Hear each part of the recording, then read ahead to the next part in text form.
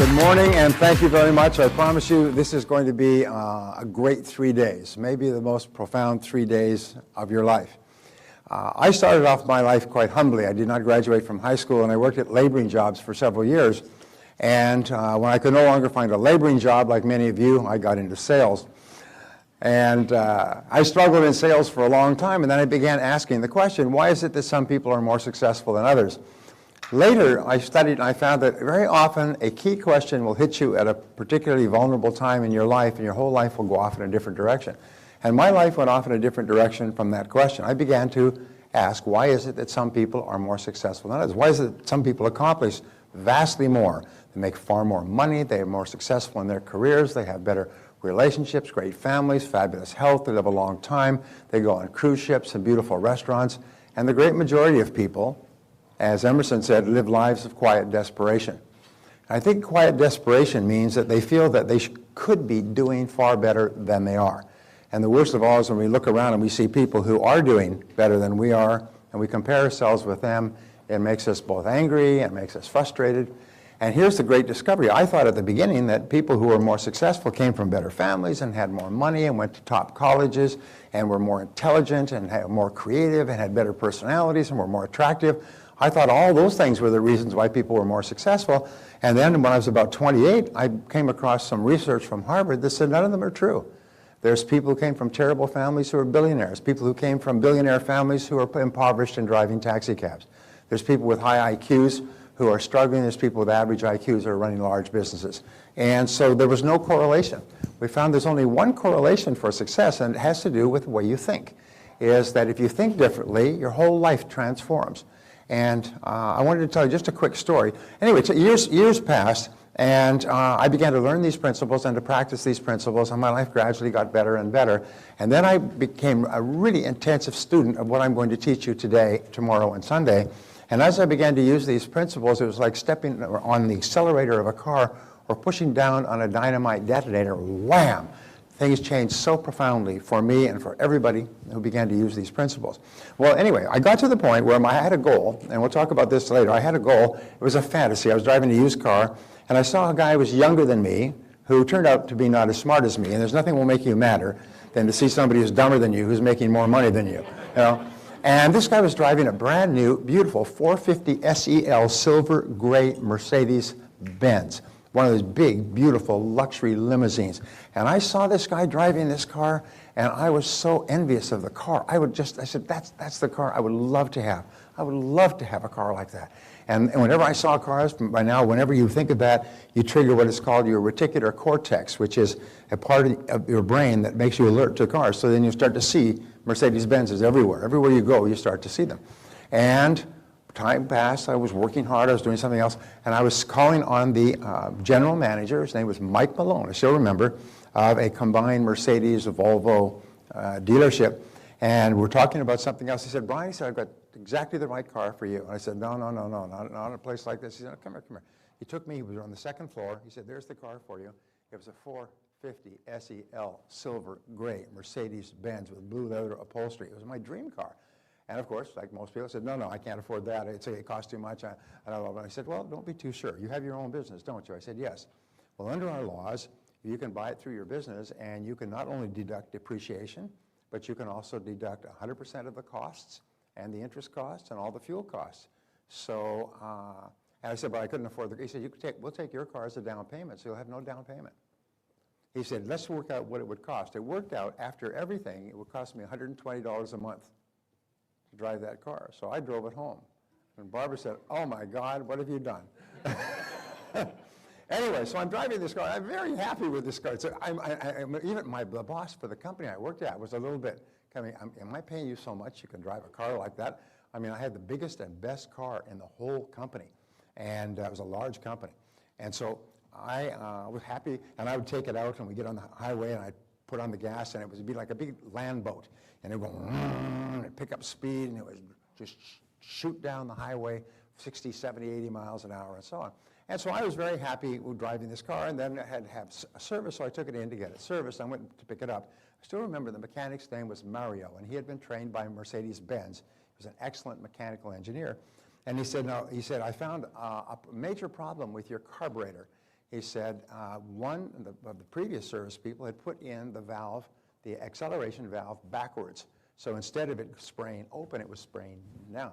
I said, well, I've never noticed any difficulties. I mean, it runs fine. He said, well, I think you'll notice the difference. He said, but you've got to be very light on the pedal. I said, oh, okay. So I got in the car, and I was used to stepping on the gas, and the car started to, pick up speed and start moving, slowly. So I still remember, I got into the parking lot, I started up, I stepped on the gas, and the car went, pew, like that, and shot across the lot and into the street where the traffic was. I had to slam on the brakes to stop the car from going straight into the oncoming traffic. And I had to back it up. I said, what on earth happened? He said, well, the valve was in backwards. And so from then on, here I was driving this car. I thought it was doing real well. I was quite happy with it. I was more than happy with it. But with one change of one valve, was able to turn that into almost like a racing car. I got 3 speeding tickets in the next 30 days. I mean, because I would just just touch that gas pedal, and the car would go blam, like a car in a road race. And the lesson that I learned from that was very interesting. It was that within each of us, there's a control valve like that, sometimes several. Sometimes you have to go through, just like a mechanic, and go through all of the valves. But what happens is if you can find that control valve and you can reverse it, change it, correct it, and the control valve is mental and emotional and psychological, you can suddenly explode in terms of your potential, what you can do and what you can accomplish and how you feel about yourself. All of these wonderful things can happen for you. And almost every one of us has a block there. This, again, I spent 4,000 hours studying this very subject of blocks. From Sigmund Freud, from 1895 all the way through to today, the very best psychologists say that within each person there's enormous potential. However, there are blocks that we have, and they're almost always psychological blocks. They're not blocks on the outside, they're blocks on the inside. So what we'll do today is we'll start talking about how you can release more of your potential than you ever dreamed possible. Now, we'll give you the tools that work. I've given this program to more than 1 million people in 38 countries and 27 languages. On video, I've trained live presenters, and the feedback in every culture, every language, every nation is the same. I have 300 centers in China that give this program in Chinese because the Chinese are very, very aggressive about learning and growing and eating our lunch if they possibly can. So I'd like to show you and talk to you about some basic ideas. Here we go. Truth number 1 is that you're a thoroughly good person in every way. It's interesting how simple this is as a statement, but it's amazing how many people are really not convinced of that.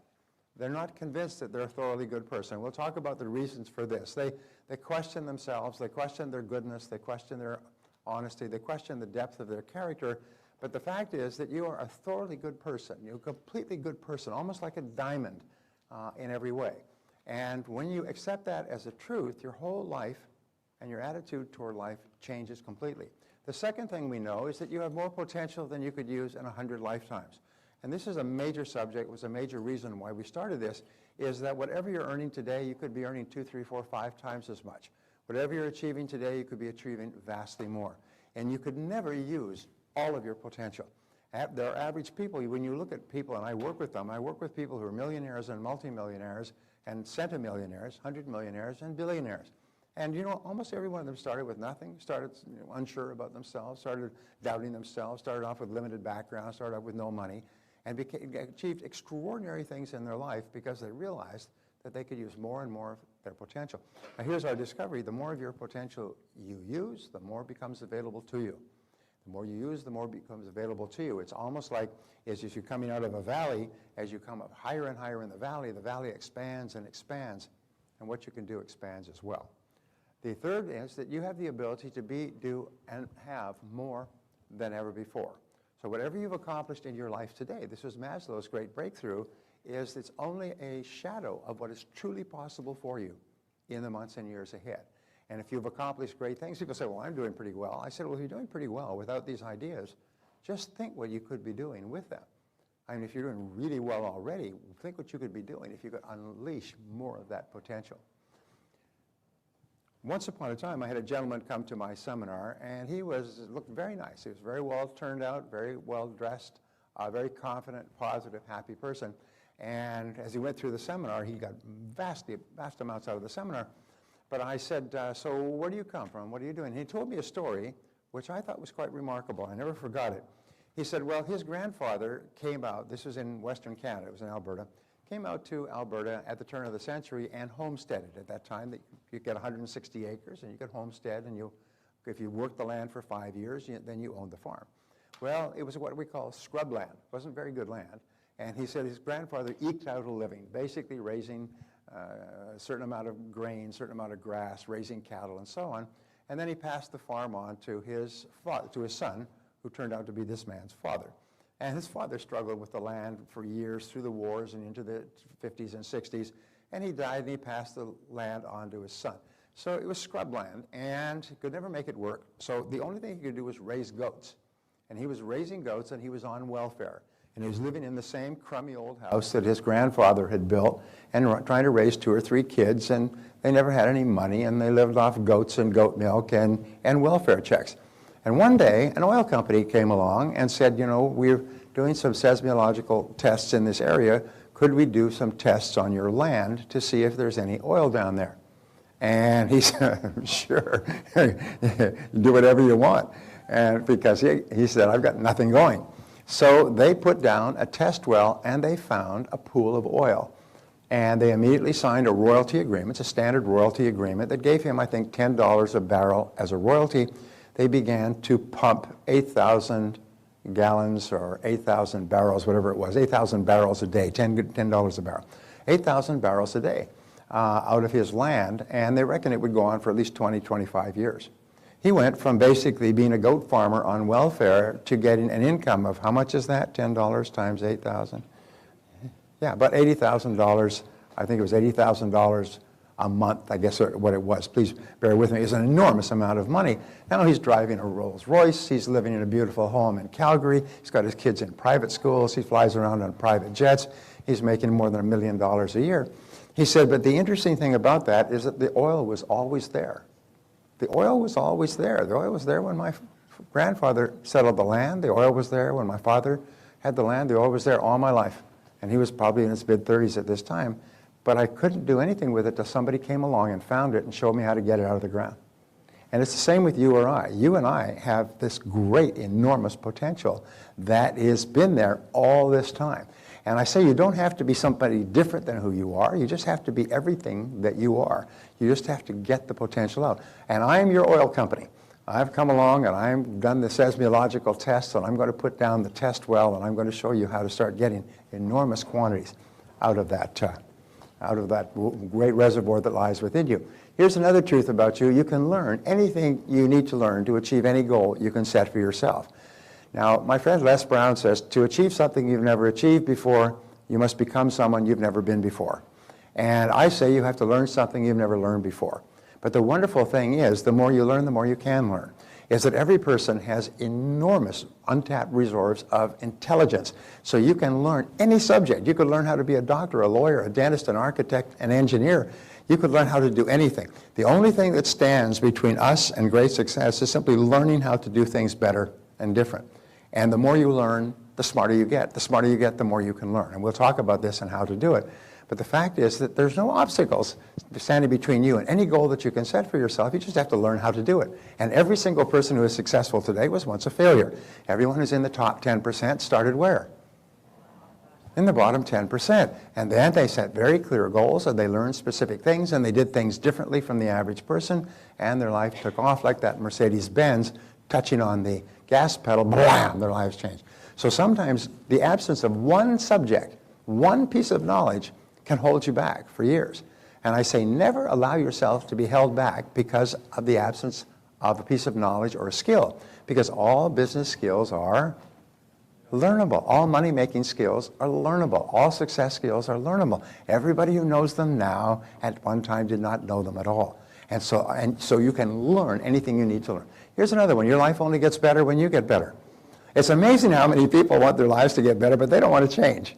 They don't want to improve themselves. They want things on the outside to get better, but there's a direct one-to-one relationship, which you'll learn about in the next few minutes, between what's going on in the inside and what's going on in the outside. The rule is, and it is literally a spiritual law, is you cannot have anything more or different on the outside than you are on the inside.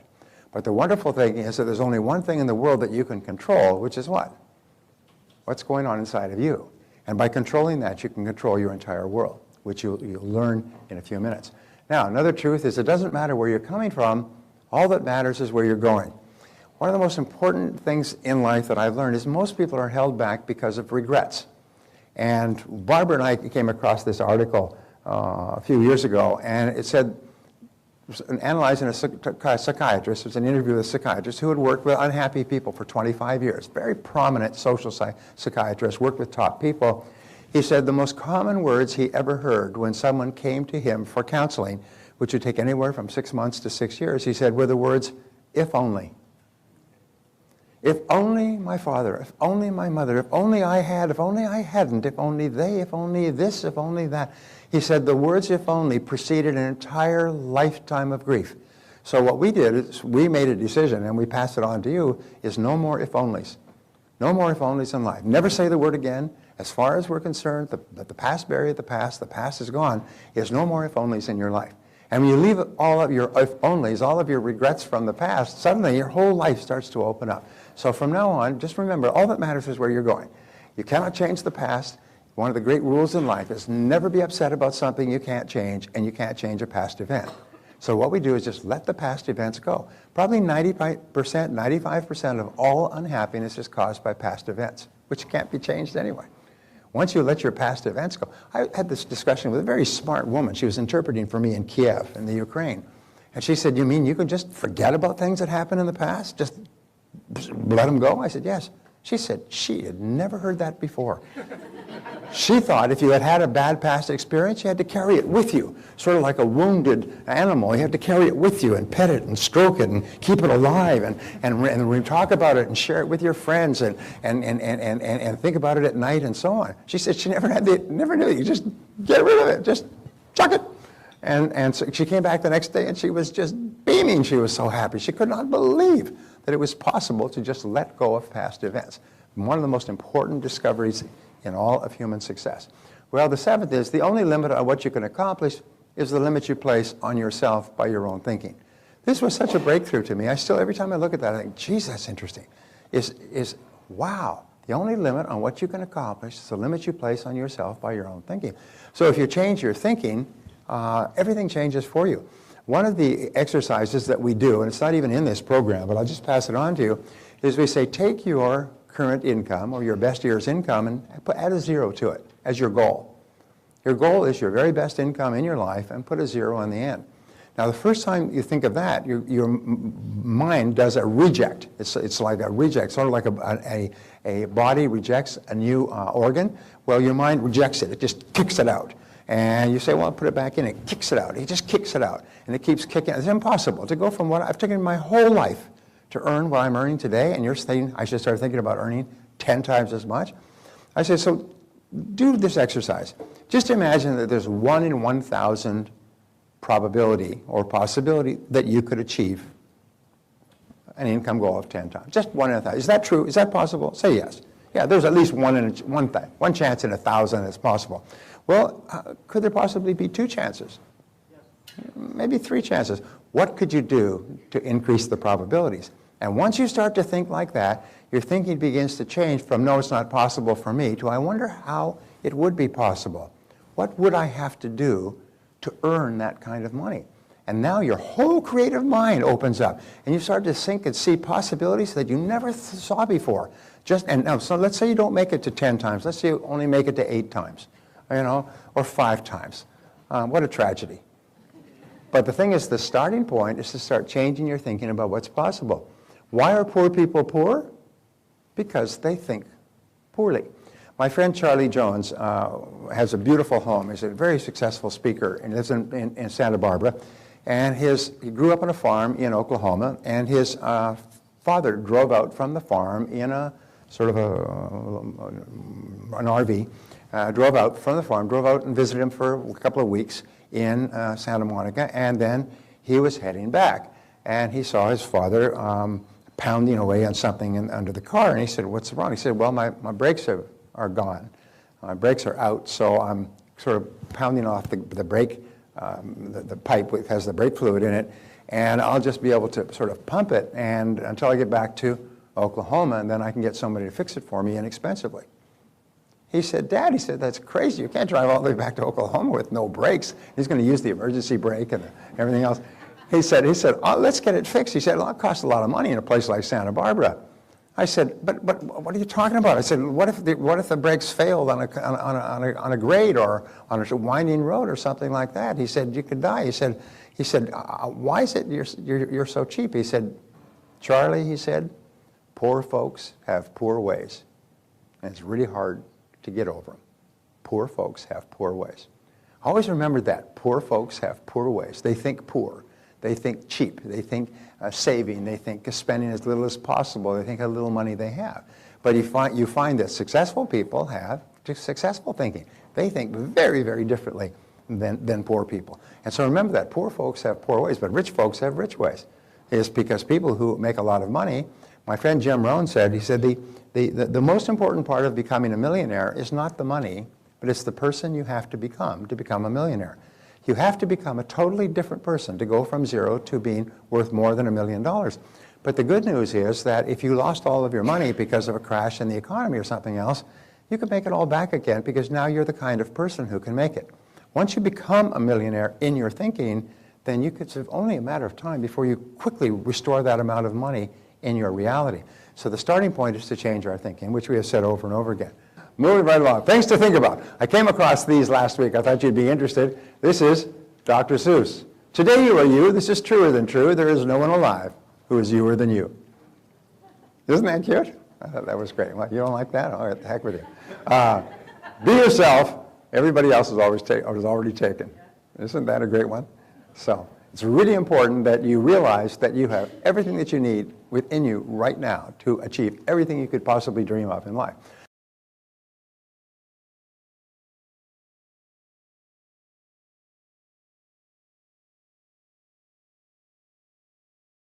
So let's talk about session one, the psychology of achievement. We say each person has a success instinct. Now what does that mean is that every person has an innate drive toward the realization of their full potential. This is installed in you. You see children, they want to touch and taste and smell and feel and get into things. Adults are always wanting to improve themselves. Everybody is ambitious to a greater or lesser degree. The only thing that restricts what you have is your own thinking. What you think is not possible for you, you wish you could, you wish you would, and so on. But everybody has this drive toward success. There was a wonderful line that said, within each person is an inherent drive to the full realization of their potential. In fact, my friend, my mentor, Ernest Holmes, said that all negative emotions come from frustrated potential. At the root, your negative emotions, your negativity comes from feeling that you could do or be far more than you are. It's only something that is holding you back. And then we make the mistake of thinking that the something is ourselves, and as soon as you think of that, you move from active to passive. I think if you take the 80-20 rule in our society today, 20% of people are proactive, like yourselves. You take the time and the trouble to do things, and then about 80% are passive. They're wishing and hoping and waiting and kind of have given up, and they hope that something will come along. That's why they buy lottery tickets. Do you know that 68% of young people today, when you ask them what they want to be when they grow up, you know what the answer is? A celebrity. They want to be a sports celebrity, a musical celebrity. They want to dance with the stars. They want to sing with American Idol. They want to get into sports. They think that their future, 68% of their future, is to become a celebrity, which, as you know, is one chance in hundreds of thousands or millions. And that's their thought. That's why they're so obsessed with all of this Facebook and Twitter and all the Oprah. The front page newspaper, Oprah's last appearance. I don't know about you, but see, Oprah's on in the afternoon. Now, if you're watching Oprah, it means your life sucks. You don't have a life. So all the people watching Oprah are people who are at home in the afternoon, who got nothing going, and it's front page. The Oprah, God bless her, Oprah could come and go, and Oprah could be on the front page of every newspaper for 50 years and have zero effect on your life, and nothing to do with your life, and yet people are obsessed with Oprah, Twittering Oprah, Facebooking Oprah. I just go, geez, what's the matter with that? You could be spending time with the people you care about. Spend as much time with your kids as many people spend with Oprah, and you have a wonderful family. Anyway. So each person has a success instinct. There are 7 ingredients of success. When I started talking about success, people say, well, how do you define success? How do you define success? And you know, there's an old saying, before you do something, you have to do something else first. So before we start talking about becoming more successful, we have to talk about is what is success. So number one ingredient of success is peace of mind. Peace of mind occurs naturally in the absence of fear and negative emotions. If you look at all spiritual doctrines, all religion, all meditation, all philosophy, all great thought, and all of history, it is to bring people to the point of thinking where they enjoy complete peace of mind. The rule is that if you set peace of mind as your highest goal, you'll probably never make another mistake. If you set peace of mind as your highest goal, everything else will fall into place. And if you achieve everything else in the world, but you do not achieve your own peace of mind, you will consider yourself a failure. You'll be unhappy, you'll be frustrated, you'll be irritated, you'll be angry, and so on. So peace of mind is the critical thing. And so you have to keep asking yourself, what are the things that occur that give me peace of mind? When do I enjoy the highest level of peace of mind? And when you have no fear and no negative emotions, your mind is like a vacuum. What flows in is complete peace. When you have solved all your problems, when everything is fine, you just feel completely at peace. And those are what are called the peak experiences of your life. Those are when you are the happiest of all. And this is not something that occurs accidentally. You walk along and you trip over some peace of mind and pick it up and put it in your pocket. You have to deliberately design your life so that you feel a great sense of peace. And of course, an extension of that is happiness. Aristotle said the ultimate aim of all human behavior is to be happy, just to achieve your own happiness. When I read Ayn Rand's material many years ago, she said the ultimate measure of how well you're doing as a human being is how genuinely happy you are. And if you can accomplish everything else in the world, but you're not a happy person and you don't enjoy inner peace, well, then to that degree you fail. And you read these stories of people who are extremely successful, make an enormous amount of money, they snort coke, they drink themselves into oblivion, they go on tours around the country, like Charlie Sheen, and then some of them go home and shoot themselves. And they've got all this money and all this fame and all this glory, but they have no sense of inner peace. So that's where we start. The second ingredient of success is health and energy. It means, with health and energy, it means that you have abundant health and just a non-stop flow of energy. The energy just flows. By the way, I've designed this workbook so that you're going to have to pay attention. Because if you don't pay attention, you're going to miss all the key points. And I've written it out, so all you have to do is put in a word or two. But it's very important. So health and energy is important. It means you have a boundless amount of health. And the true measure of health is how much energy you have. You get up in the morning and you feel energetic, you feel happy. And when you're really happy and excited about your life, you tend to have a boundless flow of energy. And of course, today, it's possible for us to live longer and live better than has ever been possible in all of human history. And our job is to take advantage of that. No matter what they say about our health system, it's still the best health system in the world, bar none. Nobody ever goes from the United States to some other country for health care unless they want to go to Mexico and get some of those bogus cancer drugs, which promptly kill them. Nobody has ever been cured by one of those non-traditional, out-of-the-country, somewhere in Africa or Mexico cures. All the best health care is right here in the U.S. And so our job is to take advantage of it. Now the third is loving relationships. This is really the most important of all. If you have inner peace and you have good health, then your loving relationship are terribly important. 85% of the success you enjoy in life will be determined by how well you get along with other people. If you are having problems with other people, that will immediately interfere with your peace of mind and will very quickly interfere with your health. Most illnesses today are psychosomatic in origin. Psycho, the mind, makes soma, the body, ill. And why is it? It's because of anger and frustration and problems, almost always with people. About 85% of our problems come with hair on top and talk back. The fourth ingredient of success is, you measure a loving relationship by how much you laugh with the other person. How much you laugh. And this is really the critical measure of the health of a person. A person can't say, well, I don't laugh very much, but I'm really healthy. No, sir, you have a lot of problems. Because human beings are the only creatures in the world that laugh. Did you know that? Is they actually laugh, and they laugh spontaneously. And the laughter comes from inside. It comes from the soul. It comes from the heart. It comes from everything in the outer world being fine. And so the more you laugh, the healthier you are. Do you remember Norman Cousins, who became grievously, grievously ill as a result of inhaling terrible, terrible diesel fumes in a Moscow hotel? And he came back, And they said he's going to die. His whole body was just falling to pieces. And so he moved out of the hospital to a hotel room near the hospital so he could get treatment. And then he had his wife bring in a whole bunch of videos with comedies on them. Comedy skits, Groucho Marx, those brothers, pardon? Yeah, and what it is, he just started watching comedies and laughing. And he laughed his way back to health. And he wrote the book called Love, Medicine, and Miracles. He said the most amazing thing is the more you laugh, the healthier your body was, the stronger the immune system became. The illness that was cursed him to die went away. And he spent the rest of his life just talking and teaching people how important it is to be happy and healthy and optimistic and to laugh a lot. When you laugh a lot, it triggers all kinds of functions in your body, all of which are good. You come out of a funny movie or a laughter conversation with somebody and just feel happy all over. So laughter is how you can tell if a relationship is going well. Financial freedom is a real big issue today. Financial freedom means that you don't worry about money. Worries about money, by the way, are the #1 reason for marital breakdown. Worries, disagreements, arguments over money. So if you have problems with money, they affect your relationship. If you have problems with your relationship, they affect your health. If you have problems with your health, it affects your peace of mind. And money is a major issue. We've been living through the most affluent country in the most affluent time in all of human history for the last 50 years. We've grown up in a level of affluence that is unimaginable for 95% of the world. And we've come to believe that this is what we're entitled to.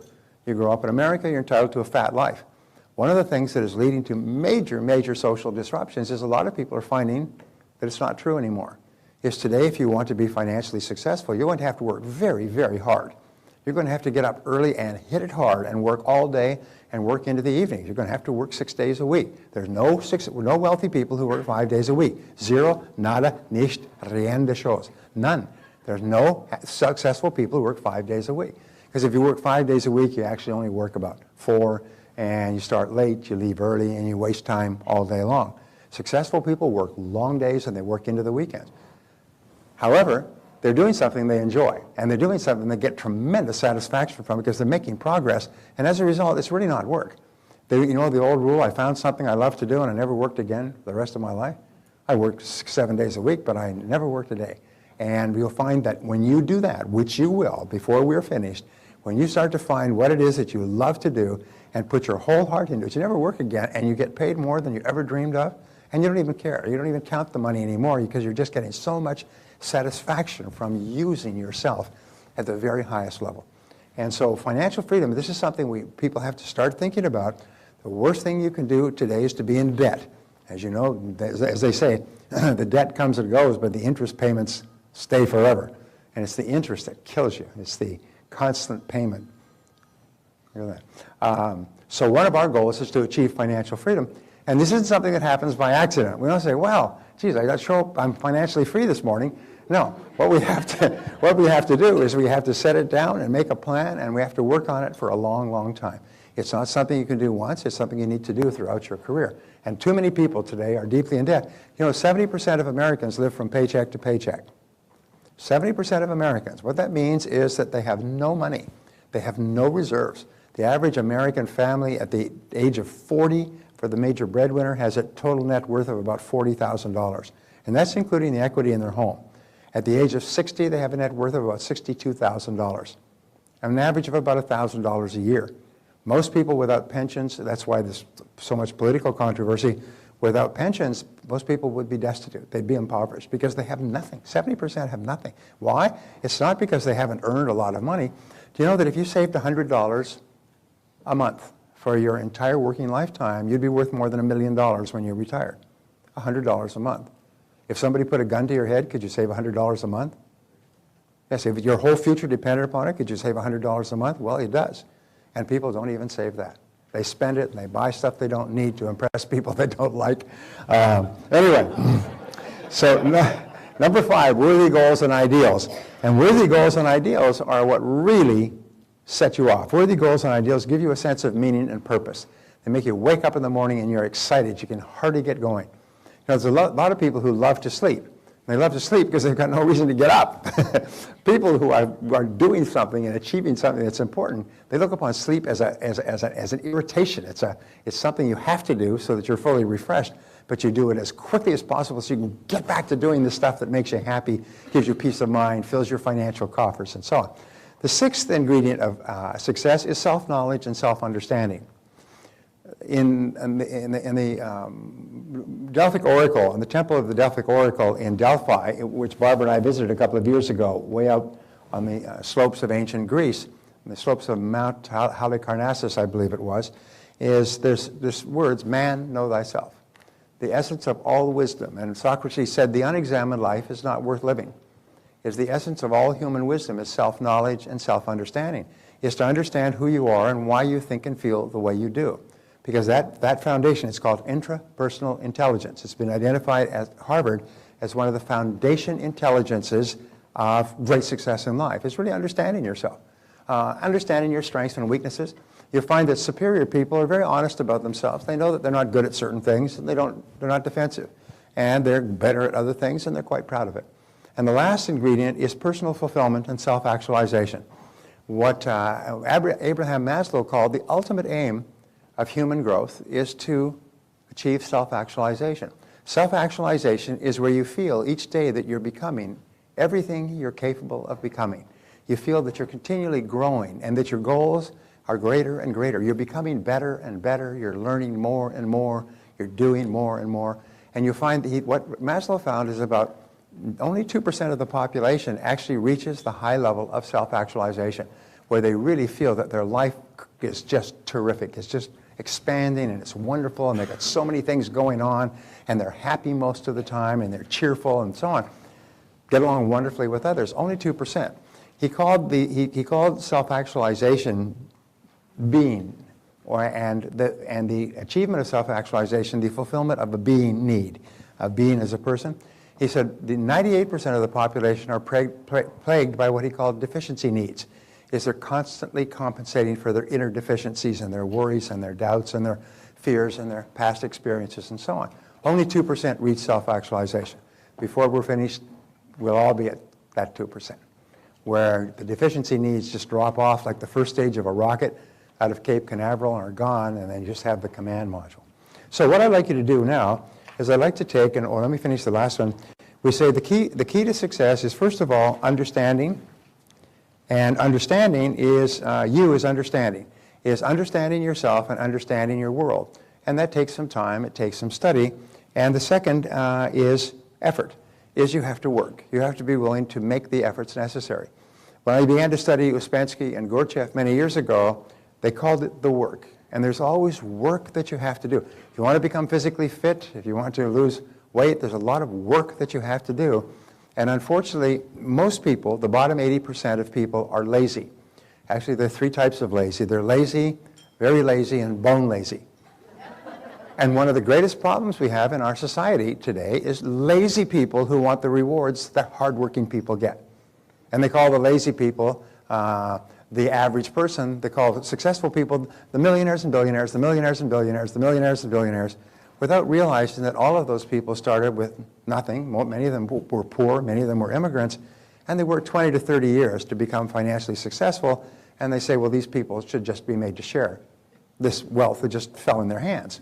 I mean, like there was a politician who ran for the presidency some years ago, and he said, those who have been lucky at the gaming tables of life should be forced to share their winnings with those who have not been as fortunate.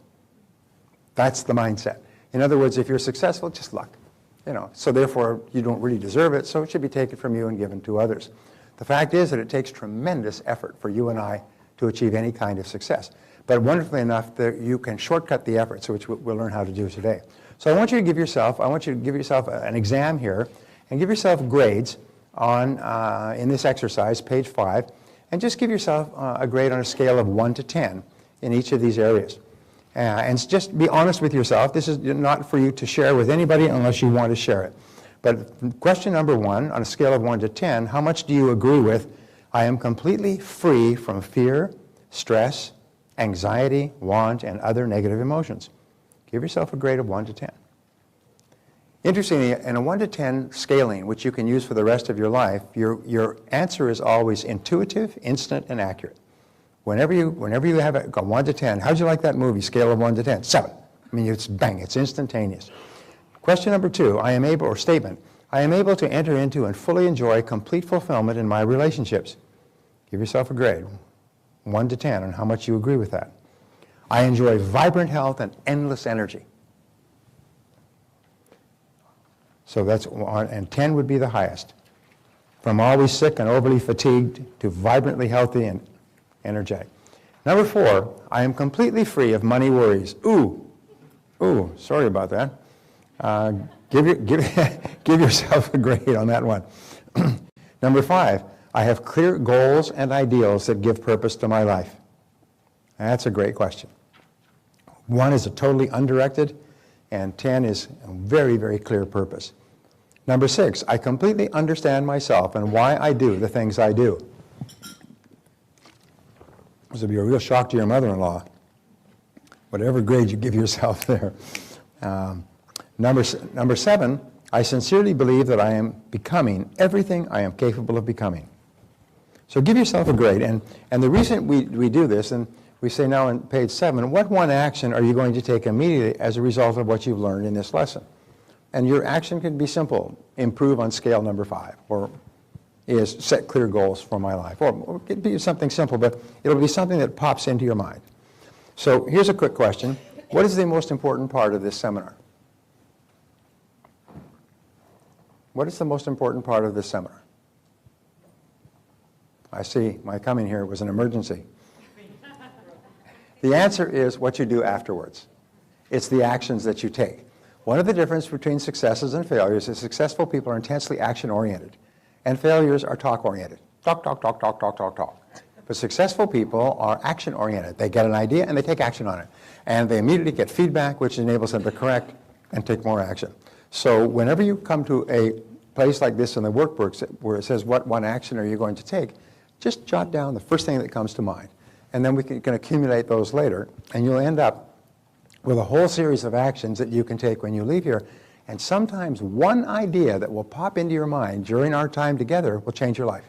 I cannot tell you how many people have said, when you were saying that, I thought of something, had nothing to do with what you were saying, I wrote it down, changed my life. I've had people leave this on the verge of bankruptcy and come back 3 years later with 13 companies and $10 million in the bank. Changed my life. One idea, one concept. I took it back to my company, transformed my company.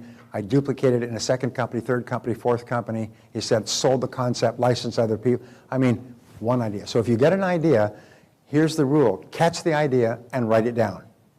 Catch the idea and write it down. Because sometimes it goes through your mind like a comet. And if you don't catch it quickly, you'll lose it. And then a week or a year from now, you'll be thinking, oh, geez, I thought of that a year ago. Why didn't I write it down? So we don't want to have any regrets. No more if only I'd written it down, huh? No more if onlys.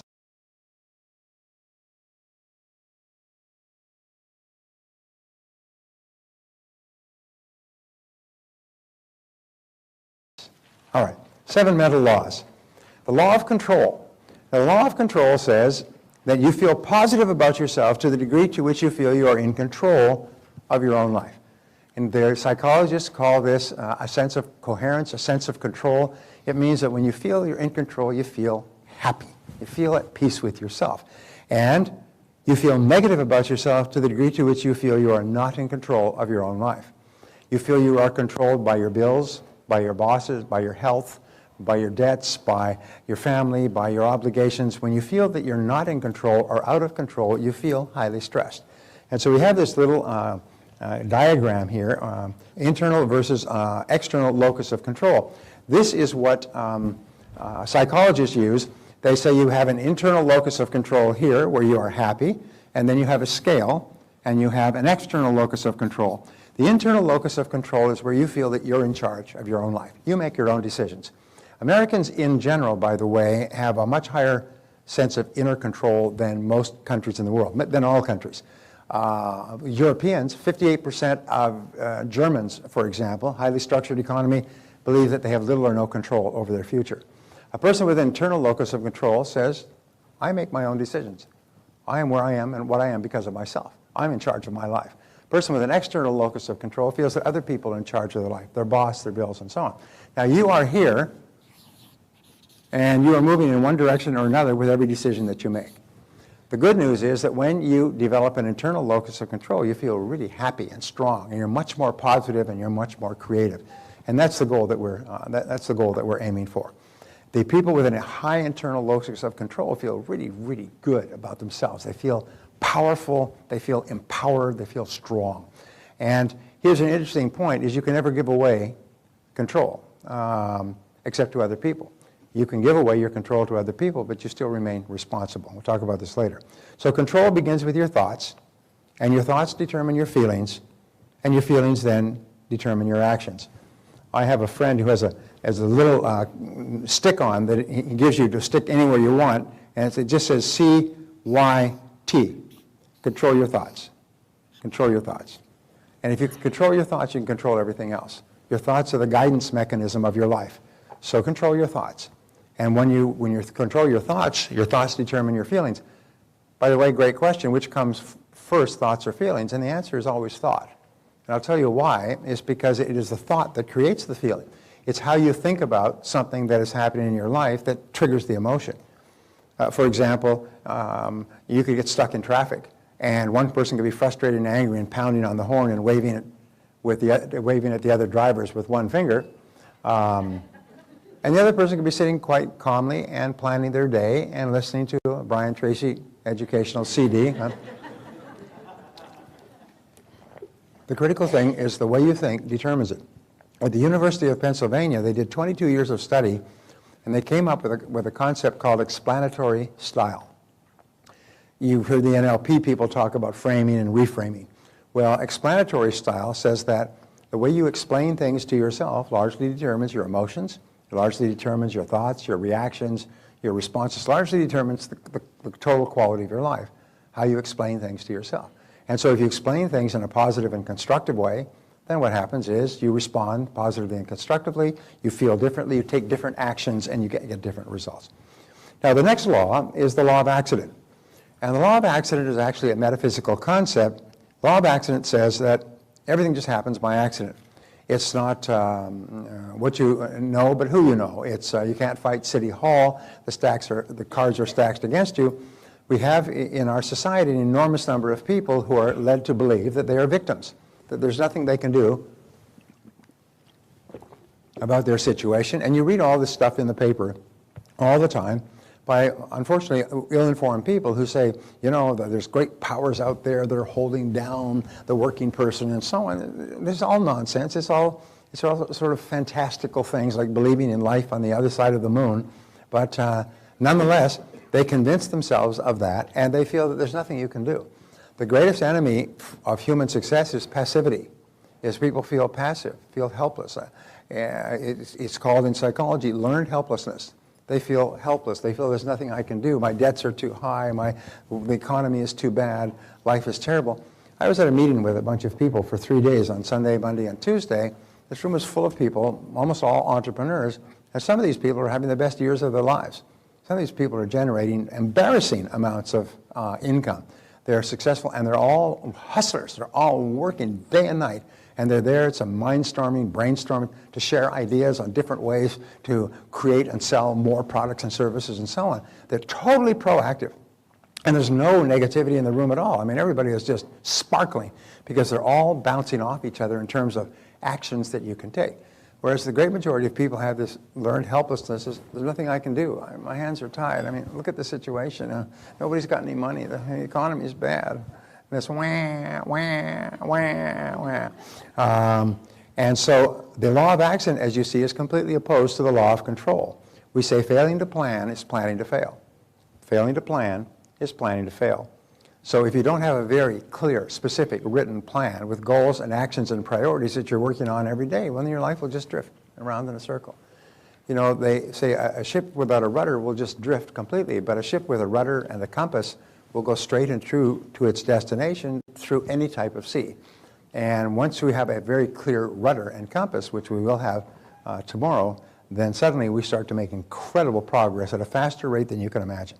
So, number 3, the law of cause and effect. Now, this was the granddaddy law that really changed my life. The law of cause and effect says that for every effect in your life, there's a specific cause. This law is completely opposed to the law of accident and completely consistent with the law of control. It means that everything that happens to us for a reason. Even if we don't know the reason, it happens to us for a reason. We say that success is not an accident. Failure is not an accident. They all have specific causes. And here's the great rule. If you want to double your income or anything else, what you do is you realize that everybody who is earning twice as much as you today was at one time earning half as much as you. It's the way it works. Nobody was born earning twice as much. They started off at the bottom at a very low-wage job.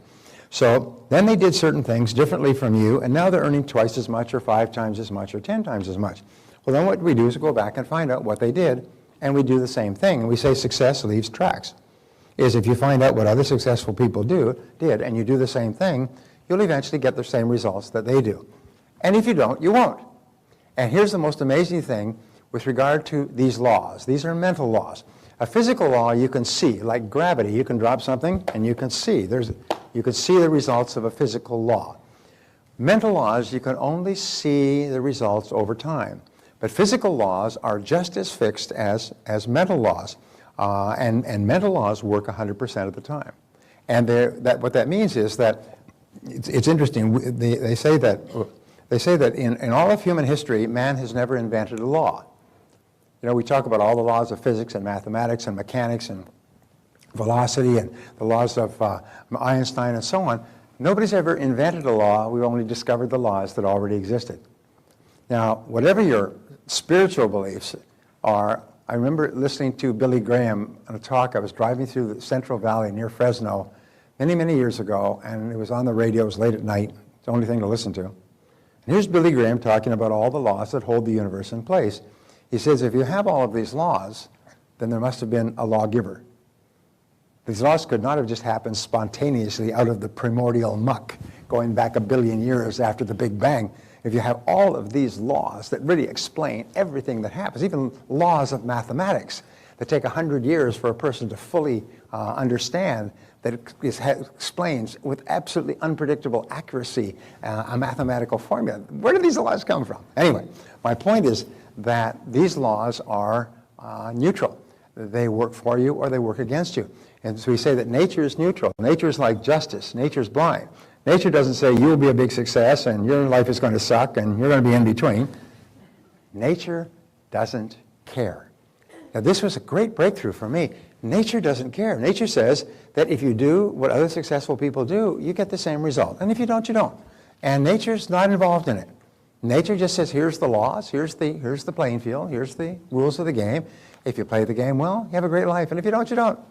But there's nothing out there that is determining what happens to us. It's all in here. And these mental laws are important.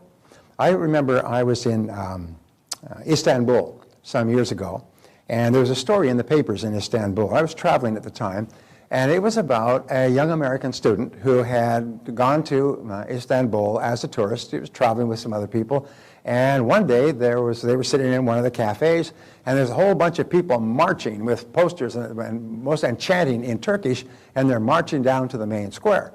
Well, he says, hey, I know marches. We do marches on the campus. We do demonstrations.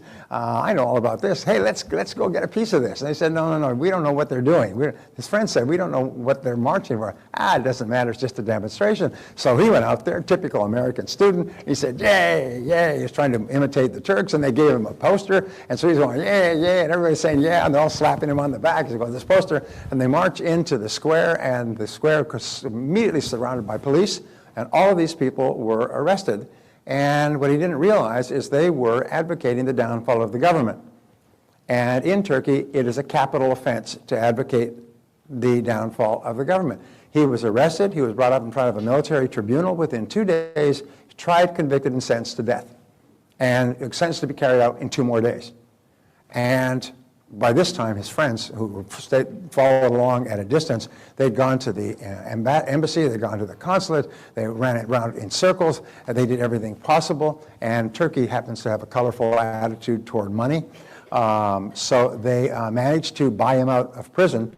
His parents had to sell their home back in the United States. Cost him $250,000 to get him out, and he was saved and speared across the border a few hours before he was going to be executed. And I remember that story because it was a true story. True stories are good. Here's the point. He didn't know the law. And in not knowing the law, there's no excuse for it. They don't care. He said, well, I'm a stranger, I'm a foreigner here, I didn't know that it was a capital offense. Excuse me. He said, they don't care. You violated the law, you can execute it. And in life, we violate a lot of laws. We violate a lot of natural laws, especially mental laws. And when we violate those laws, we suffer the consequences of it, whether we knew about the laws or not. If you step off a 10-story building in downtown San Diego, you're going to go splat on the sidewalk. And it doesn't matter whether you knew about the law of gravity, or whether you approved of the law of gravity, or whether anybody had explained the law of gravity to you. The law of gravity is going to work on you, and you're going to go splat on the sidewalk. The law is neutral. The law doesn't care. You know, thou shalt go splat, and thou shalt rise up, and thou shalt go half splat. No.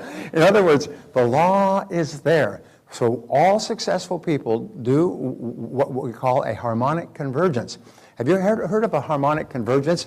They had this, I think, back in the 80s or 90s, where you have all the planets line up. They all line up at one particular time in the constellation. This happens every, I don't know how many years. And so all the planets are in line. You know, the Mercury and the Planet and the Earth and or Mars and then Earth and all these, and they all line up. And the magnetic power of all of these is supposed to bring about enormous changes, none of which happen.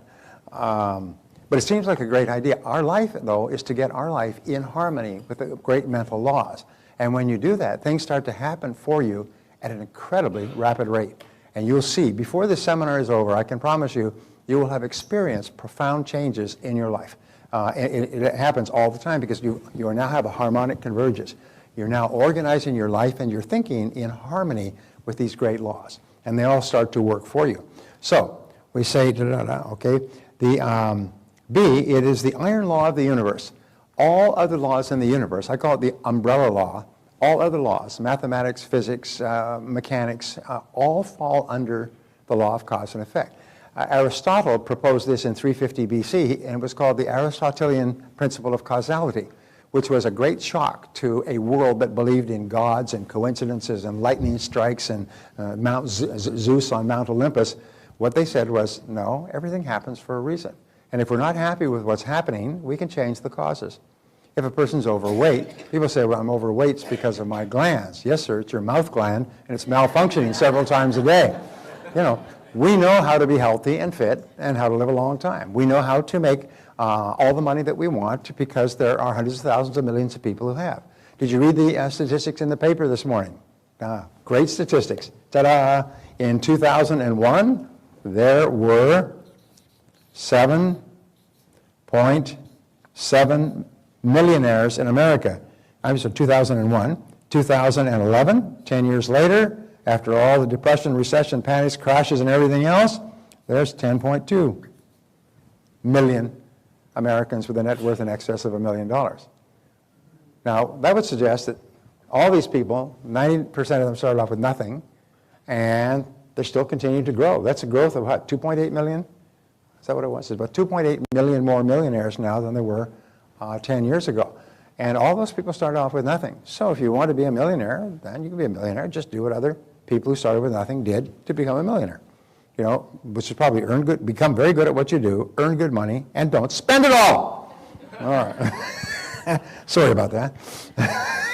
You liked the first part, you didn't like the second part. So, see, the most important application of this law is that thoughts are causes and conditions are effects. Your thoughts are what are called the primum movum, the primary moving force of your life. Your thoughts create the conditions of your life. It's very much as though you had one of the old slide projectors, and you put in a slide, it projects on the screen. Your thoughts project on the screen of your life. As the hippies used to say, wherever you go, there you are. And so wherever you look, there you are. Wherever you look in the world around you, that is your thoughts projected onto the screen of your own life. Now, many people think, well, I don't like what I'm seeing on the screen of my life, so I'm going to beat up the projector. or I'm going to beat up the screen, cut up the screen. No, what you do is you start to change the picture you have in your mind. Interesting, we'll talk about this later, but all improvement in your outer life begins with an improvement in your mental pictures. Begins with an improvement in your mental pictures by constantly starting to see yourself and your world in more positive terms. So another mental law, the law of belief. Now this is a biggie. This is really the biggie. This is the foundation principle, by the way, of all religions and all philosophies and all success is the law of belief. It says that whatever you believe with feeling becomes your reality. Whatever you believe with feeling, with emotion, with intensity, it becomes your reality because you always act on the basis of your beliefs. And the more intensely you hold the belief, the more the belief becomes true for you. There's a gentleman that I used to know, his name was Glenn Bland, and he wrote a book called The Glenn Bland Method. And he talks about how when he was growing up, his father was a working man. And they talked around the family table, they talked about work at the lumber yard, and the father would always say, you know, when you grow up, you've got to get yourself a working job. You've got to get yourself a laboring job. He said the Blands have always been laborers. We've always worked by the sweat of our brow. And so the kids were all brought up to believe that they were supposed to get a laboring job when they got out. So he left high school, and he did quite well in high school. It was in sports and everything else, but his belief was when you entered into the world of work, you got a laboring job, so he did, on a construction crew working on the highways, digging ditches and you know, working on construction. And one day, he's been at this for about 2 or 3 years, and he's working away, goes up there in the morning, sweats all day. The traffic is moving really slowly because it's a construction zone, and right next to him, while he's working away with a shovel, there's a guy, a friend of his from high school.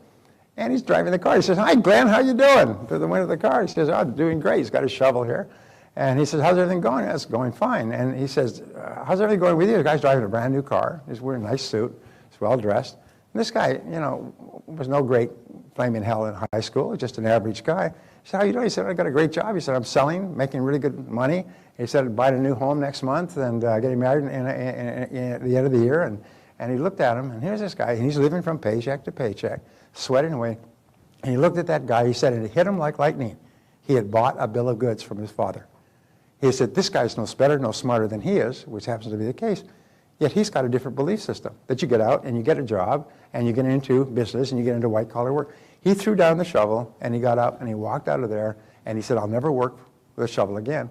He went and got into sales, turned out to have a natural ability for sales.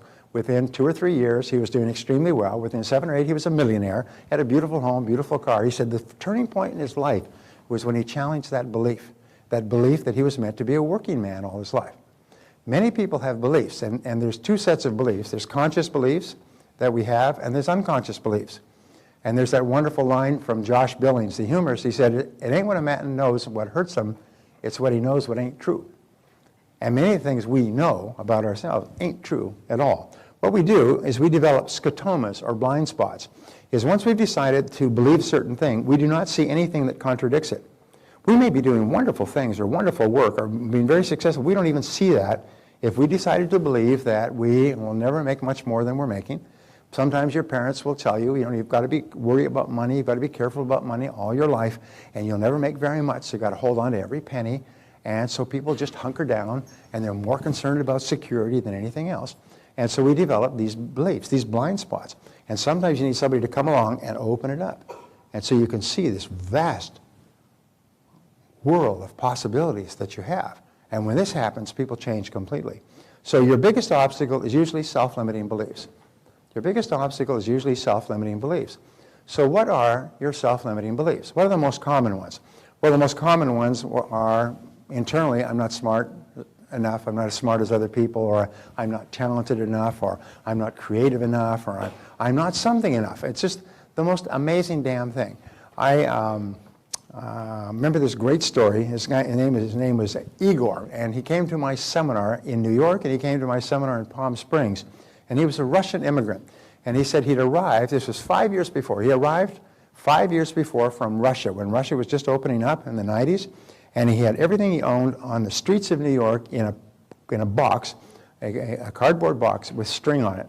And he didn't know a word of English, and he had to stop people on the street. He kept stopping people and asking them, looking for someone who spoke Russian. And he finally found somebody, and he would ask them something in Russian. You know, доброе утро, good morning, because somebody responded back, доброе утро. And he said, where can I find Russians? I don't speak any English. He said, well, go to Little Russia. It's a little part of New York. How do you get there? He showed him how to get there on the subway. So he gets there on the subway, and this big, long elevators. Everybody ever been to New York, coming up from the subway, the long, long elevator. He comes up, and the first thing he sees in Little Russia is a pizza place, which has it's a Domino's pizza with a Russian name. He goes in, he speaks to the owner in Russian. He said, I need a job. And he said, I need somebody to deliver pizza. So his first job was delivering pizza in Little Russia, to other Russians. And that was his first job. And he did that, and the first thing he decided to do was learn English. He looked around, he said, why are so many Russians successful in America? And there's an enormously successful Russian immigrant community in New York. And he found the first thing they did is they spoke English. So he just put his head down, he began to learn English. Pretty soon he could learn English, he could deliver pizzas to both Russians and non-Russians. And after a year, his English was good enough, so he applied for a job selling printing for a printing company. And he kept studying English, and at that time he stumbled across my audio programs. My audio programs are used by Princeton University to teach English as a foreign language in 17 languages because they're very clear, they're grammatically correct, they're unaccented, and people who want to learn English also want to be more successful, so they get a twofer. They get success ideas, plus they learn English. Well, he started to listen to my programs, and his English got better and better. He worked for 2 years selling printing, and he could become so knowledgeable about the business, he had so many contacts, he decided to start his own printing, brokering business. This is year 4. When he came to my seminar, it was the end of year 5. That year, he had made more than $200,000 in commissions himself in his own business, brokering printing. He said he was on track to make $300,000, $400,000. He'd be at $500,000 within 8 years of arriving off the boat with no English skills. Now, I'm not trying to suggest that we have obstacles that we create in our own minds, but imagine an immigrant with no skills, no friends, no contacts, starting off, and within 5 or 8 years making several $100,000 a year, because he had this unshakable belief that it was possible.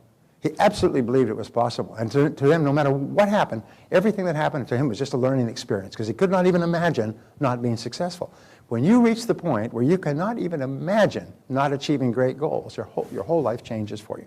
So the next meta law is the law of expectations. Now, this is a great law. There's libraries full of books. There are psychologists who worked for years on this. Dr. Robert Rosenthal of Harvard worked on this for years, and he found that your expectations, especially about your outcomes, become your own self-fulfilling prophecies. What does that mean? Is if you expect something to happen, it usually happens. It becomes your own prophecy. Because if you expect it to happen, you'll act consistent with it happening. You will treat other people the way it's going to happen. W. Clement Stone tells a story of this young man. He was running a large insurance agency. This young man was sent to him by one of his business associates, just came out of college, it was starting off in life insurance, and he came to Clement Stone to ask him if he could get some referrals, some leads. And so Clement Stone said, yes, I'll give you some names of some top referrals. These are people who are all interested in buying life insurance or buying even more life insurance. I'll be right back. So he went into his office, and he had his secretary type up a list of names, addresses, and phone numbers. So this young salesman went out, and he called on these people, and he was positive and enthusiastic, and he made about 4 or 5 sales, and the others, had to think about it. We're not ready to make a decision right now. So we went back to Clement Stone. He said, those leads were fantastic. Thank you so much. Can I have some more? He said, sure. He said, wonderful. He said, here, as a matter of fact, I'll get you my lead book, and you can write down the names, addresses, and phone numbers yourself. And so he went and he got the telephone book. For the Chicago phone book, he said, this is where I got the names in the first place. You can have as many as you like. Now, what happened was, the gentleman believed that these were leads given to him by one of the top business people in the country. He was worth $800 million at the time. And so he said, W. Clement Stone told me to call on you. Oh, that's great. Anyway, his expectation was that these people would buy. There's another great story of this fellow who's running a company in New York, and the company's on the verge of bankruptcy, about to collapse, and he's really in despair. He doesn't know what to do. He's going to lose his home. He's going to lose everything. And he goes for a walk in Central Park, and he's standing on this bridge in Central Park, and this man comes out of the night, comes up and stands next to him and says, hi, how are you doing? He said, fine. He said, you look like you're deep in thought. He said, yes, well, I've got a business, and the business is in trouble. He said, no problem at all. He said, I'm John D. Rockefeller. I'll lend you some money. How much money do you need to turn your business around? He said, well, probably $200,000 or $300,000. I'll give you $500,000. Pulls out a checkbook. He writes that check right there and gives him a check for $500,000, John D. Rockefeller. He said, there you go. He said, meet me back here in this place a year from now and you can pay me back. Really? I mean, wow. He said, good luck. And he walked off into the night. Well, this is like an answer to a prayer. He couldn't believe it. He took this check back, went back to his office. He's sitting, this is a true story too. Although I can't verify it. Anyway, he takes this check back and he sits there and he looks at this check and he said, wait a minute. He said, my business isn't going down the drain. He said, I don't have to cash this check right yet. What I'll do is I'll put it in my safe. But if ever I need it, I've got this check. It's valid for a year. And he went back and he turned around to his business. He had $500,000 in his safe. And he went back in and he made revisions and changes and he upgraded his sales and marketing. And he became more aggressive and introduced new products and services. And his business grew and it turned around. And this business grew and he became prosperous again. He never even had to cash the check. And 1 year passes. And he goes back to the park. He's got the check. And he's standing on the bridge. It's about 7 o'clock in the evening. And he's waiting. And after he'd been there about 10 or 15 minutes, this man comes walking quickly out of the dark, comes up, and he said, there you are again. How did everything work out? And he said, well, I'm happy to say I was able to change my business. Here's the check back. I never had to cash it. He said, well, thank you very much. It's really great. And he said, I'm so happy to hear about your success. And then this nurse comes running out of the bush saying, Mr. Hawkins, you come back here. And she comes running up and grabs him by the arm, and she said, I hope he's not been bothering you. He's escaped from the asylum over and over again, and we always have to go out in Central Park and find him. Now, you come back with me, Mr. Hawkins, and led him back to the asylum where he had run away. My point was because he believed that this was a check from John D. Rockefeller, it transformed his life. Not that it was, but because he believed it, his expectations were that at any time he could cash this check. And it totally transformed his attitude toward his business and his business results. Now, the wonderful thing about our expectations is that you can manufacture your own. You can manufacture your own. You can expect great things to happen. So whatever you expect with confidence becomes your own self-fulfilling prophecy.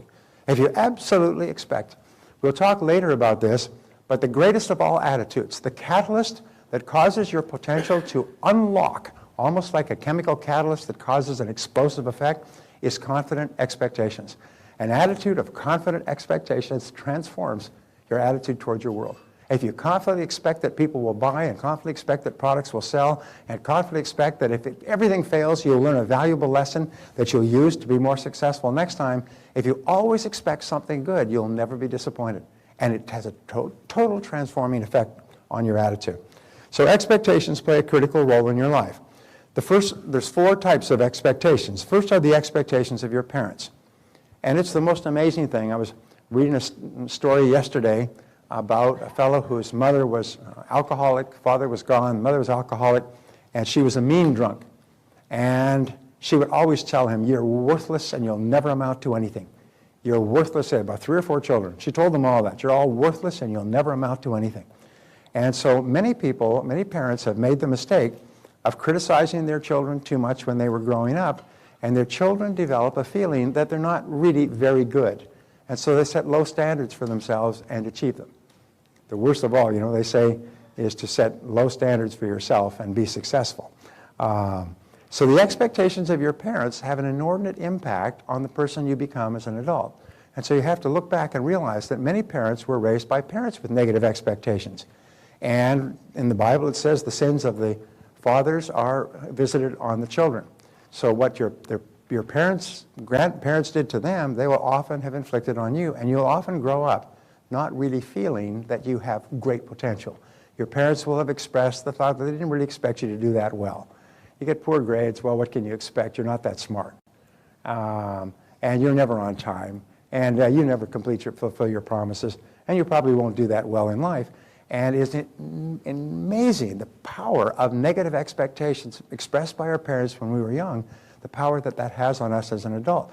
It's sort of like a sea anchor that's pulling us back, and we're struggling hard on the outside to be successful, but deep down inside, we are still fighting with those negative expectations. The other place is the expectations of your boss. You'll find that people who work under high expectations bosses who really have confidence in their staff, perform at a vastly higher level. I remember when I was in real estate, there was an office, and this office was run by this manager who was just dynamite. Positive, cheerful, happy, upbeat, and he only hired people that were of the same caliber. He wouldn't let anybody be there. You had people lined up to join this office, even though they're working on straight commission. And he would interview them, he would spend some time with them, he'd have them meet the other people, they'd do a thumbs up or a thumbs down. Eventually he had an office full of really high chargers. They're just positive, happy people, a lot of laughter. And that office, the people in that office made 3 times as much on average as the real estate people in any other office, booms or busts. During the busts, they were the most financially successful real estate agents in the market. And so people who had been struggling in one office with negative or indifferent bosses or demanding bosses or complaining or criticizing bosses, they go and they work in this place and their income would triple within a year because they're under the influence of a positive expectations boss. Now here's one of the great rules in life, which we'll come back to over and over, is that people don't change. I get this question, how can I get my wife to change, my husband to change, my boss to change, my friend to change? People don't change. In fact, the psychological studies show that people under pressure become even more so, but they don't change. And people say, well, how come you're giving a seminar if you say that people can't change? I'm saying that it's like how many psychiatrists does it take to change a light bulb? Well, the answer is only one, but the light bulb has to really want to change. And it's the same thing. Most people don't want to change. They've taken their whole lives to become the person they are, and they don't really have any desire to change. As a matter of fact, most people feel that in some degree they are superior to all other human beings. Everybody does. It's okay. I know. And so therefore, why would they change if they're already superior? And if somebody thinks that they should change, well, they're definitely superior to that person, because that person is obviously an inferior person if they would even suggest that someone as good as me change. Are you with me so far? This is called rationalizing, which we call rational lies. We tell rational lies. My friend John Assaraf talks about that. And so the expectations of your boss, and the rule is, if you're working with a negative expectations boss, go somewhere else. Because he or she will never change, and you'll never fulfill your potential under a negative expectations boss. Another is the expectations you have of others. The expectations you have of your children and your spouse, you'll find that in great relationships, each spouse expects the other to do really well and to be really successful and be really happy. The expectations you have of your children, all the time they're growing up, the expectations you have of your staff. So expectations are really, really good. Barbara and I went to a restaurant some years ago, and the hostess was a really persnickety, negative, rude. How she got to be hostess? You know, the old saying, when you first meet this kind of a person, you don't like them, but after you get to know them, you hate their guts. Well, this is the kind of woman that after about 2 or 3 minutes of standing there, you wanted to punch her in the face, and hard, you know. Anyway, so this is a first-class restaurant. I'm working for the owner of the restaurant, who owns 200 companies, and he owns several restaurants. And so we come there, we have reservations, and she said, well, just a minute. And all right, fine. All right, come with me. She grabs them, and she pranced. Remember that, Barbara? The funny look. She pranced like a schoolmarm, and she takes us to a table, which is, they always take you to the worst table in the restaurant. This table is in the main traffic near the kitchen and the bathrooms. And I knew this was going to happen. This happens everywhere. We'll talk about this later. So I said, well, I'd much prefer that table over there, which was a quieter, private table. She said, that table's no good. I said, what's wrong? The waiter for that table is Henry, and he's no good. He's the worst waiter. You wouldn't be happy there. Sit here. And then they pull out the chair, and they shake the chair. As power of suggestion, shake the chair to get you to sit down. They put down the menus at your places and shake the chair. No, I think we'll take Henry's table. And just walked over there and sat down. She comes over, she puts the menus down, and she's nasty as can be and walks away. Well, about 2 or 3 minutes later, the waiter comes up. And I said, he said, hello, how are you? And I said, fine. I said, is your name Henry? And he said, well, yes. I said, oh, thank God, Barbara, we got Henry. And he said, what? And I said, I had some friends who were here the other night. They said, you're the best restaurant in this city. You're the best waiter in this city. And if we could come to this restaurant, if we can get a table from Henry, we're going to have a great evening. He said, who said that? He's just some friends of ours. It doesn't really matter, but we're so glad that we've got you as our waiter. And he said, really? Now, here's a tough question. What kind of service do you think we got for the rest of the evening? It was great service. Henry was there all the time. You wanted just a little bit of salt and a little bit of salt. You wanted the wine pour, you wanted the, I mean, Henry was fabulous, and he was smiling, and he was happy, and he was treating all of his customers well, and we tipped him, and when we walked out, we looked at her and we said, that Henry's the best waiter in this whole damn restaurant. Thank you very much. Don't. You know, Barbara's kept me off of assault charges for years. Because why? It's because they set up a positive field of expectations. And you can do that because people tend to rise to the expectations imposed on them by others or fall to the expectations. So always express positive expectations. Even if in your heart you have a lot of doubts, always be positive on the outside. And the expectations you have of others, so the rule is the expectations you have of yourself. Now, these are the expectations that can override all other expectations in your life. There are people who've come from negative backgrounds and child raisings. They've been in negative marriages with complaining spouses. They've had difficult people around them, but their expectations for themselves never wavered. A friend of mine named Peter Daniels, who started off working on the streets, became very wealthy, he's very successful in Australia, did a lifelong project, and he studied the lives of 500 men and women who became successful. He read their biographies and autobiographies and encyclopedia and Wikipedia and so on, looking for the common denominator of success. And what he found was this. He found that he read about 300 autobiographies, and he finally found the common thread. The common thread was every one of those people always believed in themselves. They always believed that they were going to be a big success in life. They always expected to do well.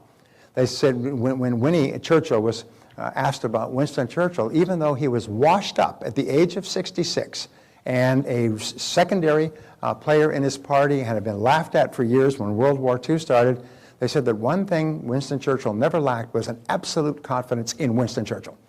He absolutely expected that he would be the right person at the right time, at the right place when history called on him. Patton had the same thing. He knew that he would be the right person. He said in these 500 biographies and autobiographies, every one of those people expected to be a big success. Now here's an interesting exercise.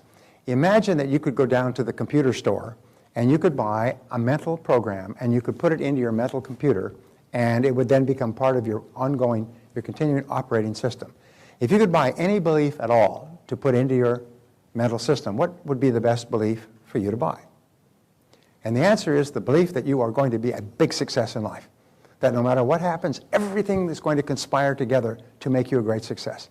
And if you absolutely believe that and absolutely expect that everything is going to help you, that will become your reality.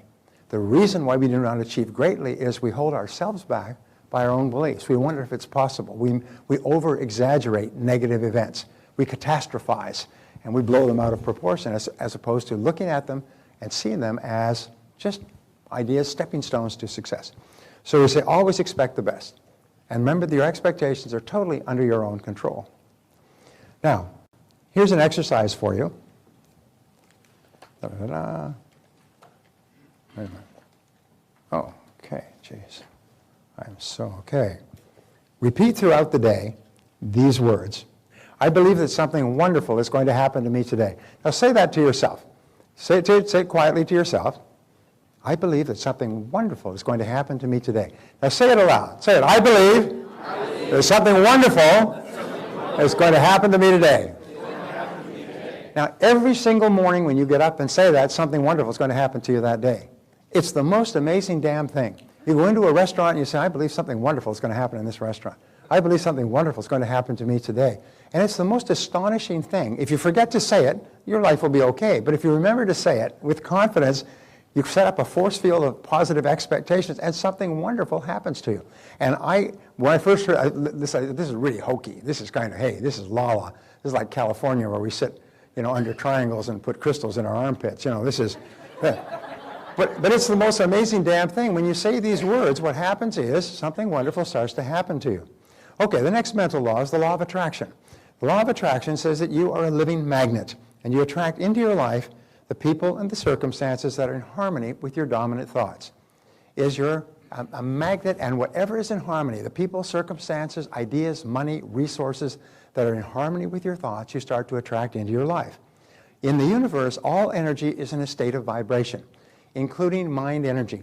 Now, your mental energy, mental energy travels at the speed of light. It travels, and it's so fine that it goes through any substance. You can think a thought here, and it can connect with someone on the other side of the world. There were many examples, by the way, in World War II, where a person's son was killed in the Pacific, and they woke up straight out of a dead sleep in the middle of the night, instantaneously, and it wasn't until days later that they learned that at that moment on the other side of the world, their son had died. You'll have occasions throughout your life where you'll think of a person, the phone will ring, it'll be them. Or you'll think of doing something and you open the newspaper and there's an article on the exact same subject.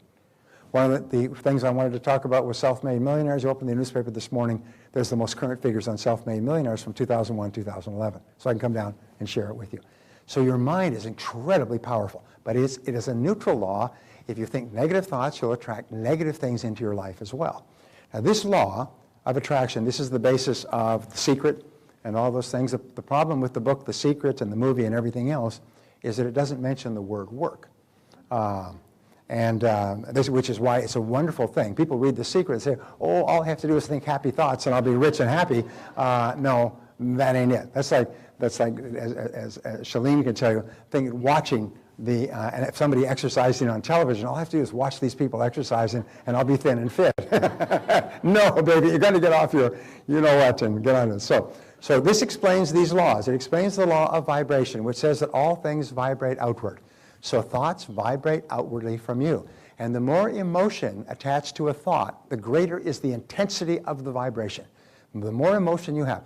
If you think about, what you're going to have for lunch, it has very little vibrational effect. But if you think about someone you love, or a goal that you want to achieve, or something you want to accomplish, or even something you're afraid of, it has a tremendous emotional effect. It's like turning up the emotional power. Second of all is radiation. We say that everything radiates outward, almost like the ripples in a pond, and it also explains the law of what is called sympathetic resonance. You can walk into a room and you will have a resonance with another person on the other side of the room. And you meet that person and you get married and live happily for the rest of your life. If you were to take a piano and put it on this side of the room and put another piano on this side of the room, and then take a tuning fork and hit the not tuning fork, just hit the key of C flat, bang, and so it goes bang, and you walk across the room, the key of C flat on the other piano will be vibrating to the same harmony as this piano. You and I have this experience of sympathetic resonance, where we resonate with other people, we resonate with ideas, we resonate with conversations, we resonate with subjects that we like to study and learn about. We have this all the time, and that is the law of attraction. It means that something within you is resonating within something outside of you. If you want to be really successful and you see successful people and you start to resonate with their accomplishments, you start to become more like them. Now here's an important point that people don't realize. This also explains what is called the law of repulsion. Now the law of repulsion says that if you hold a negative thought, you repel anything associated with that thought out of your life. So many people are brought up to look down on those who are successful, to criticize successful people.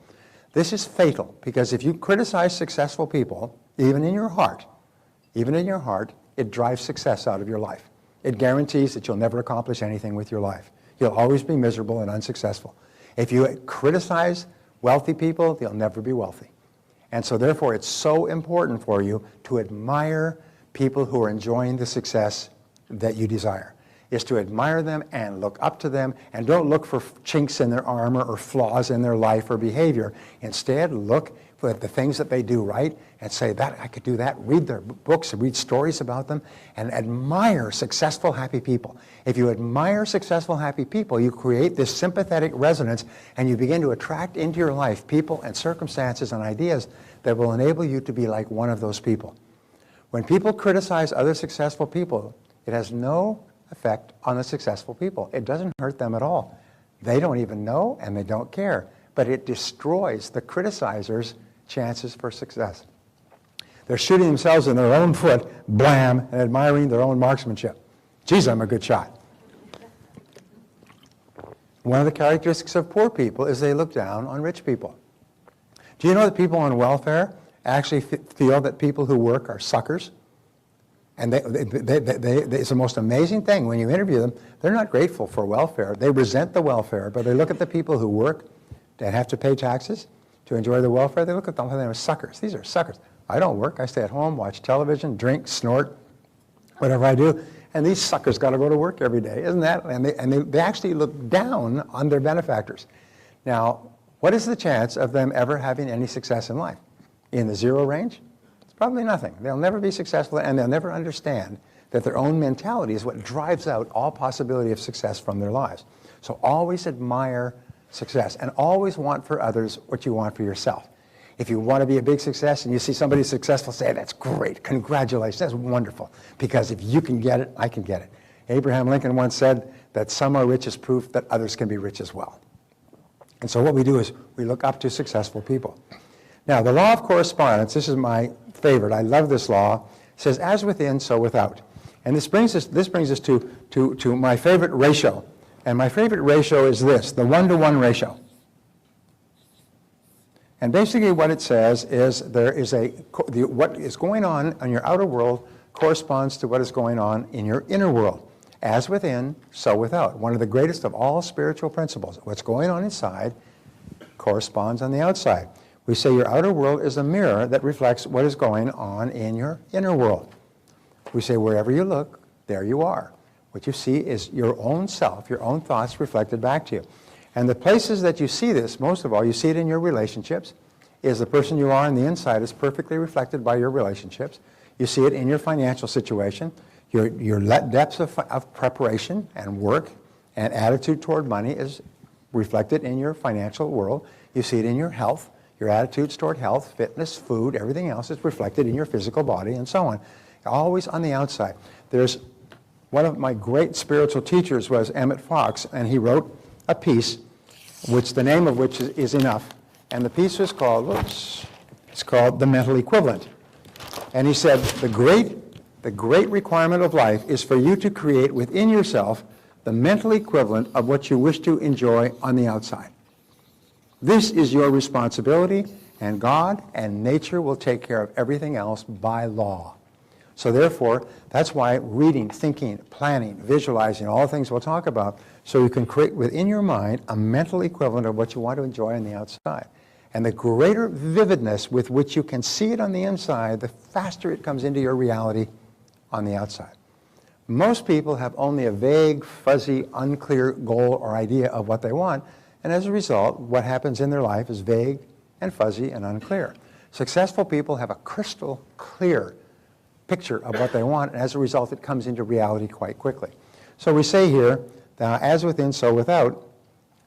And here are the three great principles. This is the great principle that underlies all thought for the last 6,000 years, that you become what you think about most of the time. You become what you think about most of the time. Now, this is always true, but there are exceptions, because if there weren't exceptions, every young man would turn into a young woman by the age of 20. All causation is mental.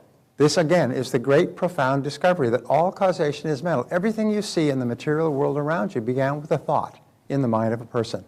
And that thought turned into a goal, which turned into a plan, which began to take physical reality. In fact, just writing down a goal and making it concrete on paper is the beginning of this process. And so here's the most important principle of all, is you change your thinking and you change your life. You change your thinking and you change your life. And wonderfully enough, going right back to the law of control, the only thing over which you have complete control is your thinking. And if you can control your thinking, everything else will change for you. It's the hardest thing of all, yet the most important. And when you learn how to do it, as you will in our time together, your whole life will be completely different. Now, there are 7 mental laws. There's some exercises here. What I want you to do is I want you to complete these exercises. Just write down your answers. Number 1, in what areas of your life do you feel most in control? I wrote down mostly at home. When you walk into the house and you close the door behind you, this is your place. It's in complete control, or in your car. Or there's some things that you do really well. You feel tremendously in control when you're doing those things. Where do you feel in control? What areas of your life are you failing to plan for the success you deserve? In what areas of your life would you be helped? Let's put it this way. If you had very clear, specific written plans and blueprints that you worked on each day to achieve those goals. Financial, business, health, family. What are the main causes of the main effects in your life? You can just write yourself. Number 4 is a good question. What self-limiting beliefs could be holding you back? Remember, removing self-limiting beliefs is the first step, or identifying them is the first step to eliminating them. Awareness of the beliefs that you might have. You say, what might be holding me back? Well, maybe I don't believe. I had a fellow who was very, very successful, and he was up to $50,000 a year, after which he just burned out. Very successful in sales and business, but he couldn't make more than $50,000 a year. Finally, we sat down with him and said, why? You know, he makes that amount of money halfway through the year and then just dawdles for the rest of the year. He said, well, my father never made more than $50,000 a year, and he told me that I never make more than he did. And so when he hit the 50,000 mark, he was programmed to have a default switch. He just stopped working until we finally convinced him that what his father said had no relevance on you at all. It's a self-limiting belief. You can earn all you want. The next year, earn $150,000. So we all have these ideas that I can't earn more than this, or I'm not entitled to earn more than that, and so on, which we'll talk about. And what are your expectations for yourself and your career? What are your expectations for your financial situation? How much do you want to be worth? What level of success do you want to achieve in your business? What title? What are the parts of your life that you have attracted to yourself because of the person you are? These are really in-depth questions, aren't they? And what is it in you that is creating the world around you? Just write down the first answers you think of to the questions for which you have a ready answer. The whole purpose of these questions is just to help you think a little bit.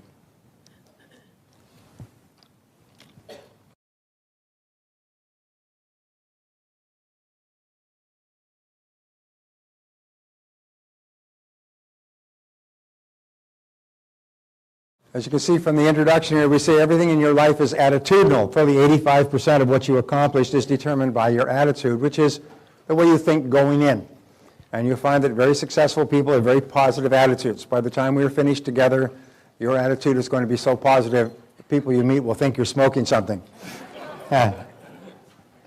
So, we say the formula for human potential has never been different. It's simply IA, which stands for inborn attributes. These are the natural talents and skills that you're born with. And by the way, every single person, as my friend Wayne Dyer says, comes into this world with secret orders. You come into this world with a special programming that enables you to accomplish something extraordinary with your life.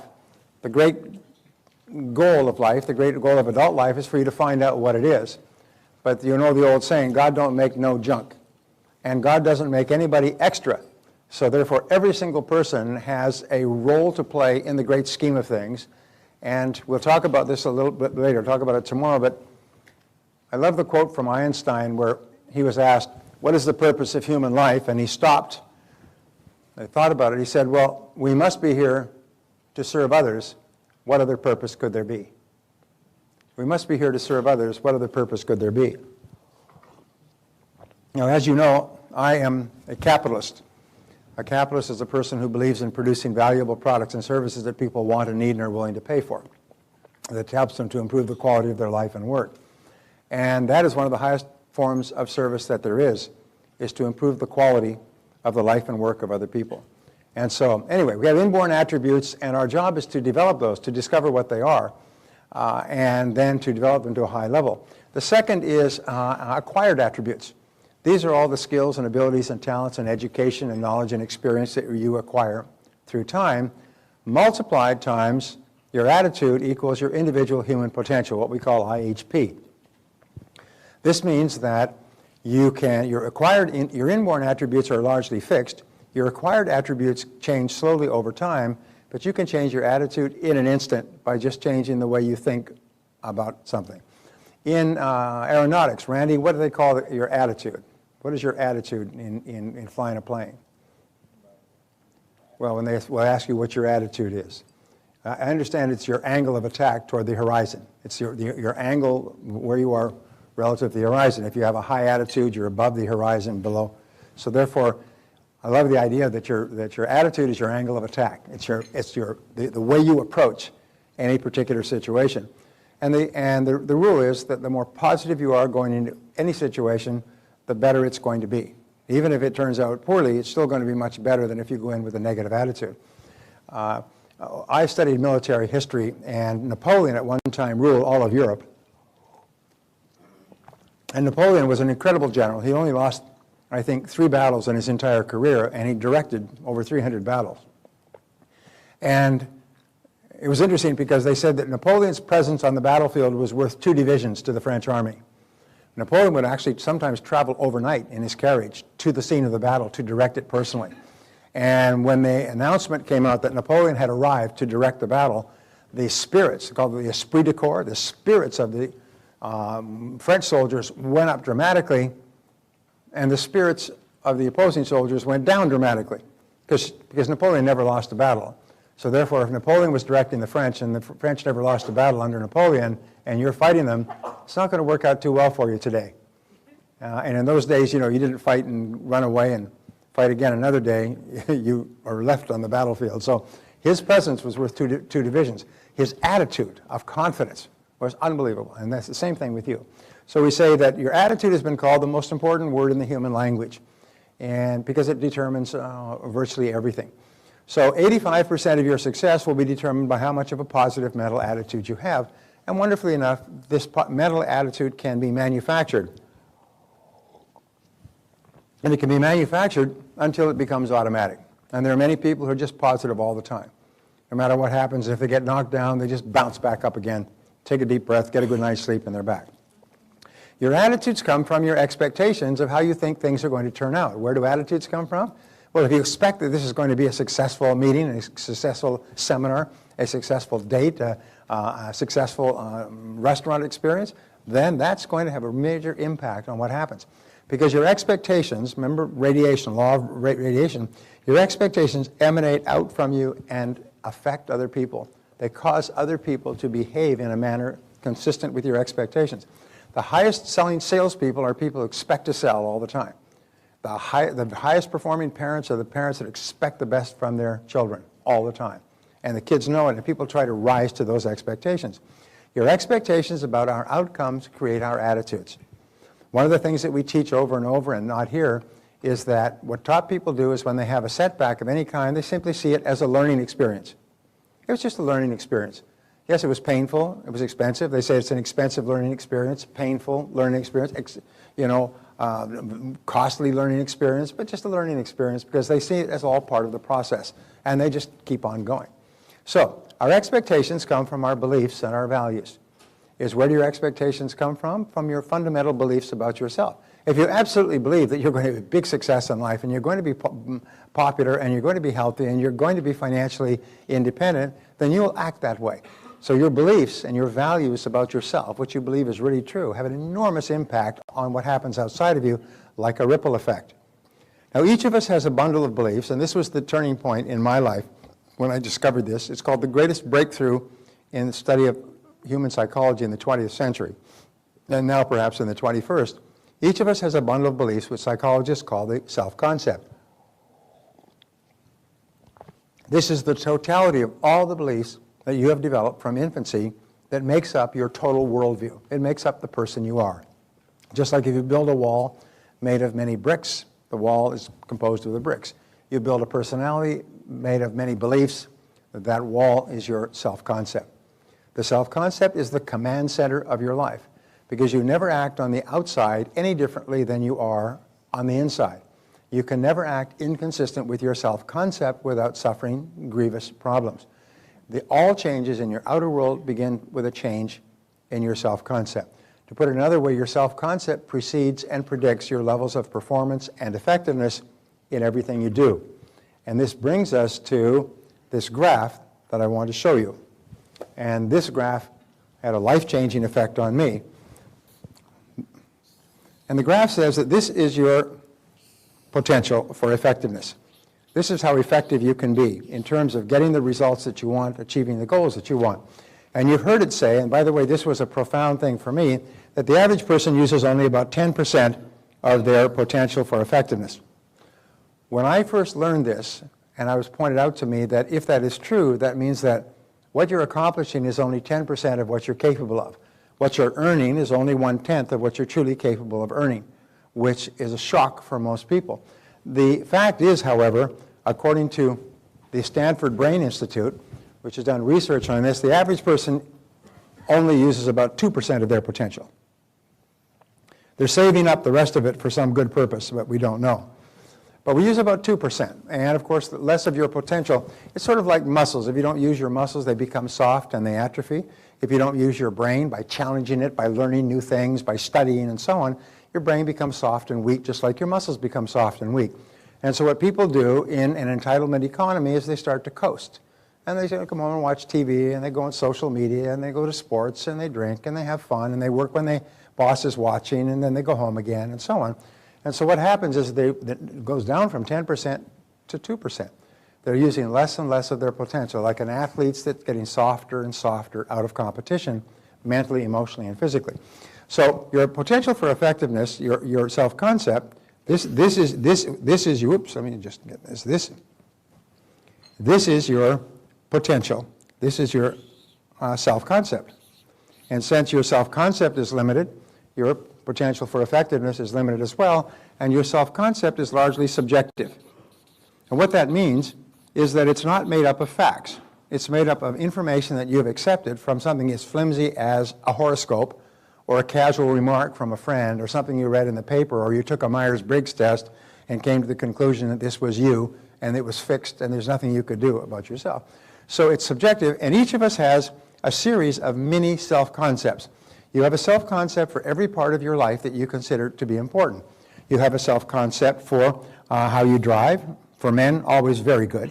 How you dress, how creative you are, how intelligent you are, how much you read, how much you exercise, the foods you eat, how much you weigh, how healthy you are, how popular you are, how friendly you are to other people, what kind of a child or a spouse you are, what kind of a parent you are to your children, or what kind of a child you are to your parents, and so on. We all have a self-concept of if we're in sales, there's 7 parts of sales, and we have a self-concept for each part of selling. We could have some people are great prospectors. They have very high self-concept. They just go out there and burn looking for new prospects. Others have a very low self-concept in prospecting. They feel very uncomfortable when they do it. They avoid it as much as possible. So everything is self-concept. So in your career, you can have a self-concept for each one of the critical skill areas. I know people, for example, who are wonderful in selling, but their self-concept for closing is terrible. They really feel uncomfortable, out of their comfort zone when it comes to closing the sale, and they can never ask for the order.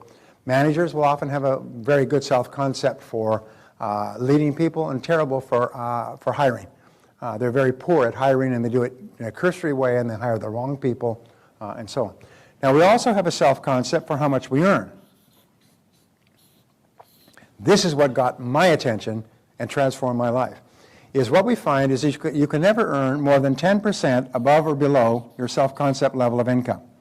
If you earn 10% above your self-concept, like you win a prize, you get a big check back from the IRS, you get an inheritance, or you have a particularly good week or month, if you go 10% above, you start to engage in compensating behaviors. Compensating behaviors for too much money, or you start to throw it around, you start to spend it, you start to lend it to other people, you start to give it away, you start to blow it on vacations. You ask a person, what would you do if you got $1 million in the mail overnight? Well, many people say, oh, I'd buy a new car, I'd take a trip. I mean, the first thing they think of is how to blow the money.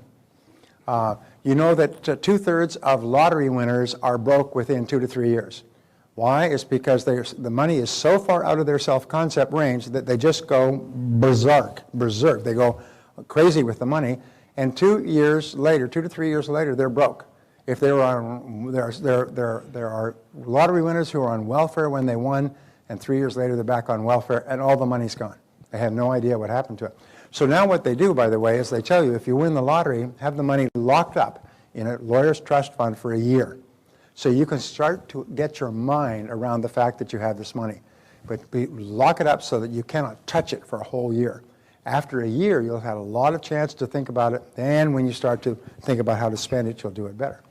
Robin Williams has this great line. He said, cocaine is God's way of telling you you've got too much money.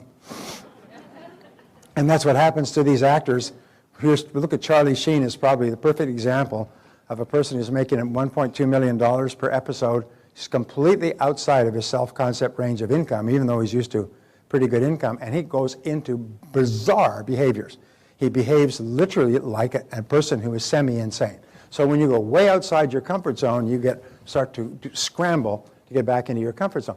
If you earn 10% or more below your self-concept level of income, you start to become more creative, you work longer hours, you start to think of different things you could do to get back up into that comfort zone, and this comfort zone then becomes a trap.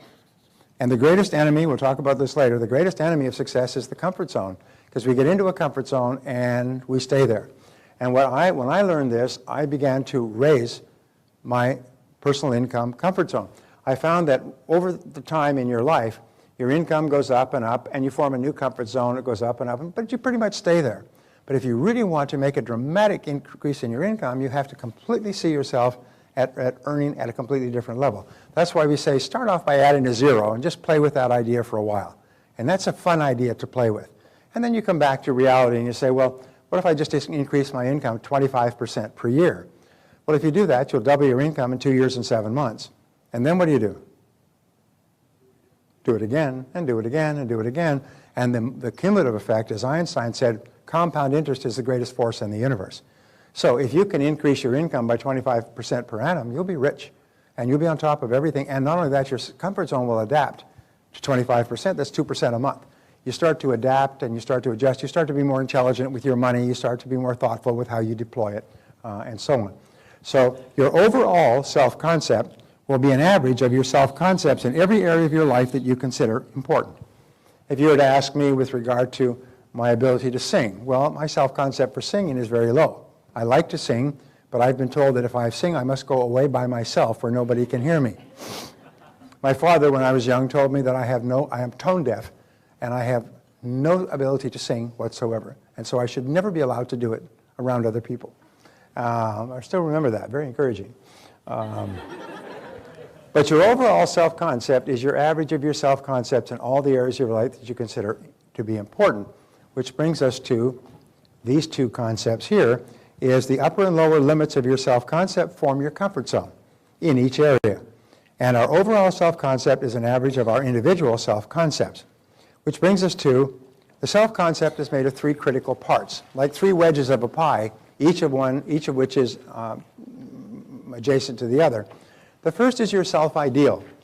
Now, one of the things that we know is that top people have very clear self-ideals. Your self-ideal is, in its shortest terms, your idea of what constitutes a winner, a really outstanding person.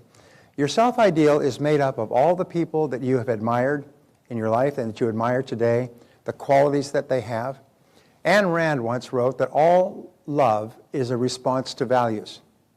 And it's something I never forgot. She said, when you really admire another person or fall in love with them, it's because they have values that are precious to you, and they represent those values. Integrity, honesty, warmth, sincerity, caring, courage, persistence, discipline. We always look up to and admire people who we feel have the qualities that we would most like to have in ourselves. That is our ideal. And there is within each person, there is a tension between the person we are and the person we would like to be. It's a dynamic tension that causes us always striving to be more. What we know is that successful people have very clear ideals, and unsuccessful people are very fuzzy. They're unclear about what their ideals might be. If you look at people who come from good homes, their ideals are successful men and women of character and values that they want to be like when they grow up. That's why the example that the parent sets for the growing child is extraordinarily important, because children think that's what you're supposed to be like when you're an adult. In the inner cities in the U.S. and other countries, the ideal is to be a dope seller. The ideal is to have a pink Cadillac and to be a street hustler, because those are the people who are the powers within the inner city neighborhoods. So an enormous number of young people are misled, and they think, when I grow up, I want to be like that. I want to do that, and that's what happens. That's what they become. So thinking about your ideal is really, really important. It's interesting. They say that men and women who become successful in adult life are found to have read a lot of biographies and autobiographies of successful men and women when they were young. Is they loved to read stories about men and women who had done something valuable and worthwhile with their lives. And many of you are like that. And as a result, when you read the story, you think of yourself being and doing the things that the people that you admire, successful people, have done.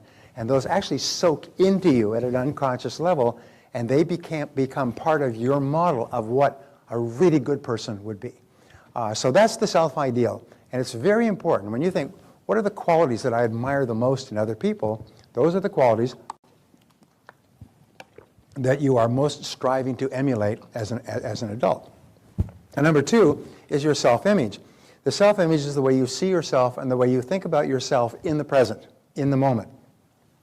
You've heard of self-image psychology that says that we always perform on the outside the way we see ourselves performing on the inside.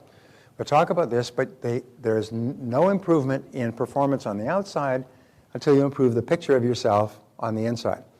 One of our friends, he asked me quickly if I could show him how he could be more effective in karate competitions, and I gave him a three-part way of preparing his mind, which we'll talk about later, which consists of affirmation, visualization, and physical stance. And he said he walked in totally transformed from being nervous and uneasy and unsure in competition. He won 2 silver medals the next competition. He said it was unbelievable. He said it's unbelievable the difference that making a very quick transition in your thinking makes before you go straight into competition. This, by the way, makes a powerful difference just before you go into making a sales call or applying for a job. You can bring about a very fast transition. We'll teach you that method a little bit later. But your self-image is important. All improvement in your outer world begins with an improvement in your self-image. That's why if you want to be thin, they say you have to think thin. What you do is you get pictures of people with fabulous bodies, and you take a photograph of yourself and put it over their face, and put it on your refrigerator, and put it on your main mirror, and put it in your briefcase. So every time you see this fabulous body, there's your face staring back at you. And your subconscious mind takes a photograph of it and says, aha, this is what you're supposed to look like. And your appetite starts to diminish, and your appetite starts to change, and you start to become more interested in healthy foods. So it's really quite amazing. We'll go into this at great depth. Your self-esteem is how you feel about yourself. And this is the most important of all discoveries. One of the great pioneers, by the way, of self-esteem psychology is Nathaniel Branden. Nathaniel Branden has written about it. He's 81 years old. I had lunch with him on Tuesday in Los Angeles. He's not well, but I read all of his materials 30 years ago. And he did some of the pioneering breakthrough work on self-esteem, because his conclusion is, and my conclusion even before meeting him, was that your self-esteem is the determinant of your success and happiness in life. It's the most important thing of all. The best definition of self-esteem is how much you like yourself. How much you like yourself. I had a woman come up to me recently. She said, when she heard that from me, she said, she kept trying to say, I like myself. Your self-esteem can be built up by saying, I like myself, I like myself. And she couldn't say it. She said her mother treated her terribly when she was growing up, and she hated herself. She hated herself, she said, and then one day she had a breakthrough, and she said, I don't like myself, I love myself. I love myself. And it was, she said, it was like the sun coming up. She felt so happy, and all the old bitterness and resentment just fell away, and she just walked around just feeling happy that she loved herself. So say it. Say, I like myself. I like myself. I love myself. I love myself. Now, wonderfully enough, every time you say, I like myself, your overall self-concept goes up. As your overall self-concept goes up, your ability to perform and your levels of effectiveness in every area of your life go up as well. So the more you like yourself, the better you do in every single area. The more you like yourself, the better a salesperson you are, the better a parent you are, the better a boss you are, the better a friend you are, the better you do any skill, the better you learn, the better your memory is, the more creative, the more ideas you have. When you have high self-esteem, I call this the reactor core of your nuclear personality. When your reactor core goes off, it explodes, and you become the best person you can possibly be, and you are just happy. And the more you like yourself, the more you like other people, and the more they like you back. The more you like yourself, the more you really like others. You see, people will often say, well, what about people who have too much self-esteem? No, there's no such thing. People who are arrogant or pushy or overbearing are not people with high self-esteem. They're people with low self-esteem engaging in compensatory behaviors. People with high self-esteem have they're okay with themselves. And so what they do is they get out of themselves. They're no longer preoccupied with themselves. What are they thinking about me? And, oh my God, did I do the right thing? They're quite happy with themselves, so they're into you. And they're able to focus on you. I don't know if you remember when we were in high school, there were kids who were always really popular. And everybody flocked around them like bees to honey. If you look back over the years, you realize those kids all had high self-esteem. They came from really positive families, and they were just really happy kids. And all the other kids wanted to be around those kids. And they were the presidents of everything, and the head of the teams, and the heads of the student body. Everybody wanted to promote those people and wanted to be like them. Because when you really like yourself, you like others, and you make others feel good about themselves. And you can achieve this by just saying, I like myself, I like myself, I like myself.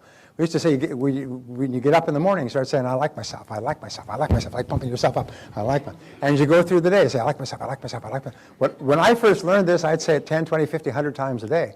My self-esteem was so low, I used to say I was so far behind, I thought I was first. And most of us start off with low self-esteem as a result of mistakes that parents make, and we'll talk about all this. So your self-esteem is the core of your personality. It's the most important thing of all, and the more you say, I like myself, the more your self-esteem goes up. You have a major reversal or disappointment or setback, or somebody's rude or dishonest with you, say, wait a minute, I like myself, I like myself, I like myself. And when you say, I like myself, because your mind can only hold one thought at a time, the words, I like myself, cancel out all negative thoughts. You can't say, I like myself, and have a negative thought at the same time. So moving on, we say that you were born as pure potential. When a child comes into this world, they are unique and different from any other child that has ever existed. And we say every child comes into the world with a high need for love and touching, for love and touching. When your children are infants, they cry a lot. And one of the reasons that they cry as an infant is not necessarily because their diapers are wet or because they're hungry, is they're trying to find out, am I safe? Am I in a safe world? Am I in a secure world? Am I okay? And when the parent comes and picks them up and hugs them and touches them and talks to them, then they register at a deep level, I'm okay, I'm safe. The job of parents, especially in the first 3 to 5 years, is to build that solid self-concept like concrete so that the child knows that they are good and desirable and attractive and in a safe world. And if they have that, then they have no deficiency needs. My friend Morris Massey said that most adults spend most of their adult life trying to compensate for the deficiencies they experienced in childhood. If they didn't have enough love and touching, they're always seeking out the approval of other people. If they didn't have enough reassurance, they're constantly insecure as adults. Whenever you see an adult that is having problems, you see a problem that took place in the first 3 to 5 years. And almost invariably, it was a lack of love, a lack of sufficient love. A psychologist, a friend of mine, said if you take all of modern psychology, it can be summarized in this, is that all psychological problems stem back to love withheld. Love withheld at the critical formative times. So we say that every child needs love like roses need rain. They need sunshine. They need roses and rain and sunshine. And you cannot give a child too much love in their formative years. You cannot overdo it. There was some schools of thought said, well, you'll make this child dependent or you'll make the child a sissy. Au contraire, the exact opposite happens. When you lavish your children with love when they're young, they grow up strong and self-confident with high self-esteem, positive self-images. They feel terrific about themselves. Lack of love causes all the deficiencies that we see in adult life. The challenge is, if you look at the inner cities, and I just read a study on this, is that many of the mothers with multiple illegitimate children are also drinking and smoking dope, and the kids have no support, no encouragement. They have no nothing, and so they're set up for failure as adults. Another thing that's even worse is that sometimes one or both parents are so busy that they don't have time with the children. Did anybody see the King's Speech, by the way? Do you remember that really interesting part in there where he's asking him about his childhood, and they said he was the nanny. What did he call the nanny? Was a name for her. Anyway, the nanny would take care of them all day long and then bring them and present them to the parents for a short time each day in the evening and then take them away. And they said, and the nanny would always pinch him so he would cry and the parents wouldn't want to have anything to do with him. And so he grew up with this stutter and this tremendous sense of insecurity. Does anybody remember this? If you haven't seen the King's Speech, by the way, it didn't win all the Academy Awards, including Best Picture, by luck. You watched the movie and you knew that no other movie had a chance. All the other movies were just good box office entertainment. When you watched that movie, you could not believe it. It was so good. And all of his problems with stuttering went back to love withheld in childhood. His father was a bastard. And his father, it even comes out, his father had been extremely aggressive and destructively critical toward him. So his father, the king, was extremely aggressive and critical toward him and berated him continuously. So he just had this terrible stutter. He came to becoming the King of England and almost incapable of speaking. And this King's Speech is, what a great picture. All right. Children are born with two attributes. The first attribute is they are fearless. Children come into the world totally unafraid. In fact, children only have two fears when they're born, the fear of loud noises and the fear of falling. Some parents think it's funny to drop the child, drop the child quickly, and the child screams and goes like this. They think it's funny. You can set up within the child a trauma in early childhood where the child can be afraid of falling, afraid of distances, afraid of spaces, afraid of stairs, afraid of all kinds of things by simply dropping them because they think it's funny. And of course, loud noises. Loud noises shock the child and scare the child. So you want to create an environment where those two don't happen. And this is experienced in the words, I can. I can. The words of fearlessness is I can. I can do anything. They run around, they touch, they taste, they feel, they grab knives, they run out into traffic, they're unafraid of it. They don't know enough to be afraid. Anybody who's ever raised children knows that for the first 10 years of your life, you have to prevent them from killing themselves because they're little suicide bombers. I mean, they just don't understand the danger that exists. We have a swimming pool, and just after we'd had our first child, some friends of ours who also had a child, she was on the phone, talk, left the doors open, the little baby crawled out into the backyard and into the pool and onto the cover on the jacuzzi and crawled into the cover and, of course, fell, and the cover then closed over the child. Talk on the phone, talk on the phone. The child was dead 30 seconds later. And, of course, the family never recovered from it. The husband and wife never recovered. They eventually divorced. It was just a terrible thing because they didn't realize you don't leave children alone. Our children were not alone for 10 years. They were never out of the sight of an adult for the first 10 years because children can kill themselves. There were bars and bolts, and Barbara still has bars and bolts on the door. She doesn't want me to go out. But the thing is that children are unafraid of anything in their formative years because they don't know enough to be afraid. The second attitude that they have, the second attribute they have is they're completely spontaneous. They laugh, they cry, they peep, they poo, they do anything they want. They're completely spontaneous, which is expressed in the attitude, I don't have to. I don't have to do anything. They're completely free spirits when they're children. So the ideal child comes into the world, they are completely fearless and completely spontaneous. And so our natural birthright is to be unafraid and uninhibited. To be unafraid and uninhibited. And we go back to the principle of control. Where do you feel most in control? In the situation where you can be both unafraid and uninhibited. When you're with people that you know and love, who know and love you, so you cannot say the wrong thing, and maybe you've had a little bit of wine or a lot, and you just become completely unafraid and uninhibited, and you're relaxed, and you're spontaneous, and you laugh, and you have a great time. This is your normal birthright. This is what all children are meant to be. And unfortunately, children learn in two ways. The first is they learn by imitation, especially of their parents, of one or both parents. Many children, surprisingly enough, will imitate one parent, and some other children will imitate another parent. We will almost see them as the mirror. Mostly the female children imitate the mother, and the male children imitate the father. But we imitate them. I remember when my children were young, they would do something, and I would say, "You stop that!" And I heard my father, who's British, would say that to me all the time. "You stop that!" with his British accent. And I say, oh my God, I'm doing exactly to my children what my father did to me in the same words and for the same provocation. So that's what normally happens, is we naturally spill over and bring our own experience with our parent and we inflict them on our children. And we're not even aware that we're doing it. That woke me up, by the way. I still remember. I thought, oh my God, I do not want to do to my children what was done to me. And I started to really examine my behaviors to make sure that I did not. So they learn by imitation. Now here's an interesting point. The study recently said that children learn if they live in an orderly world by looking at their mother.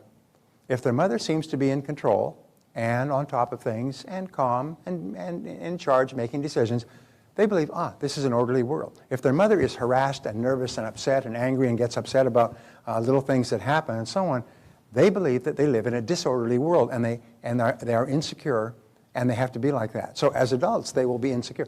I had this woman come up to me and she said, she worries all the time. She worries for ridiculous reasons. I said, your mother was a worrier, wasn't she? She said, how do you know that? I said, like mother, like daughter. If your mother was a worrier, she taught you to worry at her knee. Now, little girl, this is how you worry when you grow up, okay? You take completely absurd things, you catastrophize, you blow them completely out of proportion, and you think about them all the time, okay? And, okay, mommy. And so they grow up, and as adults, they worry all the time. You sound like a genius. How did you know that about my father? How did you know that about your mother? I had this guy comes up to me, and he said, I've never had any confidence. I said, your father was really a bastard, wasn't he? He was always criticized. How did you know that? Well, because if you're a male and you have no confidence, almost invariably, it was your father criticized you all the time. And as a result, you never had any confidence to try anything. How did you know that? Well, because the stuff we're talking about is so important, and yet it's so simple. So we say they learn by moving from discomfort toward comfort.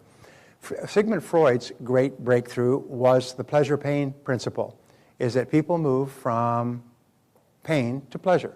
So they move from discomfort toward comfort. And that is the child's primary motivation.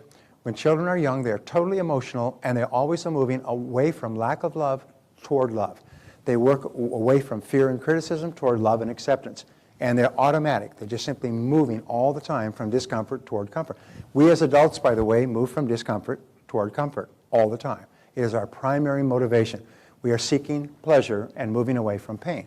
One of the pleasures, the 7 ingredients of success, one of the pleasures is peace of mind, another is financial independence, another is loving relationships. And we always move to compensate for the deficiency that we feel that we are experiencing now. So if we feel that we don't have enough money, that becomes our preoccupation to get enough money. If we don't feel that we have enough love and security in our relationships, that becomes our preoccupation. So very early in life, children begin to develop negative habit patterns which have their roots in destructive criticism. Now, where do these negative habit patterns come from? The first one they come from is destructive criticism. It's used by parents to direct and control their children. Now, destructive criticism happens when the child is told, don't, get away from there, stop that. How many times have I told you, whack, slap, punishment? And the child has no understanding that playing with knives is dangerous. They don't understand what's going on. They only know that if I try something new, Mommy and Daddy get really mad at me, and they shout at me, and they hit me. So if I try something new, I'm in danger. So I've got to avoid doing anything new. I've got to avoid touching, tasting, feeling things. I can't. And they develop this feeling of I can't. And this feeling of I can't eventually moves, as we say, becomes the inhibitive negative habit pattern. We feel inhibited from trying to do things. We feel inhibited. We feel incompetent, incapable. I'm too small. I can't. And in adult life, this manifests itself. This pattern triggers the response of I can't, which creates the fear of failure. And the fear of failure is the greatest single obstacle to success in adult life. It's not that we cannot do extraordinary things with our lives. It's just that we have such fears, and the fears are irrational. They're not based on anything. They're based on childhood experiences. General MacArthur once said, there is no security in life, there is only opportunity. But unfortunately, the bottom 80% of the population are preoccupied with security, and even into the top 20%, and they think about security all the time, and they're traumatized about taking risks. here's an interesting discovery about the fear of failure. I can't. And that is that the fear of failure is expressed in the body. And if you take the human body and you turn it sideways, so here's the body, here's the head, okay? And then you divide the human body in half, this way, that is laterally, and you get the front of the body and the back of the body. Well, the fear of failure is manifested on the front of the body. It's manifested first in the solar plexus. Your solar plexus chokes up when you have a fear-induced thought or event. And then it'll dry out your throat. And it'll often cause you to have headaches. And it will often cause your bladder to run, and you have to run and go to the bathroom. Sometimes it'll cause you phlebitis and things. It'll cause you stomach pains. It'll cause your heart to pound faster. And these are all manifestations of the fear of failure. Sometimes I would use an example of this by saying, now, the biggest single fear in America, ahead of the fear of death, is the fear of public speaking. Standing up in front of an audience and speaking. And so in order to help you overcome that fear, now this is an exercise. Beep, this is just an exercise. Beep, this is just an exercise, all right? In order for you to overcome your fear, I'm going to pick one person from this audience, and I'm going to bring you up here to speak later on in the day. And I'm not going to tell you who it is, but you'll be invited up here to speak for 5 minutes later on in the day. So I just want you to think of, if it's you, what you will say in that 5 minutes. Now, how many people felt their solar plexus go just like that? Isn't that interesting? I told you, bleep, this is just an exercise. This is a drill. This is not true. But the very idea of being called up to speak spontaneously in front of a group caused your solar plexus to go. This is a manifestation of the fear of failure. Imagine what happens when you're given a business opportunity or an opportunity for a new job or a new promotion or even setting a new goal and committing yourself to embarking on a new course of action, to paying money to do something that you haven't done before, to learn a new subject. You would choke up all the way here. Pretty soon you can find yourself tossing and turning at night. What if I said I'm going to call you up tomorrow? You don't know who it is, but I'm going to be one of you, and I look at you like this and I give you a big smile, so you think, oh my God, he's looking right at me. It's going to be me. Do you know what would happen? You'd be tossing and turning all night, thinking, oh my God, what if it's me? What if it's me? Well, you see how irrational it is? I've told you I've told you this is an exercise. It's only a drill, but even the thought of it would cause you probably to be awake at night. So this is where you experience the fear of failure. I just write FOF. I used to write follow up and close. When I would say, now, the third part of selling is follow up and close, or write FU and close. And I realized it didn't look too good on paper. Anyway, so we say the next habit pattern is the compulsive negative habit pattern. This pattern develops when children receive conditional love. Let us even say when children are the victims of conditional love. This is love that is not given unconditionally. It's given, taken away, given, taken away, given, taken away. Children respond with, I have to please other people. And so instead of saying, I don't have to, I can do anything I want, is children start saying, I have to. If I don't do this, parents say, if you don't, you're going to get it. You better do this or else. If you don't do that, you're in big trouble. And so children who are traumatized about losing the love and security of their parents start thinking, I have to do what mommy and daddy want. I have to do what they want, or they'll get mad at me, they won't love me, I won't be safe, I'll be in great danger. And so what they do is they start saying, I have to do what mommy says, I have to go now, I have to do this, I have to do that, I have to. Children who have been the victims of conditional love grow up with what is called hypersensitivity. And as adults, they are hypersensitive to the opinions of other people. They can't do anything without getting the approval of others. They've got to ask other people. What if somebody disapproves? What if they don't like me? What if they're mad at me? And so they are actually like a deer caught in the headlights when it comes to anything new or different. They're paralyzed. In selling, for example, the most important quality in selling or in entrepreneurial business is the quality of boldness. It is the quality of actually getting out there, Brett, you know what I'm talking about, and doing it, right? Instead of talking about it and planning for it. And the fear of rejection, the fear of criticism, the fear that other people may disapprove is so traumatizing that it causes people to paralyze and not try anything new or different. So the compulsive negative habit pattern creates the fear of rejection and also the fear of criticism. This fear of rejection is experienced by adults as type A behavior. Now, there are many people here who have what is characterized as type A behavior. I'll talk about this in greater length tomorrow, but type A behavior is an obsessive desire to earn the approval of the boss. We can never earn enough approval from the boss. I've had people working for me who could have the best year in history, be #1 in the history of the company, and on January 1st, they feel that they're starting all over again. They feel that they have no success, no approval, and they're always scrambling. And what happens with type A behavior is you are trying to perform to what is called an undetermined high standard. In other words, you never know. You can never get there. You can never reach the point where you can relax because you never did get the unconditional love that you needed, and you can never get it from your boss. But we'll talk about that tomorrow. So we say that if you repeat over and over again, I like myself, your self-esteem increases and your fears will diminish. Now, this is one of the great breakthrough thoughts. If you can imagine that everybody has high levels of fears as a result of childhood experiences, and your mind can only hold one thought at a time, imagine your emotions like a teeter-totter is as your self-esteem goes up, your fears go down.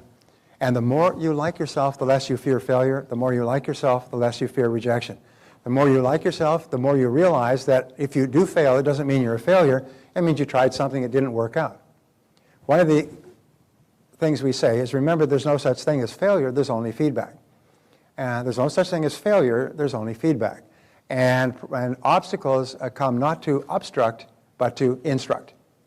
Obstacles come not to obstruct, but to instruct. That's the attitude of the self-actualizing person.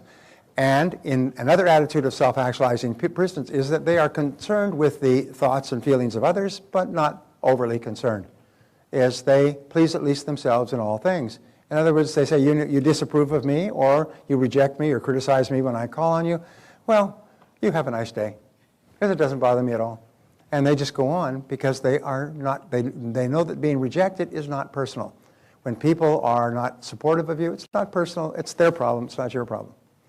Laura Huxley wrote many years ago a book, and you don't need to read the book, you just need to have the title, and the title was, You Are Not the Target. And what it basically says is you're not the target. If people are hostile towards you, or aggressive, or unsupportive, or negative in business for any reason, it's not personal, it's their problem, it's not your problem. So what you do is you say, well, you have a nice day.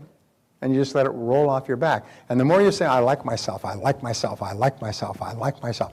I encourage people when they get up in the morning to say, I like myself, I love my work. I like myself, I love my work, I like myself, I love my work. You can't say it 3 to 5 times without starting to smile. You can't even listen to me say it without smiling inside.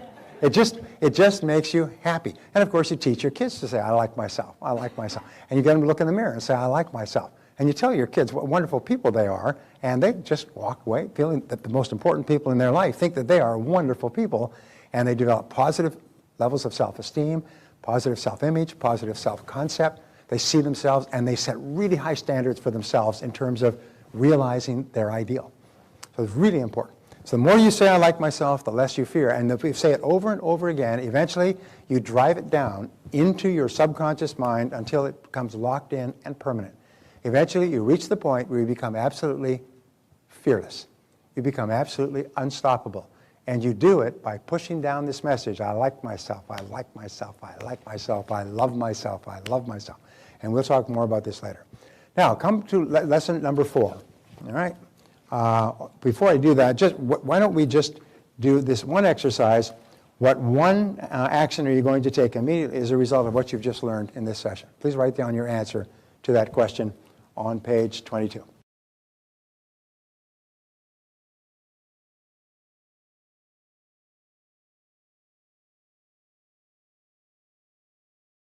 So let's go on to lesson 4, your subconscious powerhouse. The conscious mind has 3 specific features. And if you take your conscious mind, we say, first of all, it is objective.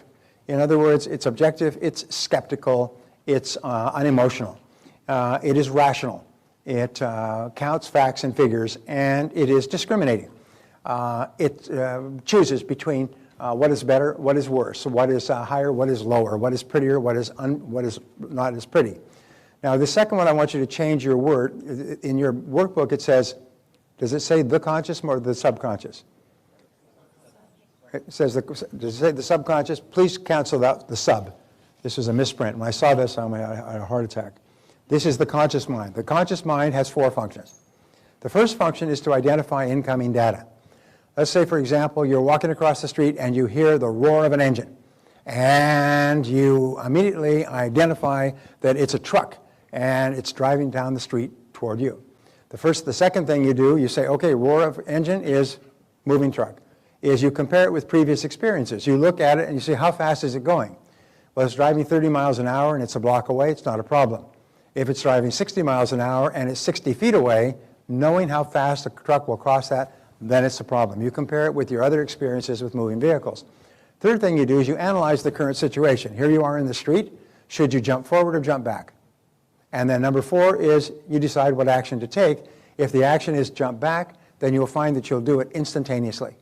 So you've all had that experience where you have a situation and you immediately analyze, compare, you identify, compare, analyze, and decide, boom, and take action immediately. You have this all the time. You have it with ordering coffee and so on. So this is the function of the conscious mind. The subconscious mind actually works, and if you take a look at the graph, oh, I went past this, let me go back. All right. Back to the compulsive negative habit pattern. The compulsive negative habit pattern, the feeling of I have to, is manifested all along the back. First of all, it's manifested in stiffness in the back. Almost all of chiropractic is aimed at adjusting your back because it's stiff and sore. The muscles become so tight because you feel under the gun, you're behind on an assignment, you're behind on a report, you've got to get something done, I have to, this pressure to perform, and the muscles start pulling, actually pulling the spine. The muscles become so tight, they'll pull the spine out of alignment, and you'll have to go back to the chiropractor. But if the pressure is still there, you'll have to keep going back to the chiropractor. As soon as you complete the task, all the pressure goes, and the pain disappears. And so you'll feel it in the lower back, you feel it in the neck. I've got a stiff neck. You'll get stabbing pains in the back of your brain because the pressure will actually close the blood vessels and you start to have headaches. You'll get constipation. You'll get phlebitis in the legs, which can often kill you. And all of these are manifestations of the compulsive negative habit pattern. One of the things which we'll teach later, which I'll mention now, is that you can often relieve most of these problems by completing a major task. Procrastination causes you to feel this pressure of I have to, but I'm not doing it. And the worst of all is I have to, but I can't. I can't, but I have to. I have to, but I can't. And this is the source of most psychosomatic illnesses in America, this one or both in combination, is you've got this pressure to perform or this fear of failure, and you're stuck between the two. I have to, but I can't. I have to, but I can't.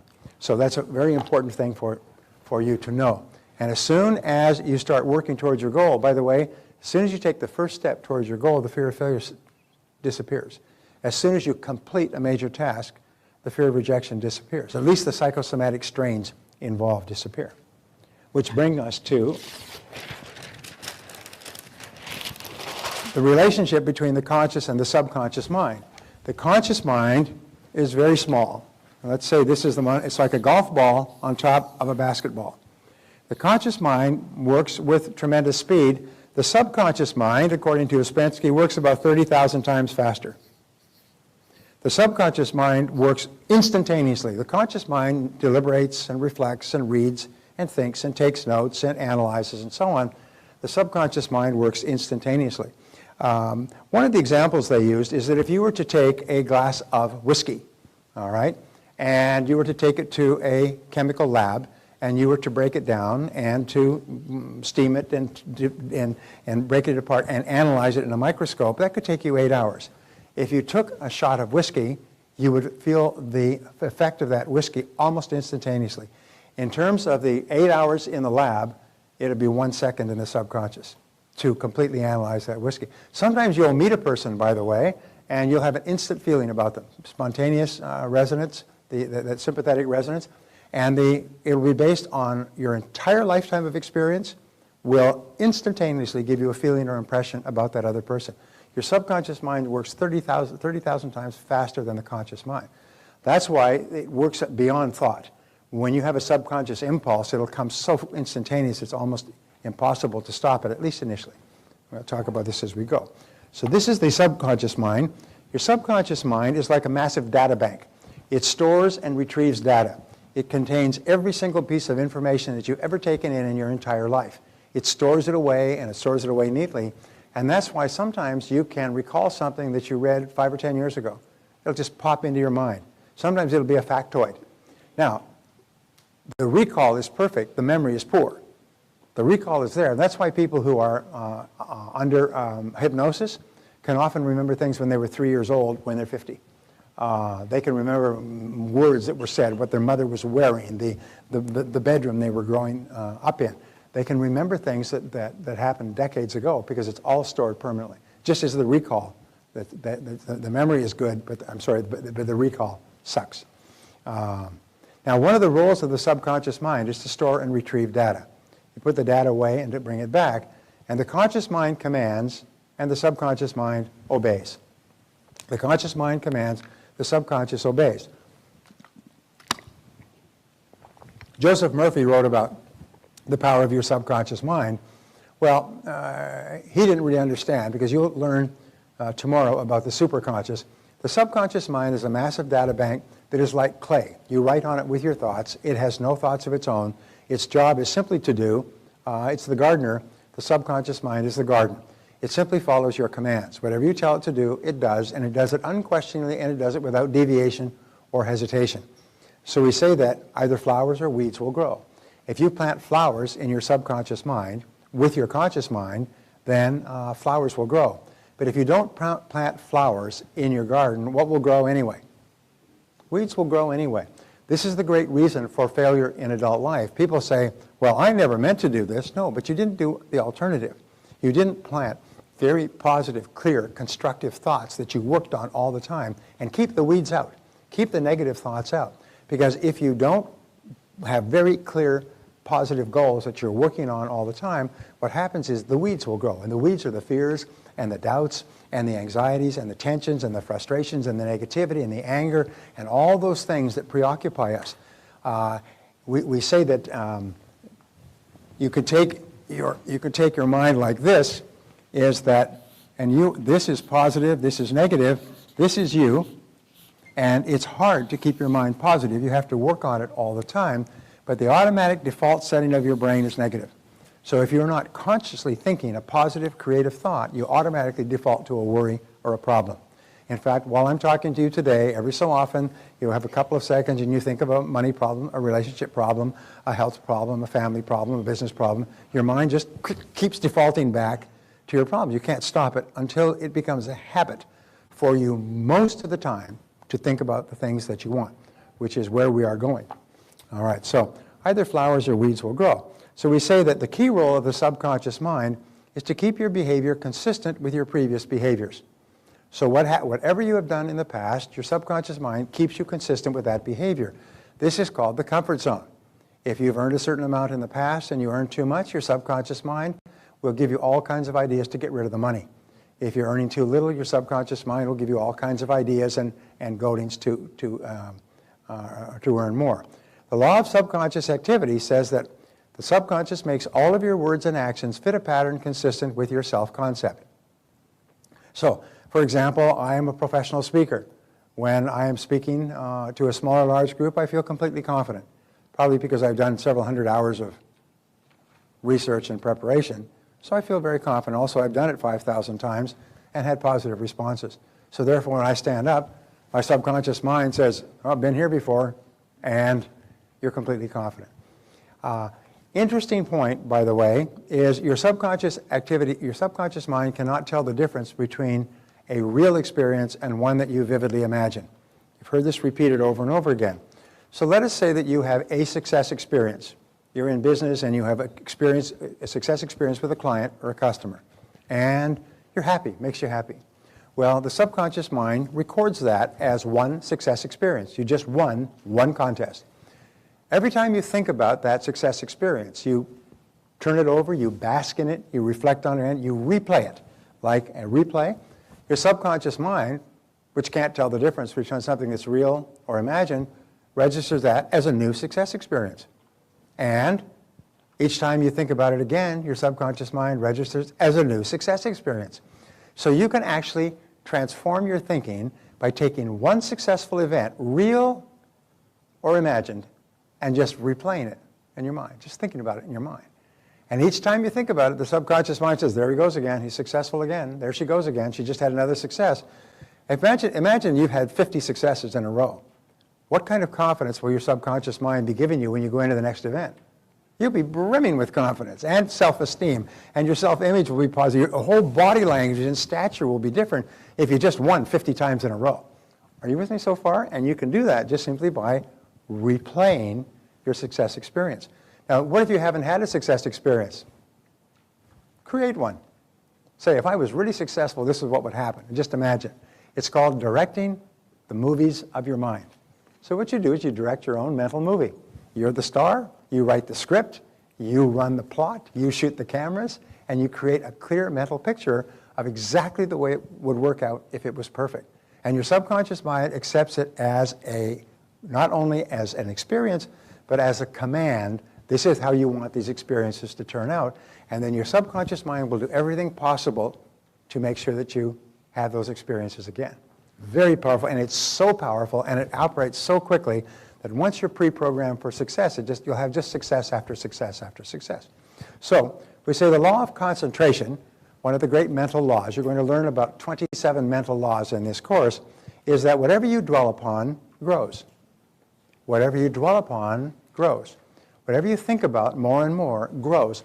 And the reason this happens is if you can imagine a computer, okay, you just take this, and let's say this is your computer, and this is all of your operating space on your disk, and here's your goal, and you think about it, and your computer gives you a certain amount of operating space, but you think about it more, and your computer assigns more and more of its capacity, your subconscious computer, to this goal.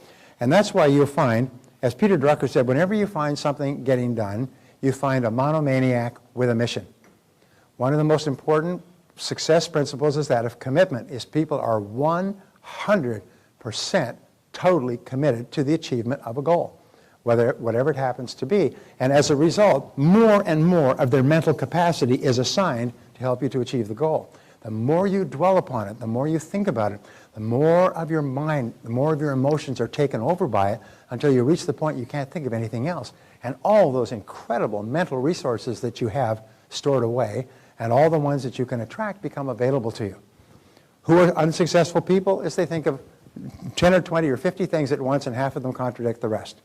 And if they got this, they couldn't get that, and they want to play golf, and they want to have lots of money, and they want to be thin, but they want to eat cheesecake. And so you have a positive thought and a negative thought, and they just keep canceling each other, and not a darn thing happens. But successful people are really, really clear about what it is they really want. And what they do is they think about it all the time, and the more they think about it, the more ideas they have, the more positive they become. Thinking about a goal, by the way, that you want to achieve makes you happy. It raises your self-confidence. Thinking about a big goal actually improves your self-image and raises your self-esteem. Because when you're thinking about a big goal, you like yourself more. And when you're thinking about a big goal, you think, I'm the kind of person who has big goals. Here's a little exercise, and I've given this many times, and it's just kind of revolutionary. I say to people, decide today to be in the top 10% in your field in terms of being absolutely excellent at what you do, and also in terms of being one of the top 10% of money earners in your field.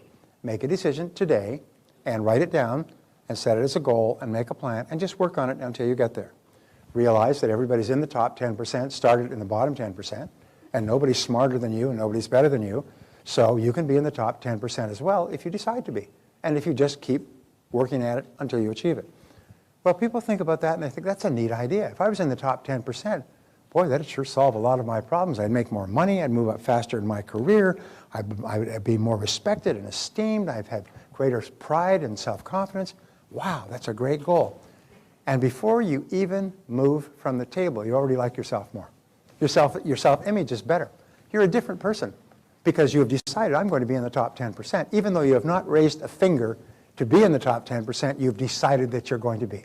That's why making a decision to do or be something different has an extraordinary effect on your life. Making a decision to get in or get out, to do it or not do it, has a tremendous effect on your life, because now suddenly all of your best mental resources go to work for you. So whatever you dwell upon grows. Now the law of substitution, and this is one of the great laws, says that you can replace one thought with another. Remember we said you could only think one thought at a time, in this case positive or negative. If you're thinking a negative thought, just like a bump car, you can bump it out and replace it with a positive thought. And if you keep replacing it with a positive thought, pretty soon the positive thought just stays. It takes root. And pretty soon, by dwelling on a positive thought, you're thinking about a positive thing, something that makes you happy all the time. You wake up in the morning, you think about your goal. You wake up in the morning, you think about what you want and how to get it. And you stop thinking negative thoughts. If you have a negative thought during the day, switch and say, wait a minute, think about something that you like. Now the two great motivations are fear versus desire. As you dwell on your desires, your fears diminish. When you think about what you want, you think about how to get it, you think about the things you could do, and you think about what a difference it would make in your life, then what happens is your fears begin to diminish, and you like yourself more, and you feel more confident. So those are powerful laws. So what is the key to unlocking your mental powers? Begin by taking purposeful, systematic control over the content of your conscious mind. Think and talk about only the things you want. Repeat over and over to yourself, I like myself. I like myself. I like myself. I have to tell you a quick story, and then we'll take another 5-minute break. We're getting right back on track here. I was in Atlanta, and this gentleman came up to me, and he was about 35, 36, I would guess. Nice guy, fit, obviously working out, healthy, probably used Shalene's programs on a regular basis. And he came up to me, and it was at the break, and he was very emotional. And he said, Mr. Tracy, I said, I just got to thank you. You know, you changed my life. I said, I want to thank, and he was kind of having trouble getting out. But this is a stand-up guy. I mean, he's a really, you could see, he's a very strong, very confident guy, but he was choking up a bit. And I said, I just put my arm around him. I said, tell me what happened.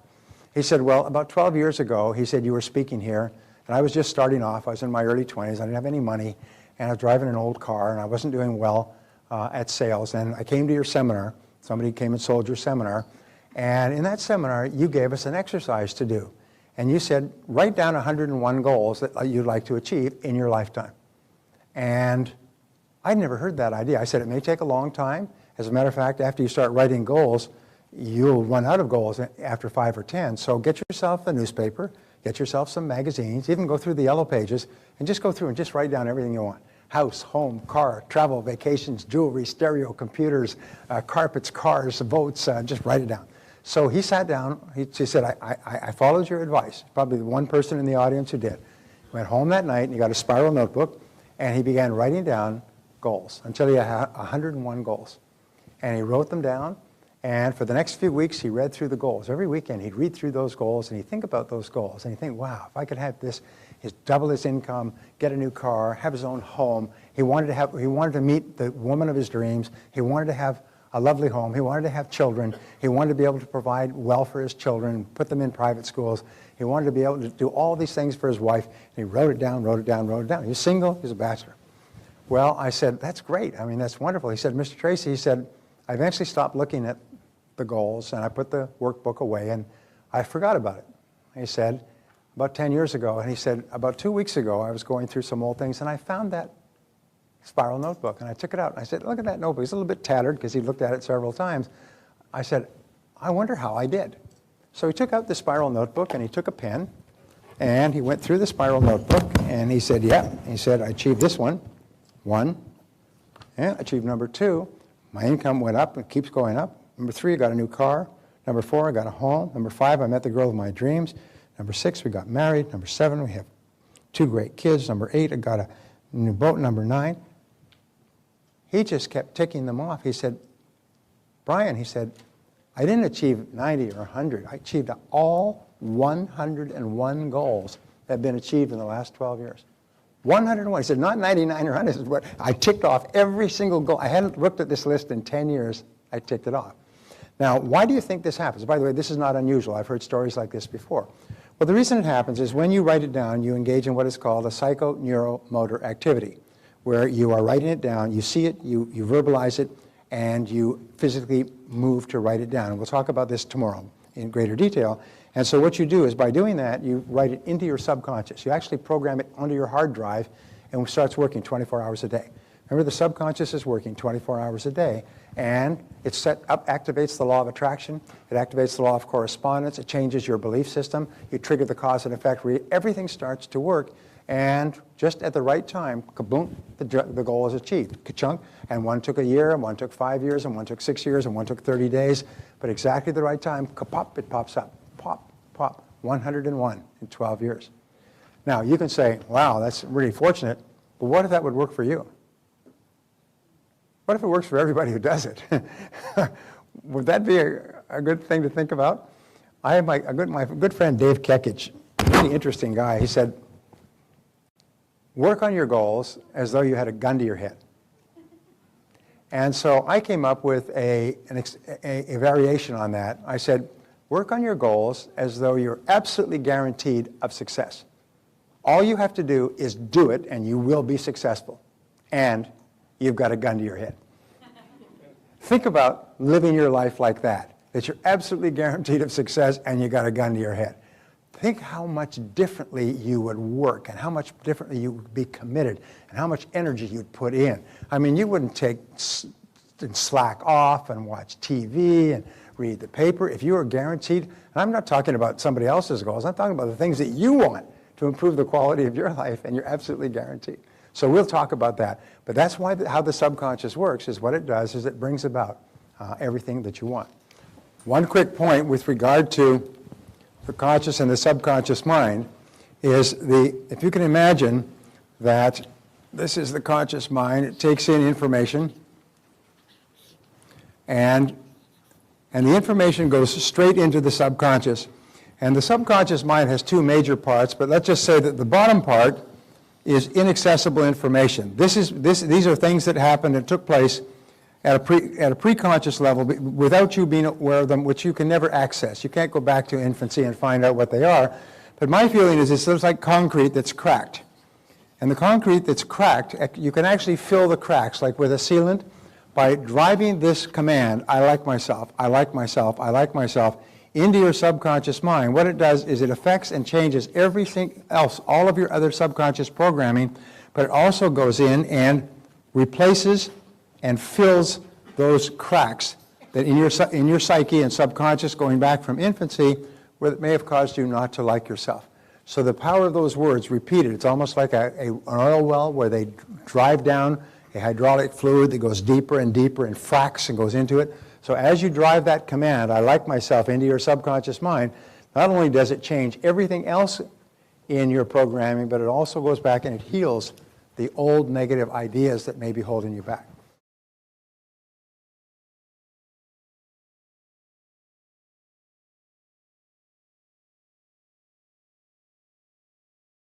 Now this next chapter, this next session is really, really important.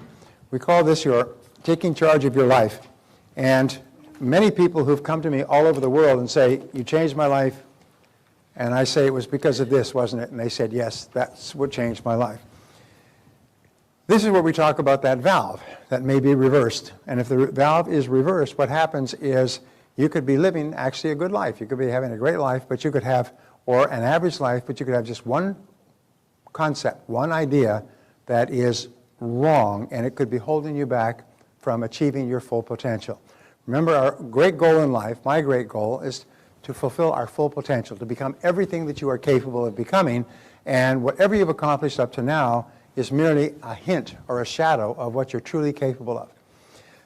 Many years ago, there was a woman who grew up on a farm, and she didn't get past the 8th grade. Then she got married off to a local farmer's son, and she had children. And when she was a little girl, the age of 16, she got married at 16 or 17.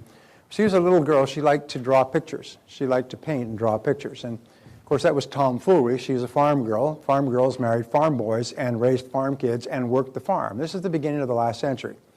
And so she did. Some of you know who I'm talking about. So she went back to work. She'd always had that sort of fantasy in the back of her mind of doing little drawings. And she and her husband raised several children on a scrubble farm back in Pennsylvania.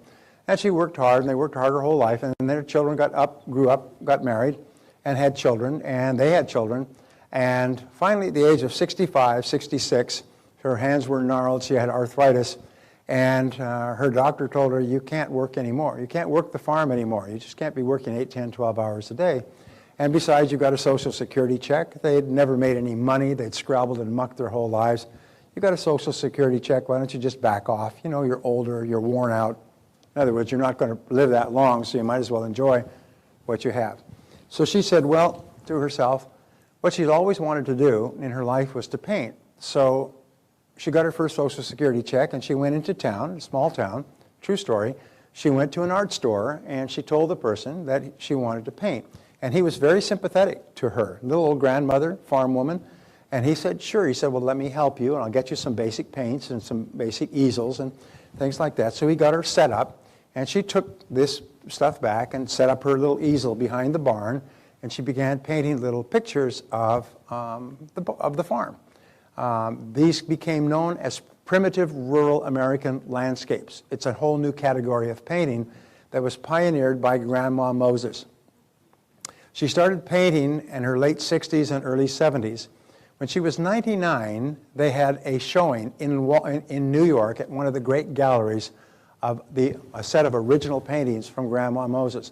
Her paintings at that time were selling for $350,000 a piece, and they were being snapped up as fast as she could paint them, 1 or 2 per week. Now here's the interesting thing, is that she had within her natural ability. She was never trained as a painter. She had a natural ability to put the landscapes on the canvas. And when she began painting, she earned more for one painting than she and her husband had earned in a lifetime of working that Scrabble farm. One painting. And they said that if she had started painting at the age of 16, with her natural ability to paint, she would be in the same category of Michelangelo and Bottolini and some of the great, and Rembrandt and some of the great painters of the world. But at the very least, she would have been worth millions and millions of dollars. Been one of the wealthiest painters in the world because she had this natural ability. So why am I telling you that story? Well, it's the same story about the goat farmer who was on welfare. Sometimes deep within yourself, you have the ability to do something quite extraordinary. Emmett Fox called this your heart's desire. And he said, your heart's desire calls to you. But what stops us is mental blocks, almost like gates or grates that block us from going after our heart's desire. And so let's see if we can just get rid of those blocks so that there's nothing in front of you. It's like a football player that catches a fumble and there's no players in front of them. It's a goal to go. And they just runs in an open field. So, taking charge of your life. One of the most important decisions you ever make is to move from child to adult. We're conditioned from infancy to see ourselves as children. With children, there's other people in charge of our life. They make our decisions for us. They tell us what to eat and when to eat. They tell us when to go and when to come. They buy our clothes for us. They take care of us and so on. So we are conditioned, if we're not careful, we're conditioned to see that we are provided for by people other than ourselves. And that we're told to go here and come there and go there and do this. We're conditioned to feel that we're supposed to be told what to do by big people, by other people. Most people never get over this. They never make the move from child to adult. And when they grow up, they think that somebody else should be taking care of them, a boss, an employer. Soon, and the worst of all is a government. The government should be providing for me. And I don't care how they provide. It doesn't matter what they do, but I think they should provide for me and take care of me. And so we remain children all our lives. Steinbeck wrote a story many years ago, which I was required to study in high school. And it talks about a young man who now has to make a big decision. And she says, her friend says, but he's only a boy. She said, a boy becomes a man when a man is needed. I've seen boys 40 years old because a man was never needed. And it's the same thing. A woman becomes a woman when a woman is needed. And there are women 40 and 50 years old because a woman was never needed. They would continually look for someone else. So we say the slogan of the totally responsible person is, if it's to be, it's up to me. If it's to be, it's up to me. We do not look to other people as the solutions for our problems. And what we do is, Henry Ford said, never complain, never explain. In other words, if you're not happy with something, change it, but don't complain about it. Complaining is a sign of weakness, but it's also a sign of victimhood. A person who complains is saying, basically, I'm a victim. I'm a victim. Somebody was talking to the actor who plays Aaron in 24. I had lunch with him on Tuesday with Nathaniel Brandon. He was saying, and he's become a speaker as well, he's saying you can always tell when people have their lives out of control when they talk about what things that are being done to them. He did this to me. She did that to me. They did this to me. The company did this to me. He said they're always saying, I'm a victim. I'm weak. I'm little. I'm ineffectual. I'm a child. I'm a victim. I'm a victim. Please feel sorry for me. And what this does is that it guts your self-esteem. It just takes away all your motivation and all your self-confidence. So even the choice of words can be very bad. So we say there is a deep valley between maturity and immaturity called the valley of excuses. And this is one of my contributions. And we say that in life, you come to this valley, this canyon, and on this side is childhood and immaturity. And on this side is adulthood and maturity. And this is the canyon. And you come to this point, and you have to make a decision to take the big leap. But what most people do is they take the leap tentatively, and they try to cross the canyon of excuses. And this is the canyon of excuses. They try to cross it in 2 jumps. And they end up in the valley of excuses. And the valley of excuses is one of the greatest obstacles to success in adult life. We make excuses. I often say that the 80% of the population goes to someday I'll. Whenever they think of a change they want to make in their life, they go to someday I'll. Someday I'll do that, and someday I'll write that down, and someday I'll buy that book, and someday I'll upgrade my skills and lose weight and get out of debt, and someday I'll change my lousy relationship, and so on. And then they end up in the valley of excuses. So your job as a fully functioning adult, when you reach here, is to make a leap to the other side. And once you made a leap to the other side, there's no going back. And this leap of accepting total responsibility for your life is scary. And that's why most people don't do it. It's also exhilarating because it liberates you to say, I am in charge of my own life. It's me that's in charge. So your job is to leap over the valley of excuses, accept total responsibility for your life, and never go back. And never go back. So we say that, we say, yeah, I hope I'm not getting ahead of myself. The disease excusitis, which is an inflammation of the excuse-making gland, is invariably fatal to success. The reason that people don't succeed is because they have excuses. You cannot imagine a leader weeping, whining, crying, and making excuses. As Mark Twain said, there are 1,000 excuses for failure, but never a good reason. So one of the things we do is there's no more excuses. Either do it or don't do it. Get in or get out, but I don't make excuses. And so we say number 6, acceptance of responsibility is not optional, it is mandatory. I mentioned this before, but I cannot be too emphatic, is that you can only give away control. You cannot give away responsibility. You remain responsible for yourself for your entire adult life. You can give away control by trying to make someone else responsible for your life, and you do, and then you wait for them to tell you what to do or what not to do, or to give you a raise, or to promote you, or demote you, or hire you, or something else. Or you can accept responsibility. And accepting responsibility is mandatory.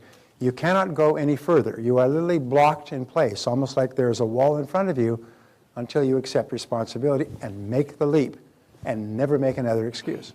So we say that the word responsibility can be broken down into 2 words, response and ability. It is your ability to respond. The challenge response theory of history is a fascinating part of history that I came across in studying the work of Gunnar Myrdal, who got an Academy Award for his work. He said that every civilization in history, I'll put this down, I don't want to push that button. All right. He said every civilization in history began with a small tribe sometimes as small as 3. The Mongol Empire, which was the largest empire in the history of man on earth, which extended from the Sea of Japan all the way to the Danube in Europe and all the way through the Middle East and all of China and half of India, started off with 3 people. Genghis Khan, whose name was Temujin, his brother, his mother Bortai, and his brother. doesn't escape me. Anyway, there are three of them. The tribe had been wiped out. They ran into the Gobi Desert and hid.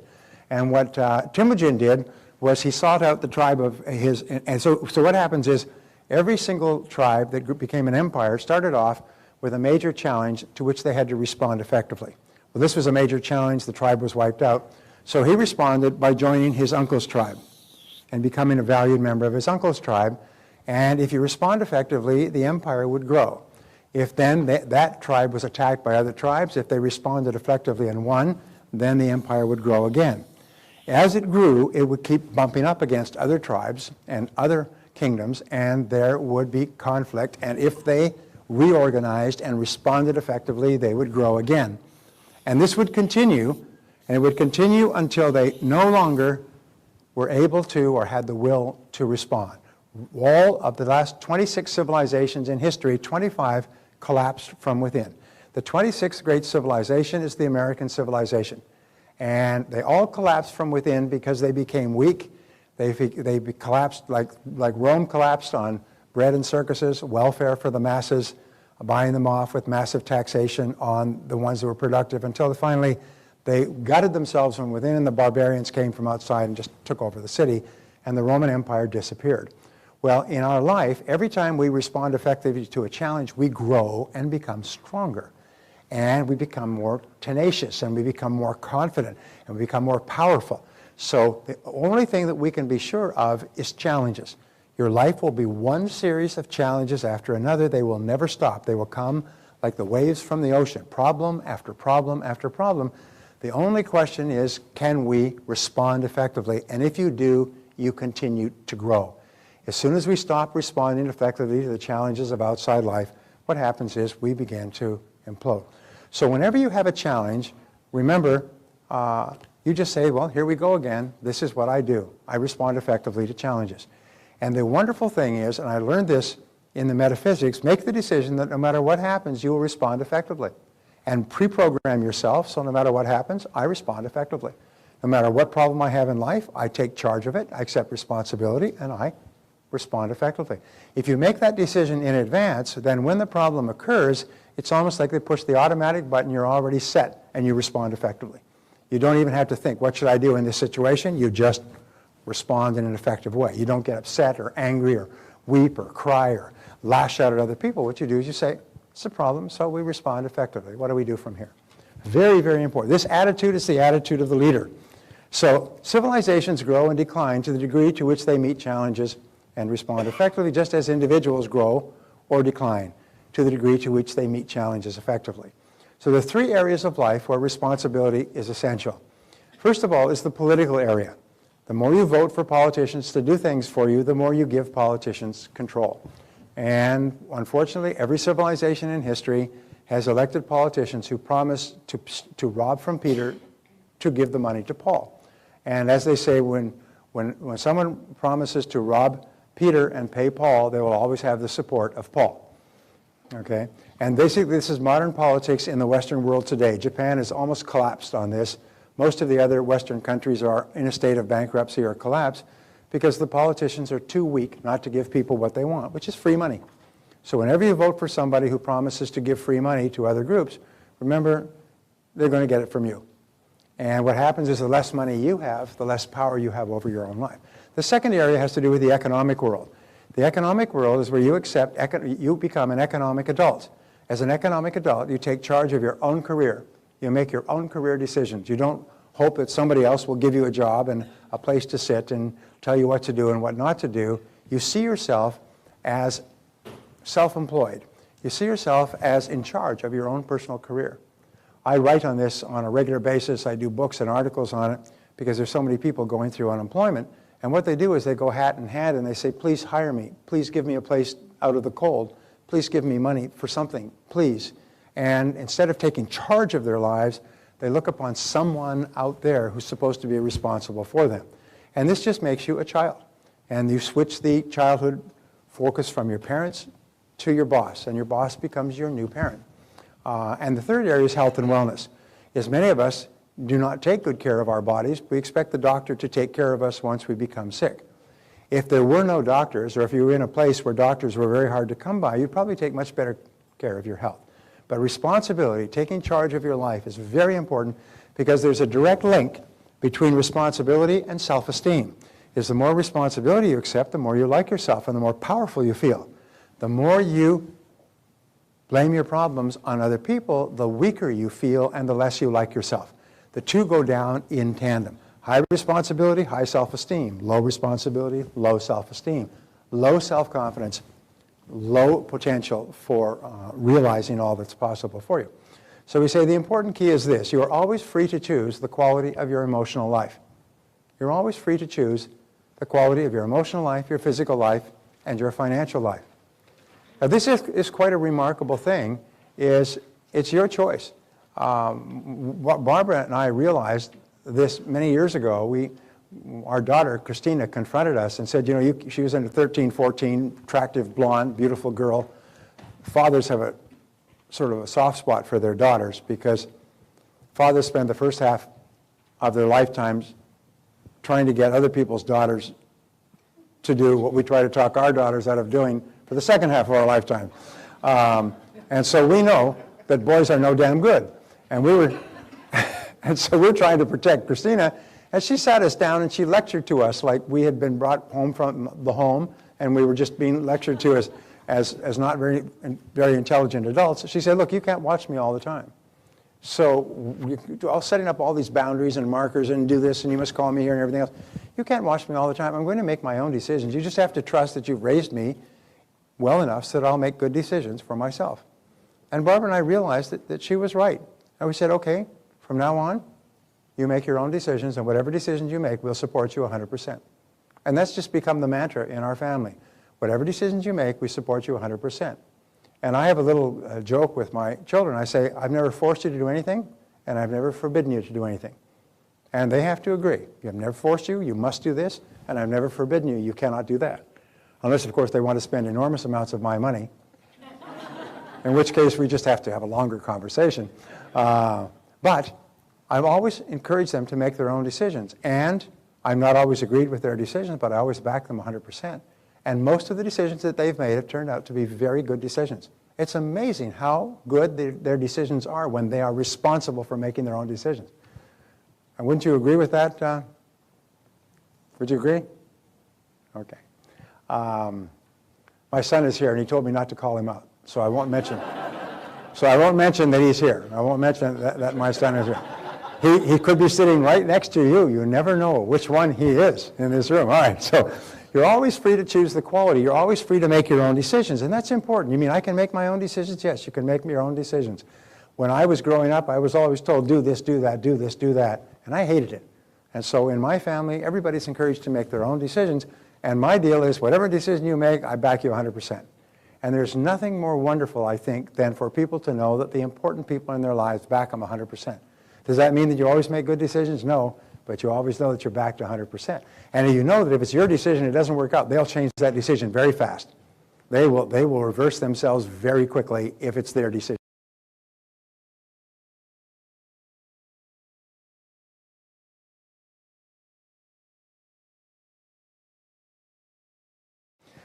So here's eliminating negative emotions.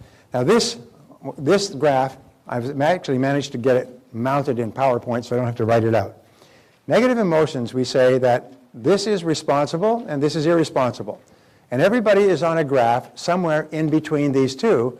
You're either irresponsible is you see everybody else is responsible for your life, or you're totally responsible. The top 10% of people are totally responsible. These are leaders.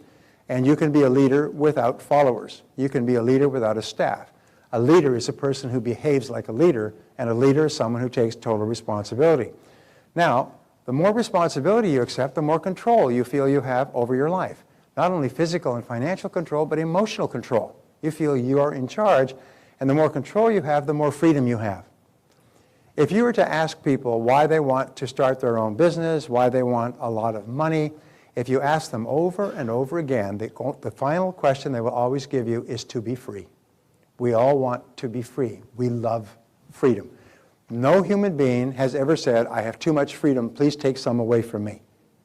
There are politicians who believe that members of the voting public have too much freedom, and they believe that they have been elected to take that freedom away by taxes and regulation, but there's never a person who says, I have too much freedom, please tax away my income, please regulate me and constrain my behavior so that I do things that you think are good for me. When you put it like that, nobody would ever say that. And yet this is one of the great dilemmas of the day. So the more responsibility you accept, the more control you have, the greater freedom you have. And the greater freedom you have, the more positive emotions you have. So there's a direct one-to-one link between responsibility and control, freedom, and positive emotions. At the bottom end of the spectrum, irresponsibility leads to a lack of control, feeling out of control, a lack of freedom, you feel controlled by other people, and negative emotions. Now, I spent 4,000 hours and several years of my young life studying the concept of negative emotions. This is some of the most important work that has ever been done based on people all over the world, because the only thing that stands between you and a fabulous life are negative emotions, fear and negative emotions. If you have no negative emotions, since nature abhors a vacuum, what will your mind be filled with? If you have no negative emotions, the mind does not remain empty. What does it fill with? It fills with positive emotions of love and happiness and joy and exhilaration. So the great business of life is to eliminate negative emotions. And eliminating negative emotions is the key to unlocking the power of your subconscious and superconscious minds. So how do we do that? Well, I figured out how. And it works like a dam. So we say here, the negative emotion tree. Now this is my creation. The negative emotion tree is something that I designed. And in the negative emotion tree, what you have, let's say this is the negative emotion tree that you have here, and then you have the trunk, and then you have the root system. And here's the ground, all right? Now in the negative emotion tree grow the fruits of the negative emotion tree, which are anger and fear and doubt, and then there is jealousy, the green-eyed monster, then there's envy. Do you know that envy is the primary motivating force of most modern politics? Is those who have less envy those who have more, and vote for people who promise to take it away from them. And then her twin sister, resentment. Envy and resentment go around together, arm in arm, and there's about 54 negative emotions. And these are sort of like trees. These are like fruits in the trees. So how do you get rid of the negative emotions? Well, we say the first thing you do is you starve the roots. You starve the root system, because if you starve the root system, the tree will shrivel up and die. So there are two essential factors that keep negative emotions, that create them and keep them alive. The first is justification. And justification is where you feel that you are justified in your negative emotion. As a matter of fact, justification is where you say, hey, I'm entitled to this negative emotion because of what this person did and what this person said and what this person said to me. I'm justified. And what we do is we talk around, as we drive around, we have a continual, ongoing conversation thinking of all the reasons why we're justified in being angry, upset, and negative about this person. That's all we think about is I'm entitled to this emotion. The other factor that creates negative emotion, is identification. Identification is taking things personally. If we can't take things personally, then what happens is we cannot attach any negativity to it. If it's not personal, for example, if someone robbed a store in Bangladesh 2 weeks ago and took all the money of the poor people, we don't suffer any negative emotion from that because we don't take it personally. We look at unfortunate experiences that happen in the world, earthquakes and tsunamis and so on, but we don't get emotional about them because they don't really affect us. How many people went to bed tossing and turning and weeping over the Japanese tsunami and the shutdown of the nuclear reactor? Well, we read it in the paper and then we just watch something else on TV, go to the comic section or sports. I mean, to us, there's no emotion attached to it because we don't take it personally. And so if you stop justifying and creating reasons why you're entitled to the negative emotion, and you stop identifying, your negative emotions begin to shrivel and die. Now, how do we starve the fruits of the negative emotion tree? We become non-judgmental. If you can become non-judgmental, in which case you simply refuse to judge. You simply refuse, like they say, that prejudice is prejudgment, and so what you do is you don't judge. In the Bible, which is a book that gives a lot of ideas on peace of mind, it says, judge not that ye be not judged. For with whatever judgment you mete out, you shall be judged withal. In other words, if you judge other people, they'll judge you. So what you do is you judge not. And if you don't take a side or an opinion, you have no emotion attached to it. It disconnects the emotion completely. So when you hear something, don't get upset or angry about it, just don't judge. You say, well, let's get all the facts. I have worked with great leaders whose companies face tremendous crises, and in every case, they go as calm as water. They're calm and they're placid and they don't judge. They say, well, let's see exactly what happened. And so they ask questions. I've written a book on this called, it was going to be called Crunch Time. They called it Crunch Point. But what it basically says is it taught people stop the clock, stay calm, get the facts.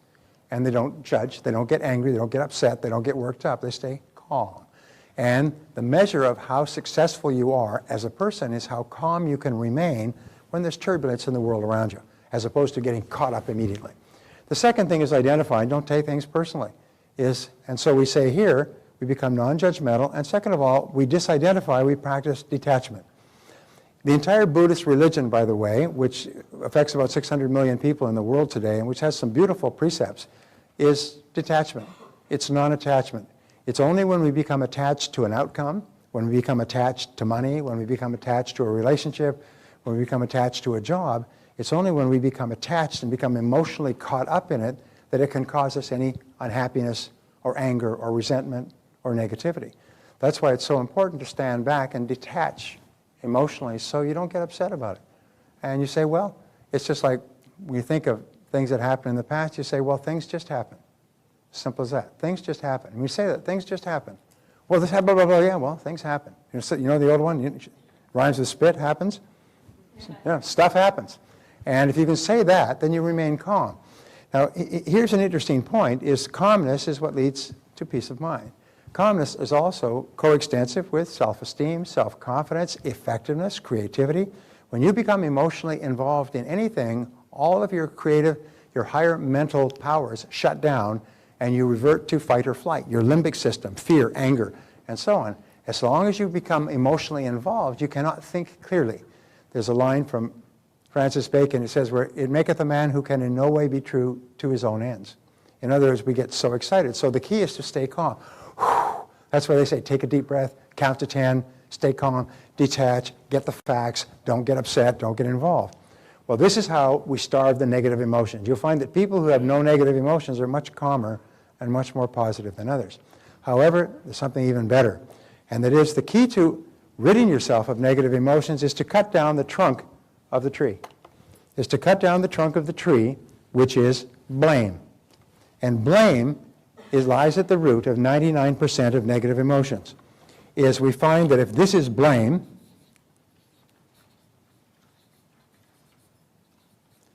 we cut down the tree. And it's almost as if these negative emotions were lights in a Christmas tree, and the Christmas tree is plugged into the wall. Is if you unplug a Christmas tree light from the wall, what happens to all the lights simultaneously? They all go out. And when you stop blaming, all your negative emotions stop. And for as long as you're not blaming, your negative emotions stop. You have no negative emotions. And at that moment, your mind starts to fill with positive emotions. So how do we stop blaming? Well, this is so simple and so powerful that is literally, for me, it's life-changing. I still have to use it every day. Because is your life full of difficult people and reversals and unexpected setbacks? Of course it is. So the only question is not what happens. You can't change that. You can change how you respond, your response ability. So nothing and no one makes you angry. There is no anger or negativity in a situation by itself. It has no emotion attached to it any more than a rock does. Is all emotion in a situation is emotion that you put into that situation by the way you interpret it to yourself, by the way you justify or identify or blame. So eliminating blame and negative emotions, eliminate them by using the law of substitution. And the law of substitution says, replace the blame thought with this affirmation, I am responsible. Now this seems so simple, and yet I still think about it and use it every day, is that it's impossible to blame, it's impossible to accept responsibility and to blame at the same time. The one cancels the other. So it's impossible to be negative and accept responsibility. It's impossible to not feel empowered when you accept responsibility. So say these words. Say, I am responsible. I am responsible. Now, I want you to think of any negative experience in your life that still causes you any anger, upset, unhappiness, and just say instead, I am responsible. Just think to yourself, I am responsible. I am responsible. Now, what I learned, which had such an impact on my mind, is that we rationalize. By rationalize, is we use our mind to think of all kinds of reasons why we are entitled to our negative emotions. So what we do instead is we use our mind to cancel negative emotions and to think of reasons why we should not have them. And instead of using our minds against ourselves, but by committing emotional hara-kiri, where you slice your gut and plunge the knife into yourself and make yourself unhappy and miserable, what you do is you use your mind to eliminate the expression of negative emotions. So if you think of any negative experience in your life, you just simply say, wait a minute, I am responsible. I am responsible. And then you think, in what way am I responsible? In what ways am I responsible? If you're dealing with a negative situation that you've had for a long time, the first time I recommend this to you, it's very hard because you have fallen in love with your negativity. And you don't want me talking it out of you. Come, give me that. Because people don't want to give up their negativity. And so you're going to have to play with this idea and say, wait a minute, let's say you had a lousy relationship and the person treated you very, very badly and it ended with awful divorce and emotional stress and so on and so forth. What you do is you say, wait a minute, I'm responsible. I am responsible. Now, how and in what way could I possibly be responsible? Well, I got myself into the situation. I married the person. When it was clear it wasn't going to work out, I stayed in the situation. In fact, even before I got married, I knew that this was not a good idea, but I did it anyway because my mother expected me to. And we'd already sent out the invitations. And I could have gotten out. 38% of people who get married say that if it were not for all the people coming, they'd already changed their mind. 38% of people realize they would have changed their mind. I had this great experience. I was taking a taxi to the airport, and I said to the taxi driver, I said, please take me to the airport. He said, where are you off to? I said, well, I'm off to Vancouver. He said, well, it's nice to pick up somebody who knows where they're going. And I said, really? He said, yeah. He said, I had a fare last night. It was really interesting. He said, I was called by this woman to come to this home and pick her up, but I was supposed to go around in the alley in the back and wait, and the passenger would come out. So I drove, I found the address, and there were cars up and down both sides of the street, the lights on, a big party going on. It was in the summer. And people all over the place having a great time. And so I said, well, he went around the block and he stopped in the alley, and he waited. About 5 or 10 minutes later, this woman came running out, threw her suitcases into the car, and said, take me to the airport. And he said, great. And he started off the airport, and he said, where are you off to? She said, first plane out in whatever direction. She said, I don't care. And he said, really? He said, I've never had that before. He said, well, you see all those people back there? She said, that was my wedding reception. I just got married this afternoon, and I knew I shouldn't be marrying that guy. And I got home, and I sat undressing, changing her clothes after the wedding. She sat in my room and said, my God, what a mistake I've made. This is really stupid. She said, I'm getting out of here before it goes any further. She said, take me to the airport. I'm taking the first plane out in either direction. And she did. And 38% of people who get married think that way. This is by the marriage counselors, by the way, who counsel couples. They find about 38% on average, based on a study of 100,000 counseled couples, decide not to get married because they're caught up. My point is this, is if you had a bad business deal, who got you into it? Did you go into it yourself? Did you make the decision yourself? Did you make the choice? Did you have some misgivings, but you kept on going, or did you not find out enough information? In other words, use this brilliant mind of yours to think of all the reasons why you are responsible. And as you do that, you'll find the negativity begins to fall away. And you stop being negative about the other person. You say, hey, I'm an adult. I made some bad decisions. That was really dumb. And then start telling yourself, that was a dumb decision. I was really stupid to do that. If I had done more research or I thought about it, I listened to my intuition and so on. Now you're using your mind to keep yourself calm and positive and clear. And you keep saying, hey, I am responsible. I am responsible. And as you say, I am responsible, you jerk the plug on the negative emotion tree, and all your negative emotions stop. If you're having trouble sleeping, just keep saying to yourself, I am responsible, I am responsible, I am responsible. Having trouble when you're driving around thinking about something you're mad at, just keep saying, I am responsible, and find reasons why you are. And as you focus, because your mind can only think of one thing at a time, as you think of the reasons why you might be responsible in this situation, your negative emotions stop. And eventually they just stop completely and they don't come back.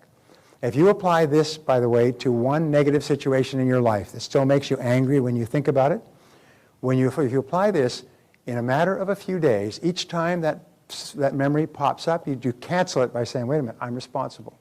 Within a few days, it'll stop popping up and it eventually die away. And you'll say, you know, I haven't thought about that situation for 2 or 3 weeks. And when it pops up, you just slap it down like whack-a-mole. You just slap it down and say, wait a minute, I'm responsible. It stops again. And soon, it's gone forever. And a situation that would have you churning and tossing and turning and up at night, within a very few days, it's gone forever. It never comes back. It's like a fire that dies away and goes stone cold. No matter how much fuel you put on it now, no matter how much you think about it, there's no emotion left. You can think about it in complete calmness. You can think about the person, even meet the person, even recall the situation, but there's no emotion. You've detached from the negative emotions. There's no emotion to it. And this is the key, because when you unlock the negative emotions, then your whole life begins to explode. So we say responsibility versus blame. Now this is a question that we've had many times. People say, well, when you accept responsibility, isn't that accepting that you're to blame? No, we say that blame always looks backward toward the past and what cannot be changed.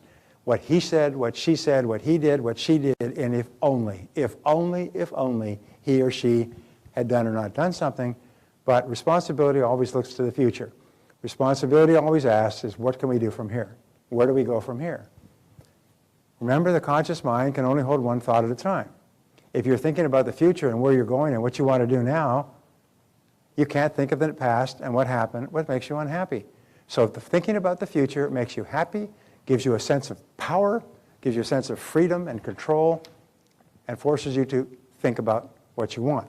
There's a wonderful line from Helen Keller where she says, when you turn toward the sunshine, the shadows fall behind you. When you think about what you want and where you're going, all the negative things fall behind you, and you stop thinking about negative things. And if you do something habitually, or if you do something repeatedly over and over again, what do you eventually develop? You develop a habit. So pretty soon you develop the habit of looking on the bright side. Now, this is not being Pollyanna-ish or pretending that there are not problems in life. It's just realizing it's only when you're calm and clear and relaxed are you really effective at responding to take care of the problems. You can't take care of the problems if you're upset and angry and frustrated and lashing out at other people. And when you say, I am responsible, it's like Jesus calming the waters. When you say, I am responsible, your emotions go calm. And then you can deal effectively with whatever you have to deal with. And never blame anybody else. So we say, people love their suffering. And this is another thing that you're going to find. People fall in love with their suffering, and it becomes habitual. How can you tell? Because they love to talk about their suffering. You meet them 1 year apart, 2 years apart, 3 years apart. They've always got a tale of woe. They're always talking about how their bad back and their lousy wife and their crummy kids and their boss and the economy and so on. They're like that Joe Blitzflick in the Little Abner cartoon that walks around. He's got a storm with lightning and black clouds over his head. Wherever he goes, people drop dead and cars crash and people fall off of bridges and so on. There's some people like that. I had a woman working for us once, and she was so negative. She'd been through a divorce, and after speaking to her for a while, you really admire the intelligence of her husband. She was so negative and so critical and so angry that she would walk near our photocopier and it would seize up. It was a new photocopier and it would stop working. She went out and bought a new car, and she drove that new car away from the dealership and down the road, and it consumed itself in flames. It literally blew up and consumed itself in flames. As she got out and stood by the side of the road, this car started smoking and it stopped and sputtered, and she got out and flames came up and the car just burned. And they went back and they did a forensic analysis of the car, and they said there was nothing wrong with the car. I mean, it's a brand new car, and it's the kind of car that this never happens with. But I'll tell you, the same attitude that was paralyzing our photocopier. Whenever she went near it, just destroyed the car. I mean, she was so negative. And she was black, and all she thought about was her suffering and how badly she'd been done by her previous husband. That's all she could think about was her husband. So when you meet people who are in love with their suffering and love to talk about their suffering, what you should do is, Emerson said, give them a good shake and put them back in touch with their real selves. And so Barbara and I used to call this the advice. And I'd come home, and Barbara wanted to be a counselor at one time, and she realized if you're going to be a counselor, you have to deal with people suffering all the time. So you go and deal with their suffering, you come home feeling lousy. You want to go and pull the curtains or the blankets over your head. Anyway, so she said, no, I'm not going to do that. So what she did is she decided to become a very quick and efficient emotional counselor, and she would give the advice. And this is the advice. If someone pours out his or her problems to you, listen, and then respond with the following: you're responsible for your own life. What are you going to do about it? Whenever anybody gives you a problem, you nod, smile, and say, yes, that's all very true, but you're responsible for your own life. What are you going to do about it?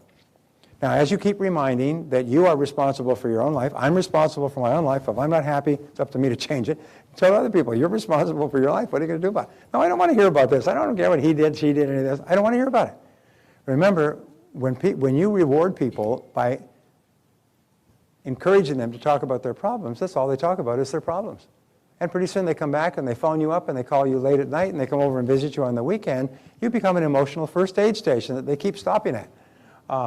So what you do is don't encourage them. You say, well, that's really too bad, but you are responsible for your own life. What are you going to do about it?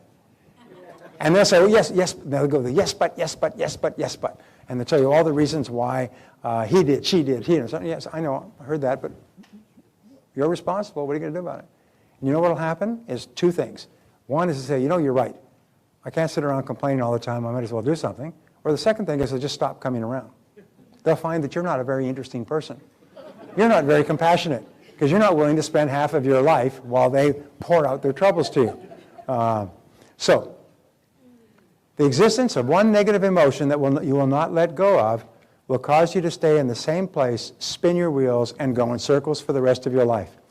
Now, this is one of the great breakthrough thoughts that I learned. First of all, you unplug all your negative emotions by just saying the words, I am responsible. Now, here's what I learned is that everybody agrees with this. Everybody in this room agrees with this. We're all nodding and smiling. Nobody's saying, no, I'm not taking responsibility. Everybody says yes. But then they say, except for one thing. Except for that one person that did me dirty. Except for the one. And so what they do is they keep one. They keep one. Yeah, and they hold it, they hold it, and they say, I'm going to keep this one. He won't know, because I'll just smile and say yes, no, but I'm keeping this one. That SOB, I owe him big time. And I'm not letting it go. I have invested too much anger in this to let it go. And so what psychologists have found, and Joan is a psychologist here, you'll like this, Joan, by the way, is imagine that you bought a brand new Mercedes-Benz 450 SEL. Beautiful, beautiful car, fabulous in every respect. It cost $120,000. Fabulous engineering, beautiful engine, everything working perfectly. And let's say this is the front end of the car with the symbol, ta-da, and so on. And so on. And however, there was a problem in the factory. Nobody picked it up, but they installed one of the brakes backwards on one of the front wheels. They installed it backwards so that that wheel would not turn. The wheel is locked in place. Now you get into the car and you start it up. And of course they have the drivetrain, which drives the back wheels. And you start it up and you step on the gas and the car starts to move, but this wheel won't turn. It's locked in place. What will happen to the car? Yes, the car will start to go around in circles. It'll start to spin around this wheel. I've just explained to you about a 4-year degree in modern psychology. Unhappy people are people who have one brake locked on, and as a result, they go around in circles all their lives. They never get ahead, they never get happy, they never get rich, they never have great relationships, they never have good health, is they're constantly going around this. The whole purpose of psychotherapy is to help people identify what that is, whether it goes back to childhood or a relationship or an embarrassment or a shame or or something else. But if you have one brake locked in place where you have not let go, then your life will go round in circles forever. This is one of the reasons why people who have been through this process that we're talking about and finally agreed, they had the courage to let it go. It takes tremendous courage to let something go that was so painful when you were young, but to have the courage to accept responsibility and emotionally walk away from it, the ability to do that sets you free. And in a short period of time, that situation is like a bag of garbage you left by the side of the road. It's gone forever. It falls off the horizon. And suddenly your whole life, like that car now, this car can go at incredible speeds and take you to a wonderful place. Your life, like a great Mercedes-Benz, can now go to extraordinary places at great speeds if you can get rid of that one thing. But it's hard to do. It takes courage to do it. It takes character. It takes fortitude. And the only way you can do it is you start to work on it and work on it by saying, I am responsible. And then there's one more thing that you can do, which is our next section.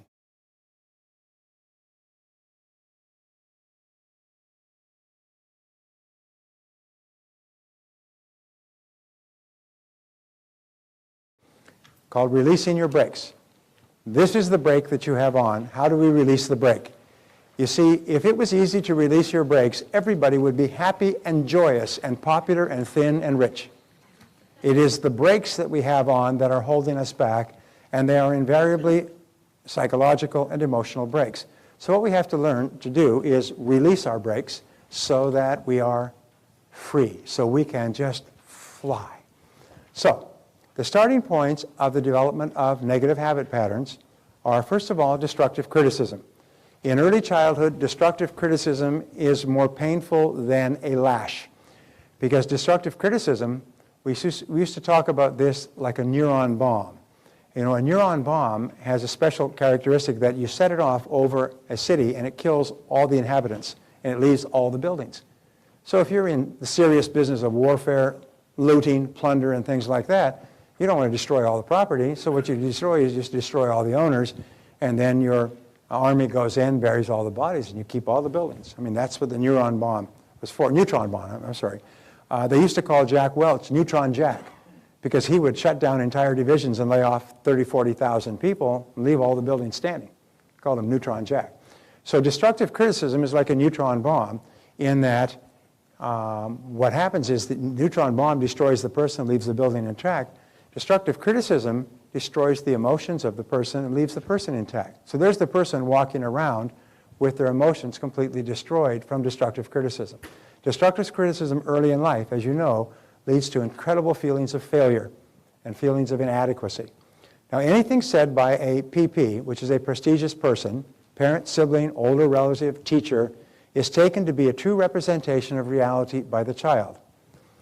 As an adult, if I were to say something to you, like Randy, I say, boy, that shirt you're wearing sure sucks. I mean, would you get that at a Goodwill or something like that? Randy can just laugh. You know, when men say that, by the way, it's usually a sign of affection anyway, so it's pretty hard to get anybody mad. But Randy can just laugh, and he can take my opinion for what it's worth. He can take it, he can respond to it because he's an adult. He's got enough discriminating power to consider the source, all right? Children don't have any ability to discriminate. So anything you say to the child accepts as true. If you say, you know, you're no good, you're late, you never clean up your room, you're messy, you're not very smart, you'll never amount to anything, child has no way of blocking that. It goes straight into the subconscious mind and is locked in as a place of semi-permanent data. The child accepts it as true and operates on the basis of that. For example, you know, if I said to you, lunch is out here, down the hallway, and over there, you would just say, okay, you go out down here, down the hallway to lunch. You don't question, you don't argue, you don't fight and raise your hand and so on. The child's like that. The child just accepts. So anything that is said by an older person, sometimes an older relative will come over, an uncle, an aunt, a mother-in-law. You read Ann Landers on a regular basis. The mother-in-law comes over and criticizes the children. And the mother says, you know, it's my husband's mother. What can I do? She's always criticizing my kids, and I don't think that's good. And Ann Landers is really clear. She says, you know, don't let her in your house. If you do, you supervise her, and you just tell her straight, don't talk to my children like that because it's so destructive. So number two is lack of love. As we talked about, lack of love is another form of neutron bomb is there's a one-to-one relationship between the amount of love a child receives, quantity and quality, and a healthy personality. One-to-one relationship. Now here is a mistake that many parents make. Many parents say they love my kids. Oh, I love my kids. I do anything for my kids. Of course, I'm at the office all week until 12 o'clock at night, and I play golf on the weekends and go off on business trips. And so what happens is they treat their children like domestic pets. When they come home, if they're there, they may give them a little scratch behind the ears verbally. Hi, how you doing? Have a good day. Then they watch TV. And you'll find that the amount of one-on-one time that parents spend with their children, they get so busy that they don't do it, especially during the formative years. Mothers are much better at this than fathers are. But then there's a lot of people that say, well, mothers should get right back into the workforce as fast as they can and get someone to take care of the kids or put them in daycare. Now, whoever came up with that great idea is probably a parent, an adult of a really broken relationship, broken parenthood. Because the more time you spend with the child, the more you tell them how valuable they are. If you don't spend any time with the child internalizes, my mommy, my daddy never spends any time with me. It must be because I'm no good. It must be because I'm fundamentally flawed. I'm just no good. And they grow up and they become a behavior problem and they get into trouble at school and they act out and they drink and they blow up in anger and they do damage to themselves. They are fighting against this awful feeling they have inside of being of no value to their parents because their parents, especially their fathers, spent no time with them. This is a major problem in America where you have children growing up illegitimately. George Will had this wonderful column many years ago, and I thought, what a wonderful thought. They said, no child asks to be born. No child asks to be born. So when a child is born, then you are responsible for taking care of that child. And then the second quote that I read was, a child should be in the company of someone who is crazy about them for the first 3 to 5 years of their life. And I thought, isn't that a wonderful idea? Is no child asked to be born, but by gum, if they're born, they should be in the company of someone who's crazy about them for the first 3 to 5 years of their life. And many parents didn't know this. We didn't know that. My parents didn't know it when I was growing up. We sure knew it when we had our first children because we had learned. We had caught up. For children to feel fully loved, 3 conditions must exist. Number 1, the parents must love themselves. Low self-esteem parents raise low self-esteem children because they don't love themselves. So they're critical toward themselves, they're negative, they're angry, they're depressed, they have a whole lot of problems, sometimes they drink and so on. And many of us were raised by parents who didn't love themselves very much. And second of all, parents must love each other. The greatest kindness that a man can do for his children is to love their mother, and vice versa. Greatest kindness a woman can do for their children is to love their father. Because children learn about love by seeing it in their environment, by watching it experience. They learn. Many people get married. They call it a trial marriage. Most trial marriages are people have never seen true love expressed genuinely between their mother and father while they were growing up. So they have to get married to learn about it.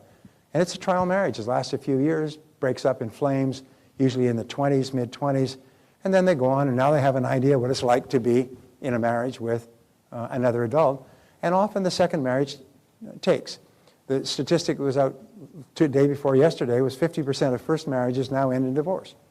I don't know if that's entirely true, but it may be because an enormous number of marriages are trial marriages because they've never seen love in their environment and they have to go through trial and error to figure it out. The third factor is that parents must love the child. And there's only one way you can love the child. It's by spending an enormous amount of time with the child. There's only one way. You've got to really, really spend enough time so you really get to know the child and ask questions and listen and talk and go to movies and all kinds of things like that so that you really develop a deep down feeling of love for this child. And if you don't put in the time, nothing happens. The rule is this: a relationship only grows in value to the degree to which you invest more time in it. If you want any relationship at all, even a business relationship, a customer relationship, a relationship with a coworker or your boss, but especially with a member of the opposite sex, your spouse, your mate, or your child, you have to invest more time in it. That has to become a priority, is to spend more time in it. I had this discussion with somebody the other day. It was really interesting. I said that, you know, with love, they talk about quality of time, but quality of time is a function of quantity of time. You only get the quality moments, those unbidden, unexpected moments in a relationship with another person as a result of providing large quantity. And the moments come unbidden. The moments come without anticipation. The moments come as a complete surprise. The moments just happen. There was that moment. And you remember it forever. Or you remember it for years, but you've got to provide large quantities of time for that to take place. So they must love the child. And many parents meant to love their child, and they even say, I love my child. I just never spend any time with them. I have no idea what they're doing or thinking. A friend of mine who was, was talking about these things, about how important it is to be a good father. His daughter was going on a ski trip, and it was about 5 hours away, and she missed the bus. And so he had to drive her to the ski trip.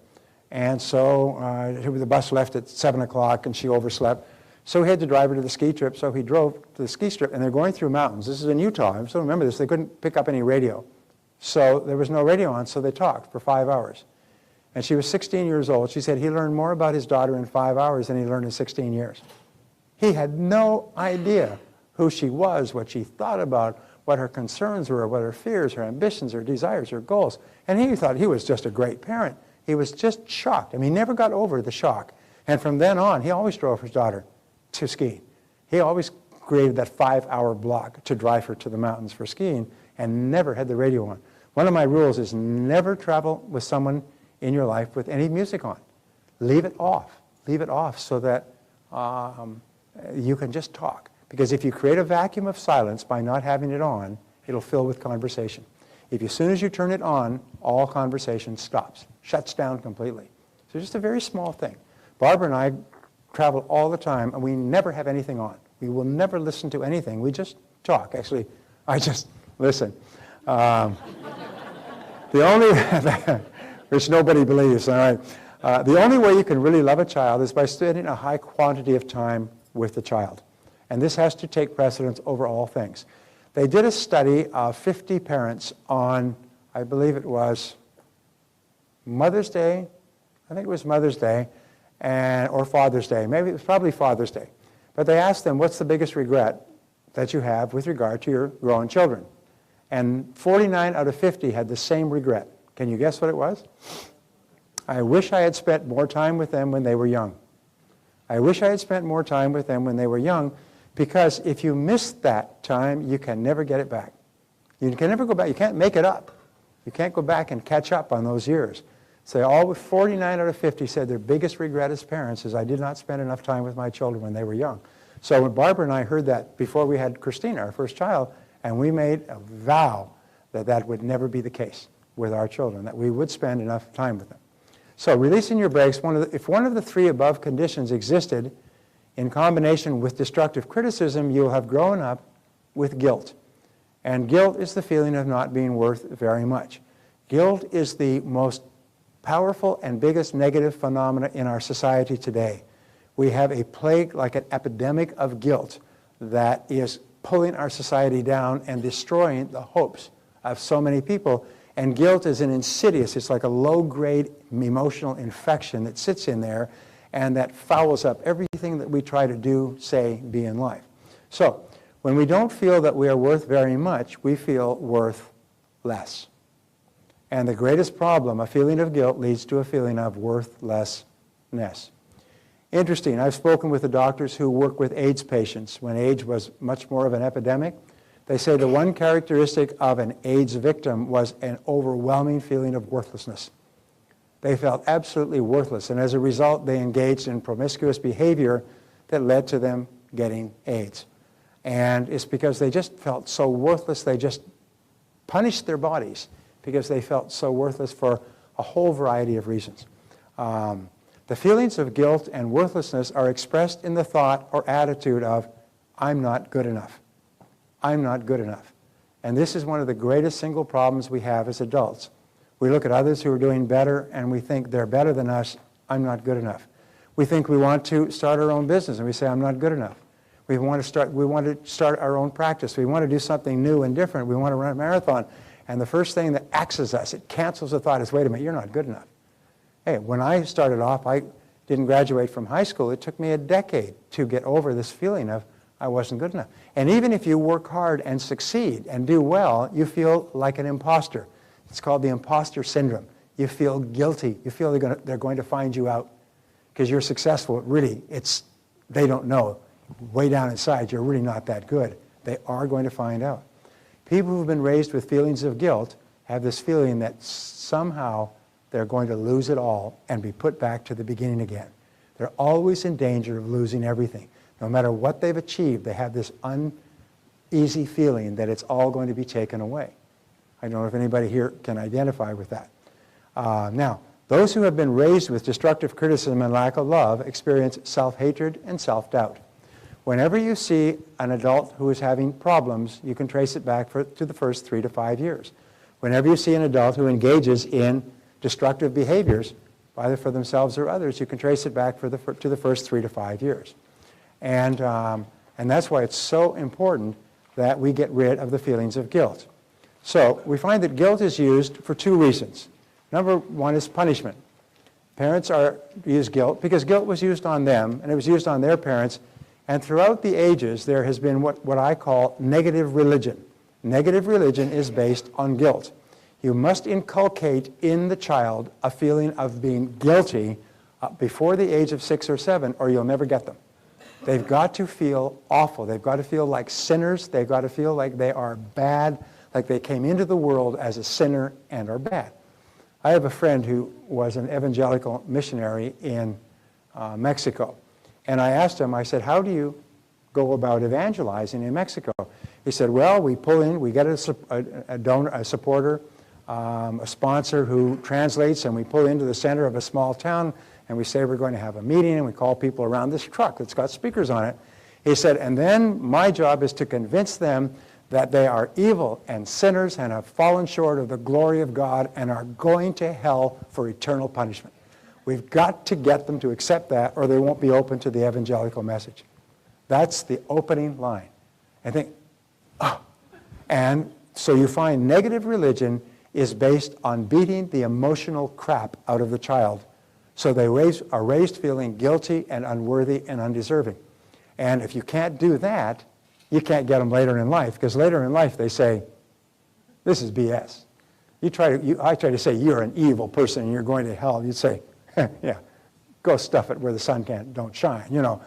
So what we did we raised our children with no religion. We told them God loves you and we love you, and they say, well, I don't love God. I don't believe in God. And they said, oh, God believes in you, so it's okay. Do what you want. So our children have grown up with no religion. And you know what? They've grown up to be wonderful young people with high values and great characters and everything else, but we've never imposed a religion on them because we know how dangerous it can be. So guilt is used as punishment, and parents use it as punishment as well. They say, how could you dare do that? And I was expecting you to do this, and you said you would do that, and I was hoping you would do this, and and they just work you, and they start it at a very early age, because you've got to get the guilt hooks in the young, or adults would just laugh at it. So second of all is the control, and they use guilt to control you. Many people are controlled by guilt by long distance. The mother can call you up and say, oh, I was expecting you to call. Why didn't you call? You were going to call. I haven't seen you. Why don't you visit? And they can use guilt at long distance. They can put those hooks in over 500 miles. So mostly mothers are brilliant at this, but fathers as well. And because they learned it, and the reason they use it for punishment and control is because it's easy. You can do it sitting down. You can do it from a couch. You don't have to get up. You don't have to hit the kid with a stick. You can just use guilt and grab them from the inside and pull them. I've met so many adults who are still feeling guilty because of what their parents do or did to them, and their parents are still working them. So, the adult manifestations of guilt, see if any of these apply to you. Number 1, feelings of inferiority, feelings of inadequacy, feelings of undeservingness. There's a school of thought that says that the feeling of undeservingness lies at the root of all negative emotions. Well, there's many things, but the feeling of undeserving, being undeserving of good things, being undeserving of being really happy. That's why if you're really happy for a time and you've been raised with feelings of guilt, you'll feel, oh my God, it's going to be taken away. Something's going to happen because I don't deserve to be happy all the time. Well, the fact of the matter is you deserve all the happiness that you can legitimately enjoy by doing something worthwhile in the world, by treating other people well and by making a contribution. People say, well, I feel I don't deserve. They call this fear of success. It's not fear of success. It's a desire It's a feeling of undeservingness. When you tell people you're entitled to all the money you can earn if you do it by legitimately helping other people and making a profit. And they say, really? I said, you deserve it all. You deserve the house on the hill and the big car and everything else. If you earn your money, because the word deserve comes from the Romans de servus, which is from service. If you earn your money from service, you deserve everything you can possibly make. I've had many people walk out and transform their financial lives with that one concept. And now their whole focus is not on the feelings of guilt, but their focus is on serving other people higher, better, inexpensively, more convenient, and so on. Number 2, destructive self-criticism. People who've been raised with a feeling of guilt are always running themselves down. Oh, I'm always late. I never do this. I always forget. I'm terrible with money. I can't remember anything. Is they're always saying negative things to themselves. And what that does is it keeps the parental destructive criticism, keeps it going, keeps the plate spinning as adults. Number 3, they're easily manipulated by guilt. You can be manipulated by strangers. Here's an example of the way they're taught in flight school. The flight attendants, they come by, and instead of saying, would you like another glass of water or Coke, they say, will that be all? Will that be all? Is there anything else? And they say it with just a little bit of an edge, like it would be a real inconvenience for me to bring you something.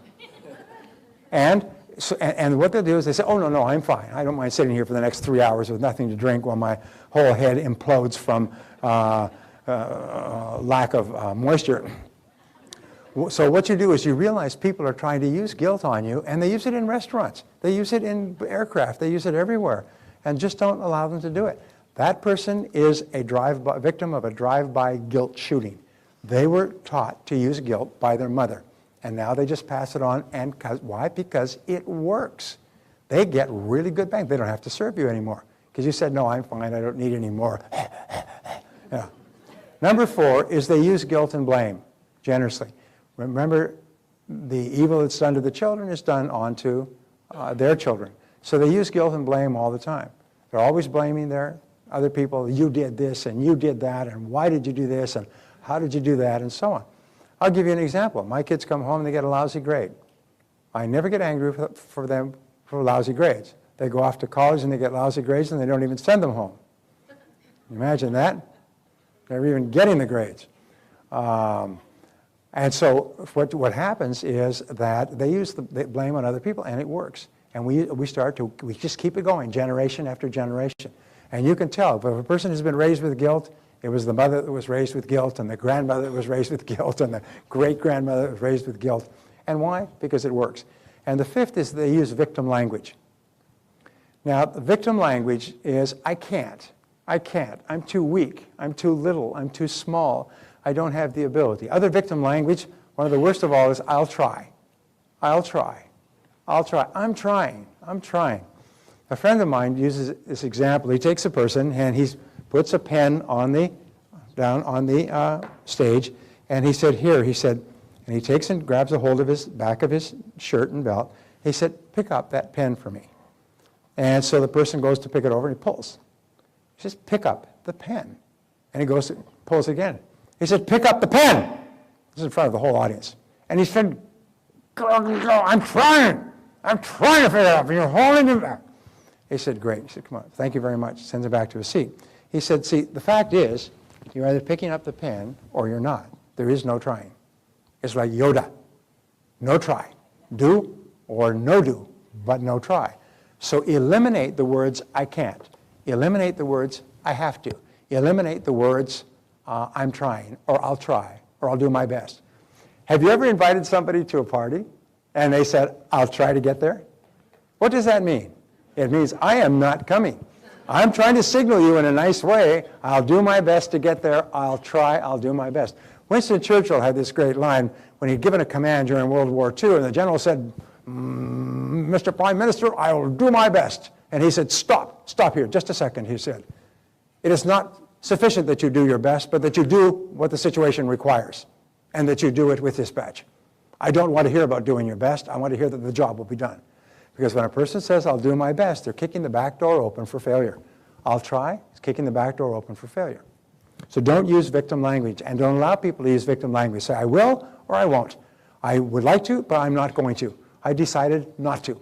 Thank you very much. I'm not going to. Could you do this? Could you do that? No, I would like to, but I don't have the time. And just tell them straight. Whew. Okay, so to rid yourself of guilt, here are the keys. Number one, eliminate destructive self-criticism. From now on, never say anything about yourself that you do not sincerely desire to be true. If you don't want it to be true, because the reason that you're late is because you've decided not to be on time. That's all.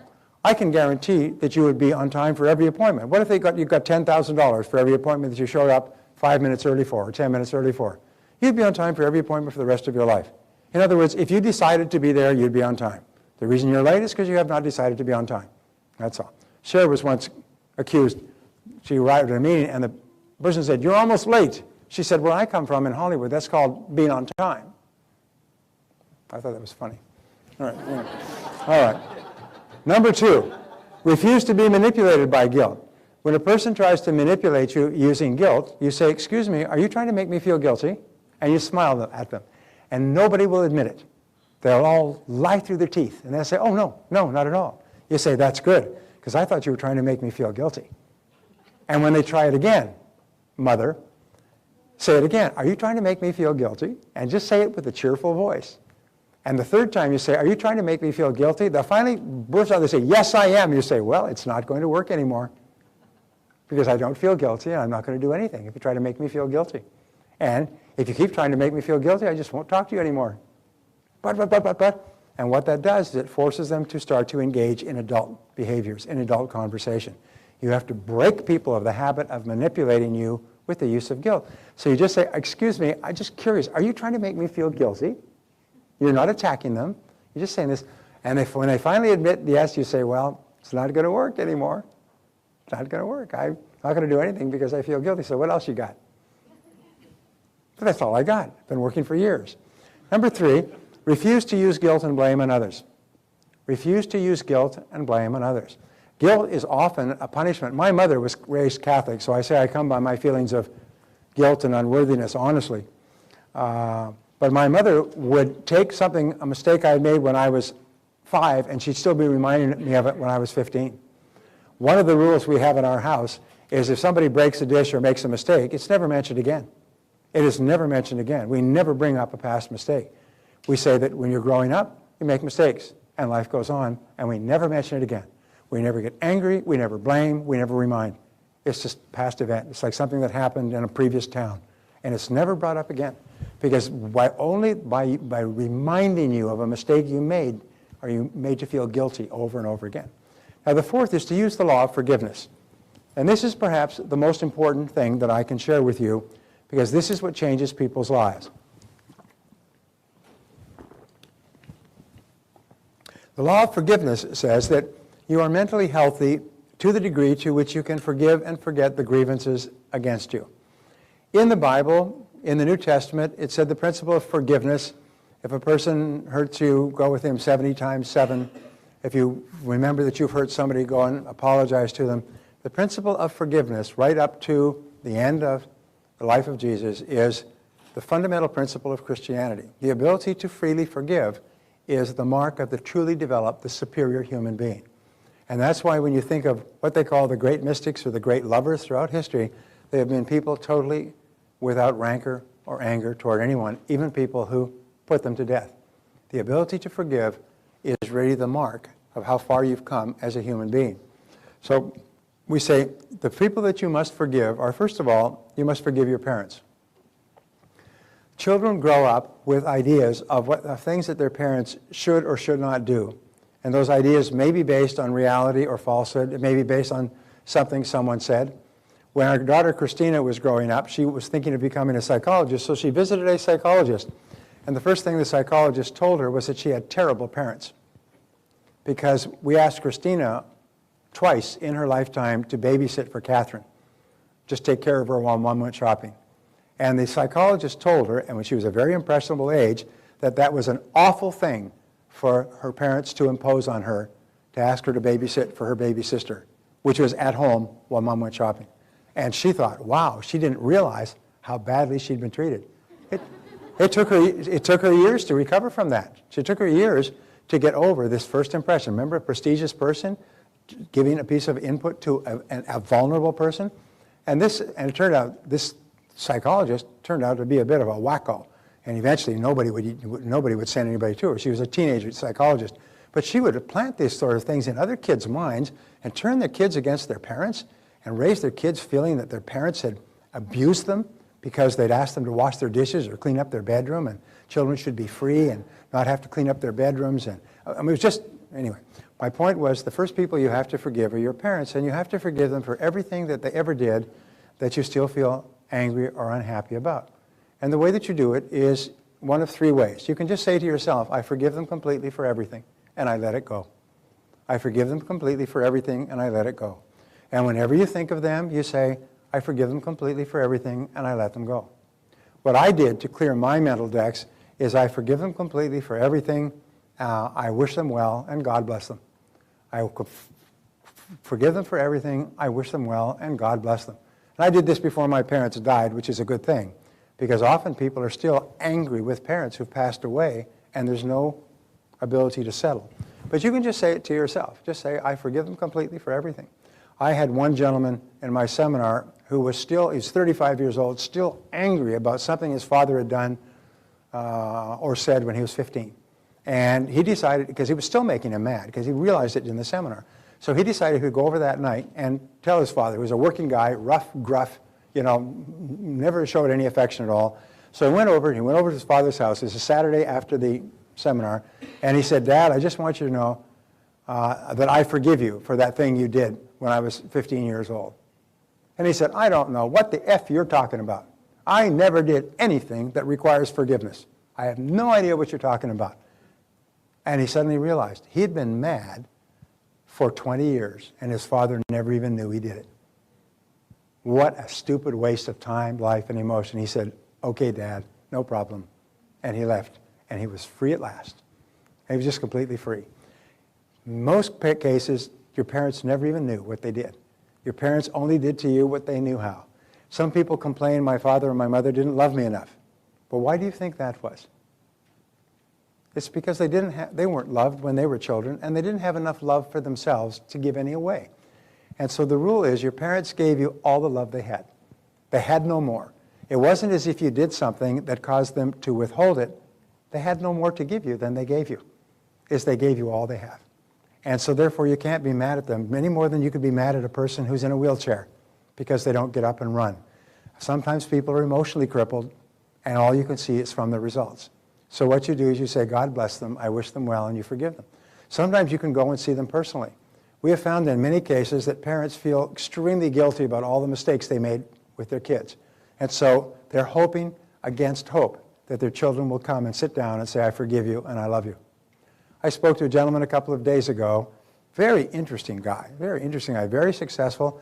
He said he never had any truck with his father. His father was gruff, difficult, abusive, angry. His father was on his deathbed when he was 32 years old, and he went to visit him on his deathbed and say, Dad, I forgive you and I love you. He says, I love you too, son, and he died the next day. That's the only conversation he had with him in 20 years. Never seen him, never spoken to him, never had a conversation. But he says, thank God he did it before his father died, so he could make peace. One of the most important things you can do is tell your parents that you forgive them for everything, and you love them, and you wish them well. And it's absolutely amazing. From that point on, you become an emotional adult. From that point on, you move from being a child with this big evil parent looming over you, you move up to emotional maturity. You jump over the canyon, and from then on, you'll have the best years of your life with your parents. When I went through this with my parents in my late 20s, from then on, we were like friends, and we had just a great relationship for the rest of our lives, which was another 10, 15 years, because you let it all go. As long as the baggage is there, you still remain a child to your parent. The child is still, the parent is still the rigid disciplinarian, lording it over you with the emotional stick. As soon as you forgive them, you're free, and you become an emotional adult yourself. Our country is filled with people who are emotional children, emotional cripples, because they cannot forgive their parents. They're still angry with their parents. I was doing a seminar in Orlando, and this gentleman came to lunch with him. He said he had to get divorced from his wife after about 10, 15 years. And his wife was about 35 years old. And he has to still meet with her because they had 2 children and they had children things to straighten out. And he said he had lunch with her the week before, and she started off complaining about her mother, and complaining about her mother, complaining about her mother. And he'd heard this so many times. They got divorced about 3 years ago because he just couldn't take the negativity anymore. And he said to her, he said, Harriet, he said, do you realize that you haven't lived with your mother for 18 years? Yes, but my mother did this and my mother... You haven't lived with her for 18 years. How many years more are you going to be mad about something that your mother did or didn't do when you were a teenager? Oh, yes, but my mother this and my mother... She was just like, just caught up with it, almost like Rain Man. You know, she could not let go of the fact that her mother did something that hurt her feelings when she was young. I read the story of a woman who's, when she was a teenage, she put on 20 or 30 pounds, and she came home one day and her father said, boy, you're sure looking porky. She was 35 years old and still an emotional basket case, still in counseling, because she had not recovered from her father saying, geez, you sure look porky. One comment, one time, when she was a teenager, and she was porky. And she still couldn't get over it. And she said she is still emotionally conflicted because she can't get over that comment from her father, which is one other way of saying be careful of what you say to your children because it can have a real negative effect on them. But look at the child. Why don't you let the child let it go? Okay. So we forgive your parents. Second of all, forgive everyone else. Everyone else in your world who has ever hurt you for any reason. And people say, well, I can't do that because of what they've done and because of what they hurt me and because of the cruelty and the years and the upset I had and so on. But remember this, forgiveness is perfectly selfish. As Emmett Fox says, every prisoner needs a jailer. Every prisoner needs a jailer. If there's no jailer, there's no prisoner. And so what happens is when you keep the person in prison, you remain the jailer. If you don't forgive them, you remain caught. Almost like like those chains and leg links that prisoners used to be on the chain gangs. They used to be linked together. You're linked to the person by the chain if you don't forgive them. So the reason you forgive another person is to be free, is to liberate yourself. You don't care if the other person drops off a cliff. Now, in time, you will be completely neutral with what happens to the other person, but you let it go completely. You just let it go. And you forgive them so you can be free. People say, well, I can't forgive that person. It's a perfectly selfish act. It has nothing to do with the person. As a matter of fact, if the other person knew that you were still upset about something that happened, they'd probably be happy about it. Now, would you like to go around ruining your own life and making that other person happy? You probably want to kill that other person, and you're thinking, well, I'm going to hurt them by destroying my emotional life on a day-by-day basis. Does this sound a little absurd, by the way? You know, I'm going to hurt them by punching myself in the face over and over. Just keep punching myself in the face until I bleed, and that'll get that person back in Cincinnati. That'll really punish them. You'd say, well, that's absurd. Imagine you took a hammer and say, that person at Cincinnati that I was married to, and whacked your hand with a hammer until it bled and the bones were broken. I mean, are you with me so far? This is absurd. And you know something? Physical pain you can take away with pills, but the emotional pain that you carry around with you is there all the time. So your job is to get free. And the way you get free is to just forgive everybody. You forgive people in your past, you forgive past relationships, past business deals, you just clean the deck, Because it's the mark of the superior person is they have no anger. They have no hatred. There's nobody that they're mad at. No matter what anybody else has done, that's their problem, it's not your problem. The third person is yourself. And you forgive yourself for every wicked, senseless, brainless, stupid, unkind, cruel, and ignorant thing that you've ever done. Now, all of us have done countless things in our lives that we feel badly about. And it's time to let it go. In fact, Emmett Fox says that clinging to negative experience in your past is actually a form of weakness. It's a form of emotional insincerity. It's a refusal to grow up and get on with your life. It's not a mark of being a superior person and feeling guilty because you made mistakes. It's just a form of weakness that keeps you away from reality. Because when you let everything go, you said, okay, I'm not perfect. And remember this, the person who made those mistakes in the past is not the person that you are today. In the past, that person made those mistakes. That was the person you were at that level of knowledge and maturity. You are not now that person today. The person you are today would never do the silly things you did in the past. Isn't that true? So therefore, don't beat yourself up today for a person that existed years ago. Because that was then and this is now. What you do is you say, That's not the kind of thing I would ever do now. And the wonderful thing is they say that wisdom comes from making mistakes. And you make mistakes in order to gain wisdom. And so what you do is you make mistakes in life, and the only thing you do with the past experience is what? And you learn from it. You say, what can I learn from that past experience? And then you take the wheat and you let the chaff go. So whenever you think of a negative experience, you say, all right, what did I learn from that that's made me a better person today? And I always think on paper. I write down all the things I can think of. And you think, well, I learned to do more of this and less of that, and not to do this and not to say that, or think before I speak, and to do more due diligence. Due diligence has been my favorite word during the economic bust, due diligence. I wish I'd done more due diligence into the background of people that I was doing business with. But I didn't, and life goes on. You know, the money's gone, life goes on.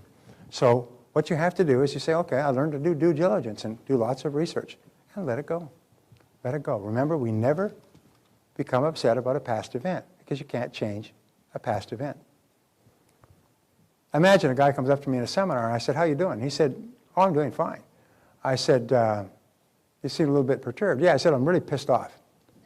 You're really pissed off? He said, yeah, I'm just furious. I said, well, what happened? He said, well, about 5 years ago, my wife, my family, and I decided to go on a picnic on Sunday, and we packed up everything on Saturday night. We're going to leave first thing Monday morning, about a 2-hour drive, and go on a picnic. And we got up on Sunday morning, it was raining. It rained all day. And we couldn't go on the picnic. And I'm still pissed. You'd say, whoa, bring in the guys with the white coats. I mean, you're still mad about the fact that it rained 5 years ago and you couldn't go on your picnic? You're still upset? Yeah, I'm still pissed. You think this person needs a checkup from the neck up. They're obviously got a serious problem. What's the point that I'm making? There are people that are still mad about things that happened 5 years ago that you can't change. They've gone forever. They've disappeared into the past, and they're still mad today for the mistakes they made or mistakes somebody else made. So what you do is you say, God bless them, I wish them well. I forgive them completely for everything. God bless them, I wish them well. And if you've done something to hurt someone else, go and apologize. Have the courage and the character to go to that person, write them a letter, make a phone call, send them an email, and just say, you know, what I did was really unkind and cruel, and I'm sorry, and I apologize. And then let it go. They say, what about the other person? You're not concerned about what the other person does or says or anything else. Just let them go. Many of us will feel guilty for years because we did something that we feel bad about. We did something that was unkind or cruel or something, and we feel badly about it, but it takes tremendous courage to go and say, you know, I thought about that, and in retrospect, I'm sorry I said or did that. I'm sorry about what happened. And if necessary, make recompense. If necessary, make compensation. It's really, really important. In the Bible, what is the word that they use is to repent. And to repent means to turn back. To repent means to turn back and go back to a past event and have done with it and deal with it honestly. And the whole purpose of those teachings is to free your soul so you feel happy about yourself. And just let it go. And once you've done it, by the way, you just let it go. Now, number 8. The last thing, which is not in this, and I'll leave you with, is, we'll take a break now. The last thing has to do with what we call the letter. And the letter may be written in your workbook. Please excuse me because I've only been over this about 25 times and 30 years. So we go through here, releasing your brakes. Okay.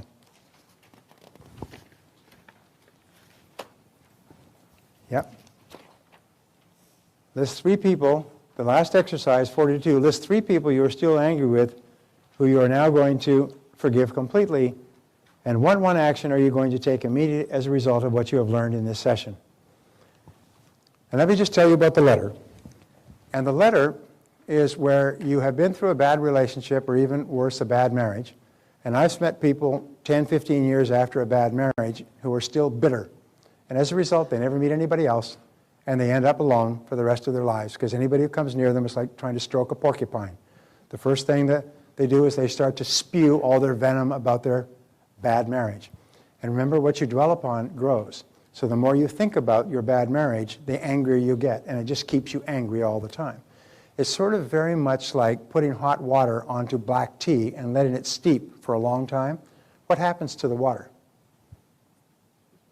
It gets blacker and blacker and blacker. And the more you dwell on a negative experience, the blacker and blacker your thinking and feeling becomes. So here's how you liberate yourself from a bad relationship. What you do is you write the letter. And the letter has 3 parts. The letter is, I have thought over our marriage relationship, and I forgive you completely for everything that you ever did or said that hurt me in any way. That's the first line. The second line is, to be specific, I forgive you for the following, colon, and you can write down every single thing that you think the person ever did to hurt you. Some people will come up with several pages. The last thing is, I let you go and I wish you well. And then you take the letter and you sign it, and you go down to the mailbox and you mail it. You don't email this, by the way, you have to write it, psychoneuromotor activity, and you mail it. Now here's the most astonishing thing. From the time the letter becomes irretrievable, you drop it in the mailbox and it's gone, suddenly all the negativity of the relationship has vanished. It goes. It's almost like a zapper. As soon as the letter of forgiveness and wishing them well has been mailed, you're free. You're free at last, free at last. And you walk home singing. It's the most astonishing thing. I've had people come back from all over the world say they couldn't believe it. I had this man in my seminar, and he was sitting there, and he was, and you could see he was having some problems. And he came back. It was a 2-day seminar at that time. He came back the next day, and he was smiling, and he was beaming. He said, he changed my life yesterday. And I said, let me tell you what happened. Here's what happened. He and his college buddy formed a business. And they built the business for 10 years. And they built it into a multi-million-dollar business. And they both got married, and they both had children. And they're both the best of friends. And they worked together, and they built this business. And arm in arm. And they were just really successful.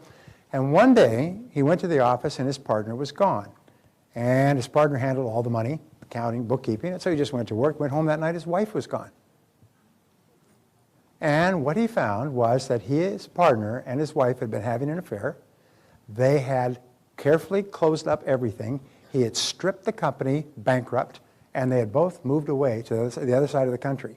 And they had carefully written, he'd signed whatever they put in front of him. You know, we just need this for the bank, and he'd signed it. So he ended up on the hook for everything, and they ended up with all the money, and it was legally untouchable. And then they moved away and left basically 2 families with children, and took all the money, left him bankrupt with I think, two or three children. And was this guy entitled to be a little bit angry? I mean, we're talking smoking here. I mean, he was angry, and he was angry. This happened about 4 years before, and he had to work his buns off for 16 hours a day to save his business. He had to take complete responsibility for his children, and he was just fuming. I mean, his best friend and his wife had stabbed him in the back so deeply, he was entitled to be angry. Would you say? He had not done a thing. He had been an innocent player this whole time. But he came to this seminar, and after he went home, he wrote the letter. He wrote the letter to them. He knew their address. He wrote the letter to their address, and he wrote it to both of them and said, I forgive you completely for everything. I forgive you for bankrupting the business and leaving me and blah, blah, blah, and I wish you well. Have a good life. And he dropped the letter. He said, as the letter dropped, it was like the burden had been lifted off of him completely. So sometimes there are things that you can do to unlock that brake on the front wheel of your Mercedes-Benz mind and emotion and just release it completely. And a letter is very simple. But forgiveness is the most powerful technique ever discovered to free yourself completely from negative emotions, from all the ones in the past and all the ones to the present, and do it on a go-forward basis. So there's never anybody that you're angry with. No matter what they do, you are not going to give them the honor or the right of being angry with them. Is when the movie Patton says in his opening talk, he said, and I don't want to hear any calls from the front saying we are holding our position. We are not holding our position. He said, we are not retreating. He said, I don't like to pay for the same ground twice. He said, we are moving ahead. We are going to kill the enemy. We're going to go through him like crap through a goose. Remember that movie, Patton?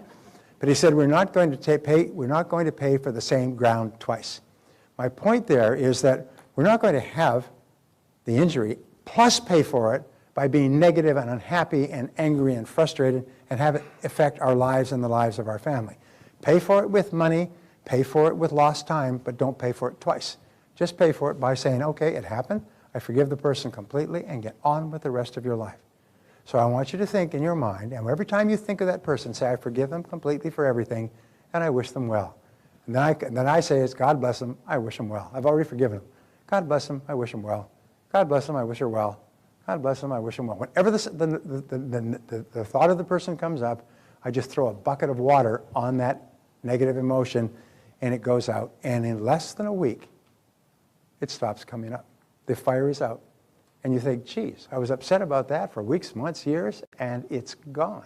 Because you cannot wish a person to say, God bless them and wish them well without feeling great about yourself. And if you do that, you become completely liberated.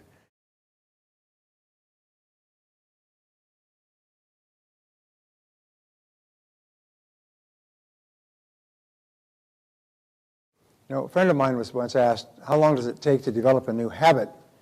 And the question is, they say maybe 3 weeks, 4 weeks, maybe a month, maybe a year.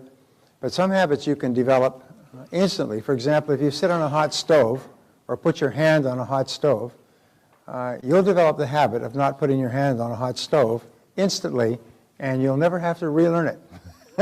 So for the rest of your life, with one quick experience, you'll have developed a habit of never putting hands on hot stoves. From now on, you'll check the stove before you put your hand on it.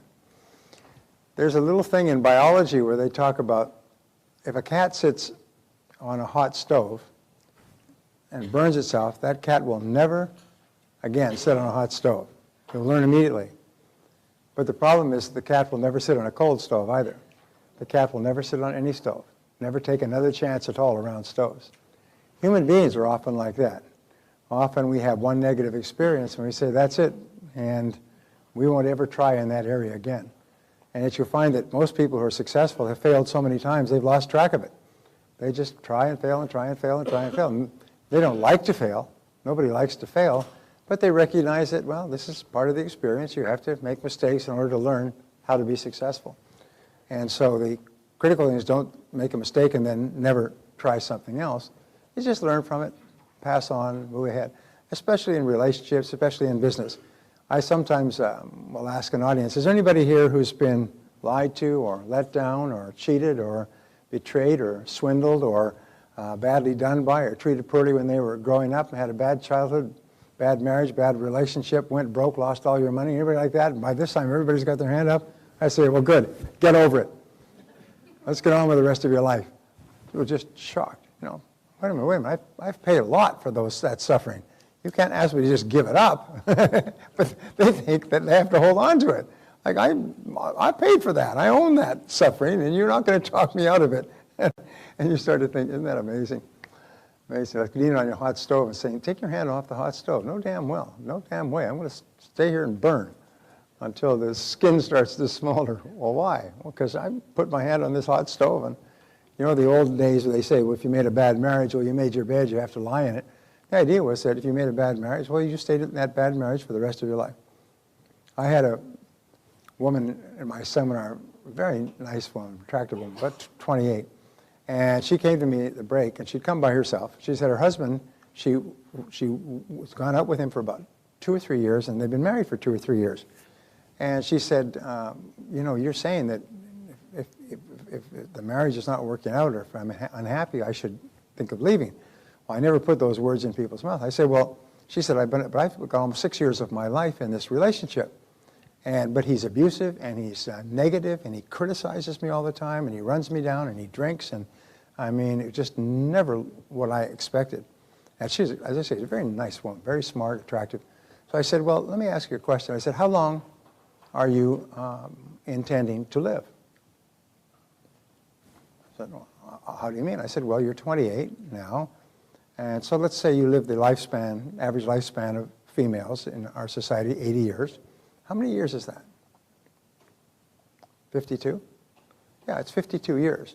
So now you have a choice. You can take the 5 years that have gone by, which is the past in your relationship, or you can look at the next 52 years. Do you want to be still in this situation for the rest of your life? She said, oh my God, like OMG, OMG. She said, oh my God, her eyes opened up.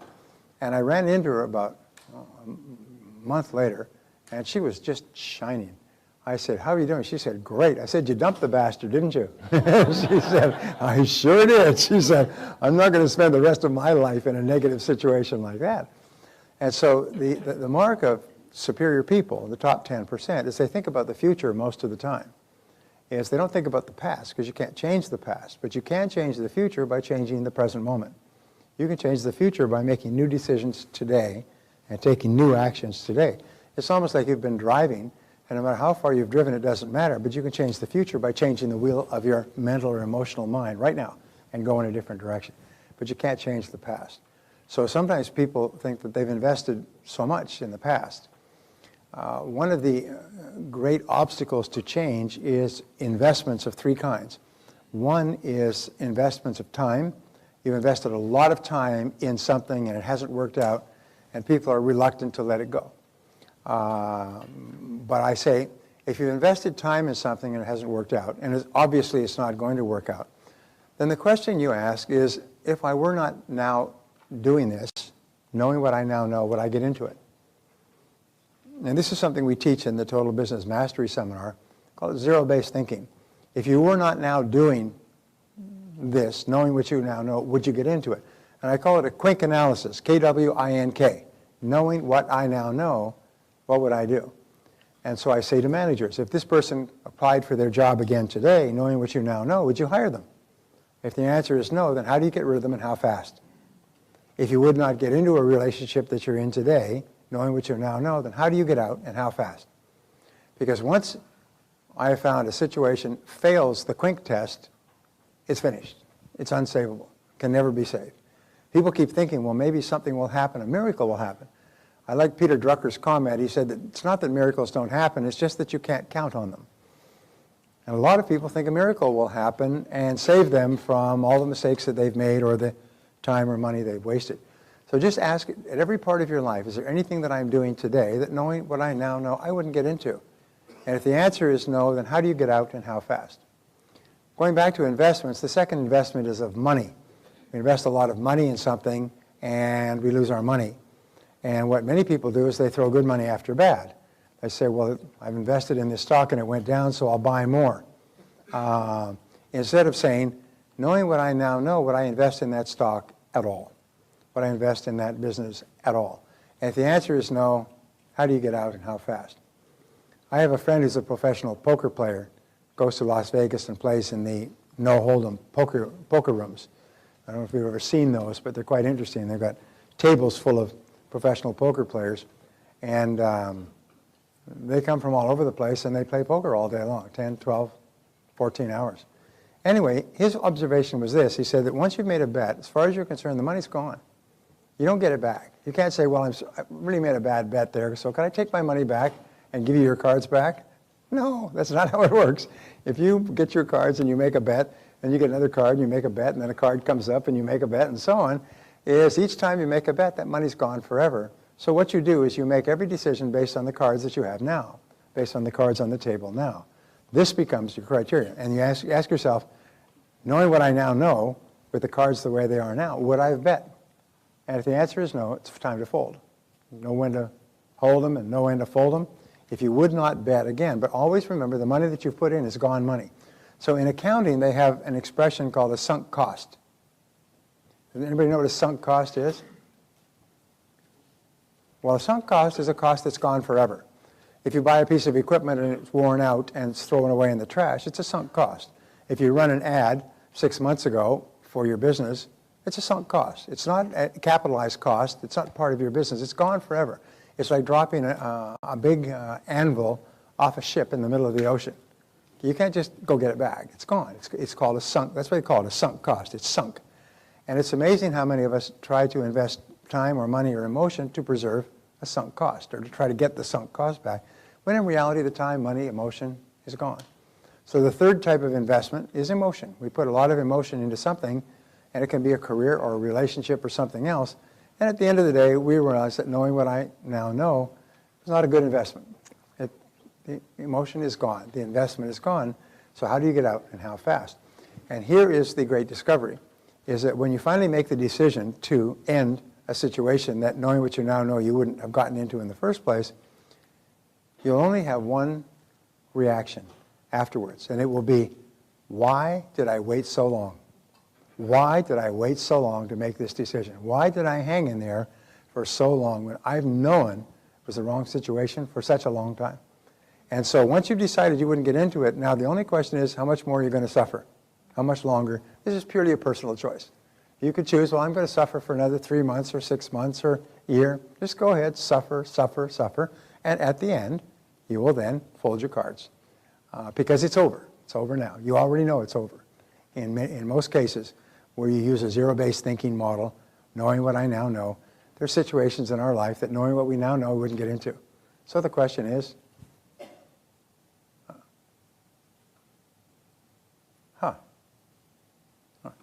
the question is, knowing what you now know, would you get into it? Well, let's look at the worry buster. Negative imagination is thinking about things we don't want to happen that cause enormous amounts of stress and distress. In other words, we worry about things. We call it negative imaginations. We're imagining things that we don't even want to happen. So we say, so negative imagination. We say worry creates fear, which can be described as fantasized experiences appearing real. Fantasized experiences appearing real. Because here's some of the discoveries that they've done with regard to worry. Worry is a sustained form of fear caused by indecision. It's a sustained form of fear caused by indecision. In other words, you're not in, you're not out. You do it, you don't do it. And so the only real cure for worry, as we'll come to, is decisive action. Get busy, take action, move forward. You see, the mind can only hold one thing at a time, positive or negative. If you get so busy working on your situation, you don't have time to worry anymore. So a study was done on the things that people worry about. 40% of the worries people had never happened. 30% of the things were in the past for which nothing could be done. 12% were needless worries about health. And 10% were petty worries about little things. Did I park the car right? Did I leave my stuff in the car? Did I bring everything for the seminar? Only 8% of the worries were about something substantial, and of those, 4% were out of their control. So basically what we find is that 96% of what you worry about is a waste of emotion. There's a businessman who never worried about anything, and they said, why don't you worry? He said, I do worry. He said, I worry for 1 hour every Saturday morning. And what I do during the week is when I think of something that I'm worried about, I write it on a piece of paper, and I put it into this box. And then I don't think about it till Saturday morning. At 9 o'clock on Saturday morning, I go and get out the box, and I just go through all the things I was supposed to worry about during the week. And surprise, surprise, by Saturday morning, 80-90% of them have disappeared. So he says, I'm going to worry, just not now. I'm just going to worry. I'm going to have a worry time on Saturday morning. And as a result, he never ends up worrying. And you should do the same thing. Just take a little box or an envelope. Whenever you think of something you're worried about, write it on the envelope and say, I'll have worry time on that later. But you'll notice if you get really busy, you forget to worry. You can be busy all day long and you forget to worry all day long. You think, oh my God, it's 5 o'clock. I haven't worried about that all day.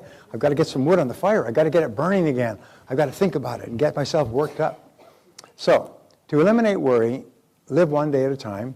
That's one of the great rules. Live one day at a time. Get the facts. Before you start worrying, there's a rule that says, just for today, I will remain calm. Just for today, I will not think about the things that make me upset. Just for today. And anybody can live one day at a time. In Dale Carnegie's famous book, How to Stop Worrying and Start Living, the very first day, he talks about living in day-tight compartments. The very first chapter, he says, the key to not worrying is to live one day at a time. And don't worry about things that may happen in the distant future. In the Bible it said, sufficient unto the day are the cares thereof. So just be concerned about what's happening today, which is under your control. The second is to get the facts.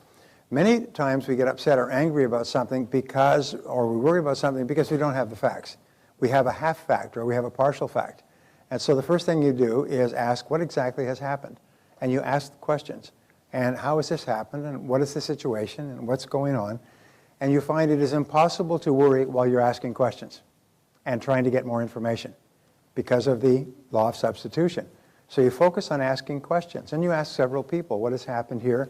Until you have a very clear idea. And very often you'll find there's nothing to worry about. Very often you'll find that what you thought you need to be concerned about is really not a problem at all. In fact, you may have even had the wrong facts when you started worrying about it. The third thing you can do is use the worry buster technique. Now, the worry buster technique is one of the greatest techniques ever discovered. It's a life changer. It changes people's thinking forever. It's certainly been very helpful to me. Is you define the worry situation clearly in writing. So let us say that you're having severe financial problems. Then write down clearly, my problem is that I need X number of dollars by May 31st, and I only have X number of dollars, so I'm this many dollars short. In other words, get clarity about the worry situation. Many people are worried about something, but it's very vague and turbulent in the back of their mind. So when you're forced to think on paper, think on paper, think on paper, 50% of all worries are cured when you write down what you're worried about in the first place. If you're working with other people and you have 3 or 4 people in a discussion and you're all worried about something, you say, all right, exactly what is it that we are worried about? All 4 will have a different definition.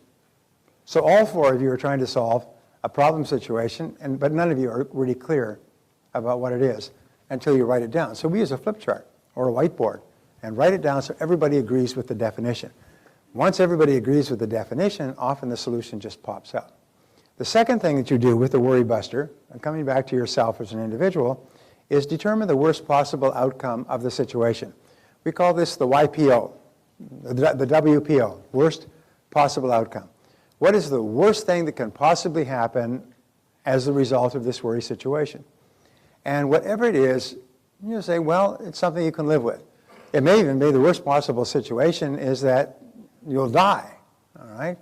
Now, if that's the worst possible thing that can happen, no matter what, well, then what you do is you say, all right, well, if that happens, it happens.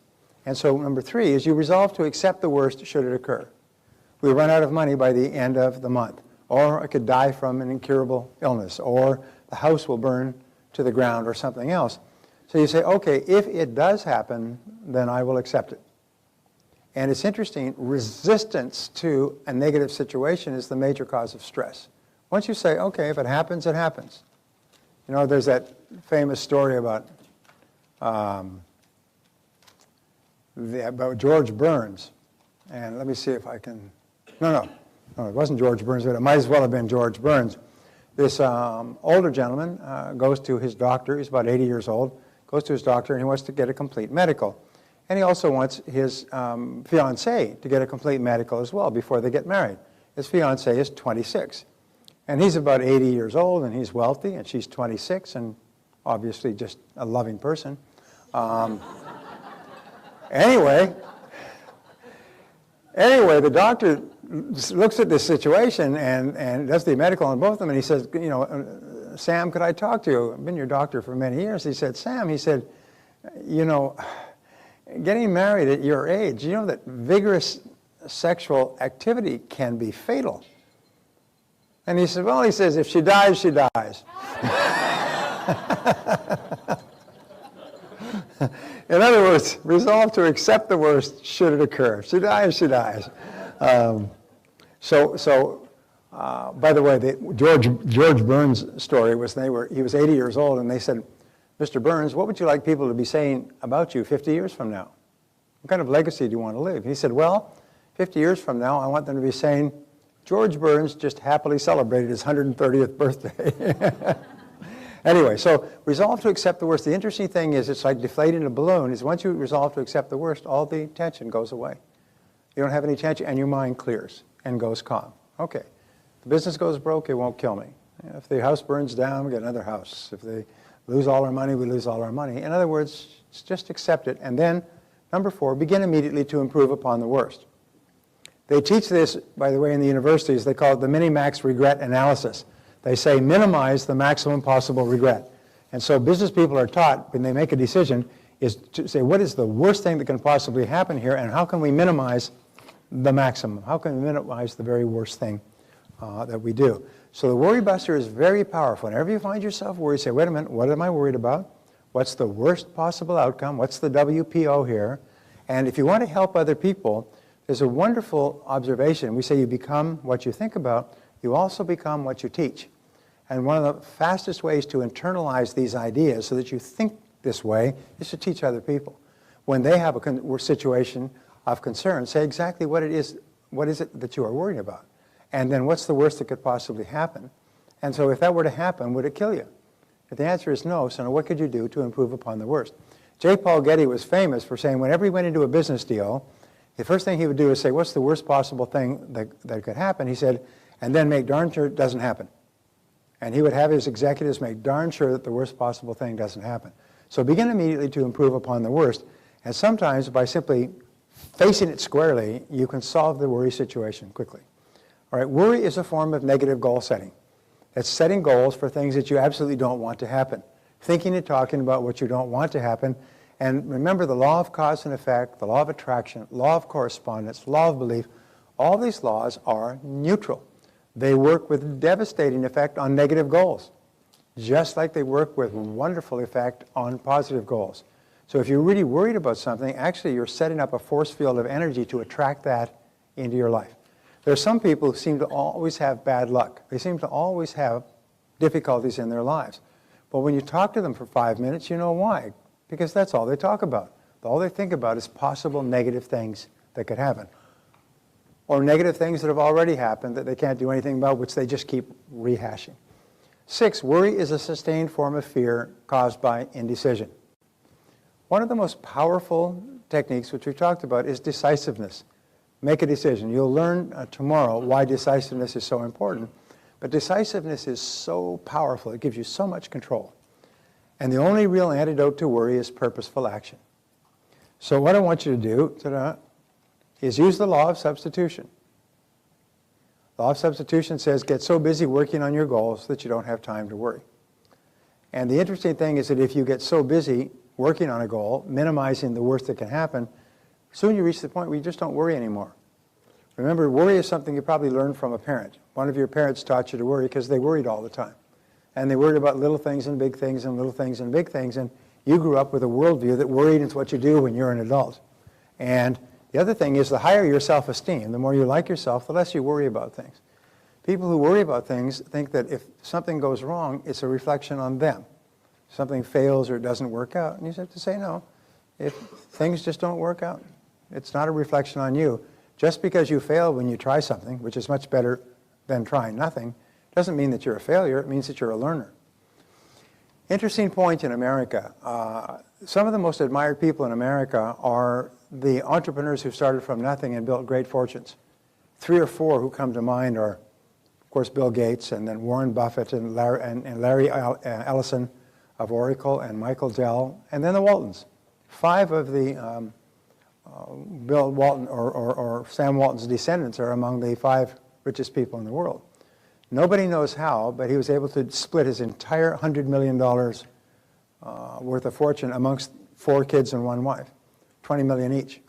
And nobody knows how, and the documents, all the trust documents were sealed. No taxes.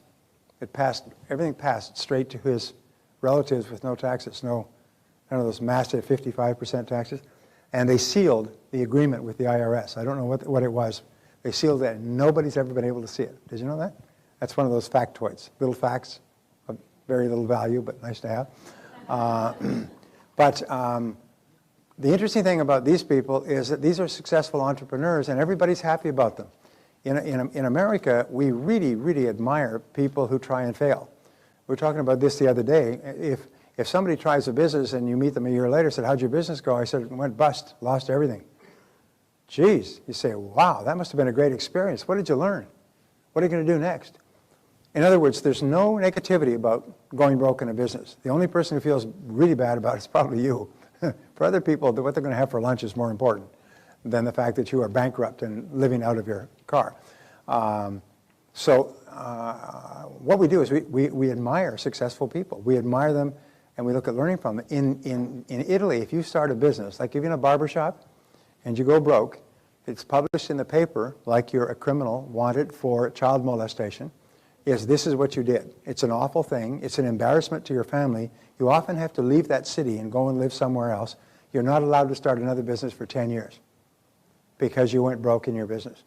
In other words, it's a real badge of shame to have tried a business and started. That's why the level of entrepreneurship in European countries is very low. Whereas here, you can start a business, go broke on Friday, start a new one on Monday. And you can start it online for $49.95 with Legal Zoom, and you're in business. Even before you can get business cards printed, which you can do online as well. and you could be in business on Monday morning. There, you may have to stay on the sidelines for a decade before you're allowed to start another business. So therefore, never be concerned about failing, and never let the possibility of failing hold you back. Which brings us to programming your mind for success. But before we do that, I'd like you to fill out this little exercise here and write down the worry situation, the things that you're worried about, and they're basically, 4 or 5 categories. They're your relationships with other people, they're money, business, they have to do with health, they have to do with sales, income, and maybe things that have to do with other people and not in your business. So write down 3 to 5 things that you are worried about, and write down the worst possible thing that could happen. What's the worst that could happen if everything went to hell in a handbasket? And then fill out number 2. What specific steps will you take immediately to improve upon the worst possible outcomes in the first 3 above? What specific things will you do? What decisions will you make? What will you get into or get out of?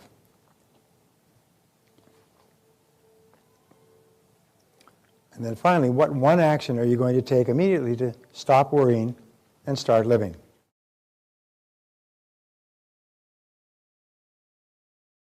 One last point with regard to worry or negativity of any kind. Vince Lombardi once wrote these wonderful words. He said, "Fatigue doth make cowards of us all." And if we get really tired or worn out, especially physically tired or emotionally tired because we're in an emotionally stressful situation, and you get worn out, everything becomes exaggerated. You become more worried about small worries. You become angrier about small irritations. You become more depressed about reversals. You become fatalistic and think about quitting. So sometimes the very best thing you can possibly do is to just shut it all off and get a good night's sleep. Just go to bed early and just get a good night's sleep, and just sleep 8 or 9 or 10 or 12 hours. Everybody's had the experience where they just say, I don't have to get up tomorrow morning, I'm just going to sleep until I can't sleep anymore. You sleep 10 hours and you can hardly believe it. And then all of those things that were bothering you the day before, well, they weren't really that important. So sometimes it's really important to get lots and lots of rest. In the Jewish religion, there's what is called a Sabbath.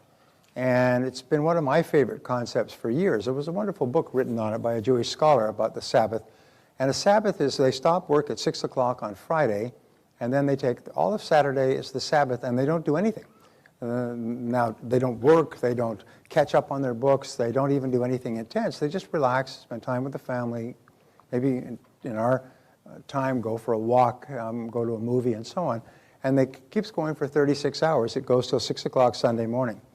And so what that means is you get 2 really good sleeps. I always think of sleeps. How many sleeps did you get? When Barbara and I go on a vacation, we find that you've got to be away for at least 2 sleeps. You can't go on a vacation on Saturday to a nice place, sleep there Sunday, come back and then come back Sunday. It's not enough time for a vacation. 3 sleeps is better, but 2 sleeps is the minimum. But a Sabbath gives you 2 sleeps. It gives you 2 full nights of sleep where you completely relax, and you'll find that if after that 36 hours, the whole world looks different. You're much more relaxed, you're more positive, you see more possibilities, you're more creative, you see things that you can do, you have the energy to take actions, and so on. So sometimes if you get really tired or if you get burned out emotionally because of a stressful situation, the smartest thing you can do is nothing. Just relax, just back off and get lots and lots of sleep.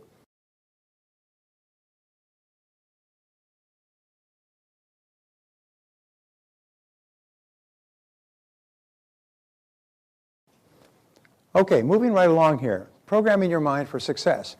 You know that a computer, if you program a computer, it simply operates on the basis of the computer, on the basis of the programming. If you want to get different results in your outer world, you have to put in a different program for your mental programmer. So this is how we do it. We say your self-concept is your bundle of beliefs inside that determines everything that happens to you. Remember, all change begins with a change in your self-concept, the way you see yourself and think about yourself and believe about yourself. There was a man many years ago, very famous, true story. His name was Victor Sarabriakov. And I learned this story from Zig Ziglar. And Victor Sarabriakov was the parent of immigrant laborers who came over from Russia. And he grew up and he went to school, and he seemed to float through school. He did whatever schoolwork was necessary, but he daydreamed a lot, and sometimes he read other things and looked out the window. And they concluded that he was probably mentally retarded, did not really have, he had learning deficiencies, wasn't really set up to be very successful, and so he was just passed through on the never, never, never get failed plan, you know, where they just keep passing the problem kids on to the next grade and it doesn't come back.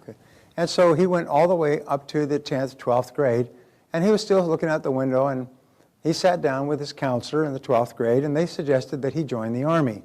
Because in the Army, he could get a nice job, you know, cleaning latrines or being a carpenter or driving a truck, where they would provide for him for 25 or 30 years, and then he could have a nice pension, and he could retire, and he would be safe and secure. And he didn't think much about that, so he left school and he drifted, and he worked as a farm laborer, and he worked as a janitor, and he worked cleaning up motels, and he just drifted across the country. And one day, when he was down on his luck, about 2 years later, he'd been drifting around, he's now about 20 years old, he saw a sign, you know, the Army needs men. And he remembered the recommendation from his guidance counselor in high school, so he went in and he applied to enroll, to register, what do they call it, to sign up for the Army. Pardon? To enlist, yes, to enlist, thank you. So he went in to enlist, and they said fine, and his background was average grades in high school and labor for 2 years, not great Army material. So they gave him a battery of psychological and intelligence tests. When they came back with the tests, his IQ scored at 172. And they said, no, there's something wrong here with this test, this score. So they tested him again. They had him take the test again, came out at 176. His IQ was higher than Einstein's of 170.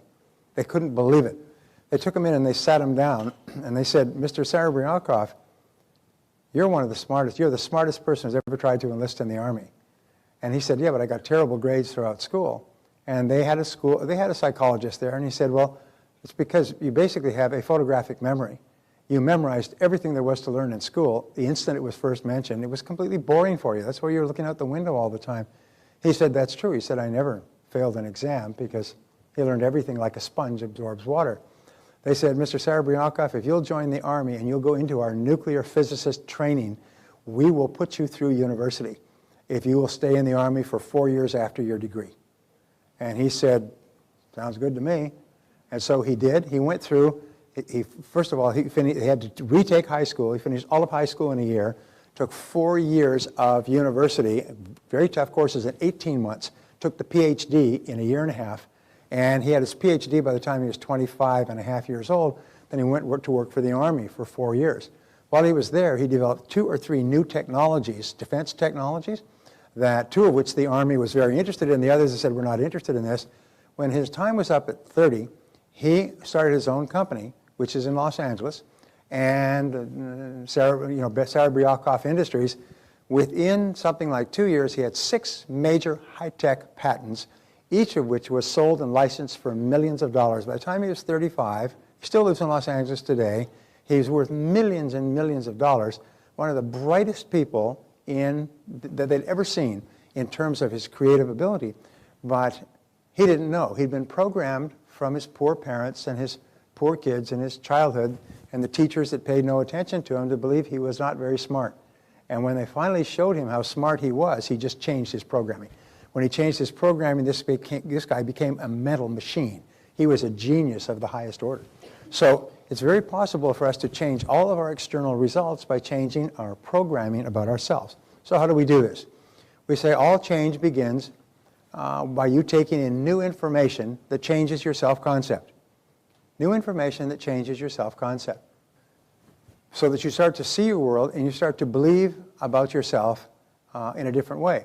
If someone were to say to you, and I do this all the time, by the way, David and I used to go into restaurants or various places, and the person would be really, really nice and really, really helpful. And I say to David, I say, what kind of a future does that person have? And he'd say, she has a great future. And then we go into a place where they're rude and indifferent and uncaring. I say, what kind of a future does he have? And David would say, he has no future at all. And so we divide people into people with future, no future. And you can tell people with future because the way they do their job in the moment is the best predictor of their future. And so when I go into a place and the person is really, really helpful, I will call them and take them aside and I'll say, you know something, you're going to be a big success. You are going to be a big success later in life. This is my area of specialty and I know that. And they say, no, well, you don't realize, and they're young people and they're working hard. And I said, no, you have star quality. You're going to be a big success in life. And I just leave them with that like a big tip. I also leave a tip. I just leave them with, I will stop and turn around and I'll go back to people that I've met in passing and I'll say, you know, you have incredible qualities. You're going to be a big success in life.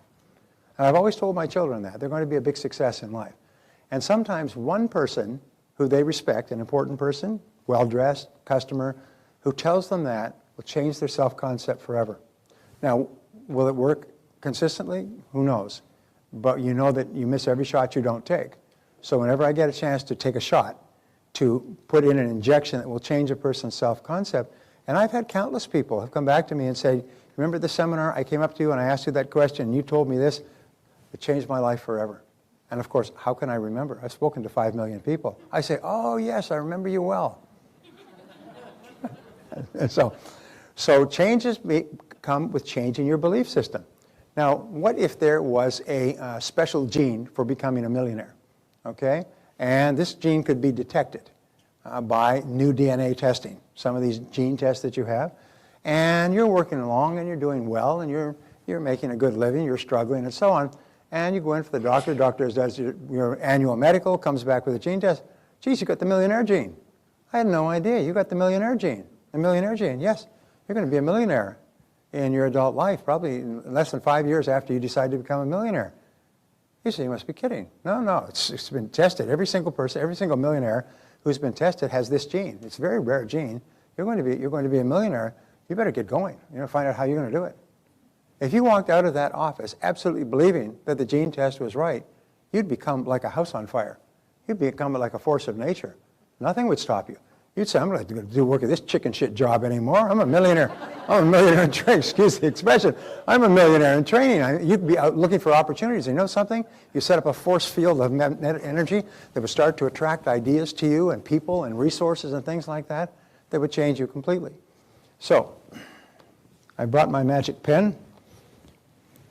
This magic pen was given to me by the gnomes of Zurich, the ones who make all the financial decisions in the world. And by the powers invested in me, by the gnomes of Zurich, I hereby declare you all millionaires. From this moment onward, you have the millionaire gene. Your job is simply to realize that you're a millionaire looking for a place to happen. And your job is to go and find a place to happen. And I can promise you this, if you believe that, you start to see your whole world differently. First thing you do is you read my book, Success Secrets of Self-Made Millionaires, or listen to the audio, I'll give it to you, not a problem. Or read The Millionaire Next Door to find out for 25 years of research into who they are and how they think. And you read other books on research on millionaires, and you start to think, hey, I'm one of them. I'm reading this book all about millionaires. Hey, these are my buds. These are my bros. These are my homies, And you start to think like that. I'm one of them. They're one of me. Pretty soon I'll be in this, and they'll be using stories about me. When you start to think like that, if money is a concern of yours, and I know that money is not a concern for many of you, and we say anybody who says that will lie about other things as well. But the point is that if you start to think that you have a millionaire gene, like you are encoded, you're programmed to be a millionaire, it starts to change everything. That means that you're guaranteed to be a millionaire if you'll just get on with it and start to produce value at a high enough level that you can be paid well and you can hold on to it. That's not a bad idea. So, programming your mind for success, the psychology of becoming says that you are in a constant state of becoming. Each one is in a continuous state of growth and change. And I like to do it like this. It's almost like this is you, and you're continuing moving forward, and you're growing and changing depending upon the information that you're taking in. Now, the great tragedy is that if you always do what you've always done, you'll always get what you've always got. So if you're continually taking in the same old information, whether it's frivolousness or television set or TV or Twitter or something else, if you just keep taking the same thing and keep hanging out with the same people and reading the same papers, then nothing will change. The natural tendency is you just go on forever.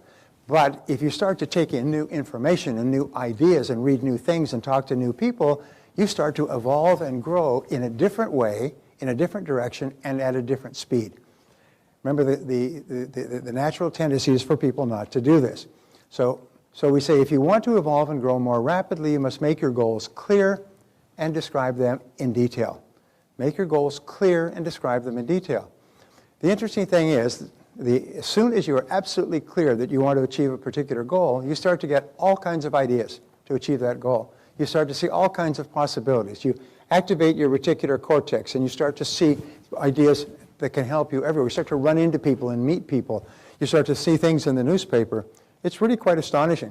I remember reading a story of a serial entrepreneur, and he'd made many millions of dollars in different businesses. And one day he was reading the Wall Street Journal, and there was a little filler, just a little piece about 2 inches, one column by 2 inches, and it said sales of Italian racing bicycle, imports of Italian racing bicycles increased 37% in the last 12 months. And that's what it was, just a little thing from one of the Department of Trade publications. So he said, 37% growth rate, that's pretty good. He said, I wonder why that is. So he started to do some research.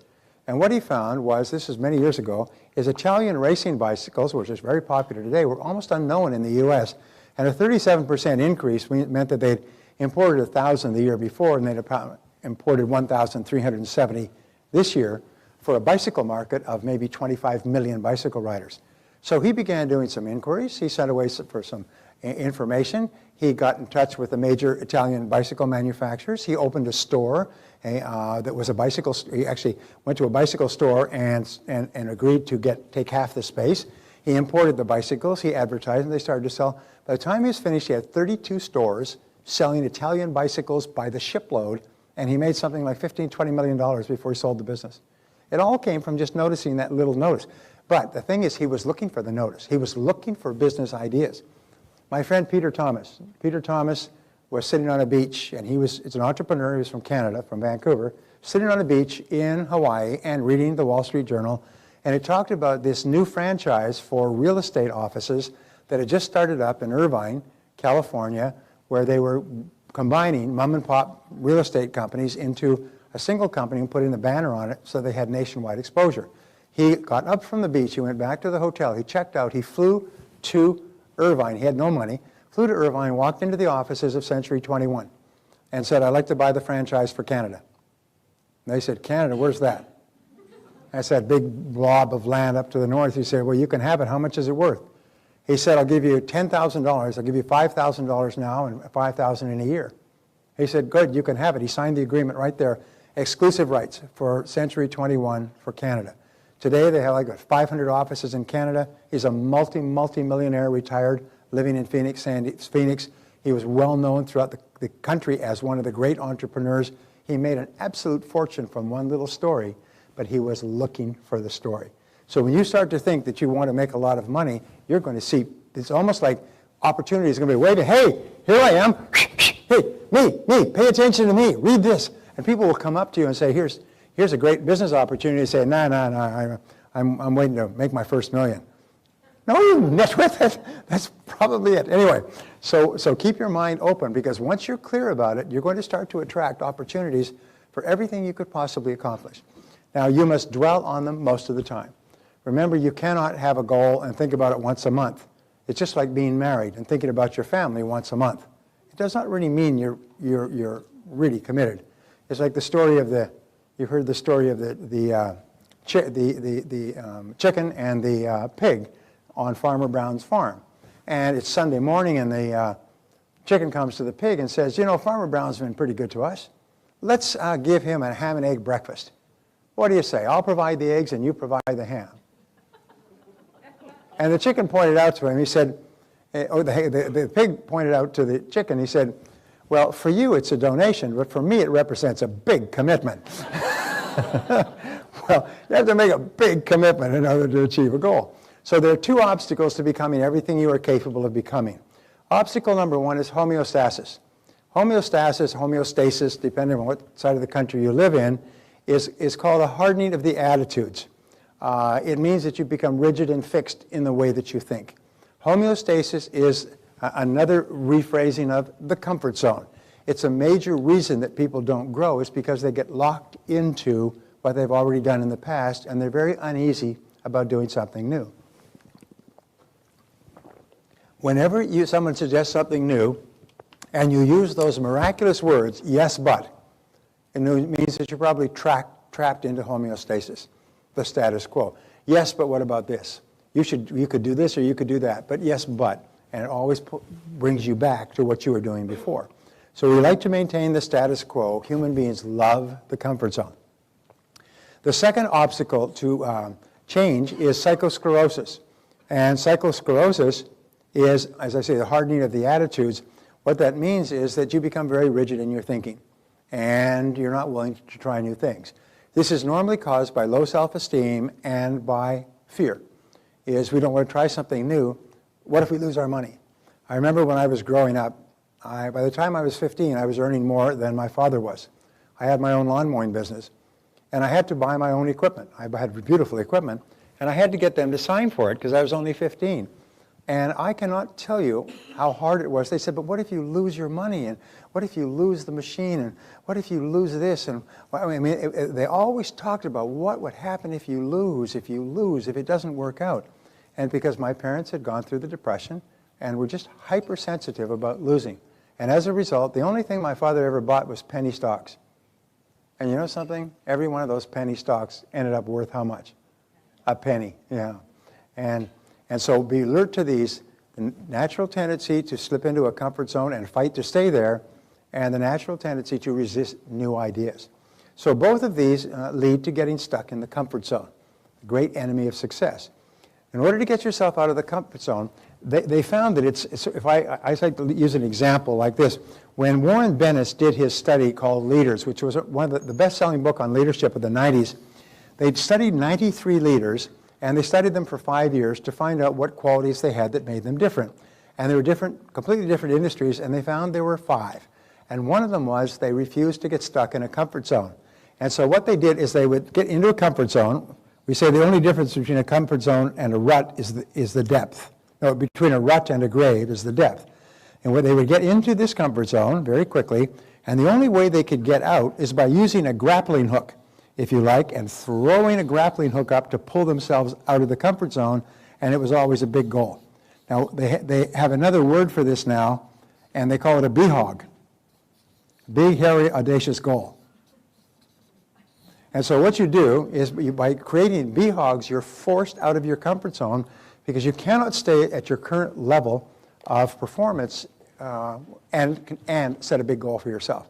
The goal forces you to think bigger, which is why we talked about putting a 0 at the end of your income goal. It forces you. There's no way that you could achieve that doing what you're now doing. You're going to have to do something different, and you're going to have to do it in a different place in a different way. So the bigger the goals you have, the more likely it is you break out of the hold of homeostasis and psychosclerosis. So we say there are 2 great powers that control everything that happens to you. The first is the power of love. The power of love is the greatest power in our lives. It's been said that everything we do is either to get love or to compensate for lack of love. From the time we are children, moving from discomfort toward comfort, moving from pain toward pleasure, we're always striving to get the unconditional love and affection and respect of the people who are most important to us. And remember I said earlier that we strive for all of our adult life to compensate for what we felt we were deprived of as children. And so you can see, I came from a family that had no money, so I've always strived to be financially successful. Striven, I think is the word. Striven. Reminds me of a story in terms of past tense of this woman from Boston, a businesswoman, is on a business trip, and she gets to Halifax. And there is a dish in Boston that's very popular. It's called Boston Scrod. And it's a dish that comes from the fish and that are caught off the waters of the Northeast. So she checks into this hotel in Halifax. Should I tell this story? Probably not tell this story. She checks into this hotel in Halifax, and she's been traveling all day, and she says, I've been traveling all day. Is there any place around here that I can get scrawed?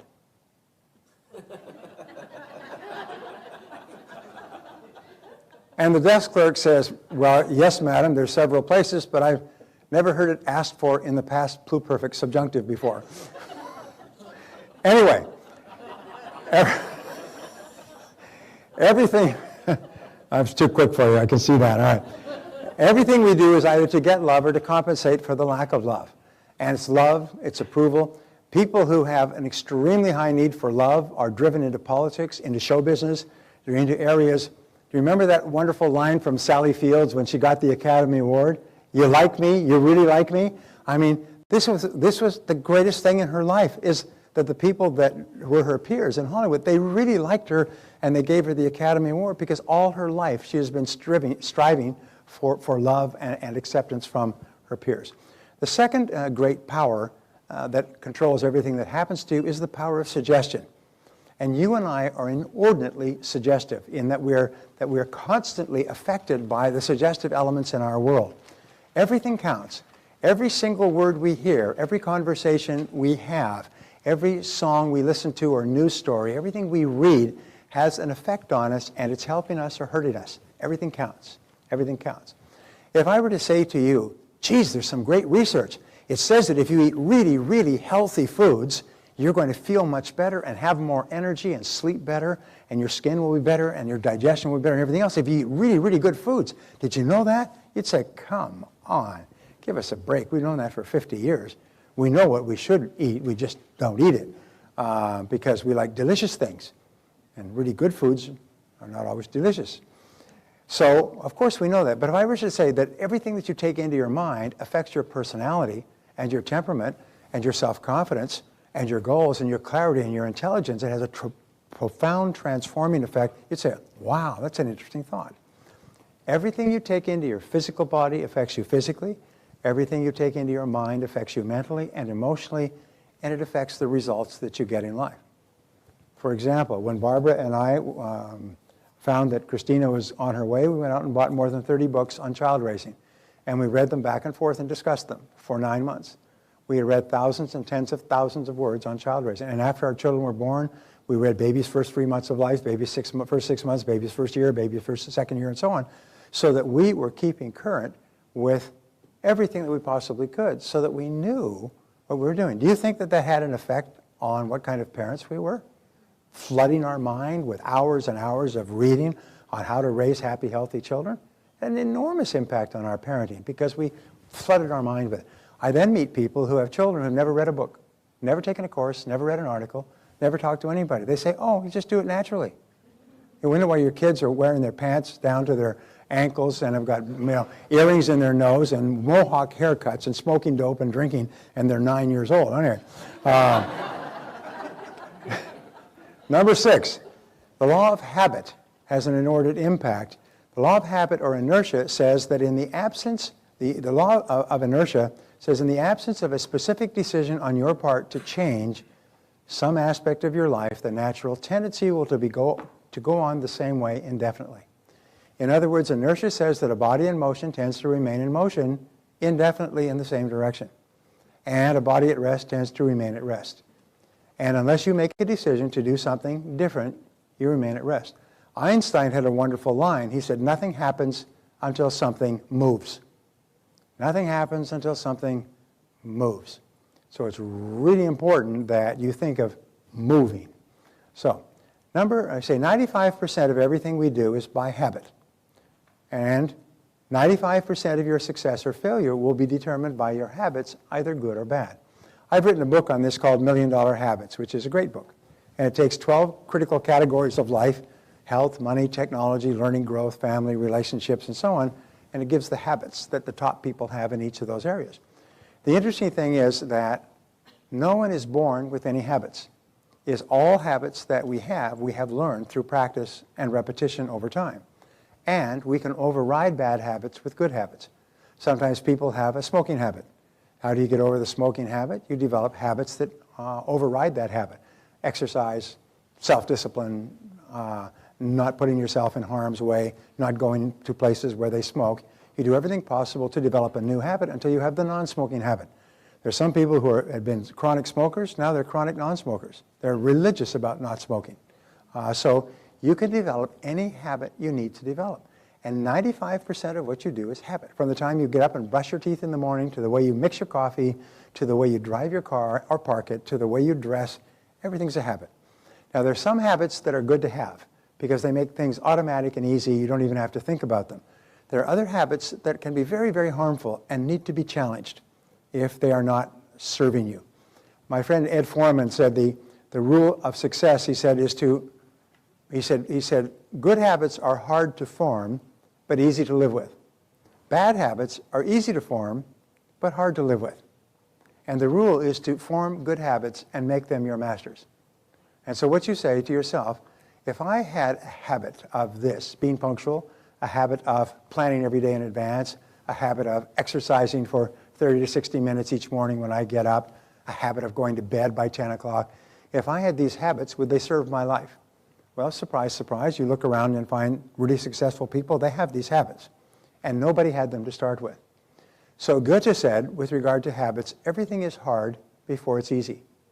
The reason that people do not develop good habits is because they're lazy and undisciplined. They just simply cannot stick to it until the habit locks in and becomes automatic and easy. But here's the good deal, is that once the habit is locked in, it's easier to do it than not to do it, because it becomes your new comfort zone. And you are only comfortable when you are performing with that new habit in that new range. So developing new habits is important. Now, how do you develop habits? Well, the biggest mistake that a person makes is say, well, I want to develop all of these habits. No, develop one a month for the next year. Pick the habit. Say, well, if I went early to bed, early to rise, that would really help me, because I get a good night's sleep, and I'd be up, I could plan my day, and I'd be able to start early, okay? Or if I did all of my shopping at one time, so I didn't have to shop during the week. Or if I was punctual for every appointment. Or if I spent an hour a day studying my craft. Whatever it happens to be, pick one habit and do that for a month. And don't make exceptions, do it every single day for a month until it locks in. At the end of a month, it's locked in, and then develop a second habit. And say, what would be a good habit for me to have? And plan all my finances carefully and review all my expenditures every single day so I'm really clear about how much in, how much out, where it's going, and so on, as opposed to the way I do it today. Well, if you develop one habit a month for a year, you'll have developed 12 new habits. If you develop 12 new habits, you'll have reprogrammed yourself completely in 12 different areas of performance. Do you think that would have an effect on your life? Do you know what a profound effect 12 new self-chosen good habits could have? It could so profoundly change your life as to be unbelievable. Barbara and I developed the habit, we both wanted to lose some weight, developed the habit of what we call salads at 6. So we have a salad at 6 o'clock with protein, fish, meat, chicken, just a nice salad at 6 o'clock. It's early, and it's too early to drink, so you don't drink. So you have salads at 6, and that lasts you all the way through to the next day, because you don't need to eat again for 12 hours after you've eaten dinner. And if you have salads at 6 and no dessert, you know what happens? You have more energy, you're fresher, you're brighter, you sleep less, you wake up more refreshed, and you lose weight from the first day. You have salads at 6 and you do that for 30 days, you totally transform your way of eating. And at the end of 30 days, physically, the difference will be people will be stopping you in the street and saying, what are you doing? Because you look so different and you feel so different. Now, since you have more energy, what are you going to do with that energy? You're probably going to get up in the morning and exercise. So now you have salads at 6 and morning exercise. OMG, OMG. Do you see what I'm saying? And then you say, I'm going to plan every day in advance and set priorities on my day and start with my most important task. Now we're starting to double and triple, because each of these new habits is having a multiplier effect against the other habits. In what seems to be a very short period of time, and you will know, a week, a month, a year can go by like a blink. In 1 year, you'd be a totally different person. And here's the wonderful thing. Each time you engage in a behavior that leads to a better habit, your self-esteem goes up and your self-confidence goes up. You get a backflow of endorphins, which gives you a feeling of happiness and well-being. So you not only get paid off as a result of achieving the habit and the results of the habit, you get paid off every step you take to develop a new positive habit. Makes you happy, gives you positive feedback, gives you ideas, makes you more creative. You literally start to transform your personality by taking one step at a time, developing one habit a month. Just an aside, no extra charge for that. Number 7 is the law of emotions. We say every decision that you make is based on emotion of some kind. The stronger emotion will dominate a weaker emotion and will determine what you do.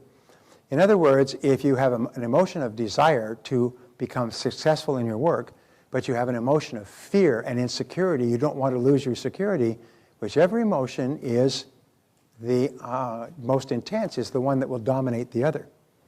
There's a story of the old Indian chief, and he was asked, he said, I have 2 wolves, he said, on either shoulder. The black wolf on one shoulder is always luring me to do things that are not good for me. And he said, the white wolf on the other shoulder is always encouraging me to do things that are good for me. And the person he was talking to said, which is the wolf that dominates? And he said, the one I feed. The one that I pay the most attention to is the one that dominates my thinking. So you can actually, by continually thinking about what you desire, you actually cause that to become more intense, and you cause the fear that's holding you back to become less and less. And so pretty soon the desire for success, happiness, achievement is much greater than the fears that hold most people back. And you do it little by little, just by dwelling on it over and over. And so that eventually becomes your stronger emotion.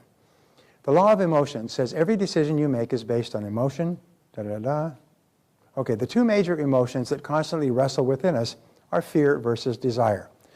You know that our fears come from our early childhood. No child is born with any fears, so if we have fears as adults, we've learned them. By the way, some fears are good. Fears of crossing the street in busy traffic, that's a good fear to have.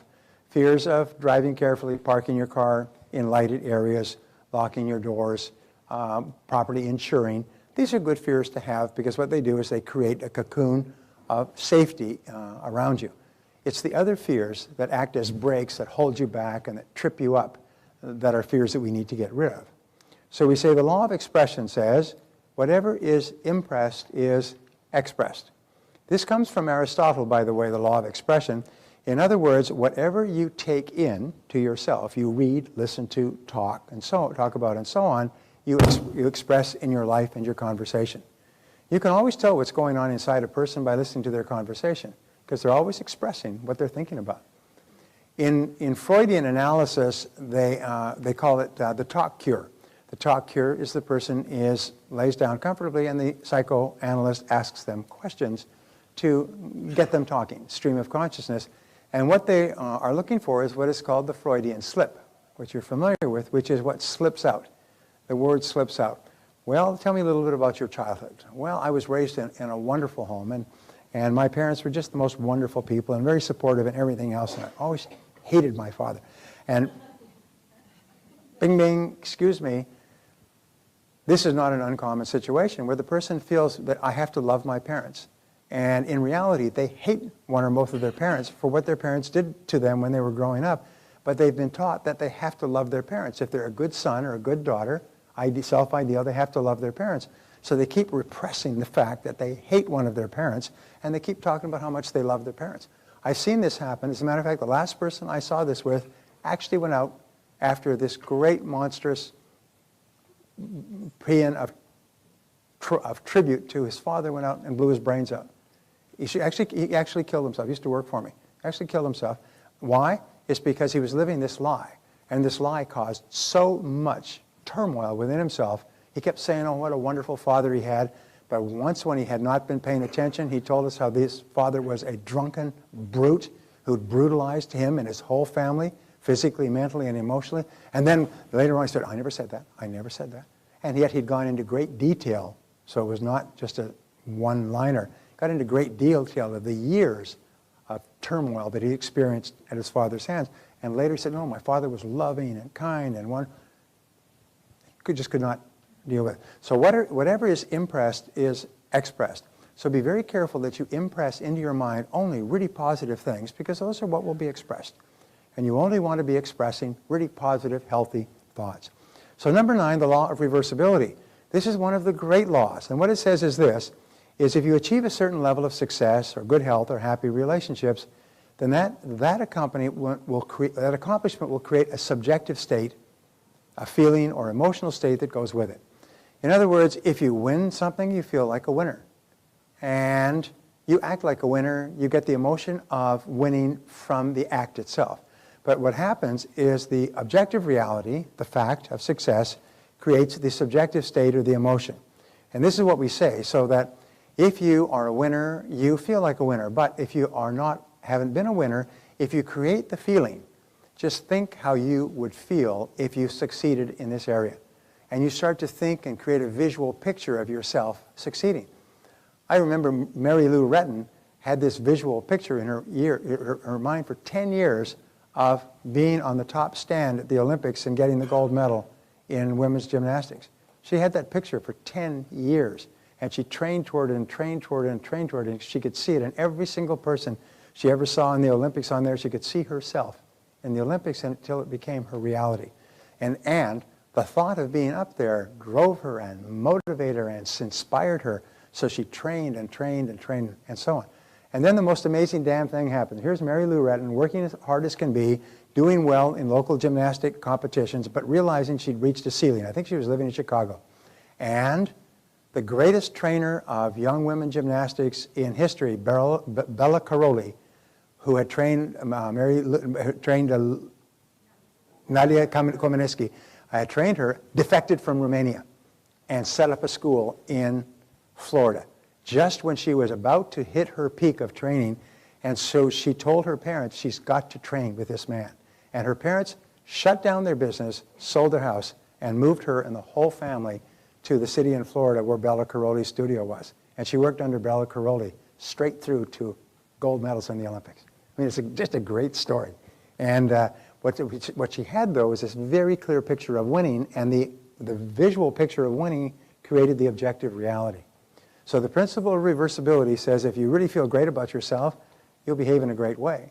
But if you don't feel in a great way, you can create the feeling within yourself, or you can act your way into feeling. You can act like you're already successful and you create the feeling. Or you can feel that you're already successful and it will create the action. Are you with me so far? So it's really important. This law of reversibility goes back and forth. What William James of Harvard says, that if you do not have an emotion, but pretend as if you already do have the emotion, you'll experience the emotion that would go along with the success. So we say, imagine that you have your goal already. Imagine that you're already at your goal.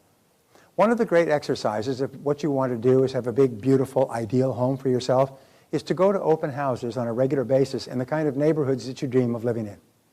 Barbara and I did that at a young age, and walk through these houses that are far beyond anything you can afford, and just walk through the houses.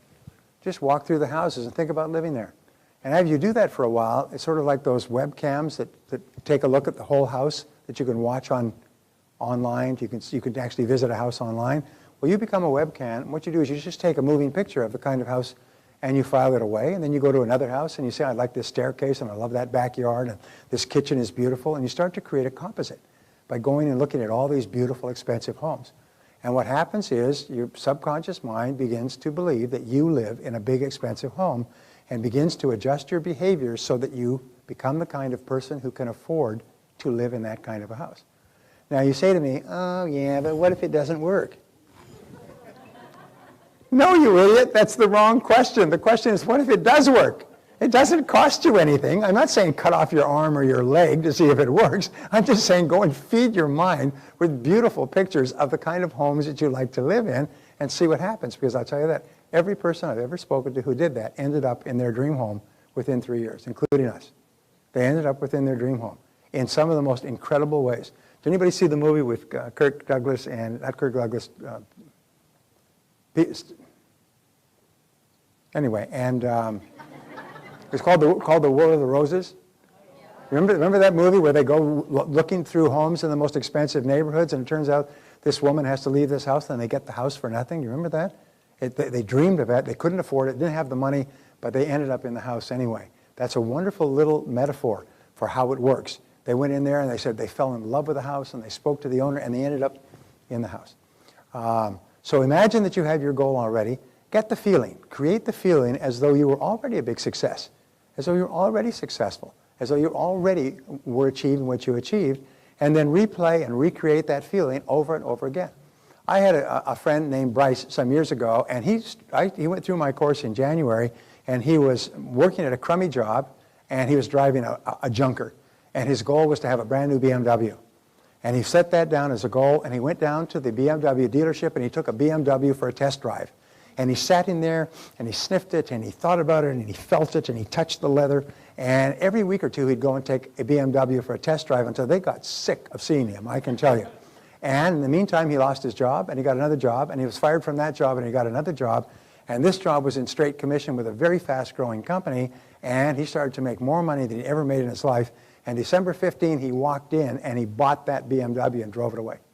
Throughout the year, he had pictures of that BMW from the brochures on his wheel of his car. When he drove around, he looked down like he's driving a BMW. He had pictures in his wallet. He had pictures on his refrigerator, pictures in his bathroom mirror. Everywhere he looked, he saw pictures of that BMW. And within a year, he'd literally gone from rags to non-rags, and he went and bought and drove that BMW off the lot. And they were very happy to see him go.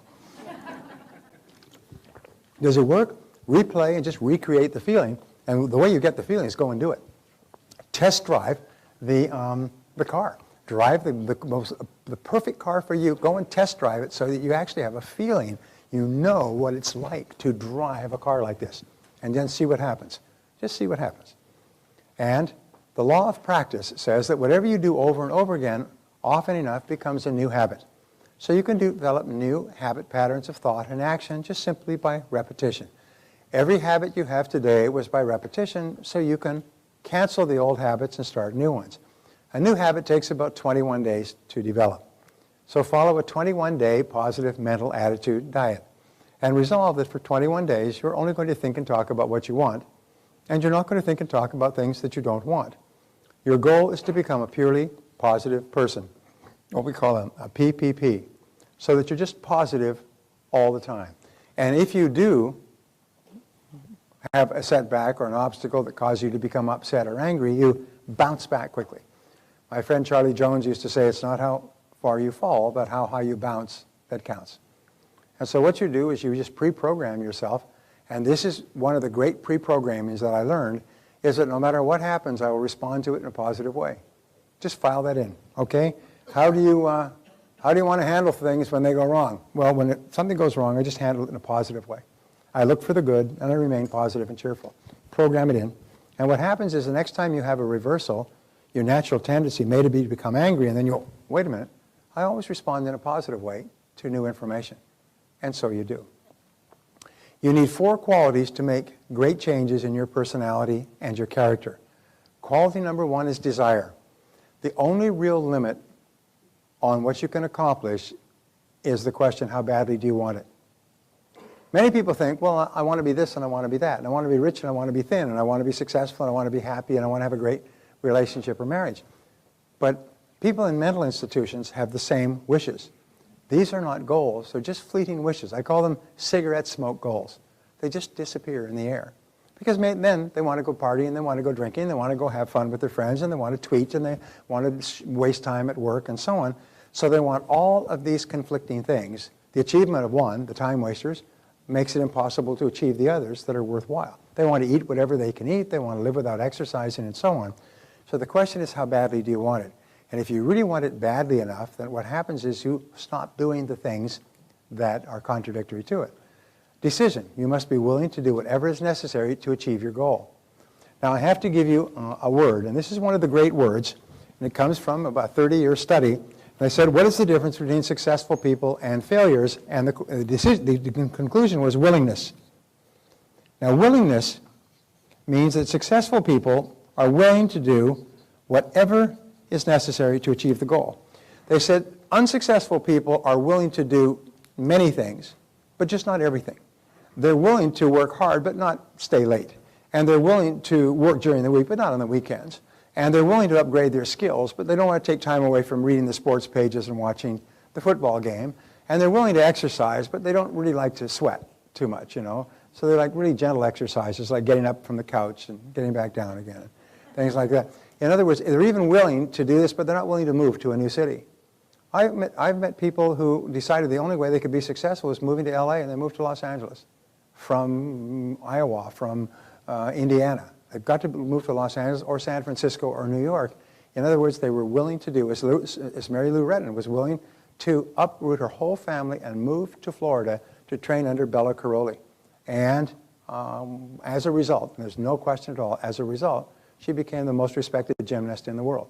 I've met her on a couple of occasions, by the way. She's short. She's a little girl.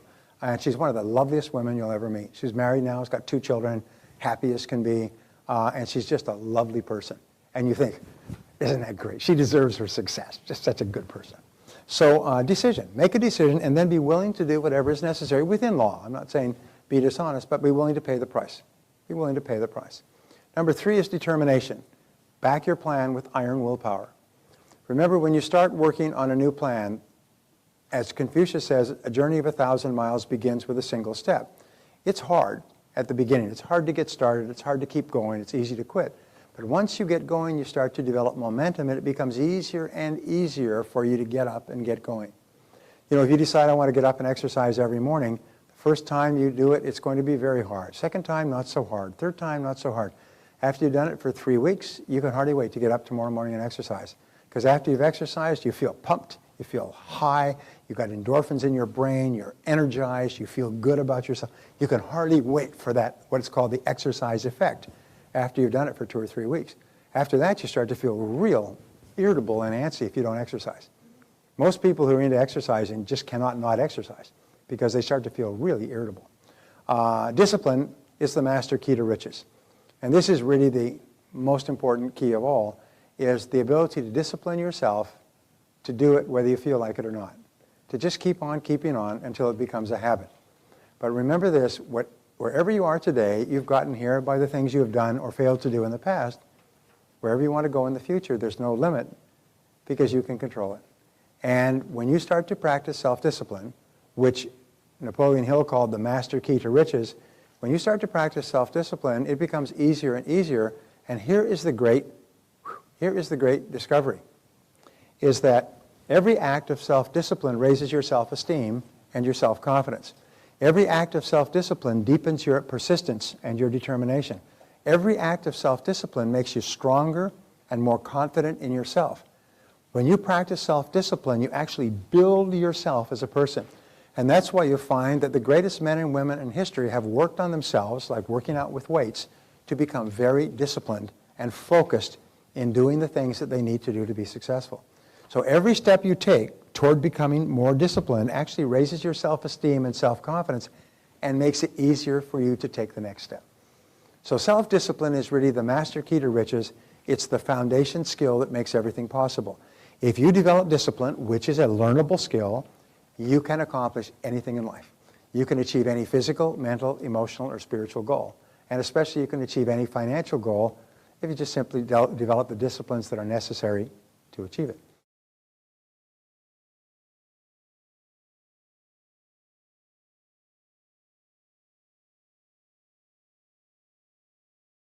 So changing your self-concept, we say in your self-concept, the self-ideal is a combination of all the qualities of all the men and women you've admired throughout your life. Which, of course, if you read lots of biographies and autobiographies of men and women who are worthy of reading, as opposed to drunken rock stars and things like that.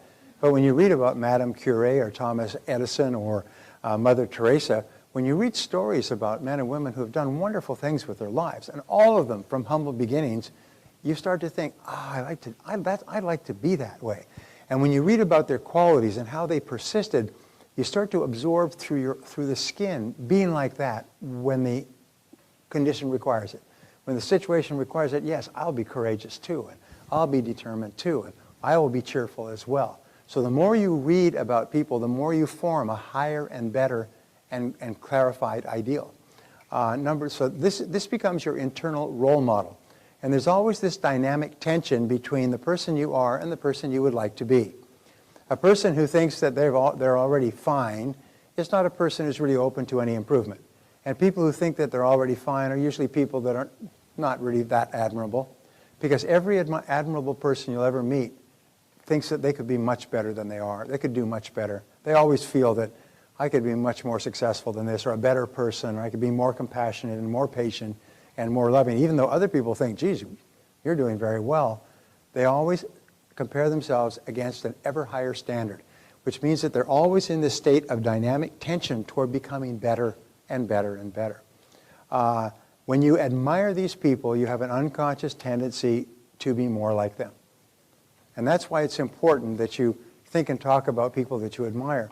The great tragedy for many young people today is that they admire divas and rock stars and basketball players and dancers with the idols. Those are the people they admire.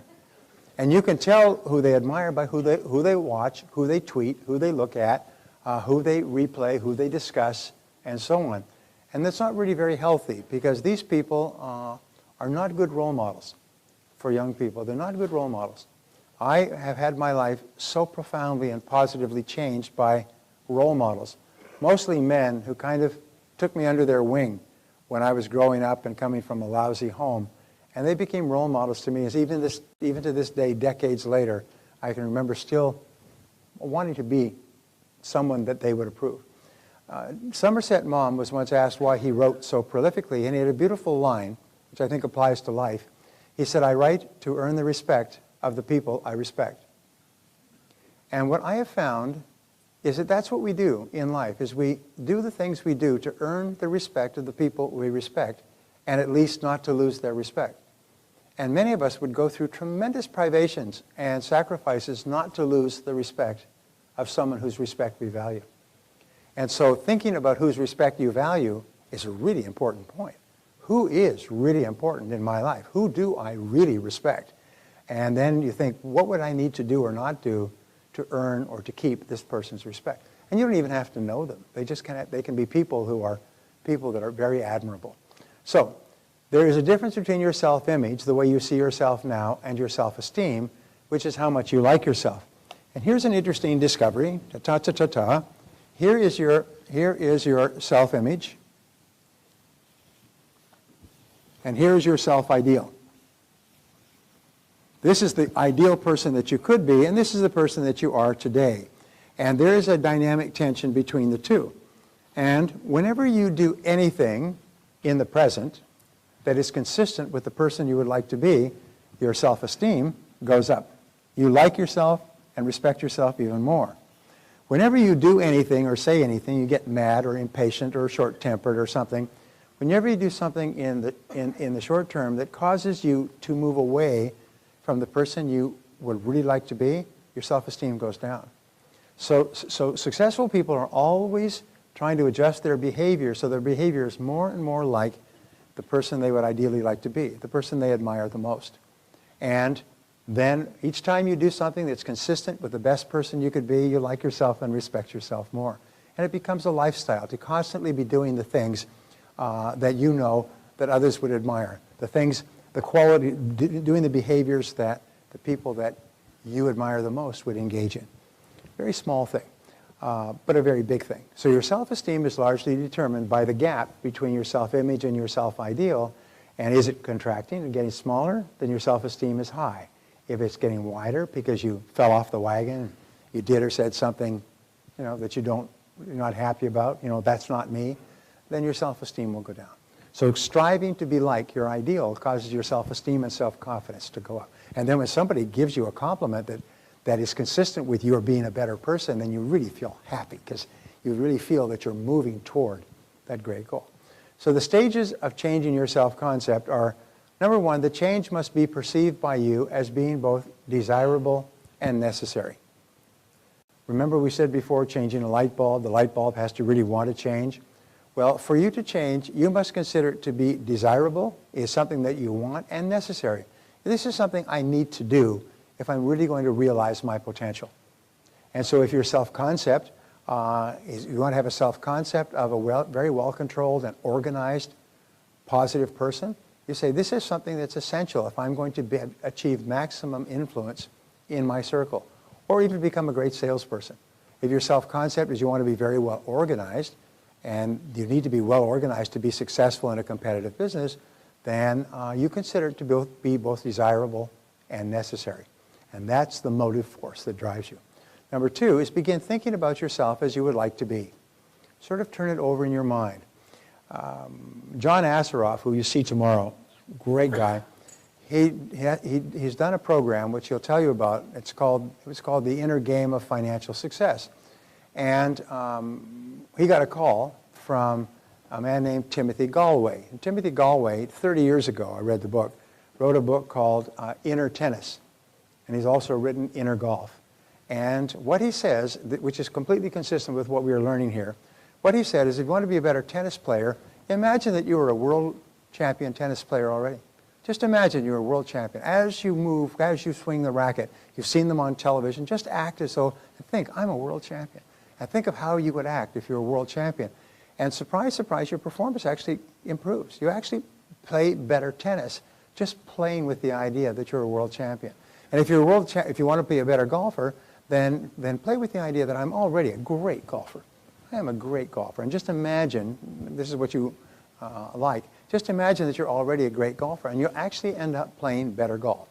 He calls it the inner game of tennis, the inner game of golf. And it's the same thing with you. When you imagine yourself as already excellent at what you want to do. I told you about my friend who I helped him to envision being absolutely excellent at karate. And instead of being stressed or tension, just think about yourself. You're already a champion. You're one of the best people. All these people have come to see you because you are so damn good at what you do. And he walked on there and he smoked. He got higher grades and won more contests, and he's still doing it, than he ever had before. And he said it was easy. It was easy because your subconscious mind organizes every single motion so it's consistent with this new picture. Begin to visualize and create clear mental pictures. A visualized picture is a command to your subconscious mind, and when you visualize yourself performing at your best, your subconscious mind organizes your behaviors and actions on the outside so they're consistent with the picture that you just fed. It's almost like the picture is the command or the seed, and your subconscious mind is the garden. And what it does is the subconscious mind grows the behavior that you visualized. All the work on self-image psychology is really exciting. Visualize yourself as positive and confident. Visualize yourself as successful. Visualize yourself as happy. And what happens is you begin to behave on the outside consistent with that picture, but it's natural. You feel natural with the new behavior. Practice your visualization over and over again, because every time you visualize, as we said, every time you visualize, your subconscious takes it as a new command, like you just did it again. You just performed excellently again, and you just keep replaying the picture. Before every event of importance, you'll find that success, well, I'm probably jumping ahead of myself. Your image must be clear, vivid, and exciting. That means the greater clarity your picture of yourself performing or your picture of yourself in the future, the faster it comes into your reality. Vividness is the most important thing of all. That's why if you go and see a house or take pictures of a house and take those pictures and put them where you can see them, read Architectural Digest, which has beautiful homes, or Homes Beautiful, or Sunset Home and Garden, Beautiful Homes and Garden, and read those pictures so you feed your mind with these photographs, almost like feeding them into your mental computer. Then your mental computer strives to put you into the kind of home that you desire. Quick story. A couple came to my seminar when I was living in Edmonton, and the family was from Toronto, 3,000 miles east, and he was transferred out to Edmonton. Edmonton was booming, and so they put the house on the market. The wife was busy starting to pack things up. He came out for two things. First of all, to meet with the people. He was coming in as a senior executive, and also to find a home.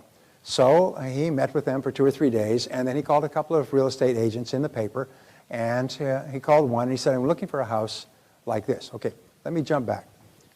They had started using this process because they had been through my seminar in Toronto about 3 or 4 years before, and what they did is they went out and they got a scrapbook, and they began cutting out pictures of beautiful homes from beautiful magazines and putting them in the scrapbook. This was their dream home.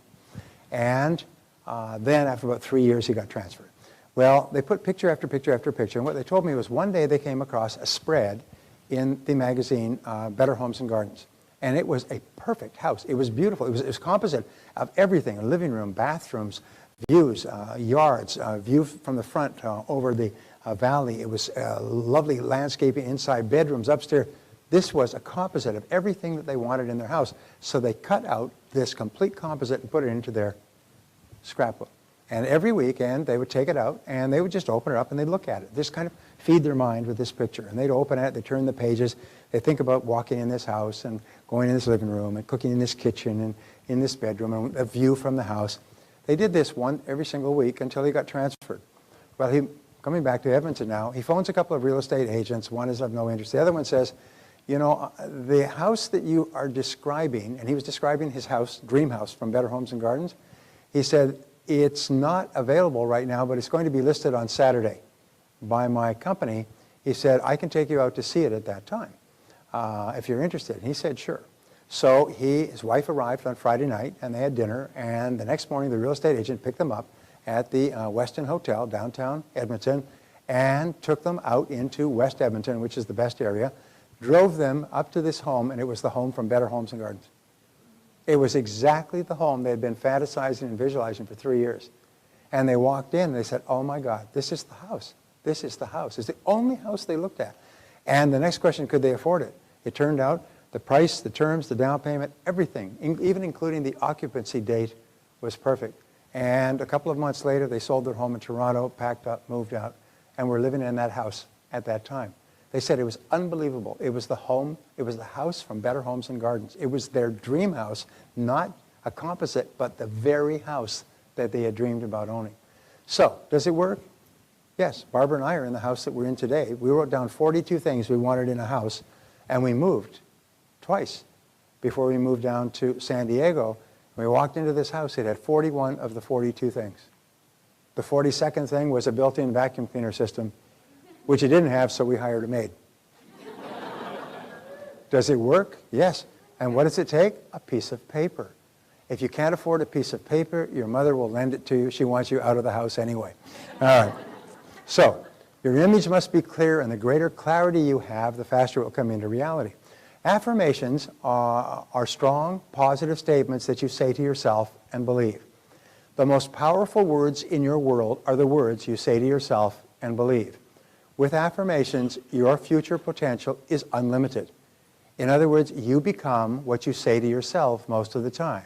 If you say it over and over again, you program it deeper and deeper into your subconscious programming until it begins to appear in your reality. Like the gentleman who wrote down 101 goals. Every one of those goals appeared in his reality within 12 years, which is an incredible story, but it's not the only time I've heard that. These are based on the 3 Ps. Affirmations are, first of all, they must be personal. You always start an affirmation with the word I. I am, I earn, I achieve, I weigh. Second of all, I like myself. I like myself. I like myself. Second of all, it must be positive. I am responsible. I am responsible. And third of all, it has to be present tense. I earn X number of dollars per year. I weigh X number of pounds. I drive such and such a BMW. I live in a 3,500 square foot custom-made house. One of my graduates did exactly that. Before he changed jobs, he lost his job after the seminar, which he thought was a real bummer. And one of his goals was, I live in a brand new 3,500 square foot custom designed home. Within 12 months, he had gone through 2 jobs, changed his income, increased his income, and he was closing on the house. He came back to my seminar a year later. He was closing on the house. And it was a custom designed, beautiful home that the builder had decided to sell rather than occupy himself. And so, does it work? Well, you know, never can be sure. But what if it does? What if it does? So affirmations are powerful. Always speak to yourself in positive terms. When you write down your goals, you write them as affirmations. I earn this amount of money. I weigh this number of pounds. I live in such and such a home. I have such and such, I acquire or I achieve such and such a net worth, and so on. Verbalization, speaking your affirmation aloud. What we find is if you say something aloud, it has 2 or 3 times the impact as if you say it to yourself, which is why you'll notice when football coaches want to motivate the people, the players before the game, they said, okay, what are we going to do? We're going to kill them. What are we going to do? We're going to kill them. What are we going to kill them? And they get themselves pumped Because when you say it aloud, you get yourself really more motivated than if you just whisper it to yourself. So standing in front of a mirror and reading your goals or speaking out your verbalizations, I like myself, I can do it, I feel terrific. When you say it out loud and you say it to other people. If anybody ever asks me, day or night, how do you feel? I always say I feel terrific. I feel terrific. I feel terrific. And even if I don't, even when I was going through my cancer treatment last year, it was a very interesting experience, when people say, how are you doing? I say, I feel terrific. Feeling great. Everything's going great. Terrific. Terrific. Now, that might not have been completely true, but I was telling the truth in advance. So verbalization is really important. You increase the impact of your affirmation by 80% by simply saying it aloud. By simply saying it aloud. 6, assume the role. Act as if you were already the person you wish to be. Walk and talk and act. I tell salespeople, if you really want to be impressive, when you go in to see a client, imagine that you are extremely wealthy. You're worth $100 million. But one of your hobbies is calling on people for a friend of yours who owns a company. So you like to make sales calls because you just sort of like getting out there and getting among them. And so you walk in as though you're worth $100 million and just could not care less whether this person buys or not. You really like to be able to talk to them and find out what their needs are and help them if you possibly can. Whether they buy or not, you couldn't care less because you're wealthy. You're just doing this, for a friend. And when you have this attitude, I'm already wealthy, it takes the desperation out of your voice. Especially if the business is bad and the business is slow and you need the sale, you start to get a little bit desperate. There's a little edge in your voice and the customer says, ooh, na. Watch out here. Whereas when you're really relaxed and you don't really care if they say yes or no, you do care. I mean, that's clear because you've come, but you're not really upset about it or really concerned. They're much more likely to buy from you when you're more relaxed. So assume the role. Just act as if you were already the person. If you want to be popular, act as if you're already popular. Treat people as if you're already popular. Now, here's what we said before. The feelings will generate the actions just like as the actions generate the feelings. If you assume the role and walk and talk and act as if you're already the person you want to be, the feeling will generate the actions and you'll actually behave that way. And then as you behave that way, it'll generate the feelings. This principle of reversibility is very powerful. It's very powerful. Just act as if you were already successful. You can act your way into feeling by pretending that you have the quality already. We say, fake it until you make it. Because if you just pretend you have the quality, within a matter of minutes, you'll start to feel the quality. If you pretend that you're confident, you'll start to feel confident. If you pretend that you're happy, you'll start to feel happy. Frank Bettger, who wrote one of the most important sales books of the last century, was called How I Made My Way from Failure to Success in Sales. And he talks in the first chapter, and that's all you really need. When he was selling, he was struggling, he was just getting by, and his sales manager took him aside and said, Frank, you have great potential, but you're just too lackadaisical. You don't have any enthusiasm. It's how can you expect to make people enthusiastic about our product if you're not enthusiastic yourself? He said, well, I just don't feel enthusiastic. He said, so what? He said, whether you feel like it or not, act enthusiastic. Just act enthusiastic. And so he went out, and his motto became, that was the book, is act enthusiastic, feel enthusiastic. Act enthusiastic, feel enthusiastic. Remember that old book by Frank Bettger? It's one of the old sales training. If you want to feel enthusiastic, act enthusiastic. And that became his metaphor, and he went on to be the top-selling insurance salesperson in the country and made millions of dollars. And he taught thousands of people this. If you want to be enthusiastic, act enthusiastic. Pretend as if you already were. And within a couple of minutes, it becomes reality. You suddenly feel happy. Have you ever noticed men are like this more than women? You go to a party and they're all dancing. Yeah, I don't want to dance. Man says, I don't want to dance. I don't want to dance. I'm tired. I've had a long week. I don't want to dance. Oh, come on, just one dance. What if they play some really good music? I don't want to dance. All right, just one song. All right. So we say one song. Okay. Guy gets up and starts dancing. 3 hours later, they can't close the bar because this guy's still dancing and rocking and drinking and everything else. Because all you do is you just get up and you start moving. As a matter of fact, Shalene was saying something about that, the 5-minute rule, I think it was, that you were just act as if you are totally engaged in the activity. Within a few minutes, you just start to feel engaged. It's really important. Use the 4 keys to rapid personality change are what are called the VAVA formula. And these are, first of all, visualize. Visualize and see yourself exactly as you want to be. Remember, the greater clarity you have with regard to this mental picture, the faster it becomes a reality. Second of all, affirm and make the statement clearly. Make the statement so clear that a child could understand. Now, here's an interesting discovery. The subconscious mind is very literal, and it accepts commands literally in the positive, present tense, personal tense. Also, the simpler the command, the easier it is for the subconscious mind to work on it.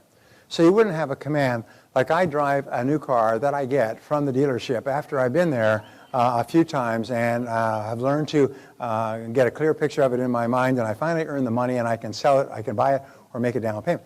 In other words, don't complicate it. Just say, I drive this kind of BMW by June 30th, 2011.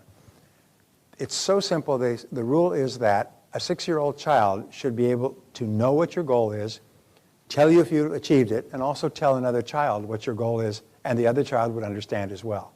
Your subconscious mind is like a child. It loves very simple commands. So what I always do is I achieve this goal by this date. I achieve this goal by this date, because your subconscious mind needs to have a target date. When do you want it? You don't call up and you say to a restaurant and say, could we come for dinner for 2?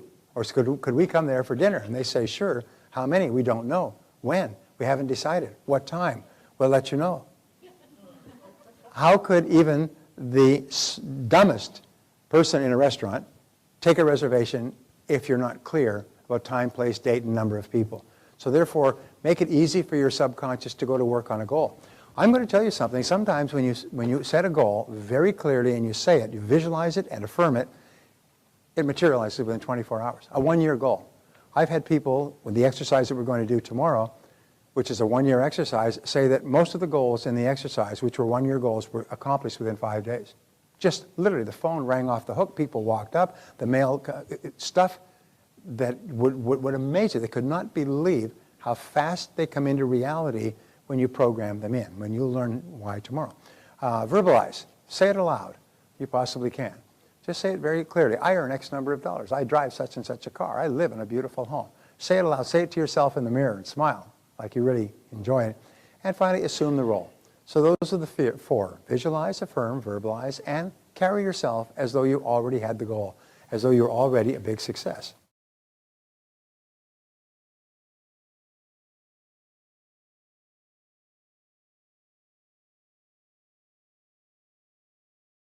This brings us now to the new mental diet.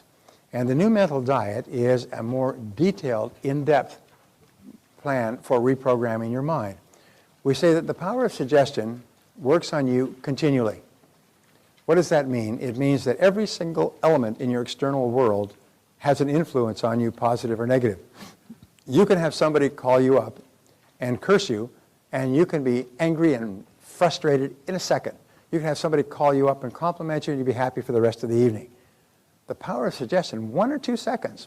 One person can cut you off in traffic and wave at you with one finger, and you can be mad for the next 3 hours. Somebody else can drive past you, an old friend, and wave and say, hi, how are you doing? You'll be happy for the next 3 hours. We are very amenable to suggestion, positive or negative, so we have to take control of our subconscious mind. We have to take control of our suggestive environment. Everything you allow to influence your thinking affects your subconscious mind, positive or negative. Everything counts. Every input you allow helps or hurts. Nothing is neutral. Nothing is neutral. I listen to educational CDs all the time, and it's amazing. Sometimes I'll be listening to a CD and I hear one idea that is almost like a whole new business opportunity.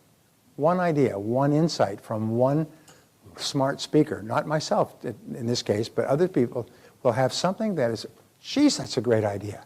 I hadn't thought of that idea. That idea, combined with some other things I've been working on, that's a perfect idea. And sometimes it can take your life in a whole new direction. So the new mental diet, too, the steps for reprogramming your mind. First of all, feed your mind healthy mental food, just like you would feed your body healthy physical food. is the law of accumulation says that everything you do, positive or negative, accumulates. They say that nothing is ever wasted. So if you take in positive material, it accumulates. If you take in negative material, it accumulates as well. And when you begin to make changes, you will not see a huge result.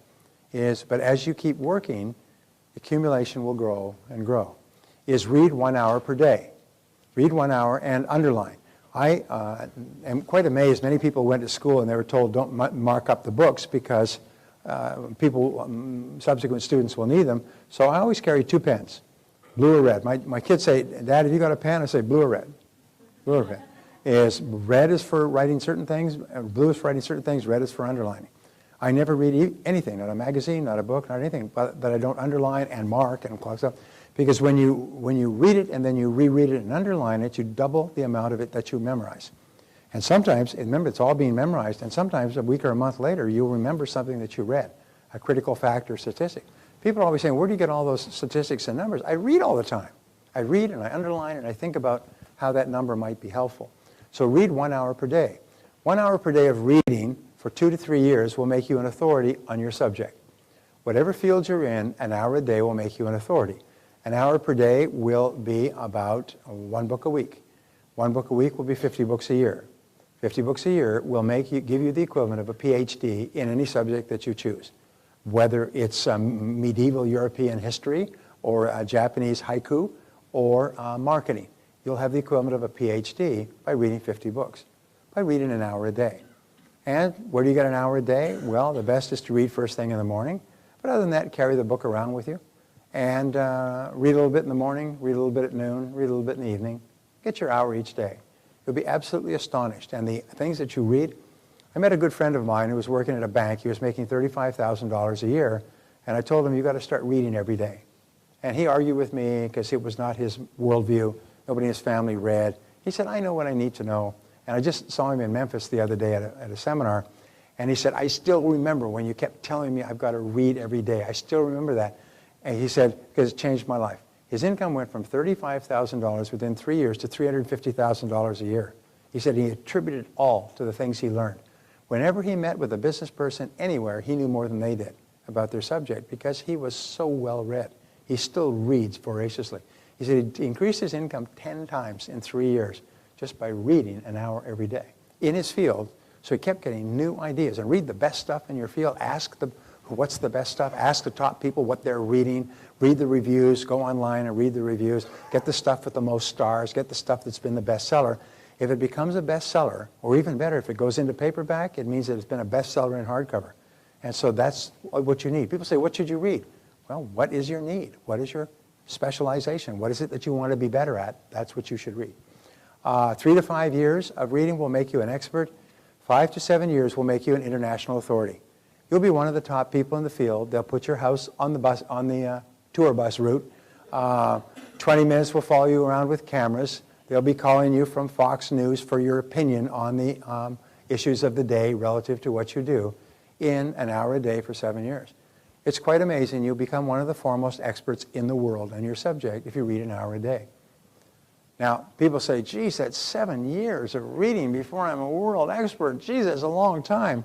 Well, I'll be 7 years older. I'll be 37 or 42. I say, well, how much older will you be in 7 years in any case? How much older will you be in 7 years? 7 years from now, 7 years will have passed. The question is, where will you be in 7 years? Will you still be average, or will you be one of the highest paid and most respected people in your field in the world today? The choice is up to you, and there's nothing that stops you. It's very much like climbing a ladder. You just climb it one step at a time, one chapter at a time, one book at a time, one idea at a time, and the cumulative effect is extraordinary. You become a totally different person.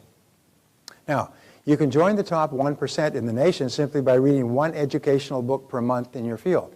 You don't have to read a book a week, and just read one good book a month and underline it and jot down ideas on 3x5 index cards that you can use to, like this, that you can use to carry around with you. Just jot down the ideas.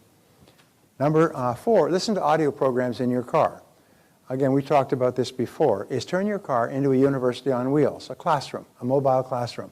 Because the average person who drives spends an average of 500 to 1,000 hours per year in their car. I've been quite astonished how many hundreds, thousands of hours of audio listening I've gone through over the years. It's just quite amazing, driving to the office and driving to the airport and going out for dinner, always only when I'm alone. I never listen when I'm with someone else. But it's astonishing. You can just literally churn through enormous amounts of material if you just learn all the time you're traveling. The best people I know in this area don't even know if their radio works because they never listen to it. They don't drive around listening to music, which we call chewing gum, for the ears. They just simply learn all the time they're traveling. And when you're listening to audios, you hear a good idea, stop it. And think about the idea. Turn it over in your mind like you would turn over something in an antique shop to look at it from all sides. Turn that idea over in your mind and then start again and turn it over. If you want to, listen to it, play back, listen to it again. Just keep turning these ideas. And one idea can change your whole life. I'll give you an example. Guy Kawasaki, the expert from Apple Computer, was speaking at our conference last Monday. And he spoke for about 90 minutes, which was a little bit over his 45-minute limit. And he's a great guy, but I listened to an audio CD interview of him about 18 months ago, and he runs a sort of a business incubator in Santa Clara, Silicon Valley, where he works with small businesses. Anyway, he's being interviewed, what's the key to business success? And they were talking about marketing and everything else, and he stopped and he said, well, you know, the real key to business success is to have a great product in the first place. That's 90%. If you've got the great product, well, then all the details will fit into place. And I was thinking, that's such a good idea. You know, isn't it true? Is that every business that is successful is built on a great product and everything else is secondary? So then I started thinking, well, great product. But to have a great product, you've got to have great management and great leadership. And you've got to have a great business plan, and you have to have a great marketing plan and a great sales plan and a great customer service plan. So I wrote a book, and the book is called Now Build a Great Business, 7 Ways to Maximize Your Profits in Any Market. And the book came out, became a New York Times, not New York Times, but Wall Street Journal #2 bestseller, #1 in 4 categories on Amazon, and is now in 4 languages. Now, it took about a year from the idea to the book, and the book has now been recorded. It's now being distributed worldwide on audio CD and on download, and we have built seminars around it, and people have literally generated millions of dollars in their businesses by using these principles, by one idea. 90% of business success is having a great product in the first place. But remember I said before you do anything, you have to do something else first. So you have to have a good business plan, and you have to have good management, you have to have good people, and you have to have good marketing and so on. That's the idea. One idea like that you pick up somewhere can change the whole direction of your life.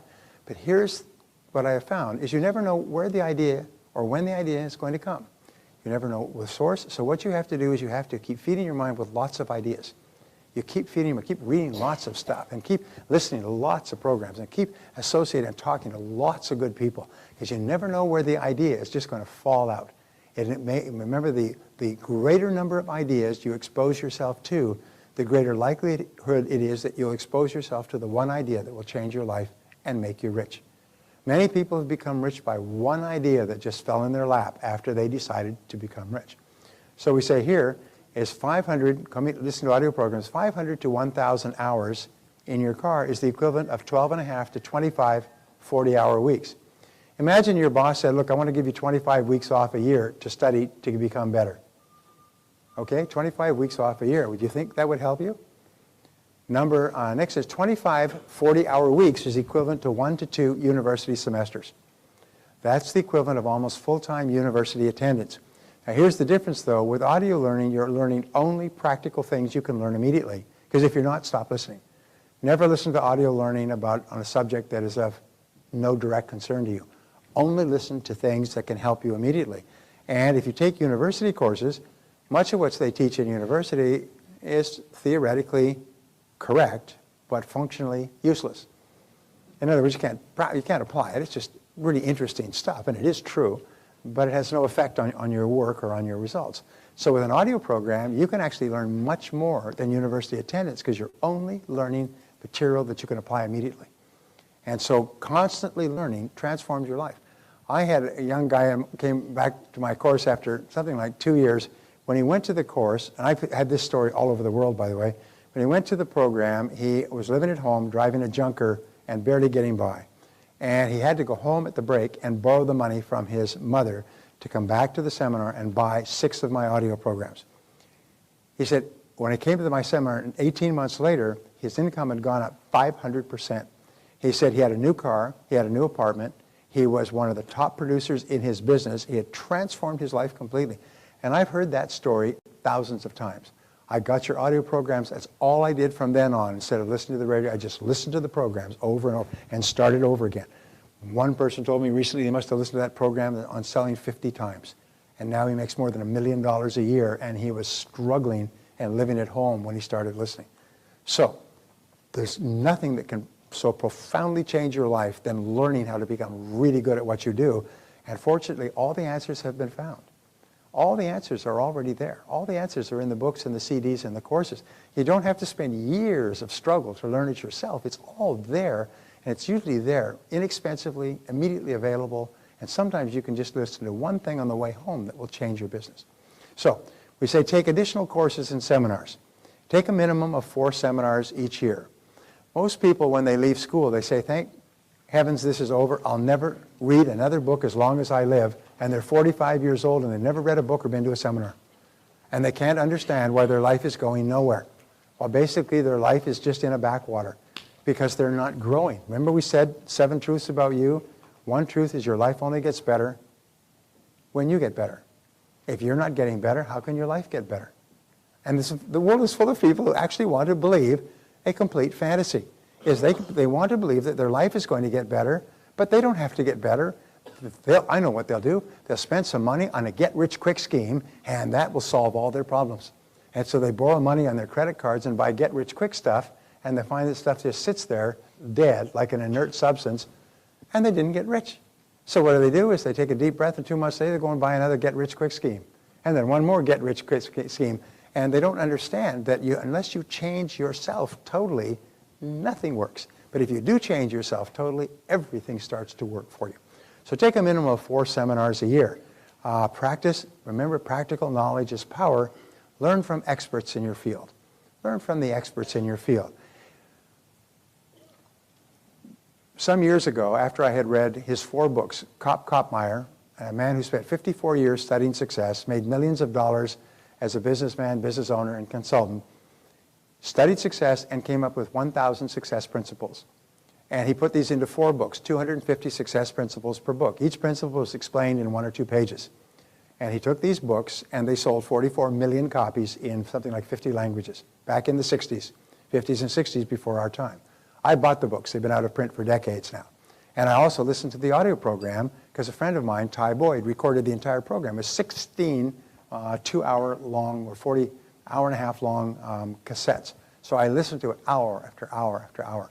And as life would have it, I am sitting in a small food fair cafe in Washington, D.C., and an old man with his assistant comes by the table, and I've got the only table in the place that has spare chairs. It's lunchtime, the place is packed, and I'm sitting at a table for 4 by myself.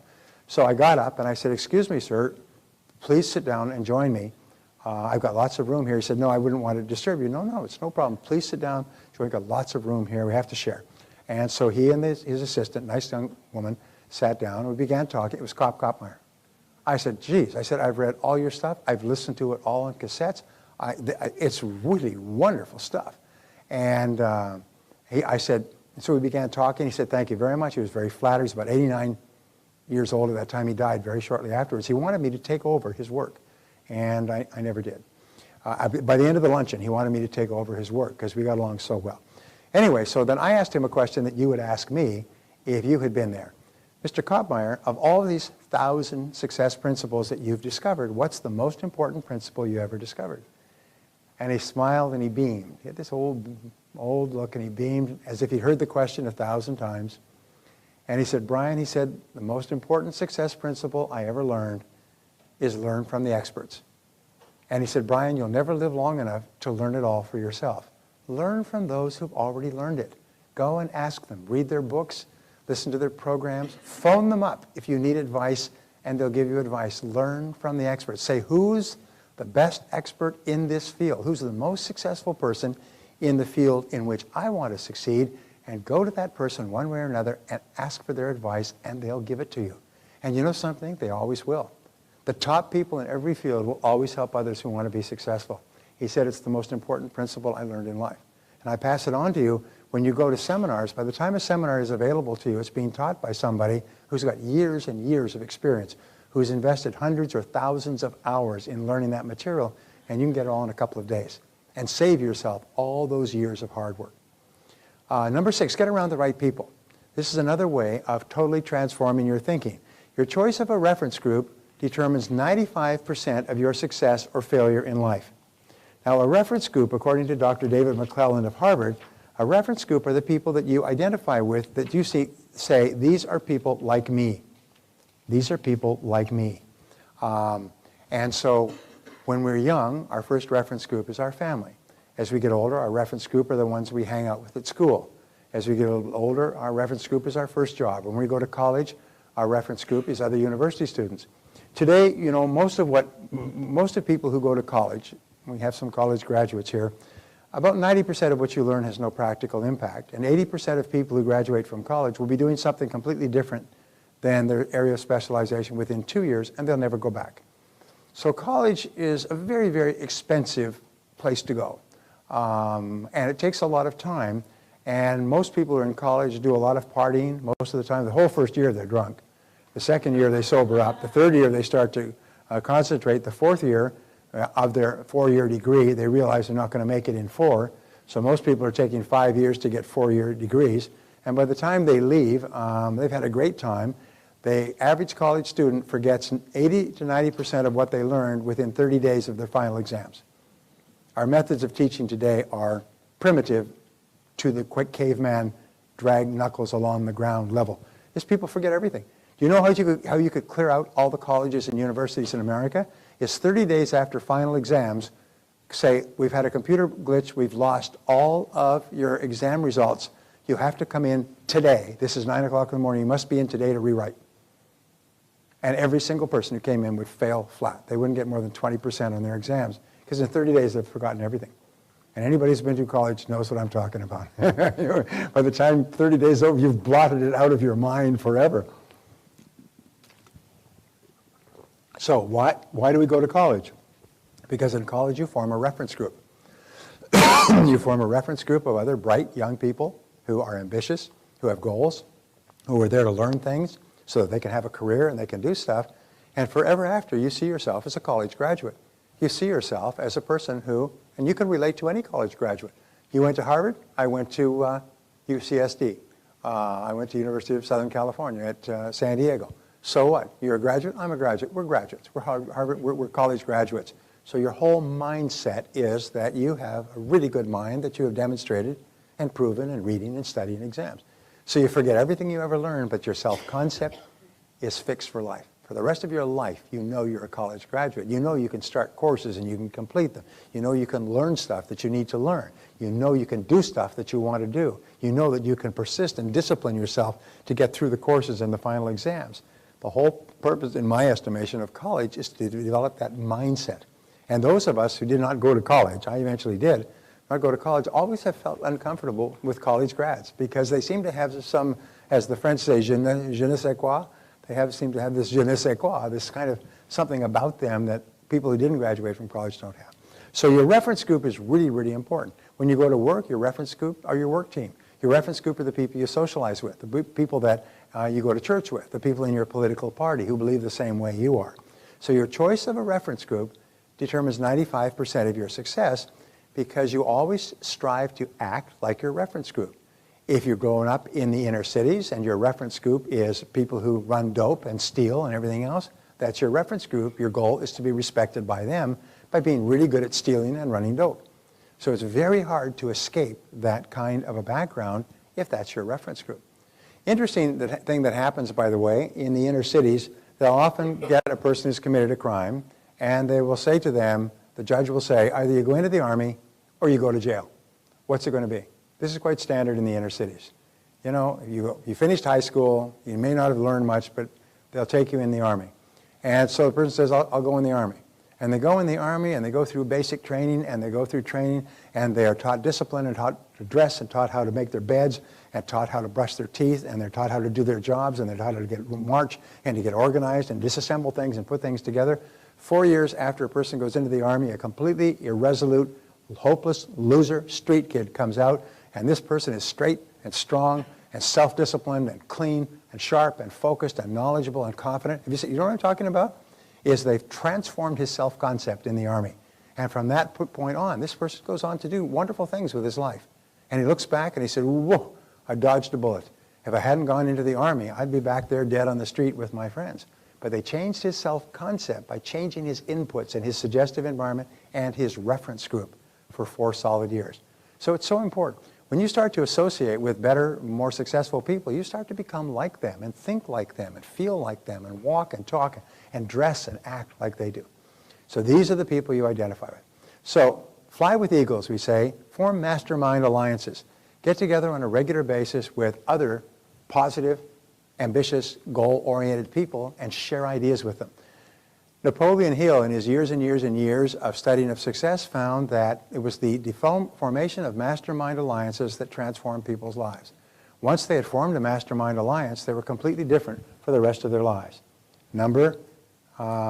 So pick positive people you admire and get together with them once a week to share ideas. When we were doing our coaching programs, we'd say, look, this coaching program is a mastermind program because you're put at a table with people earning pretty much the same amount you are, so you can share ideas about how to build your businesses. But when you go home, form masterminds. And this one gentleman came back, a very smart guy. He went home and he said, I would like to form masterminds with top business people. So he called up the head of a large car dealership, the head of a large insurance agency, the head of a large furniture dealership, the head of a large manufacturing company. He said, I'm forming a mastermind here in Cincinnati, and I would like you to join. And we want to get together once a week and talk about ideas to help us grow our businesses. All 4 said, I'm in. Pick the time and date and we'll be there. And so he invited them all to meet at a Denny's for breakfast at 7 o'clock in the morning. They were all there. They spent 2 hours talking about how they could build their business and what books they'd read and how the economy was affecting them and so on. And they did this. He'd done this. There were 3 months between coaching sessions. He did this for the first month, and it was just smoking. He thought, wait a minute, I could have more than one mastermind session.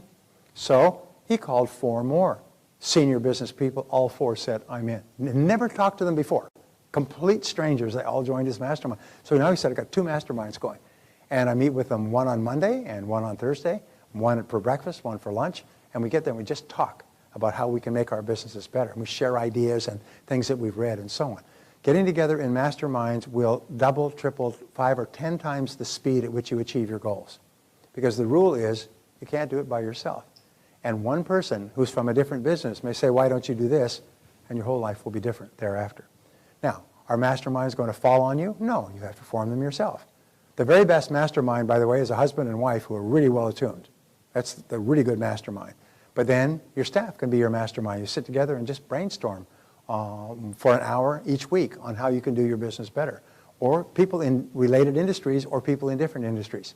But mastermind, according to Napoleon Hill, the greats, the Goodriches, the Mellons, the Henry Fords, the Firestones, these people did not begin to achieve greatness until they began to mastermind together.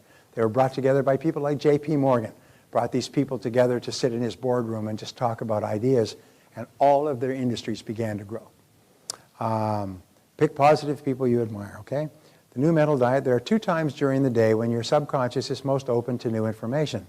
The first is at nighttime, just before you fall asleep.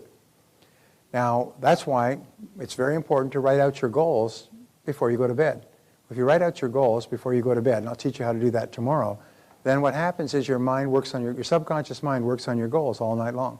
And in the morning, you'll wake up with great ideas. Sometimes you wake up in the middle of the night with an idea that's fantastic to achieve your goals that you can then implement the next day.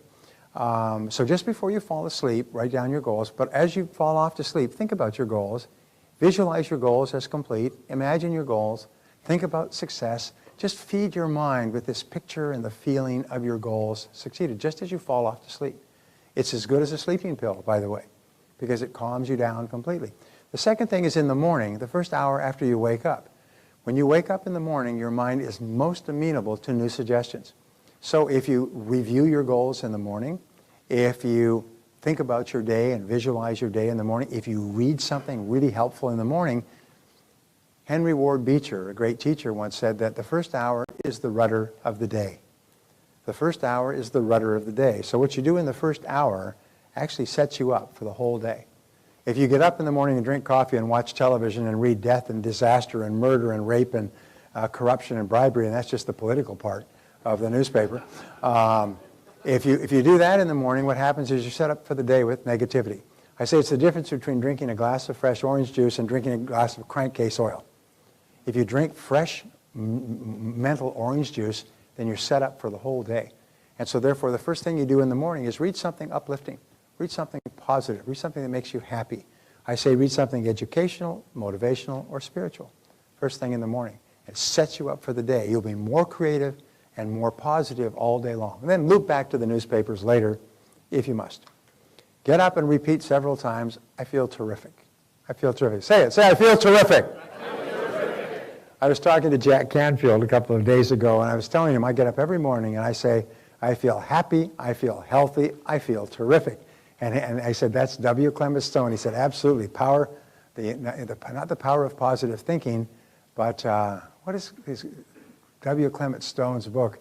A great book, and it was called, my mind just, it's in the back, it's the back of this book, this workbook.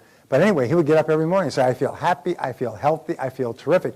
And everybody would have to come into the office and they would all chant 50 times, I feel happy, I feel healthy, I feel terrific. They'd have these cheerleading sessions. And everybody, by the time they finished, was so pumped. They went out there and they sold billions of dollars worth of life insurance. He built one of the most successful companies in the world, Combined Insurance Company of America. So Power Through a Positive Mental Attitude by W. Clement Stone, that's what it was. And read for 30 to 60 minutes, the golden hour. Read during the golden hour to feed your mind and say, how would I like my day to be? And read something that is healthy mentally, that is consistent with how you want your day to be. And then review your goals every morning. These are the keys to starting your day off right. So you feel healthy, you feel happy, you feel terrific. You like yourself and you love your work. And you read positive material.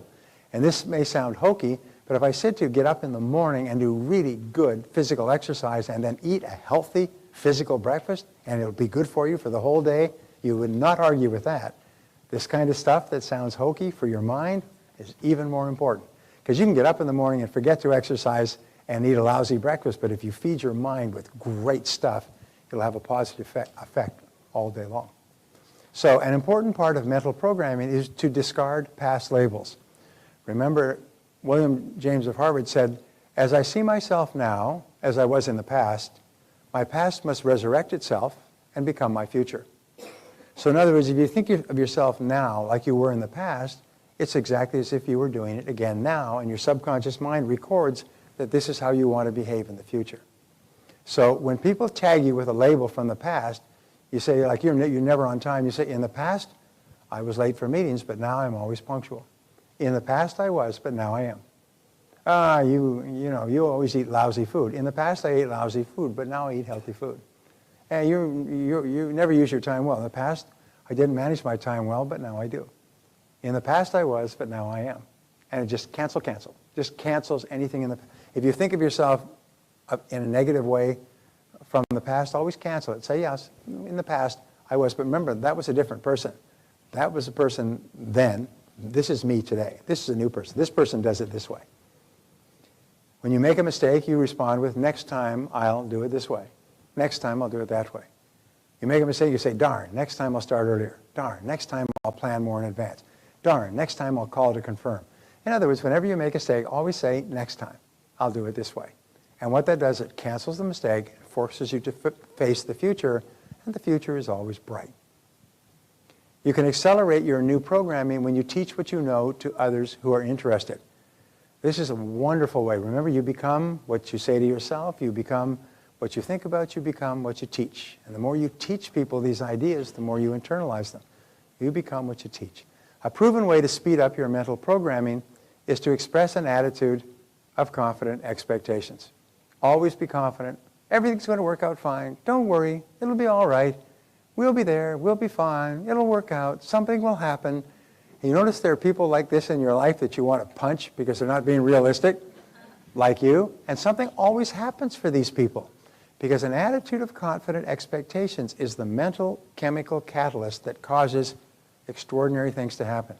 The more positive you are, the more confidently you expect that things will work out, the faster they work out. So become an inverse paranoid. Now, do you know what a paranoid is? A paranoid is a person that is convinced there's a conspiracy to get them. All right? An inverse paranoid is a person who's convinced that there's a conspiracy to make you successful.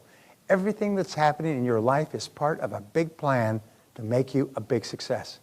So therefore, you look into every reversal and you say, there's another lesson that I can learn that will make me successful in the future. Or look for the good in everything that happens.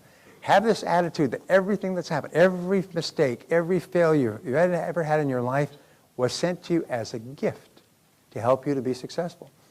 My old friend Norman Vincent Peale used to say, when God wants to send you a gift, he wraps it up in a problem.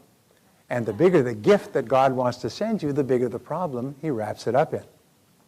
Now, I know that many of you feel that it's like Christmas Day at your house right now with all the gifts wrapped up all over the place. But the negative person always looks the gift horse in the mouth. You know, they always look at it and say, why should this happen to me? The positive person, when they have a reversal, says, what can I learn from this that will help me to be better in the future? What can I learn that will help me to be better? What is the lesson that's been sent to me as a gift to help me to be successful? Somebody was talking about my book, Many Miles to Go, which is my story about crossing the Sahara. And it's a great book. It's in all over the world. Many people really like it. And I remember in crossing the Sahara, I had every difficulty, and it's written in this book. My car broke down over and over. I got dysentery. I got sunstroke. I almost died in the desert. I had every single conceivable problem. And in retrospect, I look back and I realized that if I had not had all of those problems, I would have died in the desert. I would not have been prepared. I would not have done all the setup. I would not have had the gasoline or the food or the water. I would have died in the desert. Every single problem, which was a major setback for me at the time and for my friends, every single problem, in retrospect, saved our life. If we had not had the problem, we would have died. We did not realize that it was an 800-mile stretch of desert. And once we had gone into the desert, no one would ever come after us. And if we had not been prepared, we would have died. And so for the rest of my life, I realized that when you have a major setback or difficulty, it's being sent to you as a gift. As long as your goal is clear, it's a gift. It's a lesson to help you to succeed. It is not a stumbling block. It is a stepping stone to success. So look for the good in everything that happens. The big lie theory. Now, the big lie theory says if you repeat any statement over and over again often enough, even the most intelligent person will come to believe it. They say that there are some things so ridiculous that only academics can believe them. But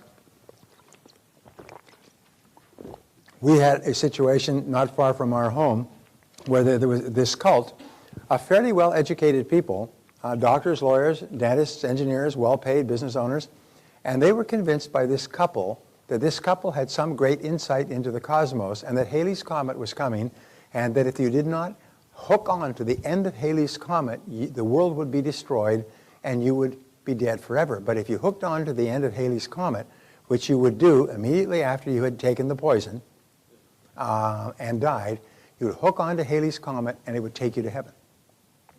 There were about 79 of them. Was that the number? This group in Rancho Santa Fe, and it was just down the street from us. I mean, within driving distance. These people gathered. They came from all over the United States and Canada, and they all got there, and they all believed this because they told them over and over, when the comet comes, the way we hook onto the tail is we all lock arms and drink this poison, and the comet will pick us up and take us into heaven. And they all did. The entire gang, including the two conspirators, or the two cult leaders, and they all killed themselves. And the police went there, they could not believe it. This was it was condominium, but no matter how large the condominium, 79 dead bodies takes up a lot of space. They tried to sell that place for 10 years, by the way. Oh, they said, why has this place been on the market for so long? The real estate agents would go, oh, no, no, no, no, no, no, no. And then they'd check it on Google, and oh my God, this was the scene of the mass suicide. Because these people, because repeating it over and over again, these were very intelligent people, which people were just shocked at this. They all believed it so much that they all killed themselves in a group. So it's possible for people to believe absolutely preposterous things if they are repeated over and over again. However, the benefit of this, and this is the basis of all propaganda that is used by major churches, all propaganda used by communist parties, Nazi party, and so on, but there's what we call the big truth theory. The big truth theory is the opposite of this, and it says you can be, have, or do anything you want if you want it badly enough and are willing to make the effort. This is the big truth theory, and here's what we found, and this again is one of the great breakthrough thoughts, so it's important that I illustrate it. Okay.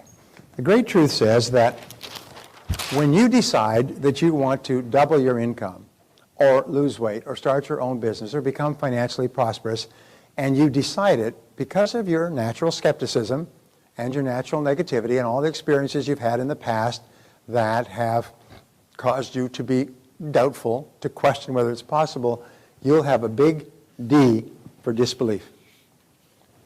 The D will be disbelief. I don't believe it. Reject it. Not possible. And you'll think of all the reasons. You want it. It would be nice, but you'll disbelieve it. So let's say you say, let's say you're earning $50,000 a year now, and you start saying, I earn $100,000 a year. Disbelief. Kick out. I earn $100,000 a year. I earn $100,000 a year. I write it down. I earn $100,000 a year. And you think about it. I earn $100,000 a year. And I take my whole family to Disneyland, and we go to Paris. I earn $100,000 a year. Each time you say it, you'll disbelieve it. But as you keep repeating the big truth theory, the D begins to decline. You begin to believe it less and less. You keep saying it over and over, and you disbelieve it, and you disbelieve it, and you disbelieve it, and you disbelieve it, and you disbelieve it.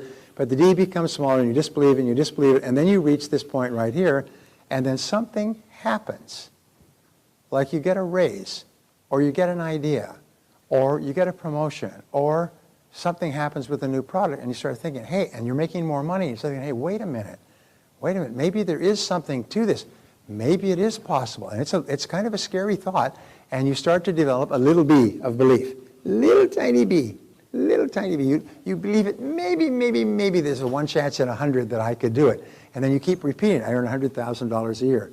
I earn $100,000 a year. I earn $100,000 a year. And you begin to believe it more and more. And you begin to believe it more and more. And you begin to believe it more and more. And you begin to believe it. And as you keep repeating, I earn $100,000, your belief starts to grow and grow until you reach the point in a certain period of time where your belief is just as great and as deeply entrenched as your disbelief. And at that point, it starts to materialize quickly in your life. Zig Ziglar tells a story about this guy who weighed about 350 pounds. And he started to do this, and he said, I weigh 200 pounds. I weigh 200 pounds, which is his ideal weight. And he would say, I weigh 200 pounds. I weigh 200 pounds. And he visualized 200 pounds. I weigh 200 pounds. I weigh 200 pounds. And gradually started to lose weight. He started to walk a little bit more, which is hard for a big person like that. And he started to eat a little bit better. And his weight went down from 350 pounds to 340 pounds to 330 pounds to 320 pounds. And he's making progress. And he keeps saying, I weigh 200 pounds. I weigh 200 pounds. And one day he's out at the supermarket and he's buying groceries. And he hears this voice. And it's a little boy. And the little boy is saying to his mother, Mommy, come and look at the fat man. And he said, he turned around to see what they're talking about. He said, who are they talking about? Because he's already still 320 pounds, but he's looking around. Because who's the fat man? Who? Because he'd already convinced himself he weighed 200 pounds. When they said, look at the fat man, what fat man? Where is he? Because it wasn't him. He was already in his mind 200 pounds and went on to lose all the weight. So when you repeat these over and over again, when you affirm and you visualize and you read and so on, you start to believe. First of all, you believe, it'll disbelieve, and then you start to believe and believe. And once you reach this point, it starts to materialize in your life. It just starts to come true for you. Now, many people are lazy. So what they will do is they will take a couple of runs at it, and they'll do it for a couple of weeks, and they'll think a couple of weeks of affirming is going to change an entire lifetime of performance and results. And so they'll give it up, and they'll say it doesn't work. Sometimes they'll look at it, and they say it doesn't work, and they won't even try it. They say, oh yeah, that stuff doesn't work. How do you know? I heard that stuff a year ago. Did you ever try it? No, I never tried it, but I knew it doesn't work. You're wasting your time. It won't work. And so they'll try to discourage you from doing it. So it's really important. The big truth theory is you can be and have anything you want. Anything you can hold in your mind on a continuing basis, you can have. Anything you can hold in your mind on a continuing basis, you can have. There are no limits. The great test is this. Remember I said that desire is the critical thing? The great test is how badly do you want it? How badly do you want it? And if you can hold it in your mind continuously and visualize it and affirm it and think it, then because of all of the mental laws we've talked about, it starts to materialize very much like a Polaroid photograph. If you remember Polaroid photographs, you take it and pull it out and it'll be black. And then the photograph would start to develop through the chemicals work on it, and pretty soon the picture is perfectly clear. It's the same thing. As you begin to work on it, it'll be completely black. There'll be no indication at all of achieving that goal, but at a certain point it'll start to appear and get clearer and clearer and clearer, and there it will be in your life. And this is how it works. Napoleon Hill, when he did his 22-year study of 500 wealthy people, his final conclusion was that people become wealthy because they develop a prosperity consciousness, is they simply think in terms of prosperity. And you cannot shake them and cause them to deviate from prosperity. They know that no matter what their situation is, they will be prosperous. And that is the most important thing. It is the mental equivalent of prosperity that you need to develop in order to be prosperous. You cannot have it on the outside until you've totally convinced yourself you can have it on the inside. And if you get it on the outside before you're totally convinced, it'll fall through your fingers. You'll just lose the money. You just will not have grown enough to be able to hold on to it.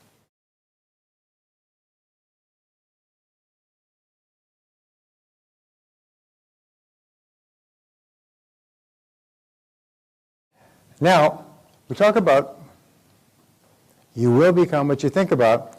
Software for the brain. There are 4 advanced programming techniques you can use for rapid behavioral and attitudinal change. So we now realize the absolute necessity of changing our thinking. So how can we speed it up? And how can we do it faster? We can combine a variety of different proven methods so that we can get results very quickly.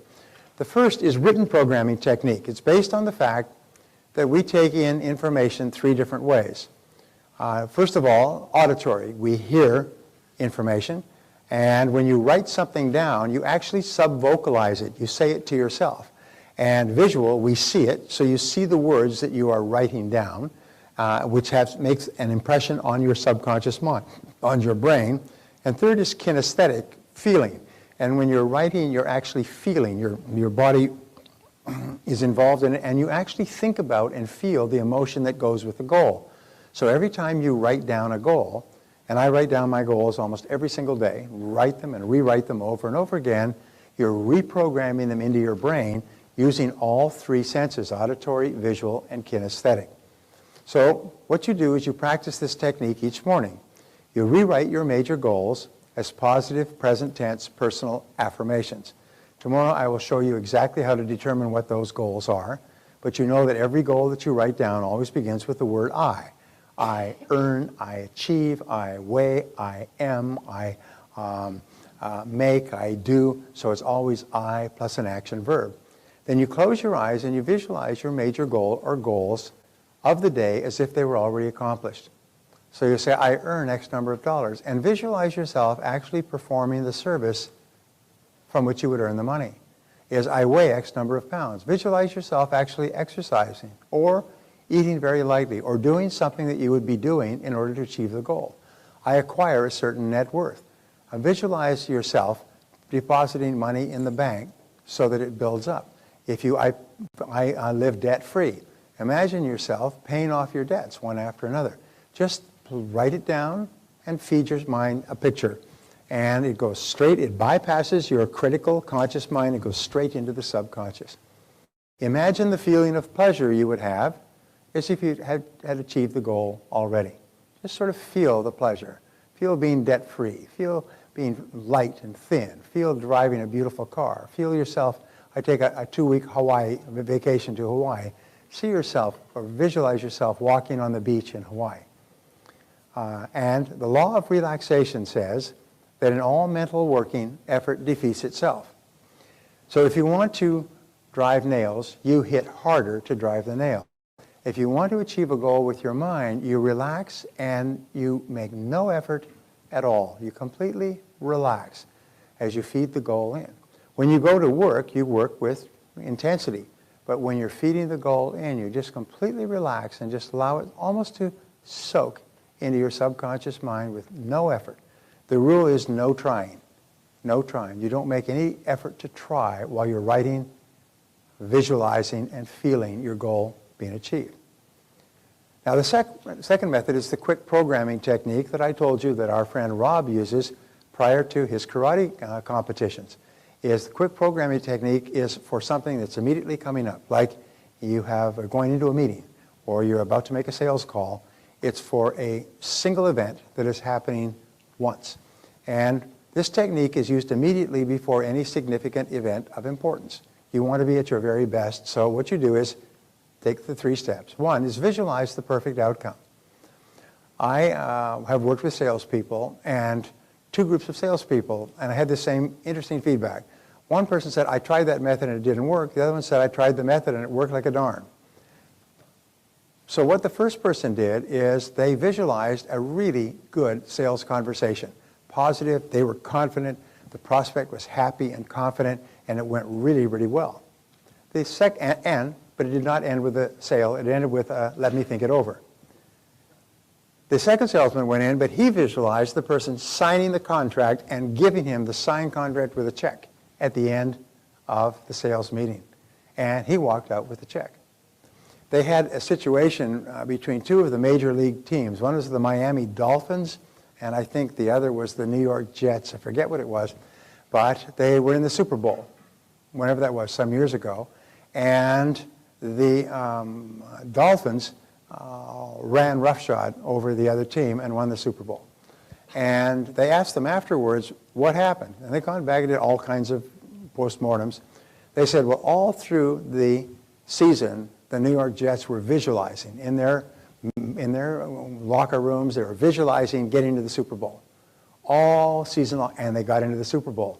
But all season long, and they were visualizing running onto the field in the Super Bowl as the Super Bowl contenders. The Dolphins were visualizing running off the field as the Super Bowl winners. And so the Dolphins had programmed themselves to win the game so they could run off as the victors. The Jets had programmed themselves to run onto the field as in the Super Bowl. So one had programmed it just not far enough. And that's why with the sales guys, one sales guy visualized a great sales experience. The other one visualized a close of the sale and getting the check. And I've had countless salespeople tell me, quite amazing. It ended exactly the way they visualized it. So second of all, affirm the visualization. Instead of saying, this is a wonderful sales call, saying, I close this call with happiness for everybody involved. Or I walk out of this meeting with the check in hand. Visualize yourself and the customer shaking your hand and happy and giving you the check. And then emotionalize it and release it. Feel how happy you'll be when you make that sale. Just emotionalize it and then just let it go and go in. So this is quick affirmation technique, and you do this before every non-recurring event of importance. If something comes up and it's time, you want to meet a new person in a nightclub. You just visualize, affirm, and let it go and walk up. And you'll perform at your best. You'll be relaxed, you'll be comfortable, you'll be personable. It's a great way for building relationships. So software for the brain. The mental rehearsal technique. This is often called sports affirmation technique. It is used all over the world. In fact, a few years ago, they said by 2001, there will be athletes who use this method and athletes who are no longer in competition. Because all top athletes are trained in mental rehearsal. They're trained to rehearse their event over and over again. Figure skaters rehearse their event over and over again with the added benefit that in mental rehearsal, you never fall. In mental rehearsal, you never fall. So they can do it. They play the music, and they lay down, they close their eyes, and they just listen, and they go through their entire routine in their mind over and over again. And when they skate onto the ice, the subconscious mind says, hey, I've been here. I do this perfectly, flawlessly. So the mental rehearsal technique, the process of living the experience on the inside before having it on the outside. living the experience, getting the feeling. Before any important event, top performers recall and relive excellence. This is one of the techniques that Bella Caroli taught Mary Lou Retton, the importance of visualizing and seeing perfect performance over and over again. Because remember I told you that if you do it and once and it's a perfect performance, but then you visualize the performance over and over, every time you visualize it or remember it, your subconscious records it as another successful performance. So you can take one success and repeat it over and over again, and every time you do, you predispose yourself to doing that successfully. So we say the major difference between winners and losers is that prior to every upcoming event, losers think of past failures. They think of the time that it didn't work. And winners insist on reliving and recalling past successes. They think of themselves as the last time they did this and they were really successful. And they choose to play that over and over again. Of course, the more you play it, the more you feel like a winner, the more your self-esteem and self-confidence goes up, and the more likely you are to perform better when you do it again. So constantly feeding this picture into your mind is, my friend Mark Victor Hansen says, when you think of a negative picture or previous failure, you say, cancel, cancel, cancel, cancel. You cross it off, cancel, cancel, and don't allow the picture in your mind. It's almost like the picture's got poison. Don't let it into your mind. Cancel, cancel, get it out of your mind, and instead think of a success experience. Now, sometimes people say, well, what if I haven't had a success experience yet? Well, then imagine one, because your subconscious mind can't tell the difference. If you imagine a success experience, your subconscious mind records it as if it actually happened. And if you imagine a success experience over and over again, your subconscious mind keeps recording, and it predisposes you to success. Then, when you have the success experience, you get a tremendous reinforcement of the mental picture. When I was talking to Rob the other day, he was so happy, he was bouncing, he was brimming, he was so excited because it worked, and he actually won the silver medal in this very, very large competition because of this practice. So when he goes back in next time, he is doubly motivated and doubly convinced that he can do it. So think about what you desire and not about what you fear. Whenever your mind begins to drift to thoughts that you don't want, say very loudly the word stop. Stop. If you find yourself becoming upset or angry or thinking about something that makes you unhappy, you can stop it. It's called a pattern interrupt in psychology. It's just like a slap on the face to an hysterical person. Remember in the movies you see the person's hysterical and they slap them in the face to stop them? That's called a pattern interrupt.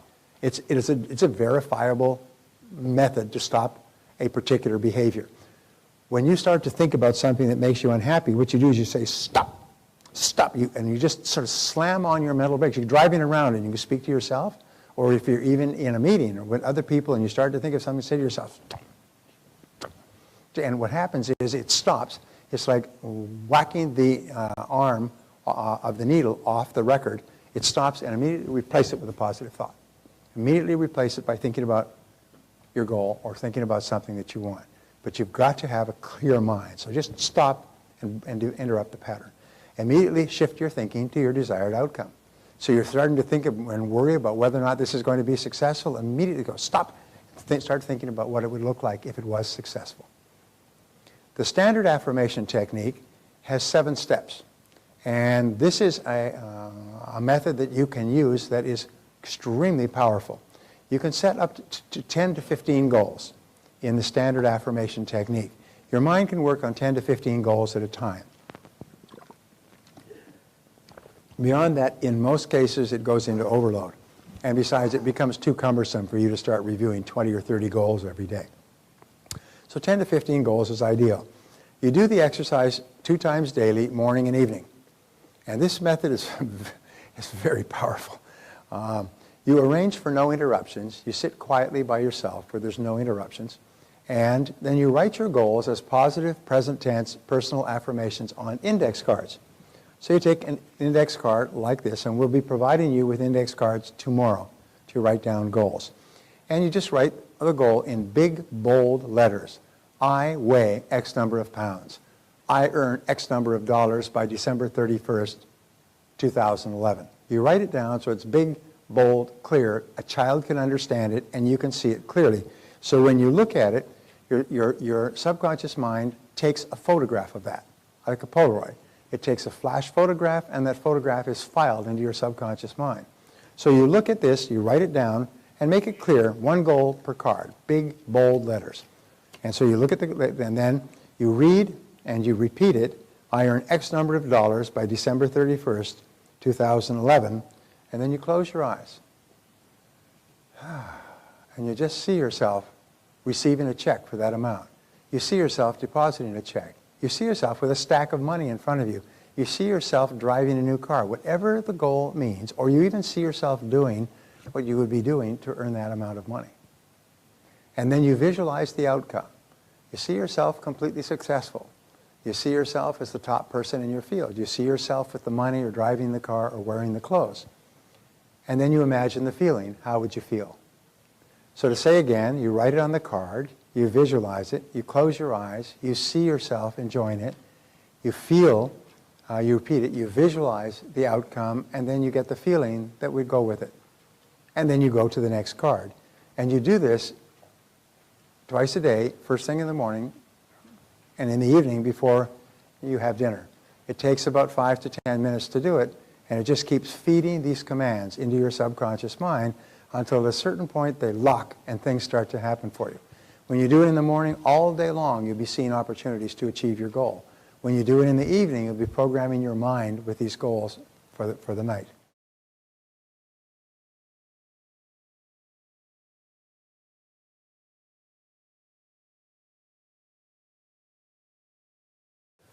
Rapid learning techniques, what we know about the brain.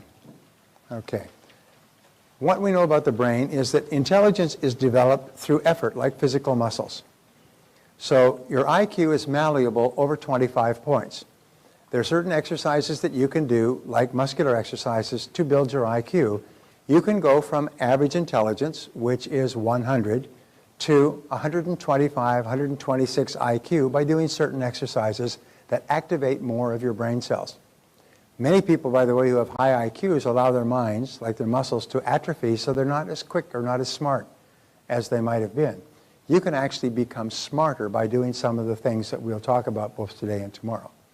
IQ is affected by your self-concept. If you consider yourself to be a bright person, you'll be much smarter and more creative than if you don't. So when your parents always tell you how smart you are, you start to perform at a much more intelligent level than if your parents tell you something negative or tell you nothing at all. So tell yourself, you say, I'm a genius, I'm a genius, I'm a genius. Say it, say, I'm a genius. I'm a genius. Yes, because you have had genius ideas throughout your life. You've had incredible ideas. The difference between geniuses and non-geniuses is non-geniuses have occasional bright, great ideas. Geniuses just say, I'm a genius, and they have bright ideas all the time. That's all. In other words, really fit people exercise every day. Non-fit people exercise twice a month. So if you're constantly using your mind, you actually get brighter and smarter, and you start to unleash more and more ideas, which we'll talk about tomorrow. So second, learning ability can be increased. And you can learn to learn faster and easier. If you want to earn more, you must learn more. And you can actually accelerate the speed. We call this accelerated learning. I'm one of the foremost authorities in the world on this subject. I've done extensive programs on all the different ways that you can turn your brain into a sponge so it just absorbs information. There's a direct relationship between learning and longevity. The more actively you learn, the longer you live. The more actively your mind is engaged. And that's why Goethe started writing the second part of Faust when he was 86 years old. And Faust is considered one of the greatest of all pieces of literature. He completed it when he was 89. I mean, he was still a highly productive person in his later years because he remained fully engaged all the time. Number 4, the longer you continue to learn and the more active you are mentally, the longer you live and the healthier you are. That's why the whole idea of retirement is an old idea that goes back to the industrial age, where people worked until they were 55 or 60, and then like an old piece of machinery, they were worn out and they got taken off the line and put in a field and allowed to deteriorate. In the industrial age, people are taken off the line, they go home and sit in a walking chair until they die. Today, because you work with your brain, you'll be at your prime at 75. You'll be as bright as a berry. You'll be dancing at weddings. You'll be traveling. You'll be learning, reading, studying new subjects, going back to school. This is the best time in all of human history, as long as you keep your brain active. Interesting point, there's more and more direct connections between Alzheimer's and brain atrophy. People started watching television 30 years ago. They're still watching television, and their brain turns to porridge because there's no stimulation. Whereas people who are active and busy very seldom have brain deterioration, what they call senility, diseases of senility. So, rapid learning techniques. The left and right hemisphere of the brain are responsible for very different ways of thinking. First of all, there's the left hemisphere is logical. It looks at everything in a cold, logical way. It's rational, and it looks for reasons. What are the reasons why things happen? It's analytical. As we talked about the conscious mind, it analyzes things carefully and picks them apart. Accountants are very analytical. It's pragmatic. Does it work? All I want to know is, does it work? Not what it is, but does it work for me? Will it be effective? It's concrete. It likes tangible answers, tangible numbers, proof. It is linear. It works with facts and figures in a linear way, step by step. Like engineering, we call this the engineering side of the brain. It is sequential. It deals with things in sequence, one after the other. Like a recipe where you put the ingredients together. It's very much a left brain activity.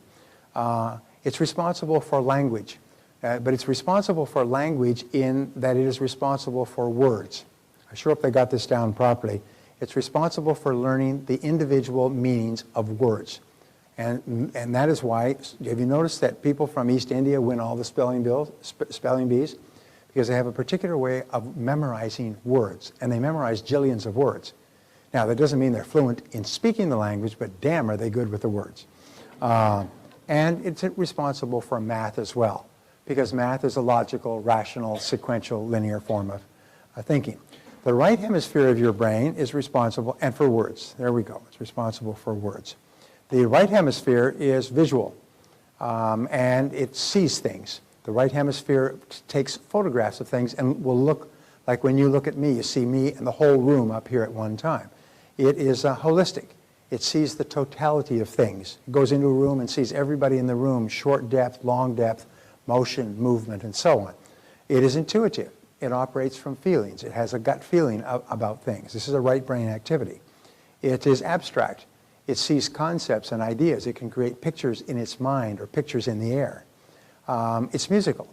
It responds to music and the emotion and the fun and the thrill and the excitement of music, which the left hemisphere has no interest in. It's artistic. It's the brain that is responsible for painting and for art and for sculpture. It is spontaneous. It is open, spontaneous, excited. It laughs, it cries, it feels emotions, and so on. It's responsible for dance. All of dance is a right brain activity. I would say that probably turbo fire is a right brain activity as well. It's responsible for poetry and the use of poetry, and it's responsible for language. Language actually shouldn't be in the first column. The left brain is responsible for learning words, and the right brain combines them into language. And so whenever we use language in sentences and pauses, whenever we speak, we're using the right brain. Well, what we know is that the brain functions at 4 different levels. The first level, the beta level, is the conscious level like now, which is 14 waves and above. When your mind is really working really intensely, it can get up to 15, 20, 25, 30 waves, and its wavelength activity is very intense. The second level is the alpha level, which is 8 to 13 words per second, and the alpha level is when you are meditating, your eyes are closed and you're just completely relaxed, although you're quite conscious and aware. The third level is the theta level. The theta level is the level between this relaxed conscious awareness and sleep. It's where you start to fantasize, you start to drift, you start to have little dreams and so on. Your mind just starts to move away. And the delta level is half to 4 words per second, or waves per second, and that's where you fall completely asleep. A complete sleep cycle takes you from beta through alpha, deep relaxation, theta, where you start to dream, and into delta, which is very deep. Now, if you go through a complete sleep cycle, it only lasts about 2 or 3 hours. And if you have ever had an experience where you've gone to sleep at, say, 11 o'clock, and you wake up at 2 o'clock and you're wide awake, have you had that experience? And you lay down and you can't get back to sleep? It's because you have been fully rested. You've had one complete sleep cycle and you're fully rested. And now you can't get back. You toss and turn and toss and turn. And finally, when the morning comes, you're exhausted. And you get up and at 2 o'clock in the morning, you felt great. This is because you went through a complete sleep cycle. The problem with us today is because of food and drink and stimulation, we have to sort of keep going into theta, and we never get through a full sleep cycle. Once you've had a full sleep cycle, you come out and you're wide awake. People like Lyndon Johnson never slept more than 4 hours a night. There are many very creative people who never sleep more than 4 hours a night because they've been programmed from an early age, for one reason, to have a complete sleep cycle every time they close their eyes. So basically, they're up. There was a gentleman in England, most amazing damn thing. He had he had a concussion, and because of his concussion, he could only sleep 3 hours a night. And so he decided, he was a smart guy, he would use the spare time, because there's nobody to talk to at 2 in the morning. And there's nothing worth watching on television. I've tried. So what he did is he decided he would take that extra 5 hours and study. And over the course of the next 20 years, he got 7 PhDs. He got a PhD in philosophy, a PhD in history, he got a PhD in science, he got a PhD in biology, he got a PhD in poetry, he got a PhD in medieval studies, he got serious PhDs. He became one of the learned men in the world by using his extra 5 hours every day just to study. So it's possible to go into deep sleep. Actually, you can program yourself to say, when I sleep tonight, I'm going to sleep deeply and well. And when you go to sleep, your subconscious mind will say, okay, I know what to do. Put them down. Put them under. And wham. But what will happen is you'll wake up at 2 o'clock and you won't be able to sleep, and you'll come down here ruined tomorrow morning and very mad at me. So the best method to get people into the alpha theta level is to combine both hemispheres is to use music and relaxation. And when you close your eyes, relax, and listen to positive messages, they bypass your conscious mind. You've heard of hypnosis or self-hypnosis. Well, this is a form of what is called heterogenic conditioning, where you're actually put into a deep state of relaxation by another voice plus music. And the words are all very positive affirmations. That's all written down in your book, by the way. They bypass your conscious mind and go straight into your subconscious mind. And when you are awake from this deep form of relaxation, all those positive messages are programmed into your subconscious mind and begin to change your thinking, your feeling, and your behavior. The new words or messages go straight into the subconscious. So you can learn rapidly if you do the following things. Define your purpose, and we give you some goals, is have an intense desire to learn, and then always study with classical music. Now this is a little bit different from what we just talked about in terms of what we're going to do now, but I wanted to put this in, is that you can learn rapidly by having a very clear goal for learning, have an intense desire to learn, and always study with classical music playing in the background. If you study with classical music, the words that you're learning actually ride on the classical music, sort of like riding on a river. They ride into your mind with the music. If you listen to words or songs with words, you don't learn what you're studying, you learn the words from the song. Remember when we were young, we drove around listening to musical songs? How many people could still remember those songs? The music comes on, you remember every single word. It's because at that time, that's what was happening. The music combined with the words was going straight into your subconscious mind, and you have it 20 years later. Sometimes you have it for the rest of your life. The music will come on and you can sing along the whole song because it went into your mind. What we're going to do now is a form of progressive relaxation with music. It's called taped affirmation, and we'll take and we'll repeat an affirmation 5 times. When you hear the first affirmation, which will be, you like yourself unconditionally, you really like yourself. As you hear the first affirmation, just simply say yes or I agree. Your eyes will be closed, you'll be completely relaxed. As the message goes into your mind, you just say yes, or I agree, or that's true. You just agree with the affirmation. you'll probably find yourself so relaxed that you won't be bothered saying it again. Each of the affirmations will be repeated 5 times. You'll first of all be counted down by the count of 20 until you're deeply relaxed. The affirmations will be repeated 5 times each, and then you'll be counted back up to full wakefulness. This exercise takes about 20 minutes, and it's really quite beautiful. And so what we're going to do now, use spaced repetition, practice what you're learning. Okay. Whoop, whoop, whoop. Okay. These are the last rapid learning techniques. Use spaced repetition, practice it, use a variety of stimulation, take regular breaks. We should probably change the order of that, so the last thing we talk about is taped affirmation with music. But now we're at that. So what I would like you to do is I'd like you to empty your hands. We're going to close the door and turn down the lights.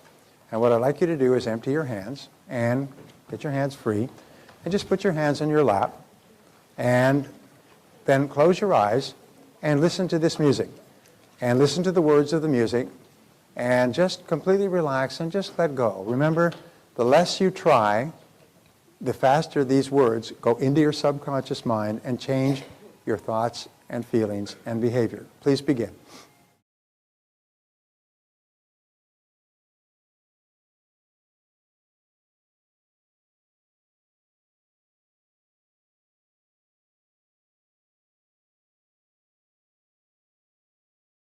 We have a great day for you. Yesterday what we did is we sort of cleared the psychological decks. The fact is that you have more potential than you could use in 100 lifetimes. Everybody is capable of earning 2 or 3 or 5 times as much as they are, but what holds us back is not a lack of ability or talent, it's simply mental blocks that hold us back from either setting the goals or disciplining ourselves and persevering to achieve the goals. And what I'm going to do today is I'm going to show you how to set goals and develop a personal mission, and then to unlock the powers of your superconscious mind. Plus we have some other wonderful things that you're going to hear. So today is going to be a really great day. So what we've done is we've cleared the ground, and we now have a beautiful piece of property.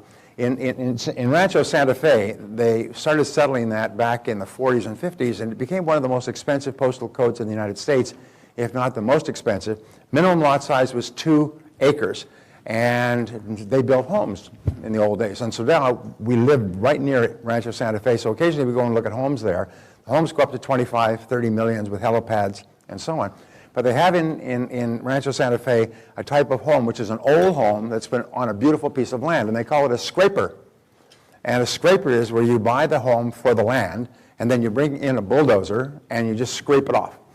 So you have a completely clean piece of land, then you build a new home on the land. So what we did yesterday is we did a scraper exercise. We sort of scraped off all that negative stuff so that we realized that high self-esteem, high self-confidence, complete optimism are the keys to unlocking all of your powers. Now we've gotten rid of all that clutter. At least we've begun the process of it. It will take time because there's still people you're mad at, pissed off at. And it will take time, but over time you'll actually reach the point where you have no negative emotions about anybody. And when you do have negative emotions, you'll know quickly how to cancel them and short-circuit them, knowing that negative emotions are the equivalent of physical diseases. They are mental illnesses that hold us back and sabotage our happiness and our future. Pretty soon you get to the point where you're just happy all the time. People think you're smoking real good stuff.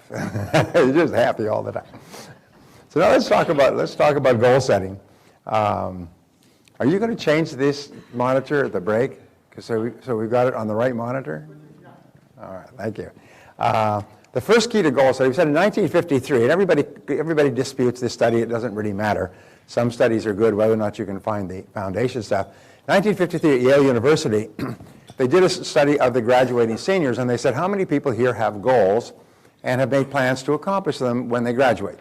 And they found that 84% of them had no goals at all except to get out of college and waste their time in the summer.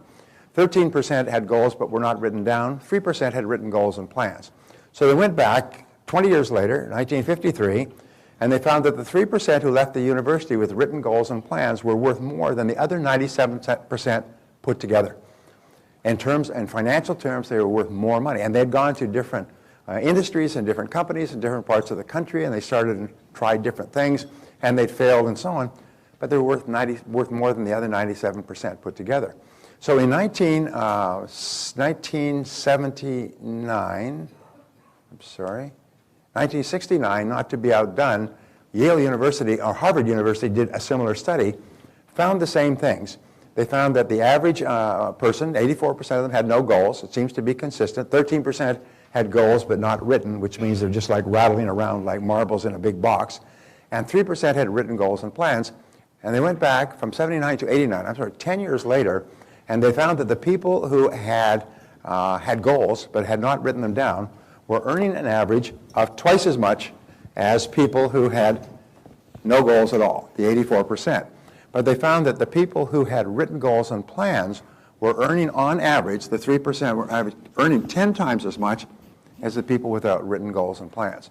The fact is that becoming a goal setter, so you're setting and working on goals all the time, increases your likelihood of success by 10 times. And I'll just give you a very simple example. Imagine that you start off across a foreign country, or even a foreign state, but the challenge is that there's no road signs and no road maps. And if you start off toward a distant destination where it happens to be in a foreign country with no road signs and no road maps, how long would it take you to get to where you're going? And the answer is you could probably drive forever. And most people drive forever. But what if you had a clear destination and you had an excellent map and you had perfect road signs so that you could follow and you'd know exactly where you were every step of the way? How long would it take you to get to your destination? Well, you'd probably get there 10 times faster than a person just wandering in circles. Most people's lives just go in circles. They try this and they try that and they try this and they try that and they come home and watch television and they try this and they try that. But successful people just go faster and faster and faster toward what they want to accomplish. And my favorite word in success is the word clarity. Clarity, clarity. You can apply it everywhere. Clarity with regards to your goals, clarity with regards to your plans, clarity with regard to your priorities, clarity in terms of defining your problems or obstacles. But clarity is critical. And here's an interesting discovery. There's a miracle that takes place between the head and the hand. Is when you write something down, psychoneuromotor activity, it actually helps you to understand it with greater clarity. It stimulates creativity, enables you to see it. Many people won't write things down. They say, well, I'm too busy, or I know what I want. We never hear people say, oh, I know what my goals are. I know what I want.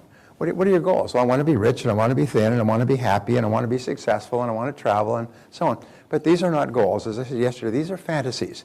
These are illusions. These are the same things that people in mental asylums have. They're just fantasies. A goal is like a blueprint for a home. It's like a recipe for a dish, or it's like a planning of a catering party. It's where there's specific plans and details, organized priorities, and they increase the likelihood of achievement by 10 times.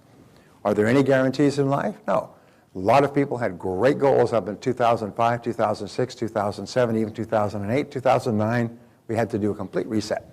2010, 2011, we're doing resets everywhere because the economy has changed. So what we have to do is we have to go back to the drawing board, set new goals that are more consistent with the times. This doesn't mean we have to abandon them. We just have to adjust to the realities. Just like you're planning to go out one day and that night there's a massive cold front comes in, you walk out the door and it's really cold and you're not dressed for it. Well, you simply have to adapt to realities. So the fact is the very act of setting goals, writing them down, dramatically increases the likelihood of you achieving them. It gives you tremendous clarity, and it also activates a whole series of other powers that you don't know about. Now, we've talked in the past about the laws. Let's talk about the law of control, the law of accident, law of cause and effect, law of belief, expectation, attraction, subconscious activity, and so on. People say, well, how can I remember all those laws? And what we've done, by the way, is we've written out a definition of those laws for you in the back of your workbook, so you can refer to them. Well, the wonderful thing is when you have goals, you don't need to. When you have goals, how do you activate the law of control? You have a goal, and a goal gives you control. Is how do you free yourself from the law of accident? With a goal. Is how do you activate the law of cause and effect? The effect that you desire is your goal, and other causes are aimed at achieving that. How do you activate the law of belief? You believe in the ability and your ability to achieve your goal. Law of expectations, you expect that everything that will happen will move you towards your goal. Law of attraction, you attract into your life people and resources that help you to achieve your goal. Law of subconscious activity, the subconscious mind works to make your outer world consistent with your inner world of goals. Law of substitution, what do you think about all the time? Instead of negative things, you think about your goals. Law of concentration, concentrate on your goals. Law of reversibility, act as if you've already achieved your goals. You start to think about it, you think, law of emotion, what do you put your emotion into? Your goals. And the law of habit, what do you develop? You develop the habit of working on your goals every day. The wonderful thing, like the harmonic convergence that I explained to you yesterday, the wonderful thing is when you have a very clear, specific, burning, focused, well-defined goal, all the laws of the universe line up for you, which is why people with goals accomplish 10 times as much as people without them, because it's not only their own abilities and resources, it's the abilities and resources of the entire universe all come together in harmony to work behind you, to march behind you and drive you forward, motivate you, impel you, inspire you, motivate you, and so on. And it's interesting. You could take a group of 10 people who don't have goals and take photographs of their faces, and then you could take 2 people out of that lineup, if you like, and have them sit down and write out clear, specific goals as you're going to do in the next few minutes, and then photograph them again, put them back in the lineup. And about 80% of people will be able to pick the people with the goals. That one has a goal. That one has a goal. The other 8 don't have goals. They'll be able to pick it because it actually changes your physiology. It changes your face. It changes your body language. It changes your eyes. It changes your level of confidence. The very act of writing down and dedicating yourself to the achievement of a specific goal makes you a different human being in a very positive way. Greatest thing of all. So, moving right along here. 5 keys to goal setting. Number 1, we say the ability to set goals and the ability to make plans for their accomplishment is the master skill of success. I've had countless people just over the years where a parent will say, I'm going to send my son, who just graduated from university, to this seminar as a gift because I want him to have an overview of life skills. And they'll always come up to me sometime in the seminar and they say, this is worth more than the 4 years I just spent in college in terms of how the effect it will have on my life. Remember this, those who do not have goals are doomed forever to work for those who do. It's one choice or another. The ones who are running everything are the ones with goals. The ones who are working without goals, the 80% who are passive and recipient, they're working for people with goals. So we say once you set your goals, your cybernetic mechanism, the goal-seeking part of your brain is triggered. Now this is an important thing to understand. The psychocybernetics that was discovered about 50 years ago says that your brain automatically moves toward the achievement of a goal. It automatically moves. And it's very interesting, and we'll talk about this a little bit later, but there is a missile called the Exocet missile. Have you ever heard of the Exocet? It's the French missile, and the French, those bastards,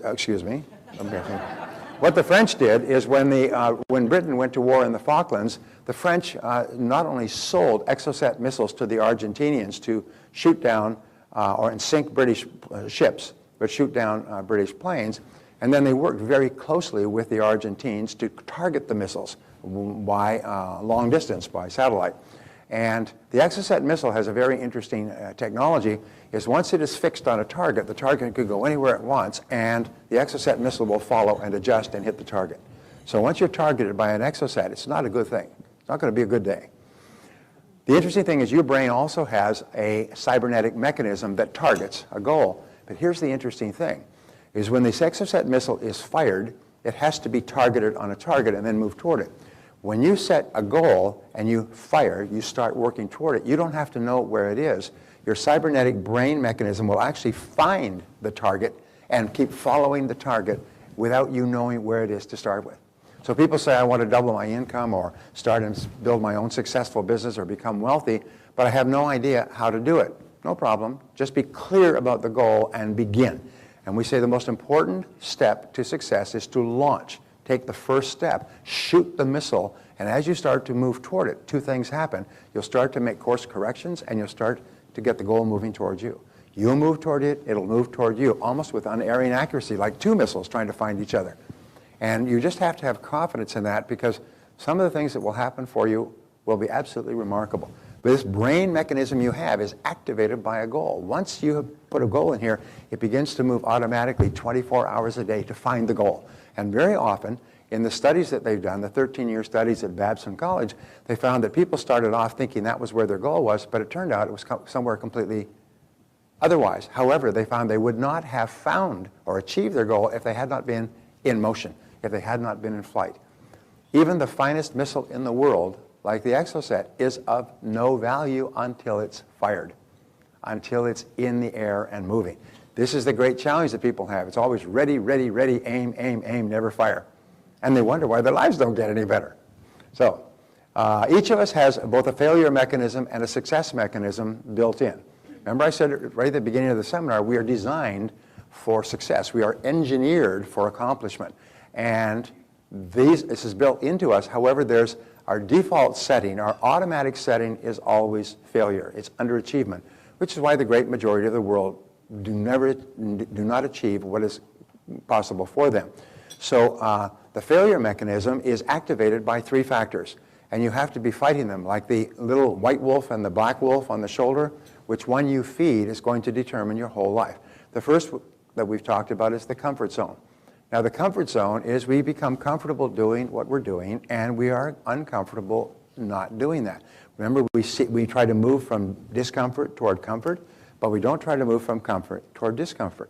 And trying something new, setting a new goal, committing ourselves to a whole new course of action or study is a very discomforting thing.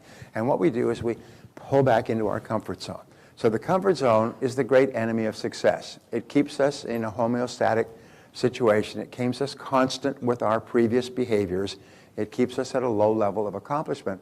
In order to break out of the comfort zone, we've got to set bigger goals. We've got to set big goals, big, hairy, audacious goals that really wake us up, that are impossible to accomplish at our current level of accomplishment. Now the second is learned helplessness. And they've done 25 years of research at the University of Chicago on behavior. And what they find is the greatest single obstacle to success in their studies is people feel helpless. They can't make a change. They feel they don't have the money, and they don't have the time, and they don't have the skills, and they don't have the friends, and they're broke, and they've lost their money, and they just feel helpless. And helplessness leads to a feeling of hopelessness and a feeling of passivity. But the fact of the matter is, there has never been a better time than today in the history of the Western world for you to achieve great goals. Do we have lots of problems out there? Great. And we've always had problems. We have them a little bit more exaggerated today, but we've always had problems. And within every problem, usually there's an opportunity for a creative person to find a way to solve it and to make money at it, to make a contribution. So learned helplessness is, the fact is that you are not helpless. And so that's why you say to yourself over and over again, I can do it. I can do anything I put my mind to. I can do anything I put my mind to. When Bella Caroli was training Mary Lou Retton, he would always say to her, Mary Lou, you can do it. You can do it. You can do it. And they were so jealous of him in the Olympics, they would not give him a floor pass. They would not allow him on the floor with Mary Lou when she was competing, the most important Olympics of her life. They forced him to stay in the stands with the spectators. And so Mary Lou would come off the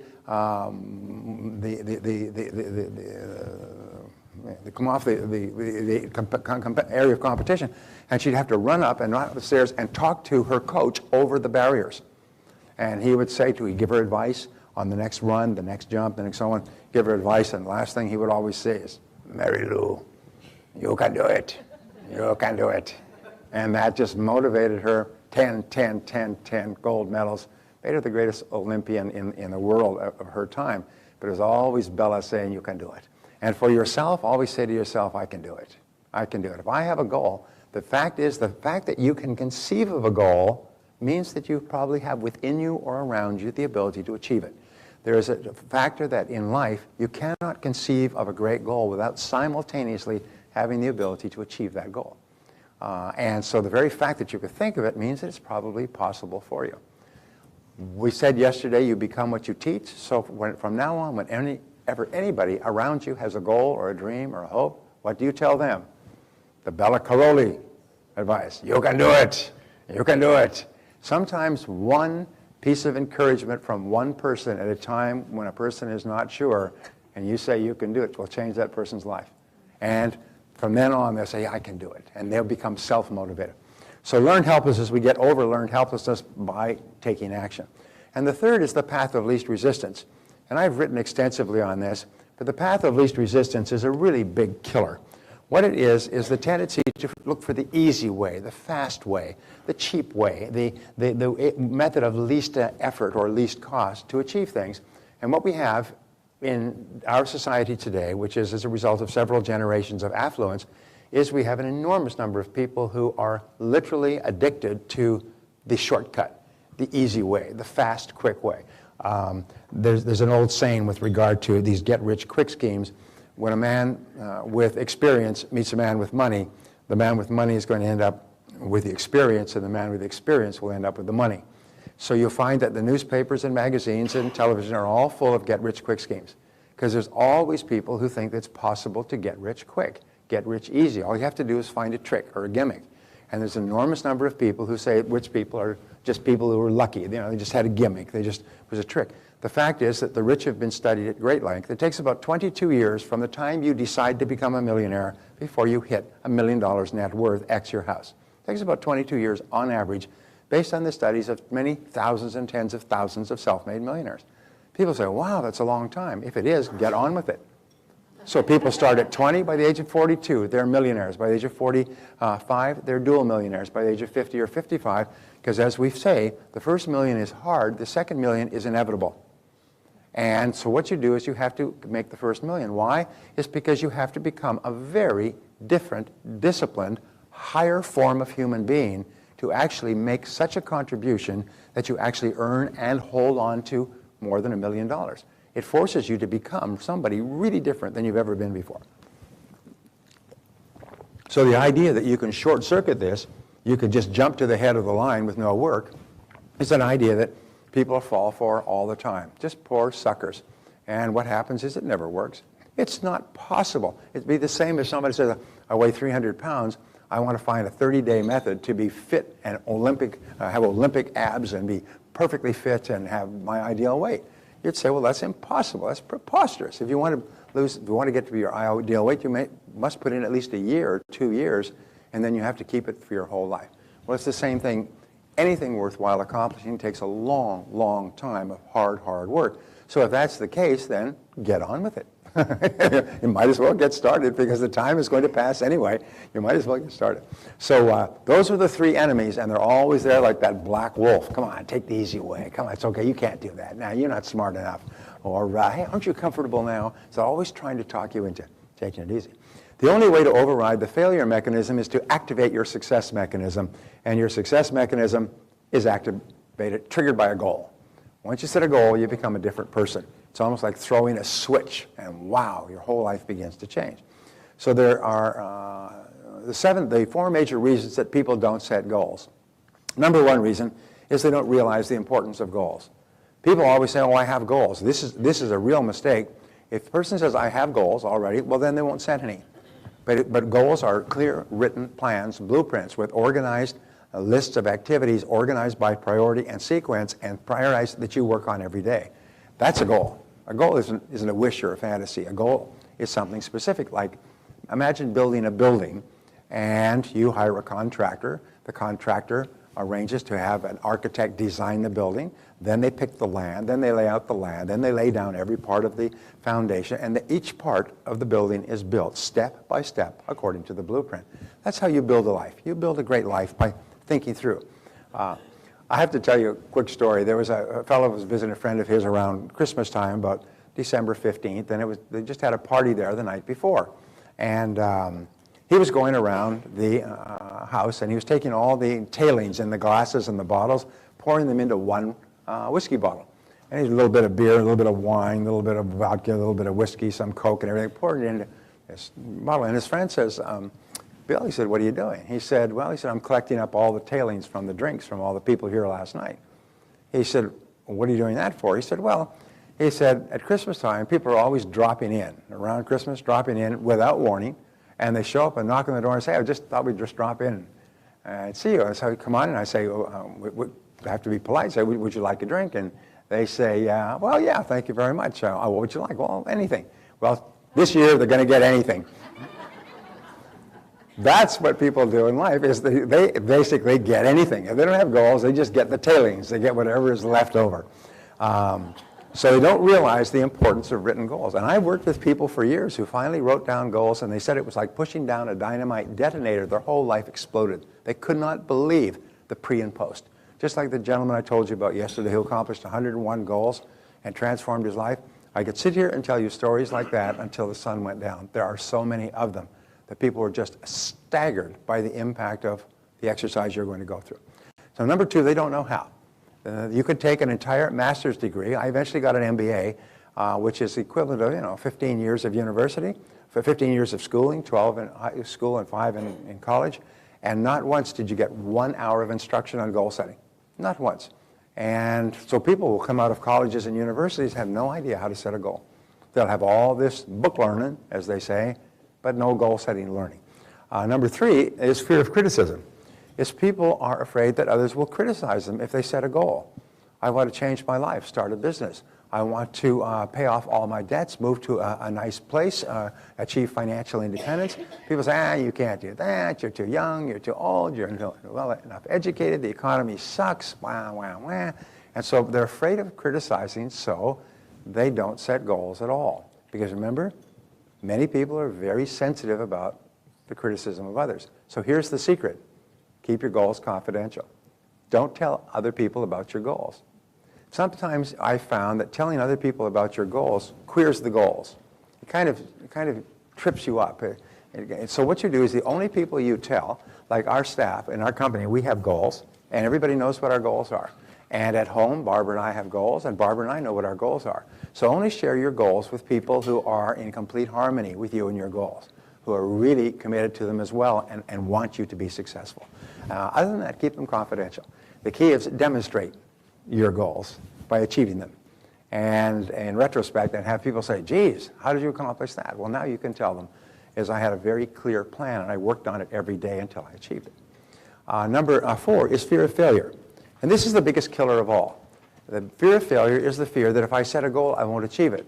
What if I lose my time? What if I lose my money? What if I invest all this time and nothing happens? Or what if I invest my money and I don't achieve it? Or what if I put my whole heart into it and it doesn't work out? And the fear of failure is so traumatic for most people that they won't even take the first step. And so the way that you overcome the first fear of failure is basically you just simply say, I can do it. I can do it. I can do it. If I can set a goal, I can achieve it. And here's an interesting point. Almost everybody fails the first few attempts of goal setting. They did a study on they had 4 self-made millionaires under the age of 30 on one of the New York television shows, and the interviewer said, just right at the break, how many different businesses have you guys been in before you made $1 million, before you hit the $1 million jackpot? And so they went to break, and the guy sat down and calculated. They came back afterwards, and they'd worked out that they had started and failed in an average of 17 businesses before they hit number 18, where they made $1 million. Now, the great question is this. Did they fail 17 times? No. Every single business they started and failed in or underachieved in taught them valuable lessons that eventually accumulated into their success in the 18th business. And they could all look back and say, all my success today is because of all my mistakes in the past. So what we do is we just go into it wholeheartedly, like in Texas Hold'em, we just go all in. And then if it doesn't work, we learn, and then we do it again. We don't just give up. We don't say, oh, well, I tried it once.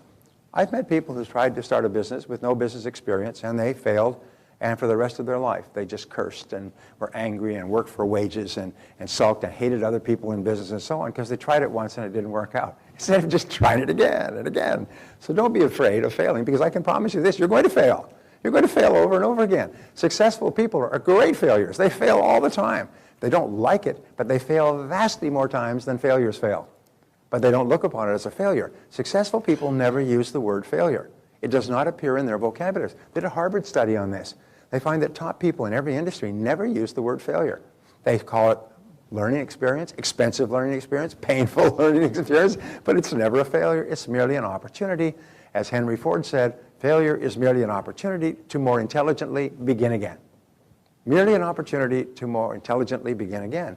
So if instead of thinking how much you lost and how disappointed you were, think of what lessons you learned. Think of the valuable lessons. Write them all down. Write them down. I learned this. Next time I'll do this and this and this, and just keep thinking of all the lessons. as you think about the lessons, because of the law of substitution, you actually become more positive and happy and excited, and you think, what a great experience this was. And you write down the lessons, and you cannot be negative when you're thinking about all the things you've learned. Okay? And it's those lessons that you learn that get you to the point where you're the kind of person who can earn and keep the kind of money that you want. So, the 5 keys for goal setting. Number 1 is fear of change is a major source of fear and stress today. We're traumatized by it, but goals allow you to control the direction of change. You see, if I said there's going to be some big changes in your life, your income's going to go up by $100,000 a year. Who's going to say, oh, I don't want that kind of a change in my life? We're not afraid of positive changes. We're concerned about negative changes. How do you avoid negative and unpredictable changes? You put your hands on the steering wheel of your own car and you control your own destiny. And you do that with written goals. Nobody's afraid of change as long as it's under your control. It's uncontrolled change. It's change that comes from the outside that causes us the stress and tension of being out of control. So we say the area of excellence is a second key to goal setting. What this says is that each person has the ability to be excellent in one or more areas. I've learned this and relearned it, but I cannot tell you how important it is one of your greatest responsibilities to yourself in life is to determine your area of excellence and put your whole heart into becoming excellent in that area. And whether it takes months or weeks or years, in most cases it will take 2, 3, 4, 5, 6, 7 years for you to get into the top 10% of your field. But whatever your area of excellence is, and I'll show you how you can determine it in a second, whatever your area of excellence is, you must commit to excellence. You must commit to becoming excellent, because in the absence of a commitment to excellence, you merely default to mediocrity. The great tragedy in our world today, the bottom 80%, they're not good at anything. They get up in the morning and they look in the mirror, and the person who looks back is not particularly good at anything. They're very easily replaced at their work. There's lots of people who can do the job just as well as them. They have permanent insecurity. And they're only paid the amount necessary to stop them from quitting. And that's only when times are good. So they never get ahead financially. Their income goes up, the bottom 80%, according to Gary Becker, Nobel Prize-winning economist at the University of Chicago, average person's income goes up about 1% above inflation if they're working, the bottom 80%. Top 20%, their average income goes up at about 11% per annum. At 11% per annum, your income will double every 5 or 6 years. At 1% per annum, your income will double in terms of buying power in 72 years. So people at the bottom 80% are always in debt, and they never get free because they're not good at anything. And it's the most amazing thing. I'll tell you, Barbara and I went to a hotel, Ritz-Carlton, in Naples, Florida. It's got the highest ratings of hotels in the United States. We go in there, and there's this nice guy, the black guy, he's the bellman. And he comes up, and he helps us out with the bags. And he said, Mr. and Mrs. Tracy, welcome. It's so good to have you here. I'm thinking, how did he know who I was? What he did is he quickly looked at the bag tags while he was taking them out and saw that there was a male and female, Barbara's tags, my tags. Before he had them out, he knew the names. And we said, well, gee, thank you very much. He said, you're welcome. It's wonderful to have you here. We really appreciate it. You help you have a great time. He took the bags in. We go in, you go in and around, and there's the check-in counter. Mr. and Mrs. Tracy, geez, it's good to have you here. How the hell did they know it was us? He had telephoned as the bags were going in. He had telephoned and told them the Tracys are coming up to the desk. By the time we got upstairs, the maid's waiting there. Mr. and Mrs. Tracy, let us show you to your room. I mean, you couldn't believe it. Then when you check out, he remembers your name, because he's got a game with names. He remembers names. He remembers your name when you're checking out or going out or everything else. This guy gets $20 tips, and he sure did from us. He gets $20 tips all day long. Do you know if people are checking in all day long, 200 or 300 people, $20 a time? Can you do the numbers here? This guy makes about $120,000 a year unloading bags from the back of a truck. Is he one of the best in the business? You bet your bippy. Do other hotels want him and offer him money and higher base salary and so on and so forth? Because he's so good at being a bellhop. And so you can be good in all kinds of things. I could tell you story after story. You don't have to be brilliant. You don't have to be a genius or highly educated. Whatever you're doing, you can be really good at it. And have you seen waiters who are really good at waiting? And have you seen people in gas stations really good at being in gas stations? And those are places you go back to over and over again. Hairdressers who are really good at hairdressing. In other words, every person has the ability to be excellent at something, and you must decide what it is, and you have to become excellent. Without a commitment to excellence, you default to mediocrity, and mediocrity leads to low self-esteem and financial insecurity all your life. Now, here's the other point, is that when you feel yourself becoming excellent, when you commit to becoming excellent, your self-esteem goes up. As you get better, there's a rule that says that happiness is the progressive realization of a worthy ideal. It's the step-by-step moving towards something that's important to you. So when you become the top in your field or one of the best in your field, you'll feel fabulous. However, every step you take toward becoming excellent makes you feel fabulous as well. It's like a constant input of high self-esteem, self-confidence. You just feel better and better about yourself by the very act of feeling yourself moving toward becoming better. Every single thing you learn and do to improve your performance makes you feel happier. So therefore, it's very important. Okay, so we say there are 3 keys to finding your area of excellence. And by the way, this will change over time. You will find that in one field, you'll need to be excellent in a particular skill area in order to succeed in that field. So you'll have to get to work and develop that skill. First of all, attention. Attention is something that holds your attention, that grasps your attention. Philosophers will tell you that life is the study of attention. Where your attention goes, your heart is. Wherever your heart is, your attention goes automatically, almost like the heat-seeking missile will move toward what they pay attention to. So attention is a really interesting way of understanding who you are and why you're put on this earth. What do you pay attention to? What do you like to read about? What do you like to talk about? What do you like to think about? What captures your attention when somebody else is doing it or talking about it?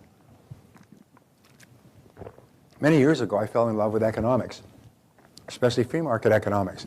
My attention goes unerringly to articles, books, courses, people on television who are talking about the economic situation. I just love the subject of economics. Of course, I love the subject of success as well, and achievement and so on. But my mind just goes unerringly to those facts and figures and statistics. So the second area is interest. What are you interested in? What have you always been interested in? Quick story, I had a man in my seminar, he came up to me, he was about 35 years old. He said when he was young, and the third is absorption. When he was young, he said he loved airplanes. And all he wanted was airplanes. He was fascinated with airplanes. He got his father to take him out to air shows. He got airplane posters and put them in his room. He got airplane books that he got for Christmas. He made model airplanes. He just loved airplanes. And when he went to school, he had various courses of study. He decided to study aeronautical engineering. And he just loved it. He graduated at the top of his class. He loved it. And then went out and started a business. The first business he started was working in aircraft design. Actually, he worked for another company in aircraft design, engineering, and so on. And he finally started his own company. And then he started a leasing company for aircraft. And then he started a repair company for aircraft. And now he had 3 companies thriving. He was a multimillionaire. He was the happiest damn guy you could ever imagine. He said all he ever did was what he loved to do, what just absorbed him from the time he was a child. Now, there is a whole series of studies that have been done that say whatever absorbed your attention between the ages of 7 and 12 is a very good indication of what you should be doing as an adult. So if you can go back and say, what was I doing between the ages of 7 and 12? What did I love to do? I just could not keep away from it. I had to be dragged away from it to eat dinner with my family. I went back to it all the time. What did you love to do between 7 and 12? And many people will say, I can't even remember, so they'll call their mother or their father, especially the mother. Fathers are hopeless in this area. But mothers will remember, between the ages of 7 and 12, you just loved to do this. You loved to write poetry. You just loved to write poetry all the time. And you're thinking, isn't that interesting? Because I love to read poetry. I like to read about poets. I love to buy poetry books and everything else. It could mean that you have within you the ability to be an outstanding poet. Because remember, if attention, interest, and absorption is on a subject, it means probably within you is the ability to excel in that area. And sometimes people say, well, area of excellence. Oh, but look at all the hard work. No, if it's right for you, it's not hard work. You love it. You love to get better in an area that's right for you. You cannot imagine yourself not getting better all your life. You just love the process of learning and getting better. So, 5 keys, the Acres of Diamonds theory. The Acres of Diamonds principle, one of the most important principles ever discovered, it came from a man named Russell Conwell. Russell Conwell, back in the early part of the last century, was asked if he would help to raise funds for a university for worthy young men and women who could not afford to attend a university. And he was a minister, so he decided to design a talk that he could give to groups and charge for and give the money to the fundraising for the college. So he designed a talk called Acres of Diamonds, one of the most famous talks in history. And Acres of Diamonds began with the story of an African farmer who heard about people who had gone off into Africa and earned fabulous fortunes. Actually, let me go back and tell you the whole story. It takes just about 3 minutes. He's running his farm. His farm is quite prosperous. It's doing well. It's on the main caravan or trade routes.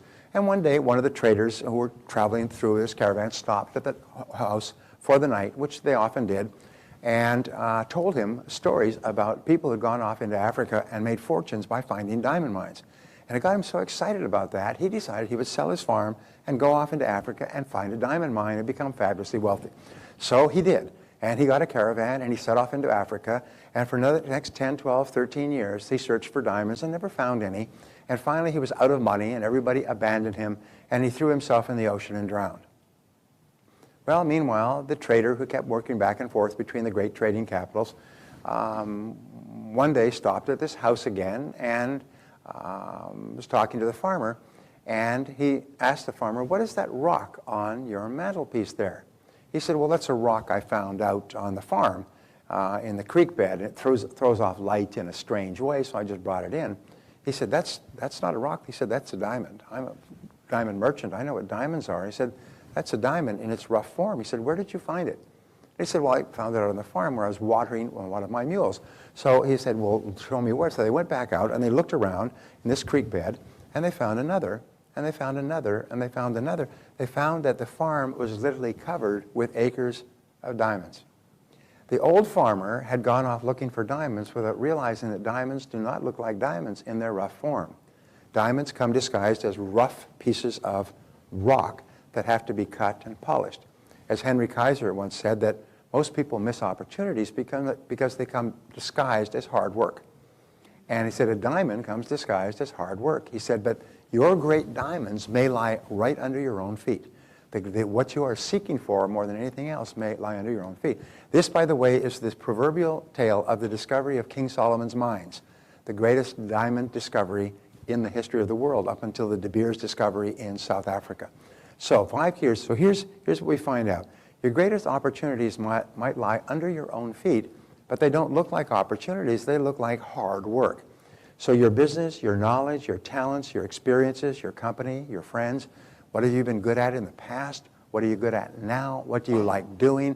What are the great needs and problems around you?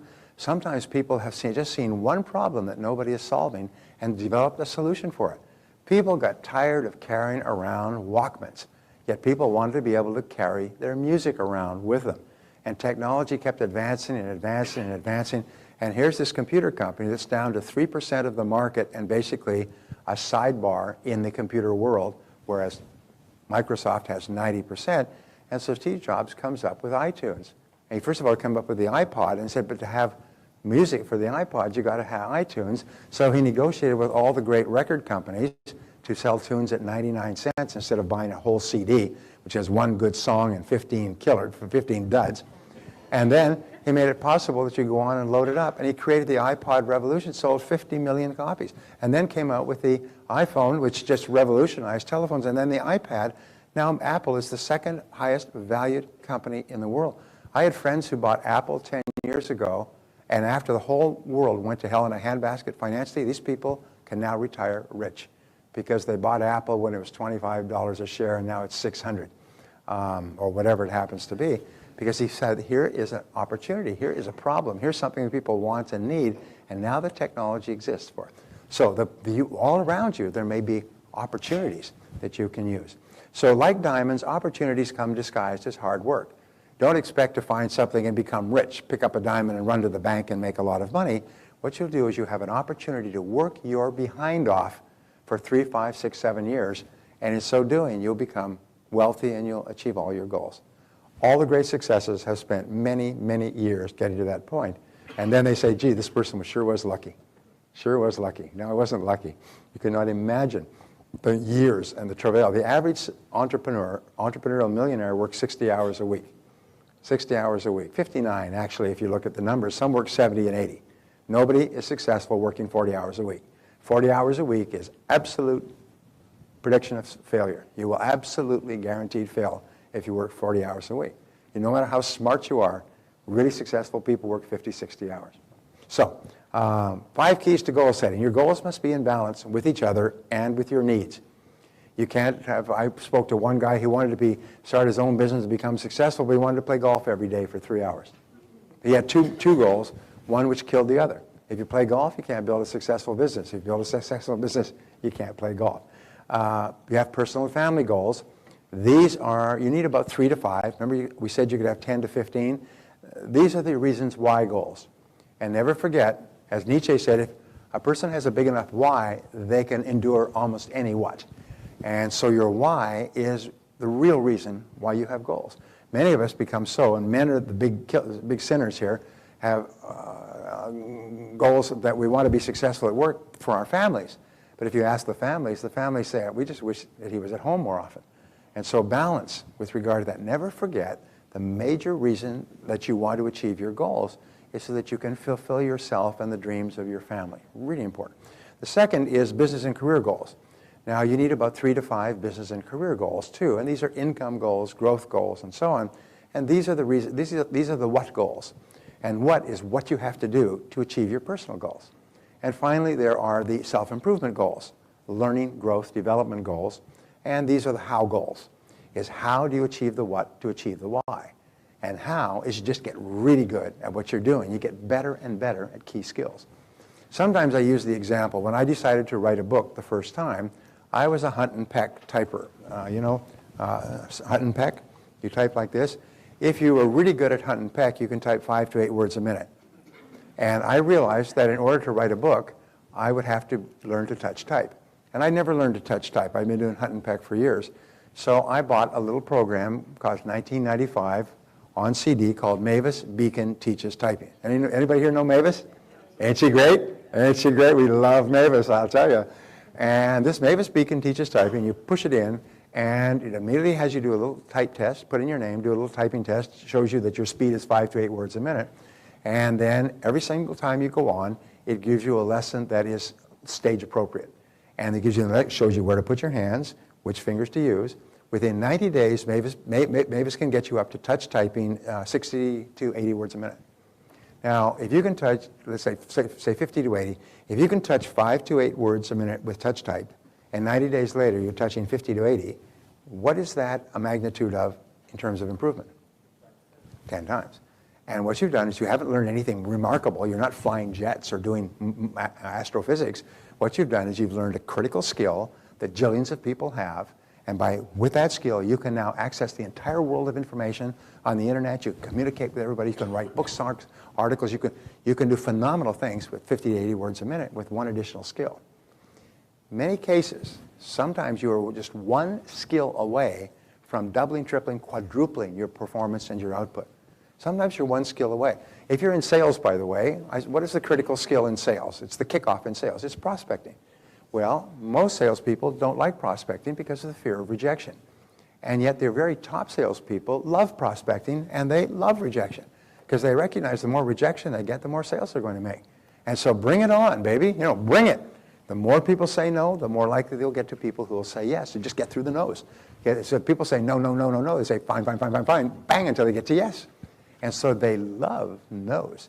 And you know something? If you do one switch, you take one plug in your metal switchboard out, I hate no, and I love yes, and you switch it around and you say, I love no, and I don't care, and I know yes is inevitable. When you start to love no, your sales will double. Your income will double when you start to love no. And then you'll start to have more successes, which will cause your self-esteem and self-confidence to go up, which will cause you to be even more aggressive about getting no's, and you just don't even care anymore. And sometimes when people say no, you laugh, because that's a guarantee, just one step closer to a sale. And what I'm talking about here, I teach my sales audiences, if you had no fear of rejection at all, what are the sort of things that you'd want to do in your business career?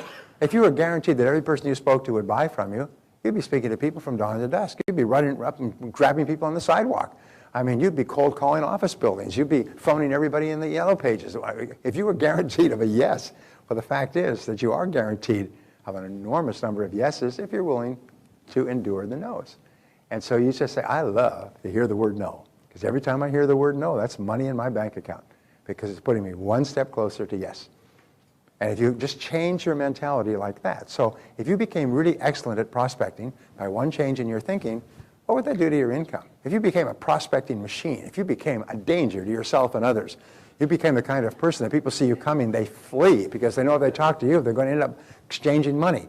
And it's only going to go one way. Okay, so self-improvement goals. What are the skills, the essential skills you need to learn to be able to use all of your other talents? The next key is of the 5 keys, you need a major definite purpose. Your major definite purpose is the one goal which, if you achieved it, would have the greatest positive impact on your life. Napoleon Hill changed the lives of many people with some of his observations based on 22 years of research into wealthy people. People who started with nothing and became some of the wealthiest people in America. And the first thing he starts talking about, he says your life only becomes great when you can select a major definite purpose and then put all of your energies and all your emotions behind that major goal. And when I learned that, as young people did, I learned it when I was 23, changed my life forever. Everybody who ever learns the principle of the one major goal, what we call the focal point. We teach our focal point process in our coaching. We teach people to pick a focal point or a critical goal in each particular area. And once you're clear about that, then all the harmonic convergence lines up, all the planets line up, all the laws begin to work in your favor behind that major goal. But people say, well, can I have a whole bunch of major definite purposes? Well, can you ride a whole bunch of bicycles? No, you can only ride one bicycle at a time, one horse at a time. Now, you can have minor goals, and you can have them organized in priority and so on, but you must always have one. I call it the ball carrier goal. This is the ball carrier goal. The ball carrier determines how far the team moves ahead. It determines the line of scrimmage. It determines how fast the team moves toward the goal line. Your ball carrier is your biggest goal. Now, the interesting thing about working on your one goal is, what do you think happens to all your other goals when you're totally fascinated, passionate about one goal? What happens to all your other goals? You start to achieve them as well. Just as the ball carrier moves ahead, the whole team comes up to the same line of scrimmage. All your other goals move ahead as the ball carrier moves ahead. And so therefore, selecting that one goal is one of the great responsibilities of adult life. Selecting your area of excellence is a great responsibility that you cannot delegate and you cannot avoid. You can take tests and you can ask other people and you can get advice, but you've got to know what it is. And your major definite purpose is that one goal, and you've got to decide what that is. Will it change over time? Yes. Can it change? Of course. Different circumstances will cause you to change it. But in order for you to realize your full potential at the highest level, you've always got to have a major goal that is essential and a major skill area that you're working to become excellent in. So, it must be a SMART goal. It must be specific. It must be measurable. In other words, it cannot be a vague goal. A child should be able to understand your goal. You should be able to write it on the back of a business card. It should be as clear as a bell. It's got to be measurable so that a person can tell whether or not it's been accomplished. It can't be, I want to make lots of money. It's not a goal. It's a fantasy. Is I want to earn a specific amount of money this year, and sometimes next year I want to earn a specific amount of money. I want to achieve a specific net worth. In other words, it's got to be clear so a child can tell you, yes, you've made it, or no, you haven't. It has to be achievable. You cannot set preposterous goals. I have people who come up to me after a discussion like this and say, well, I've decided to be a billionaire in 1 year. I still remember this one woman came up to me in a seminar, very, very arrogant. I've decided to be a billionaire in 1 year. And I said, well, that's a pretty big goal. She said, well, you said you can have any goal you want. I said, yes, but it has to be realistic. And, well, what do you mean? It has to be an achievable goal. I said, well, what are you working at right now? She said, well, I just got fired for incompetence. I said, how much money are you worth? She said, well, I'm broke. I had to borrow money to come to this seminar. I said, and you expect to go from zero, broke, incompetent, to $1 billion in a year? I said, how about going to $1,000 in 1 year? Become a thousandaire, and then a 2,000-aire, and then a 10,000-aire, because as the Bible says, O good and faithful servant, you have been faithful over small things, I will make you master over large things. You can't go from broke to buckets of money. you have to demonstrate that you can be master over small amounts of money, that you can take the money and that you can hold on to it and that you can save it and that you can invest it and that you can deploy it. If you do that with small amounts of money, you'll get bigger amounts. By a law of attraction, you'll attract more money that you'll be able to carefully invest and deploy and put away. And as you do that, you'll attract more money and you'll earn more money. In other words, you have to walk before you run. And so people who want to go from zero to making lots of money are living in cloud cuckoo land. They actually need sedation and maybe even serious institutional help because they're living in a fantasy land. It's not possible to do it. To become excellent in your area, it takes 7 years. It takes 10,000 hours from the time you start to the time you excel, getting to the top 10%. It takes 7 years and or 10,000 hours of dedicated, hard, relentless work on yourself and your craft. That has been proven for 50 years. And every single time you see a successful person, you say, when did you start in this? 10, 15, 20 years ago? Worked 60 hours a week for years and years that nobody ever saw or appreciated. And then finally they broke through. And people say, boy, you're sure lucky. Sure are lucky. They were watching, the ones who say that were home watching television 7 days a week while this person was working their head off. So it's really important. And it must be realistic. Make it a goal. If you set a goal that's too big, what happens is your subconscious mind actually short circuits and stops. It just kicks it out like a rejection. When I first learned about self-concept and goal setting, and you earn as much on the outside as your self-concept on the inside, I immediately set a goal to double my income within 1 year. And what happened is nothing. Nothing happened.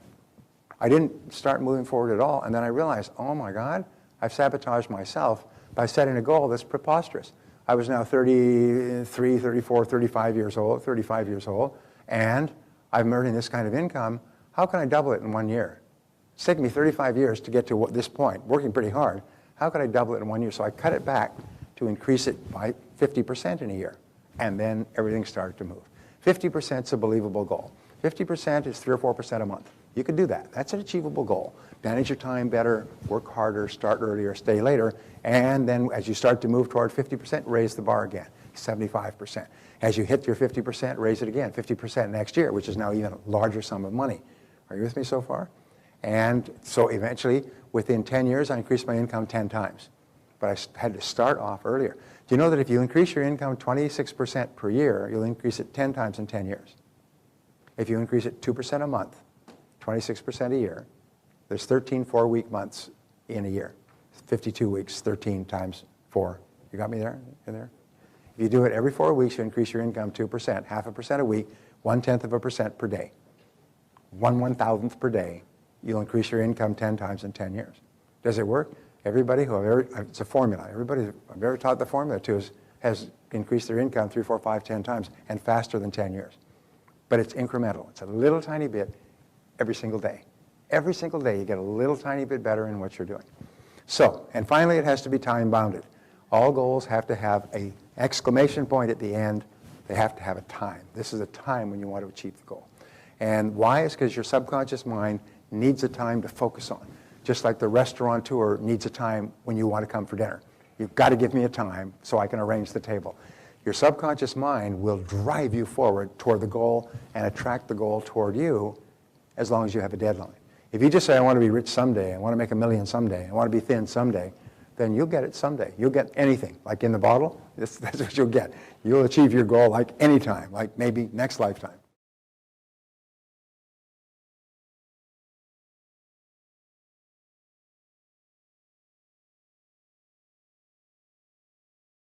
So, the 7-step goal setting process. Number 1, decide exactly what you want. Be specific. This is really important.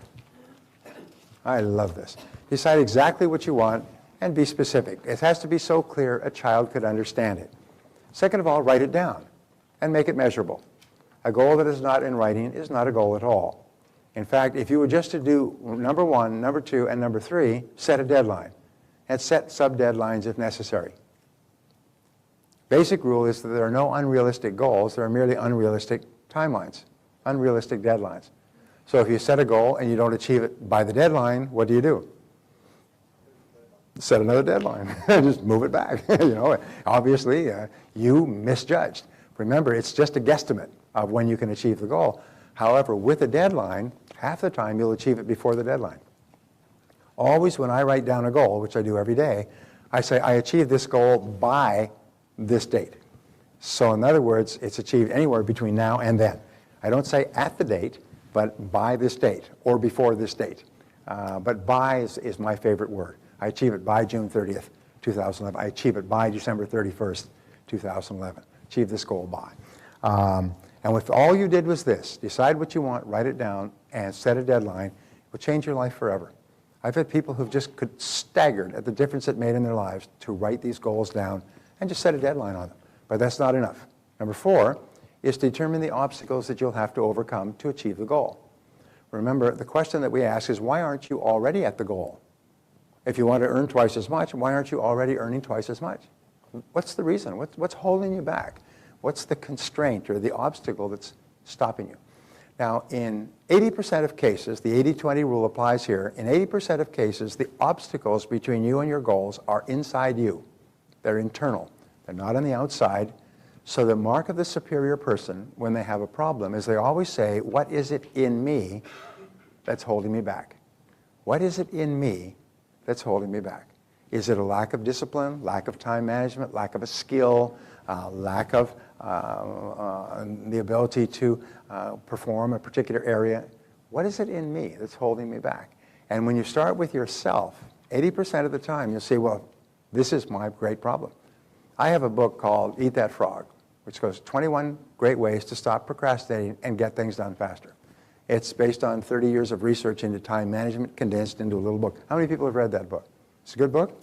It's a life. It transforms people's lives because the number one obstacle in many cases is procrastination, and it shows you how to develop the habit of getting on with it and starting your most important task and just getting it done.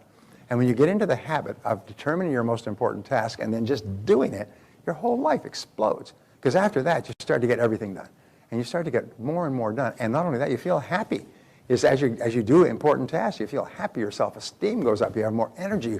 Your self-confidence goes up. You're motivated to do more things. So one little problem, procrastinating. People say, well, it's procrastination is what holds me back. It's taking the first step. Well, if you can overcome that, which is a learnable skill, you learn to procrastinate, by the way, by default. So what you do is you say, well, I'm going to overcome procrastination.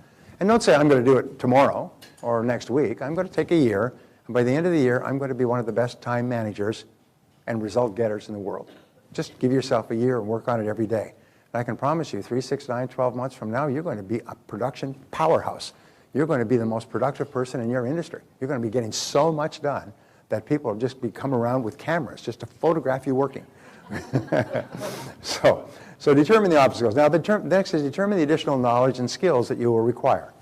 And remember, to achieve a goal that you've never achieved before, you will have to develop skills that you've never had before. You'll have to do things that you've never done before. So what are they? And here's the great breakthrough thought that changed my life at the age of 23, is that all business skills are learnable. You can learn any skill you need to learn, whether it's prospecting, presenting, closing, hiring, borrowing money, building businesses, marketing. You can learn any skill you need to learn. They're all just learnable skills. They're just laying there. Now, can you learn them in a week or a month? Not unless you're, a quick buck seeker. But can you learn them? Yes, you can learn anything. Can you learn to type? Yes, but not in one lesson. You have to type, and Mavis says, type 30 minutes every day. Take one lesson a day for 30 minutes every day. So I did. And in 90 days, you're touch typing, and your whole world of access to all the information in the world has changed. I've now written 52 books.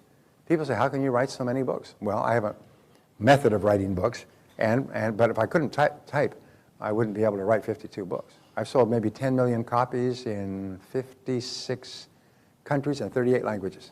Imagine that. A poor boy from the sticks. So I just grew up on the farm, because I've never been near a farm.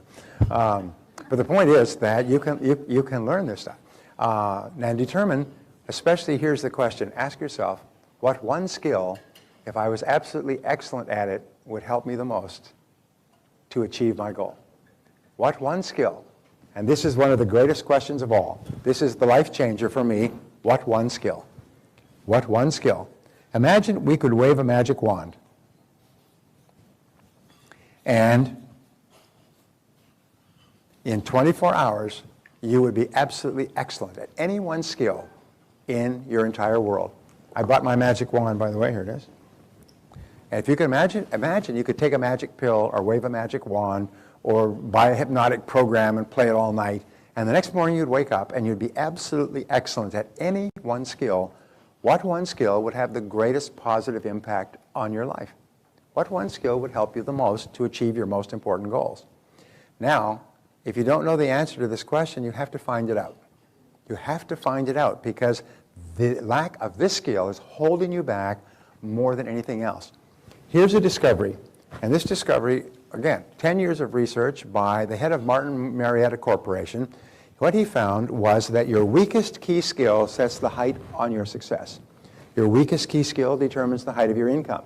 It determines the height of your success in your career. It determines the speed at which you move ahead.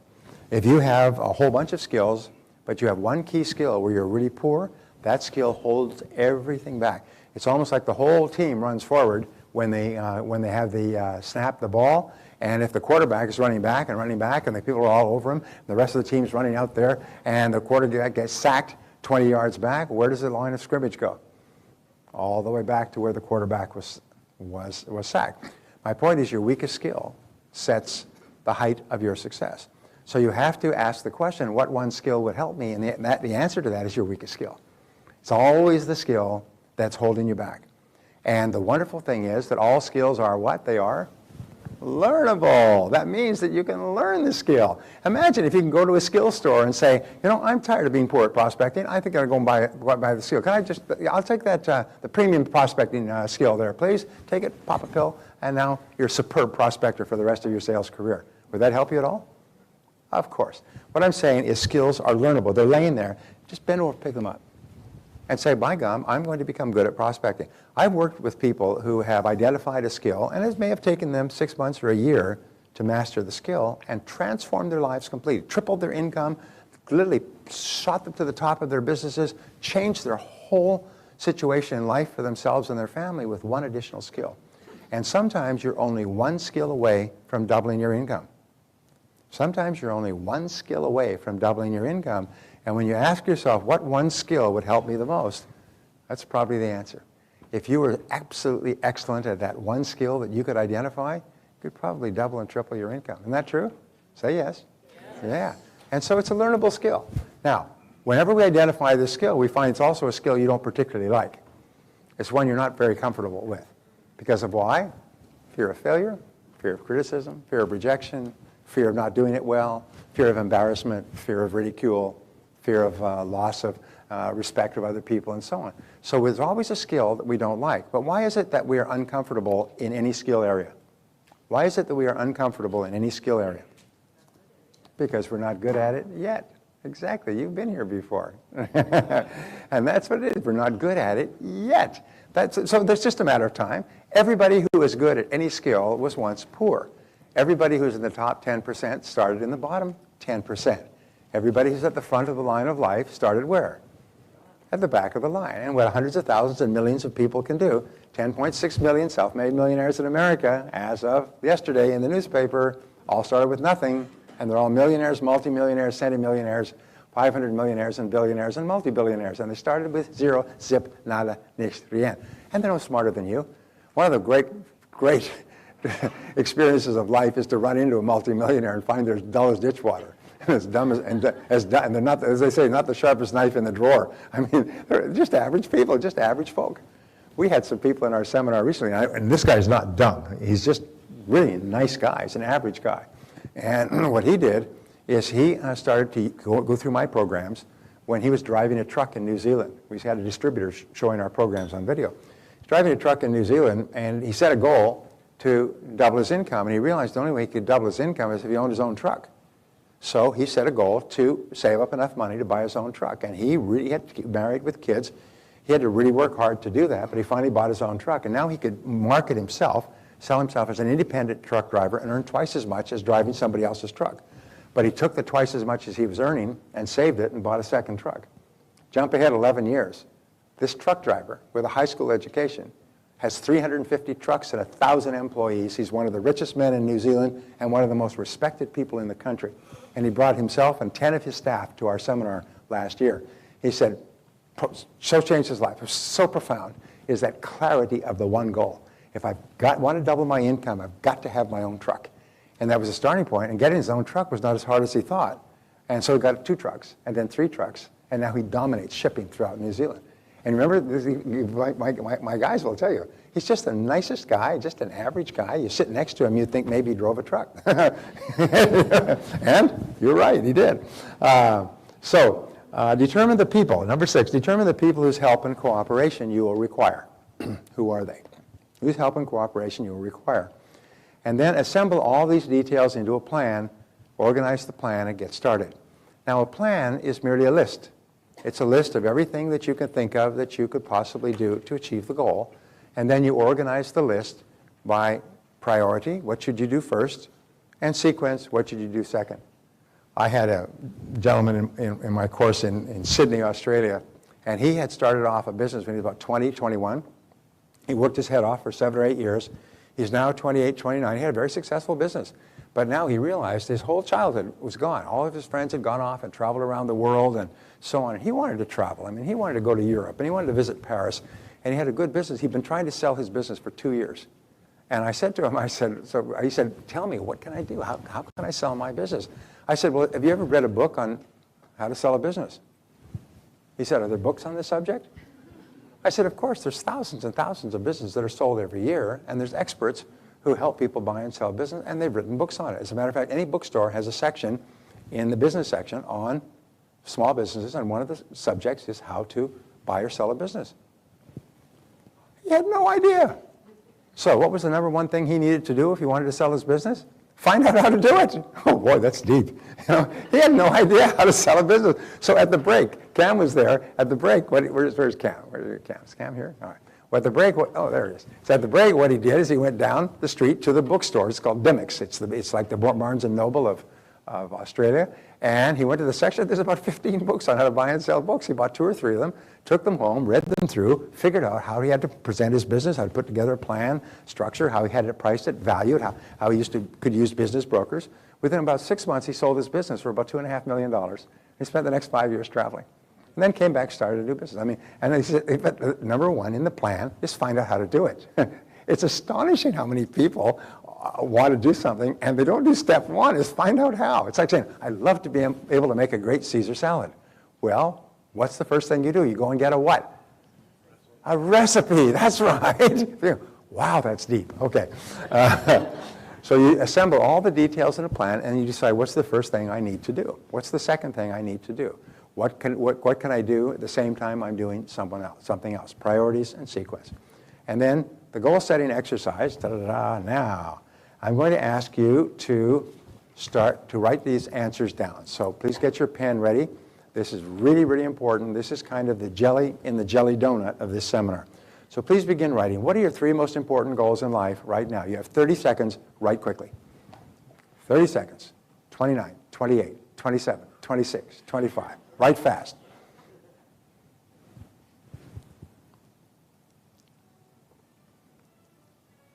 "15 seconds. Write quickly. If you can't think of anything, write money, money, money. 10 seconds. 5 seconds. 4 seconds. 3, 2, 1. Stop. Now, this is a very important exercise. It's called the quick list method. What we have found is that when you only have 30 seconds to write down a goal, your answers will be as accurate as if you had 30 minutes or 3 hours. And I've had people come up to me after this and they say, all this time I thought my goals were loving and hugging and helping the world and world peace and world hunger and everything else. When I only had 30 seconds, I just wrote down money, money, money. I realize I've been fooling myself. I've been living in a world of fantasy. What I'm really concerned about is the fact that I just don't have enough money and I'm not earning enough. And I thought my concern was helping the world. I want to help the world. You notice it's always poor people that want to help the world with somebody else's money. Rich people are busy doing it. The Bill Gates and the Warren Buffetts are busy doing it with their money. The poor people want your money to help save the world. So whatever your 3 goals that you wrote down there, 2 things. First of all, those are your biggest concerns in life. Second of all, they're eminently achievable. They were a little bit general, but it's interesting with your 3 goals. Take an example here. Is imagine that you are that your goals will show you three things. This is like a coin. Your goals are your present. These are your goals today, but they also show you your past, because your goals will indicate the major problems in your life that you need to solve. And the three goals, by the way, I can guess in 80% of cases will be a financial goal, a relationship goal, and a health goal. How do I do? Pretty good, huh? Say yes, come on. Well, because those are the three most important parts of life. And if you had goals other than those three, then we've arranged to get you some psychological counseling later. But you write down those goals and they also tell you your future. So when you write down your three most important goals in life, they tell you in 30 seconds a snapshot of your past, present, and future. Where you're coming from, which is those are the goals, those are the problems in your life, where you are today, and what you need to accomplish, which will solve those problems. Past, present, and future. And by the way, I always say if you're not here with your spouse, go home and say, honey, I've got an exercise for you, and write down your three most important goals in life right now. Give them a piece of paper. And then when they write them down, take and compare your three goals with honey's three goals, and be prepared for a long conversation. You're going to have a lot of fun. Okay, next exercise is what five things do you value most in life? Family, love, health, freedom, creativity, courage. What five things do you value the most in life? You have a little bit more time. You have a minute to write these answers.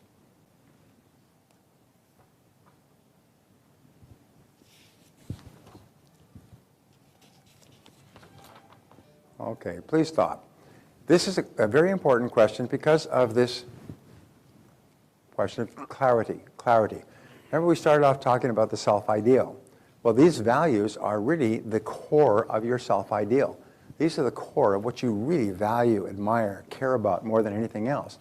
And it's only when you're living consistent with your highest values that you feel truly happy. And the difference between successful, happy people and unsuccessful, unhappy people is successful, happy people have clear values. They know what's important to them. And they know what's important to them in order.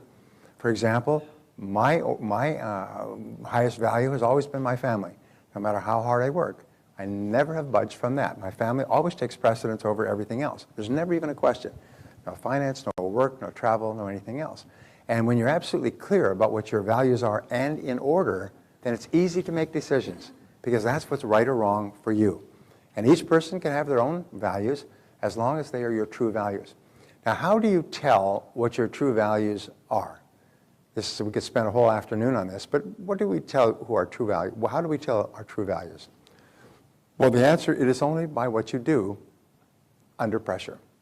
You can always tell what your values truly are by what you do under pressure. When you have to make a choice between one or another, you always choose what is most valuable to you.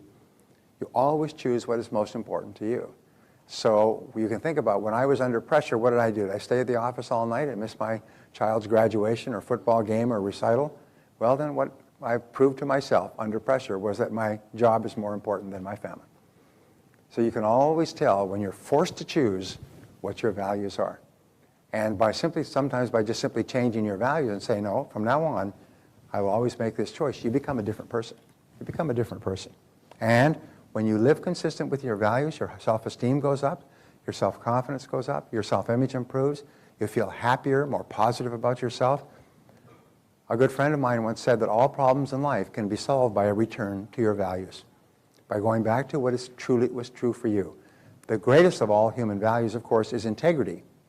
But what I've learned about integrity is the overarching value that guarantees all the others. Integrity means that you live consistent with all your other values. Is you always tell the truth, you always live in truth, you always speak the truth. And whenever you deviate from your own personal integrity, you'll always feel uncomfortable, frustrated, angry, and so on. So when you go back to the main value and living in truth, for you, you start to feel happy again, and everything starts to flow. So here's the third question, is what would you do, how would you spend your time if you learned today that you only had 6 months left to live? Imagine the doctor came to you with the final assessment and said, you're going to enjoy fabulous health for 180 days, and on the 181st day, because of a terminal illness, you'll drop stone dead. What would you do in your last 5 or 6 months? What would you spend your time on if you only had 6 months left to live?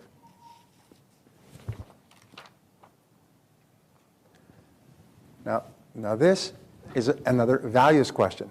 This question asks you what is really important to you in life. And you know the old joke is nobody in answering that question would write down, I'd like to spend more time at the office. When you answer this question, there's not a single material goal that appears. No money, no cars, no homes, nothing. When you write the answer to this question, they all have to do with your relationships and with your spiritual development. They have to do with the people that you care about and care about the most. And so it's really important that you be clear that if you only had 6 months to live, what would you do? And I ask these questions of myself all the time, and then I just make sure that I'm living my life in harmony with what my answers are. I'm not going to take a chance of a plane flying into a mountain and saying, darn, I wish I'd known this was going to happen so I could have spent my time differently. So it's really important. And then integrity requires that you live consistent with what you would do if you only had 6 months left to live. And this brings us to question number 4, is imagine you won $20 million tax-free, and at the same time you found that you only had 10 years left to live. This is a great question that comes from Stanford University, by the way, is what would you change or do differently for your last 10 years? Let's say you had to work at something. You couldn't just go and sit and loll around. You had to be busy at something. How would you spend your last 10 years? If you had $20 million. Go ahead, write the first 3 things you can think of.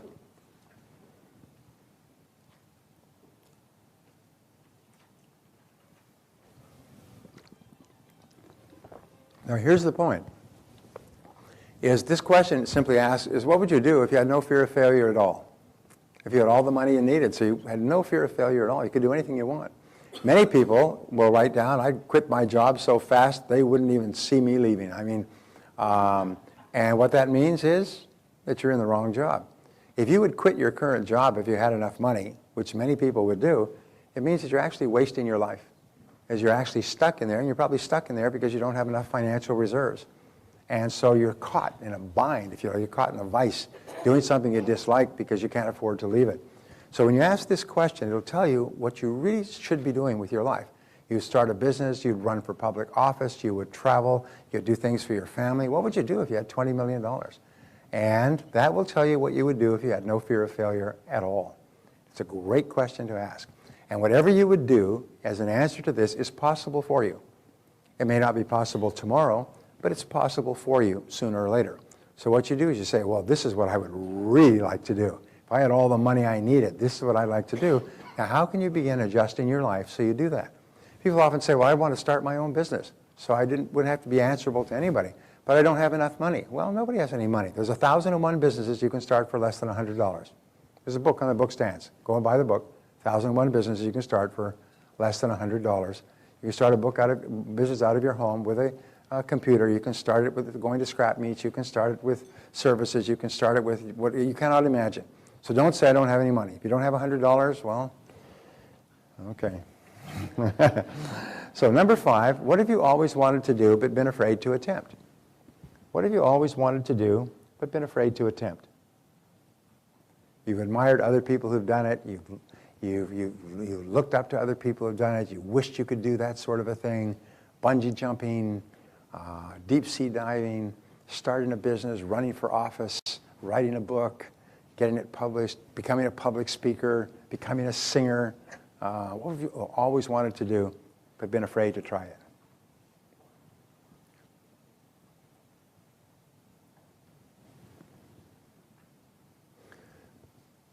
Now, what this question asks you is, what are the things that you would do if you had no fear? If you had no fear at all. And so we actually take you to the final question, which is, the 6th question. Let me go back. I want to get ahead of myself here. What have you always wanted to do but been afraid to attempt? It's very often, the answer to that is what you've been put on this earth to do. This is your high purpose, is something you've always wanted to do, but you're afraid, what if I fail? What if it doesn't work? And it's absolutely amazing. It's sort of like kicking off in skiing. You know, you get to the top and there's that long, long slope and you finally just push off.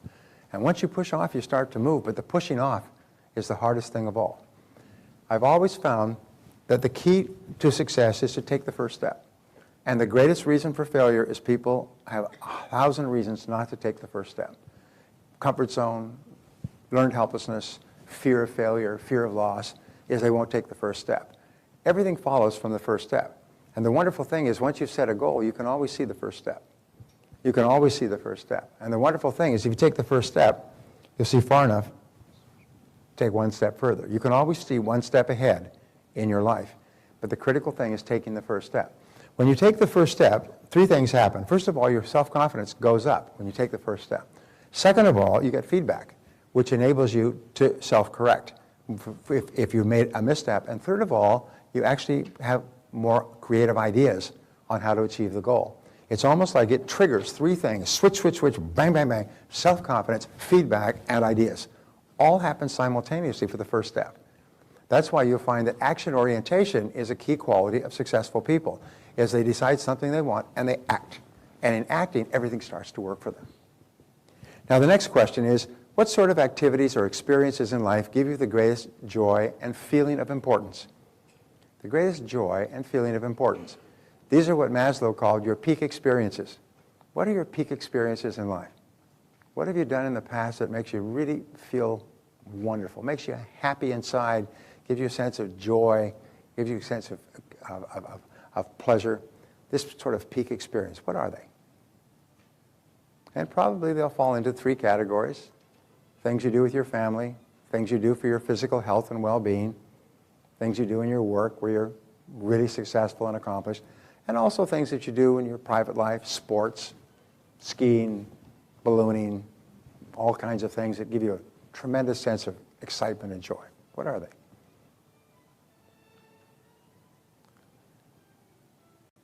Now, whatever your answer to this question is what you should be organizing your life so you're doing more of it. It's an interesting thing. We did an exercise in our coaching program where we had the tables ask, what would you do if you had unlimited funds, if you had all the money in the world, $20 million and so on? And so they all discussed it and they all wrote it on flip charts next to the table. And we were quite astonished when we did this exercise because we found that almost everything they wrote down didn't cost any money. If they had all the money in the world, it didn't cost any money. It was spend more time with my family, exercise more, travel, do more spiritual reading, write poetry, write a book, paint a picture, go for walks. I mean, almost everything people would do if they had unlimited funds don't cost any money. It just frees them from the financial worries that they had. Whatever you wrote as an answer to this is what you should be doing more of in your life. Just like you should be gearing your life around this, because these are the source of life's greatest happiness and greatest pleasure.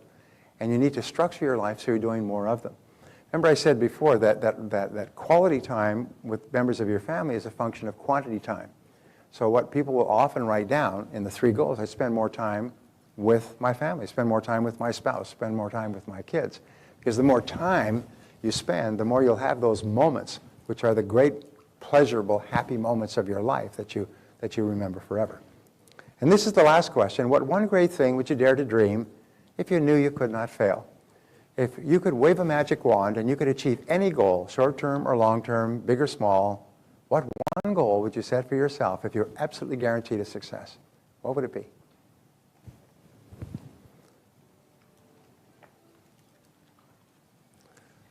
Now I have some good news for you. And the good news is that whatever you wrote down as an answer to that question is possible for you. Is you have the ability within yourself or outside of yourself, within your resources or within your contacts or somewhere, you have the ability to achieve that goal. Because you cannot write down a goal in answer to that question without simultaneously having the ability to achieve it. So the only real question is, how badly do you want it? How badly do you want it? And are you willing to do whatever is necessary and to make whatever sacrifices are necessary to achieve it? And that is the great question. The great question is, am I willing to actually put in the effort, to put in the weeks, months, years? Am I willing to learn the subjects, risk the mistakes, risk the failures, rejection, everything else to do it? That's the great question. Because if you could write it down, it means it is possible for you. It is achievable for you. I have never written down a goal like this that I have not achieved. Some of them took me years to achieve, but I've never written down a goal that somehow 1,000 things will happen that are outside your imagination right now that will make your goal possible. But the starting point is for you to decide what it is. It's like deciding what your destination is for a long journey and be clear about the destination. You may have to take many detours and deviations along the way, but you will eventually reach that goal. Now, we're moving on. This is even more important. This is the most important exercise that we're going to do the next couple of minutes, next few minutes. So we say, You're going to make a list. You see the page there. You're going to make a list of 10 goals that you'd like to achieve in the next year or so. And these can be goals that you want to achieve by the end of the month or by the end of the year. If you want to, you can write longer-term goals, but try to keep it, about a year, because one-year goals tend to be the most motivational because you can actually see them. They're not that far away. The closer the goal is, the fewer the number of steps, the more motivated you are to start. And so one-year goals seem to be the best. So what I'd like you to do is I'd like you to write down 10 goals and write them as affirmations. I earn this amount of money by this date. I achieve this weight by this date. I drive this car by this date. And always just write a by. It's sort of like a use-by date when you buy food in the supermarket. That by date tells your subconscious mind that you have a specific time that you want the goal. And, okay, so that's what we'll do now. Please begin. Write down 10 goals.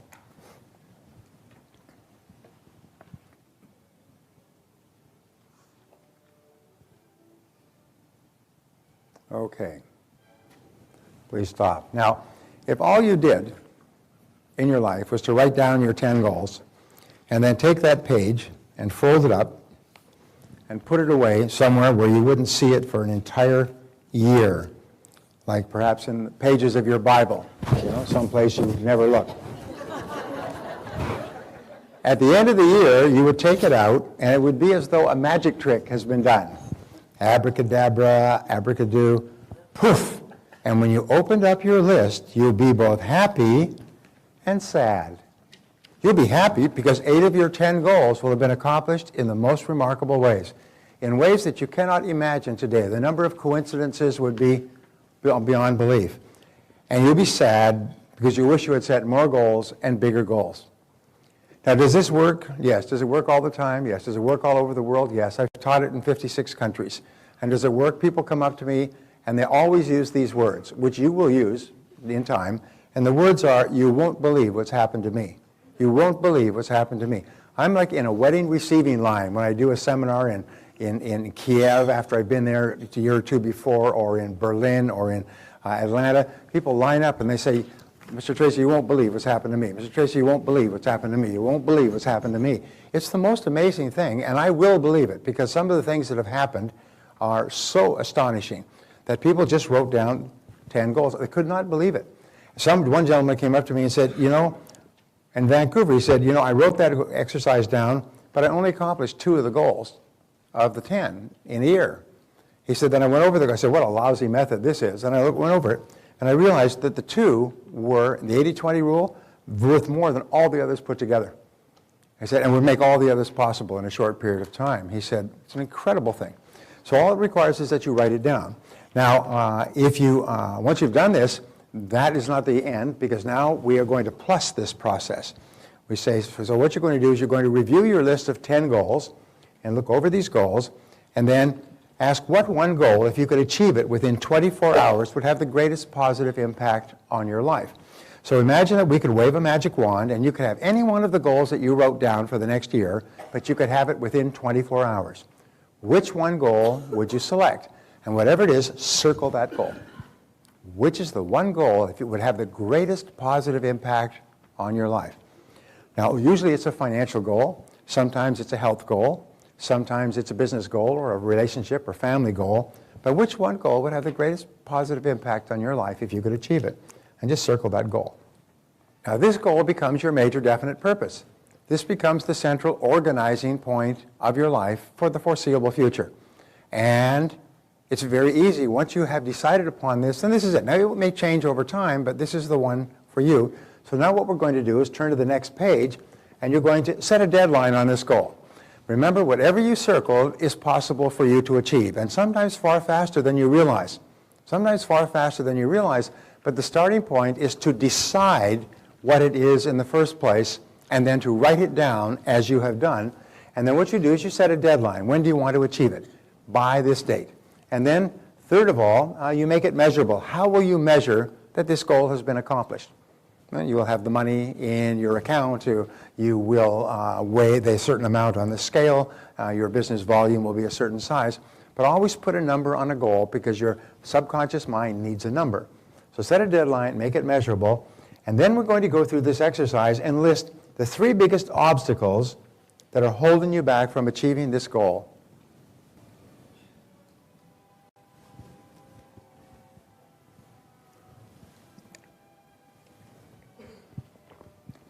Now, the next question is, what additional knowledge and skill will you need to achieve your goal? If you could wave a magic wand and be excellent in 3 areas, is which areas of knowledge and skill? If you could do 3 things really, really well, what 3 things would help you the most to achieve that goal? Write them down. Remember, they're just skills. Whatever you write down is a learnable skill.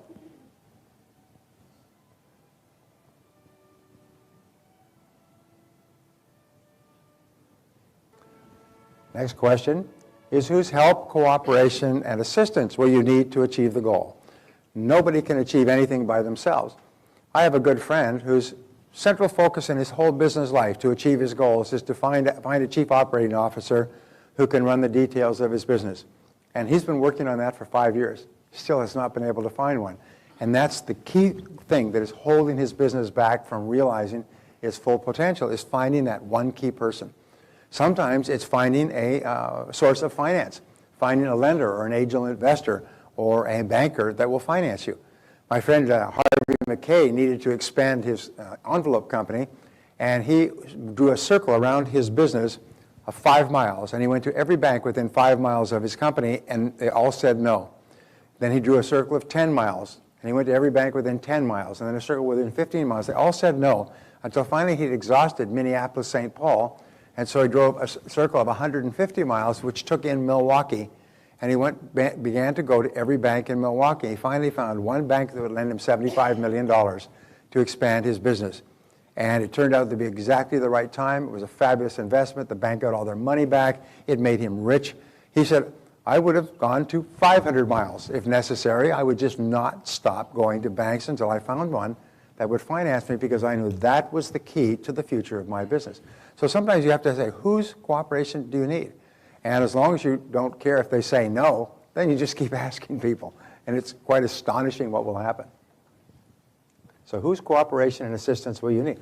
You may need the assistance of your family at home. You may need the assistance of your boss. You may need the assistance of your partners and so on. So who are those people whose help you will need?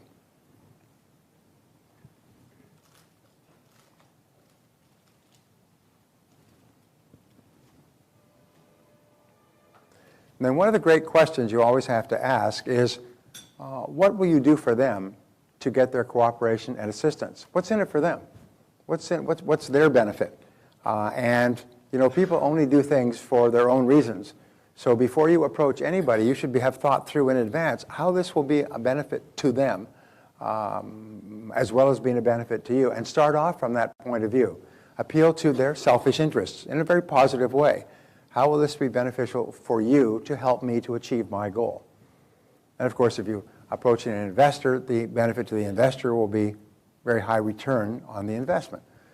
If you're asking someone to work for you at a low salary but a high payoff at the end, well, that's the benefit. Many companies start off where they can't pay very much, but they offer substantial shares of the profits if the business is successful. And they can often attract very good people who work very hard in exchange for that possible outcome on the upside. Now, the next list is, take a list and write 7 things that you could do immediately based on your answers to the previous questions to achieve your major definite purpose. What's 7 steps? What 7 actions could you take immediately? Remember, action orientation is everything.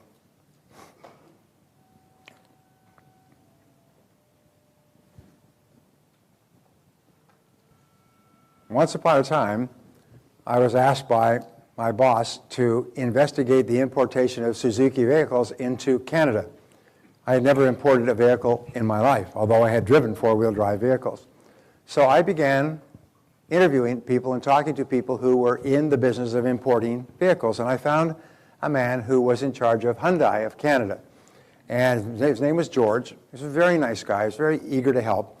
He said that he had been retained by Hyundai as a consultant about 3 or 4 years ago and asked to put together a program for importing Hyundai vehicles, setting up distribution, setting up dealerships, setting up parts, everything.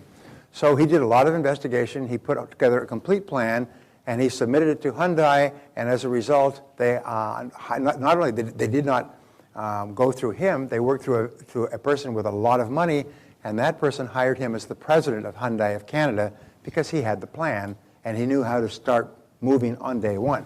So I said, whatever happened to that plan for importing vehicles from the Orient?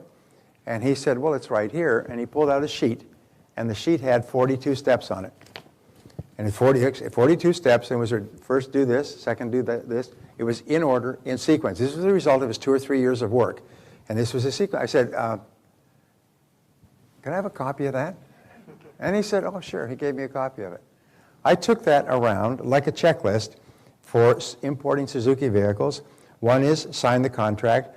Second is set up the bank accounts. Third is arrange for the first order. Fourth is arrange for the trans-shipping from the port. Fifth is arrange for the trucking company. Sixth is arrange for insurance. Seventh is appoint the dealerships. Eighth is set up the parts distribution. It was just literally a checklist. And I went around for 3 months with that checklist, and I did everything that was on the checklist. I did not deviate from the checklist. And by the time I hit number 42, the first 50 vehicles rolled off the ship from Japan and rolled out to the first dealerships that we had set up. Within the next 2 years, I sold $25 million worth of vehicles through 65 dealerships.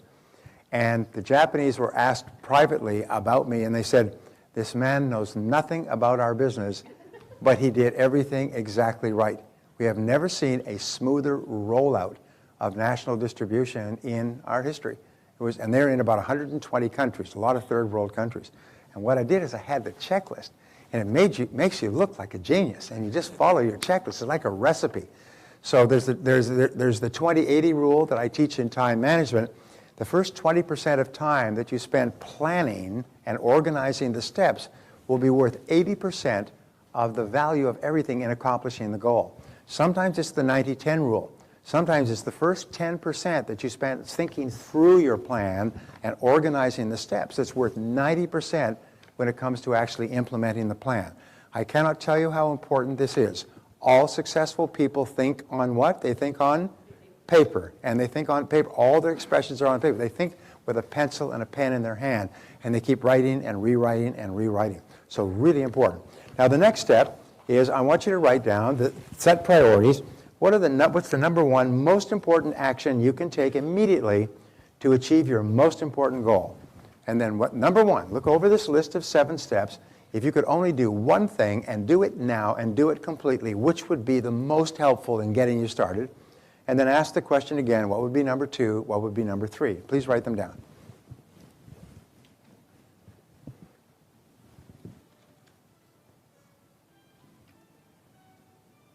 The last question, and this is the key question of all, what one action are you going to take immediately to achieve your most important goal? And write it down in the present tense. I earn, I achieve, I commence, I begin, I do, whatever it happens to be, but write it as an action statement as opposed to a dangling statement like, start marketing. That's not an action. It's impossible for a child to understand and to evaluate if you've done it. So write it down very clearly and specifically so a child could take it and do it, or someone else could take it and do it.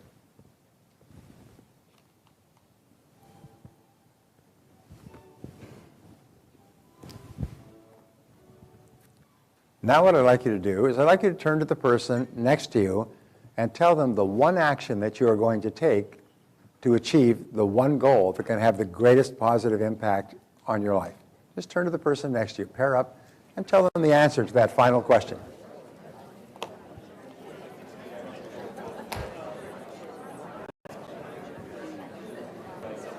Okay, if I could have your attention, please. I have to congratulate you.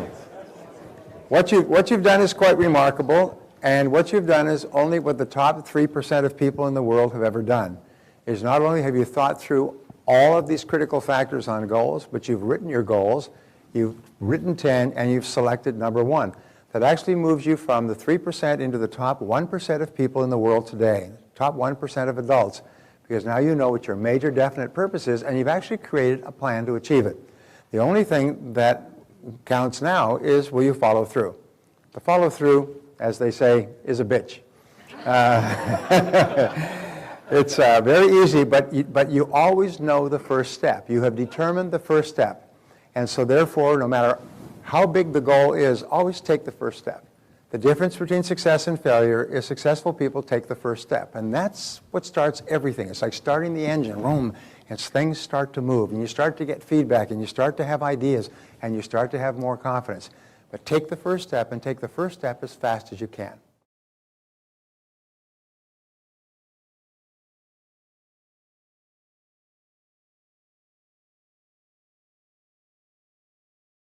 And this brings us to a second area that is terribly important, and this is an area that only top people ever really think of. The great majority, the bottom 80%, never think about a mission at all. They think a mission is a place that the Spanish friars set up along the California coast. They don't understand a mission, and most corporations don't understand missions. I've worked and done strategic planning for many companies, including multi-billion-dollar companies, and they're very confused about what a mission is.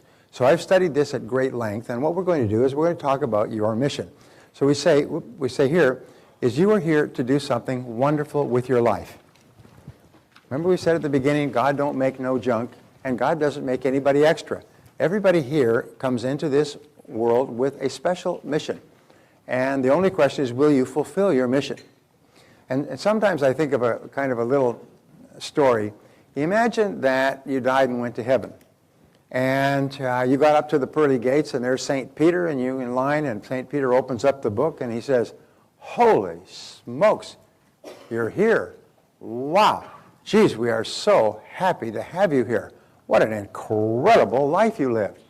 And you said, well, I didn't live that much of a life. You know, I worked for a living, owed a lot of money, and, you know, had a couple of kids. No, we sent you down there, structured, genetically programmed to accomplish extraordinary things. You were supposed to make breakthroughs in science and literature, and you were supposed to become the head of a major corporation that would save the lives of thousands of people. You were supposed to, you didn't do any of that? What on earth did you do for 65 or 75 years?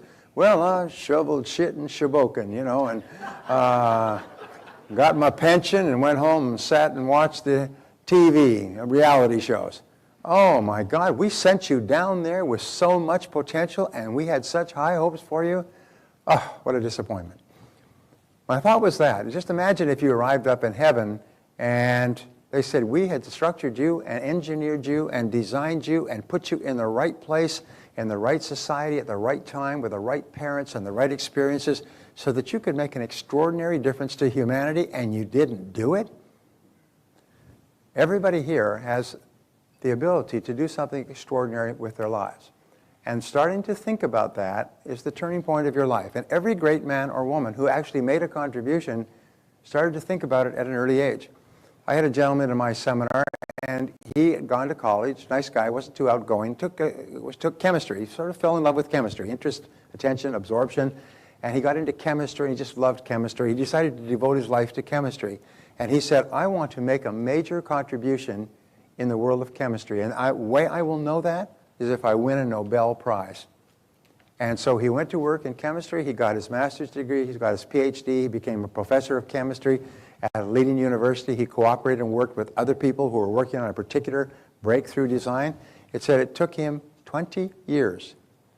But on the 20th year, they got the Nobel Prize in chemistry, the three of them together. He said, I always knew I'd get a Nobel Prize. I always knew I'd make a significant contribution to the world of chemistry. And he kept that as his beacon, his guiding light for his entire career. And he said, I would have worked another 10 or 20 years. I always knew I would do it. He had a personal mission, and he knew he was put here on earth to make a difference in chemistry. So the question is, you know, we just have to think, what is ours? So something that makes a difference in the lives of others. Now, if you're writing a business mission, your business mission is always defined in terms of the difference that you want to make in the lives of other people, how you want to improve their life or work. And so when I work with corporations, you don't say, you know, we want to be the best in high-tech innovation. What the heck is that? The best in high-tech innovation is we want to make technical innovations that dramatically enhance the quality of the life of our customers. And so that's something, we can get around. Merck is very famous. Merck is famous for having a mission statement that is our goal is to bring medicines to alleviate the suffering of the people of the world, something like that. Then they spend fortunes on developing medicines for tribes in Africa. One is blackwater fever, another one has to do with river blindness, and there's no money because people can never pay for this, and of the number of people who can use it, there's not enough money to make a lot of profit. They say that's not written in our mission statement. Profit is not in our mission statement. Alleviating the suffering of people that we can help with medical technologies. So they spend fortunes developing medicines from which they can never make any money. And do you think the people at Merck are not wired overworking at that company because of their commitment to alleviating suffering, even if there's no money in it? And that tends to be common with most of the drug companies, by the way. So if you want to have a family mission statement, like Stephen Covey recommends in 7 Habits, your family mission statement is what you want to achieve for your family. Barbara's and my family mission statement from the very beginning is we want to raise children with high levels of self-confidence and self-esteem who feel capable of doing anything when they leave our home. That has been our organizing principle from the very beginning. We never deviated from it, and nothing we've ever done with our children has been a deviation from that simple mission. And that organizes everything you do and the time that you spend and the opportunities you provide and the interaction you have and so on. But thinking these things through is really, really important because the greater clarity you have about your mission, the more likely it is you will bring the mission to fruition. You will actually realize the mission. A mission, by the way, is, remember Mission Impossible? If you accept this mission, blah, blah, blah. A mission is always something that can be achieved. When it's achieved, you can go home. Okay? Now, it may not be achieved in your lifetime, but when the mission is achieved, it is achievable. So AT&T, for example, had one of the most famous mission statements is to bring a telephone within the reach of every American. And what they did is they hit that by the 60s and 70s, even to rural America. Every American had a telephone. The government gave them a monopoly on telephones for the telephone systems, and they made $jillions, but then they achieved their mission. And one of the great complaints in the business schools is they did not reformulate a mission. Now what's your mission? As a result, the company began to drift. And because it drifted, it began to get broken up by the government. Now you have Nextel, and you have Verizon, and you have still have AT&T, and you have T-Mobile, and you have all the other telephone companies that broke up or formed or competed with them because they lost their guidance. They had no sense. They were just wandering. Maybe it's profit, maybe it's technology, maybe it's growth, maybe it's earnings per share. They just had no mission. And as a result, they were just torn to pieces by competition. So be clear about your mission. And once you've achieved your mission, well then you set another mission. And then the other mission is greater. So Albert Schweitzer's mission, and I worked with Dr. Albert Schweitzer in Africa. One of the great formative experiences of my life is to treat the sick in Central Africa. Now, his mission was to do it until they were all treated, but this is a mission that had no end. And, however, his mission was how many people he could treat in a year, how many people his hospital could treat. When I worked at his hospital in Lamborghini on the Uruguay River, they had about 150 professionals, of which 50 were doctors, and 100 were professional technicians that ran X-ray and medicine and labs from Europe, and they'd come from all over the world. It was the most amazing place, and all these people just lived and breathed to provide for people who would come from down the Uruguay River from Central Africa. They would bring their suffering to Le Docteur. And when he started off in Central Africa, the story is quite phenomenal. He made a little sign, and there's a photograph of it there, and it says Le Docteur, the French for doctor, and he had it on a tent and a little table in front. And he said, basically, the office is open. And people began to come to get treated by Le Docteur. And by the time he was finished, he was the greatest humanitarian in the world. There are more hospitals named after Albert Schweitzer than any other name in the world. And I worked with Schweitzer. I was in his hospital for only 10 days. I met him and spoke to him every day for 10 days. And I never recovered. He was an amazing man. Amazing man. He could look you in the eye, and you would want to just forget your whole life and come and work for him for the rest of your life. He would meet a doctor in Tokyo or London or Paris or New York who was a specialist in their field, top of their field, and he would say, come to Africa for 2 years and work with me. And they'd say, okay. And they'd shut down their practice, and they'd pack up their family, and they'd go and live in Central Africa in a little cabin for 2 years and bring their specialty to Africa. And nobody ever refused Dr. Schweitzer. He was the nicest, gentlest, most loving, kindest man. He just looked into your eyes, and you were never the same again. I spoke to people there who had gotten the Schweitzer treatment. People said, nah, no way. Dr. Pope was a man that I was very close to in his hospital. Dr. Pope was traveling through Africa. It was sort of an adventure. He finished college and finished medical school. And then he decided to take off a couple of years. He was traveling through Africa, visited Dr. Schweitzer. And he said, Dr. Schweitzer said, I need your help. He said, great. He said, no, I don't need your help now. I said, I need a pediatrician here. I need a specialist in child medicine.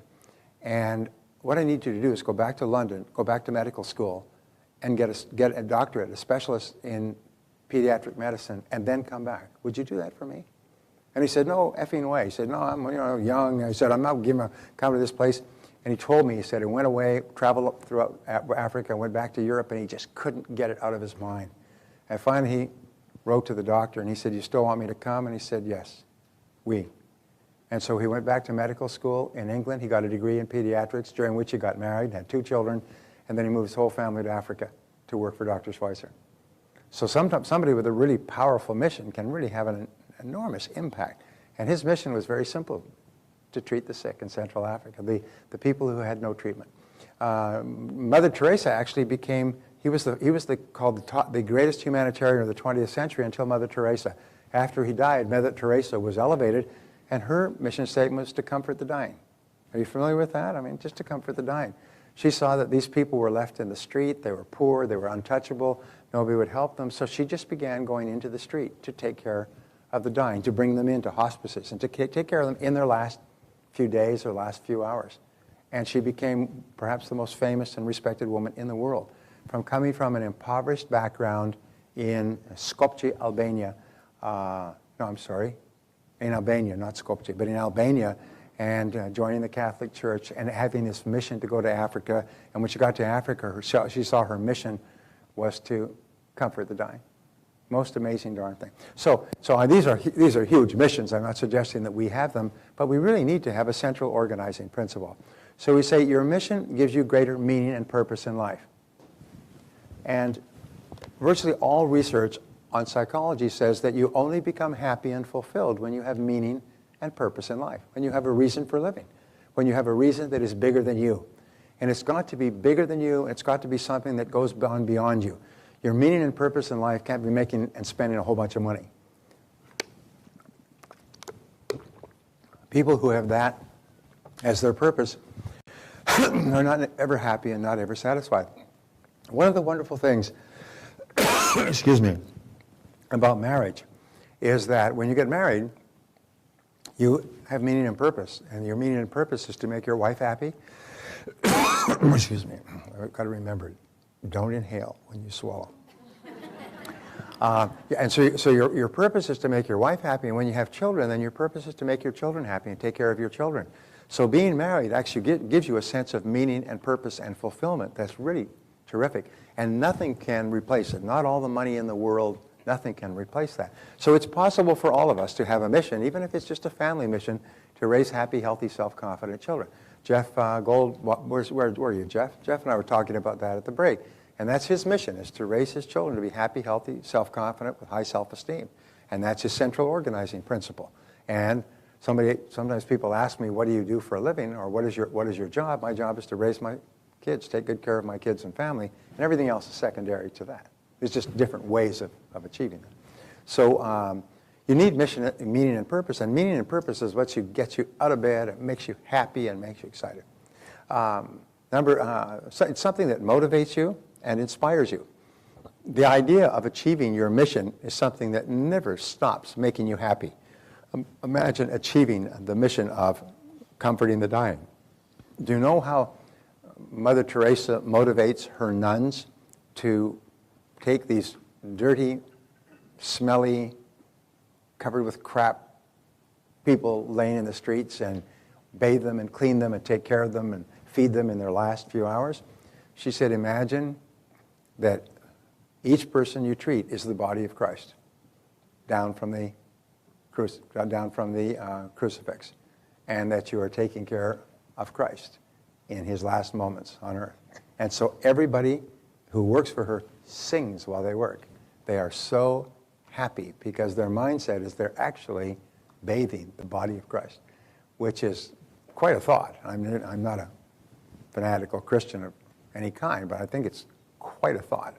And it's quite an inspiration. And so people line up to get into her Missionaries of Charity in Calcutta, or at least they lined up when she was still alive.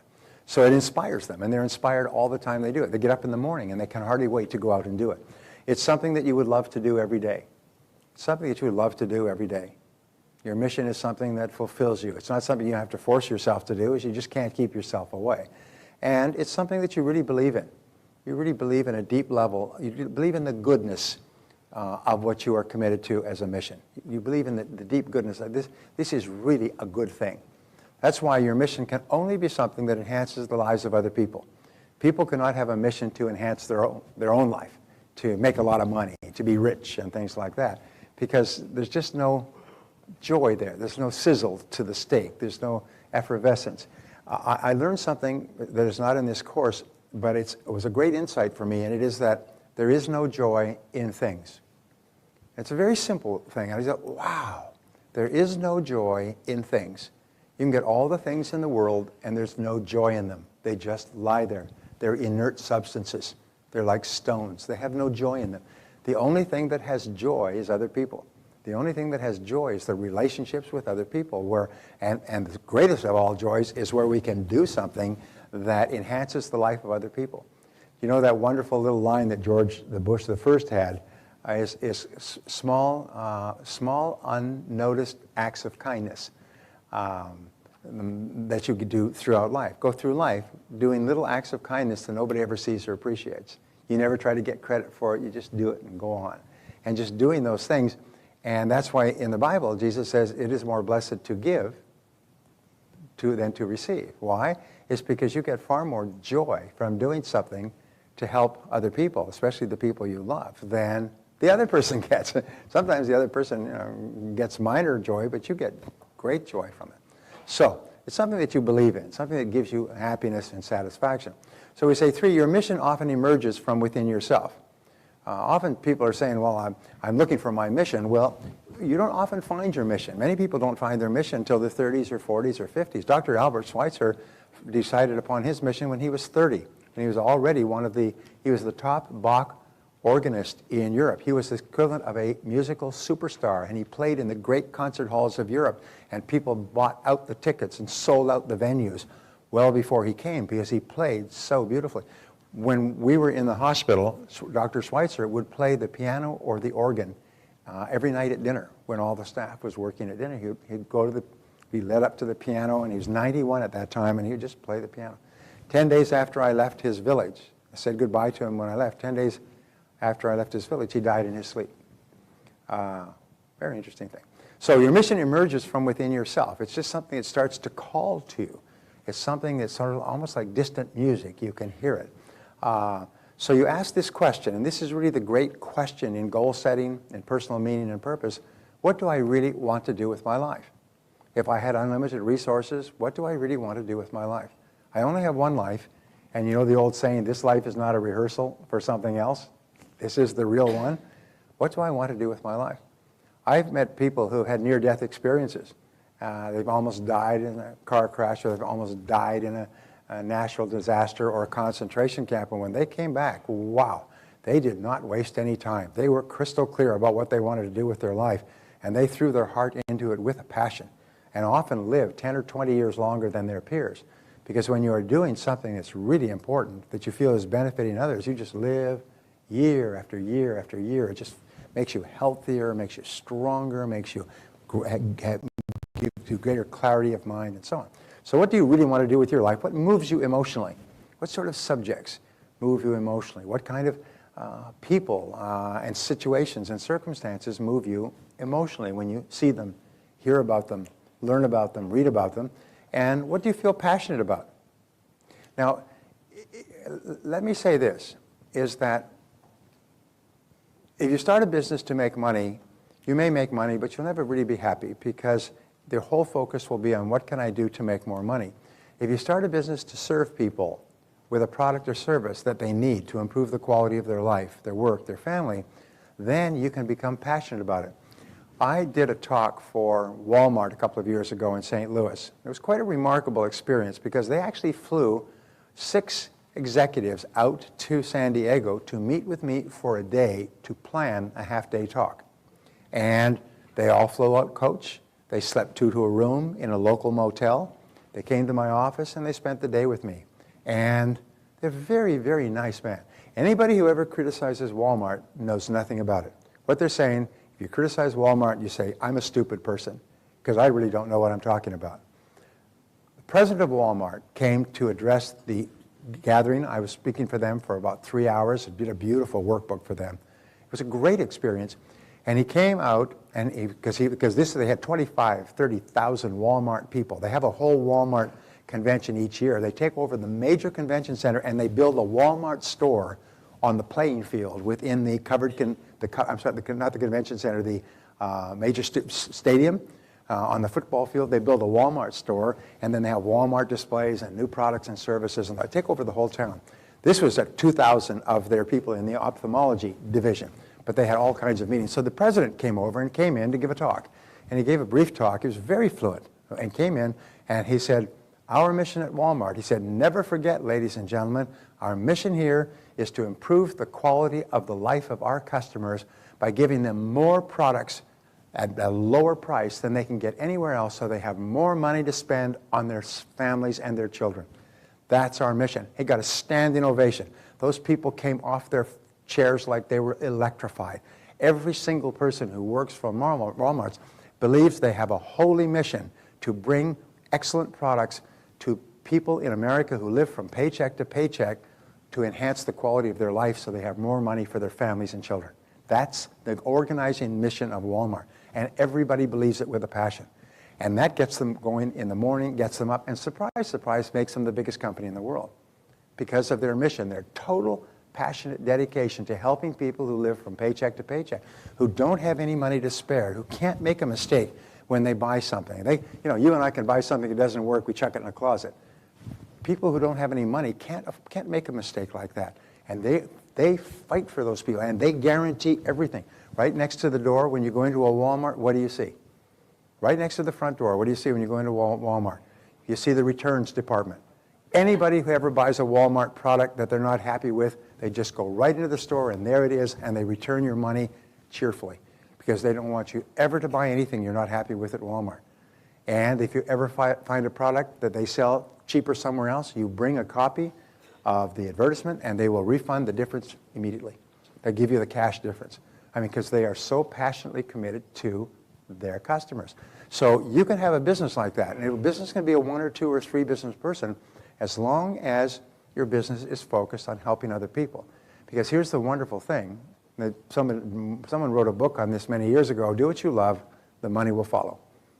Do what you love, the money will follow. So if you're doing what you love, which helps other people, the money will follow. But all the time when you're doing it, the joy is there. You're happy. Sometimes you'll struggle for years, and people struggle for 5 to 7 years before their business becomes profitable. That's standard for the industry, for new business. However, is all the time you're doing it, you love your business. You love going to work because you know you're making a difference in the lives of other people. If ever you stop making a difference, it's time to do something else. So what do you feel passionate about? And remember, but I want to tell you that one of the highest forms of human life is capitalism.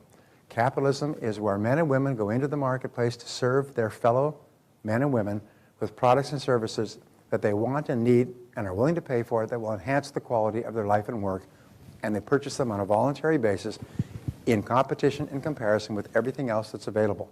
Anybody who attacks capitalism, again, is saying, I'm a very stupid person. I don't know anything about the way the world works. Because all capitalism is based on voluntary action. Is going to people and saying, please buy my product or service and let me show you why it is the very best choice for you of all choices available, and I'll stand behind it.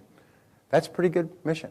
And it puts a very high standard, very high bar to jump on the back of the business person, because they have to prove over and over again that what they're offering is superior to anything else that's being offered, and they have to stand behind it. That's why the capitalist or the free market societies are the most prosperous societies throughout all of history because everybody is competing to serve people with better products and services at lower prices in a completely open market where people are free to choose the product or service. So if you're in business, you can be proud of being in business. You can be proud of being out there and competing to take care of people, to serve other people. So look into the past to discover your future. First of all, what sort of activities make you the happiest? When you're doing these activities, what sort of activities make you the happiest? I sometimes think about that with regard to speaking, and what I've come to the conclusion is I've spoken for probably 200-300 Fortune 500 companies. I mean, I've spoken to a lot of big businesses worldwide, $1 businesses. But I like speaking to entrepreneurs and salespeople and independent business people. I like speaking to people who see themselves as responsible for their own lives and their own incomes, as opposed to staff people who see the company as responsible for them. It's the most amazing thing. I used to sell audio programs before they became damn near obsolete. And I sold hundreds of millions of audio programs over the years. And I would notice that if people were independent thinkers, they were self-reliant, self-responsible, they would buy the programs. I always guaranteed them for a year, so there's really no downside risk. But people who were employees who were sent to my seminars, they sat on their hands. They would never buy anything for their own self-development because they did not see themselves as responsible for their own lives. This is up to the company. If the company wants me to listen to one of these, they should buy it for me, bring it out to my car, and put it in my player. They should give me time off, and they should pay for the course. I was giving a seminar in Milwaukee some years ago, and it was an all-day seminar. The first part of the day was on time management. The second part of the day was on effective communication and negotiation. Now, these are subjects that are of interest to everybody. They didn't tell me that they had sold to a whole bunch of companies. But anyway, so the seminar ended at, say, 4:30. And I think, I'm sorry, it ended at 5. It ended at 5:30, I'm sorry. So it ends at 5:30, and so I'm giving the seminar. I'm talking about negotiating strategies and tactics, which are really interesting subjects. How you can get a better price when you are buying, how you can get a better price when you're selling, different tactics that good negotiators use, and so on. And I'm in the midst of this. It's the second to the last part of the seminar, and 300 people in an 800-person audience got up and walked out. I mean, they got up in clumps from all over, and they got up in groups. There was never no individuals. There were groups 5, 8, 12. They just got up, and they all moved their way down, like in a movie theater. People had to move their knees. They moved their way down, and they all walked out. Now, if you're in a seminar, if I was in a seminar, and these 3 people just got up and walked out as when I was speaking, it's shocking if 3 people would do that. It's just not done. It's not the done thing, you know. But 300, I couldn't, out of 800, I was, so I, took a deep breath, smiled, and said, went back to completing the seminar. And afterwards, I asked my promoter, Steve, I said, what happened? Did I say something? I mean, what did I say that offended so many people? He said, no. He said, as we were getting toward the end of the promotion for the seminar, we hadn't sold a lot to private business, so we went to the government. And it was in like November, and the government has a training budget.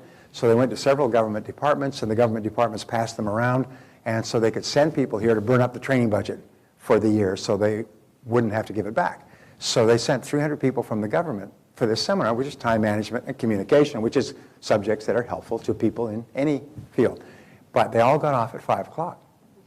And they were entitled, because of their contract, at 15 minutes to 5, they could leave because they were allowed 15 minutes to get back to their car. That's in a government contract. So the day officially ends at 4:45 so that they have time to close up their briefcase and walk to their cars. So when they get to their car, it's 5 o'clock. It's 4:45, they got up, and 300 of them walked out. In the middle of a seminar that was highly beneficial to them. I still remember, wow, because these are people who accept no sense of personal responsibility. They're only there because they were sent by their boss. They're passive. They're like docile sheep. If you like, they just are herded from place to place. You are the kind of people I love to work with. Highly self-responsible, high energy, focused, goal-setting types of people. Anyway, so what activities make you the happiest? Working with you makes me the happiest. What do you like to learn about? What do you like to read about? What kind of books do you like to study? What kind of magazines and articles do you take? That's a real good indication of what might be your personal mission. What subjects attract and hold your attention? is when you're passing by. You see a book there, you see somebody reading something, or you see a billboard. You can always tell because it'll reach out, it'll grab you. It'll grab you, it'll just grab your attention. And if it doesn't grab you, people say, well, you should read subjects in areas that are different from your current career, your current work. That's a very nice thing to say, but it's nonsense because you have no interest in subjects that are different from what you're doing today. Anyway, so your personal mission, look at yourself today to find your mission. Look at yourself today. What are you very good at doing? What are you very good at doing? That's often an indicator of what your mission should be. I have to tell you a great story. Many years ago, before I met Barbara, of course, I was going out with a young woman, and we went to a restaurant in a place called the Gas Lamp District. It was called Gastown in Vancouver. And in Gastown, it used to be really a lousy area, but they changed it all. They put in all restaurants and everything else, beautiful restaurants, boutiques. They completely modernized it. So I went to this little Italian restaurant, and I had traveled in Europe a lot, and I was trying to impress her. And so the waiter came. He was a very nice guy, very friendly, charming, and he had an Italian accent. He said, "How can I help you?" I said, "Well, I've never been to this restaurant before." I said, "Can you give us any recommendations?" And he said, "Are you willing to be a little daring?" he said. And I said, "Yes." He said, "Then leave it to me. I will select the wine, I will select the food, I will select everything." He said, "I'll take care of everything for you." And I was trying to impress her, that man of the world. Sure, I've seen this in Europe. I mean, often the waiters will be very, very helpful. I said, "Sure, you take care of everything." And then I said to myself, "Oh my God, what is this going to cost? You know, is it going to bring me truffles and caviar and $300 bottles of wine and everything else?" So I'm trying to, put this bravado on. And so he brought the wine. He said, "This wine we just have it. It comes from Italy." It's blah, blah, blah. And then they served the whole dinner was just a marvelous experience.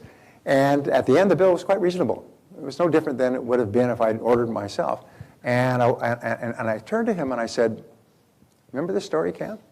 I turned to him and I said, "How long have you been here?" He said, "Just here about 6 months." He learned English in Milan, so he had some English. I said, "Why are you working in this restaurant?" He said, "Well, it's my first job." He said, "I have to have a job of some kind." He said, "But my goal is to open a restaurant someday." I said, "What is your name?" He said, "My name is Umberto." Umberto, I think it's Umberto Fellini, is that it? Remember his last name? It's Umberto. I said, "Umberto," I said, "you're not going to be in this restaurant very long." This guy had star quality. I mean, you could see the star quality. He loved working in a restaurant. He loved serving food. He just loved it. Well, but a year and a half later, Cam invited me out for dinner with 2 other couples, and we all went to dinner. And they said, "We're going to go to this new restaurant. It's been built in an old house on a side street, and it's called Umberto's."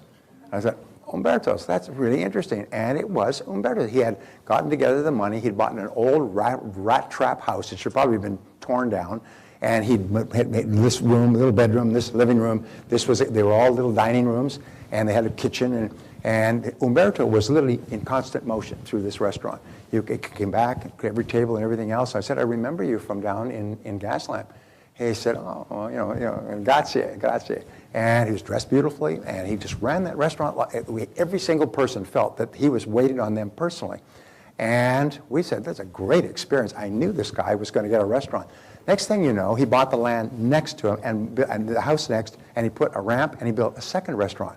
So this was Umberto's Italian restaurant. This was Umberto's European restaurant. Then he built a massive restaurant called Umberto's La Gardenia, was it? It was Umberto's Garden, but it's a restaurant that holds about 400 or 500 people, and he built ramps in between.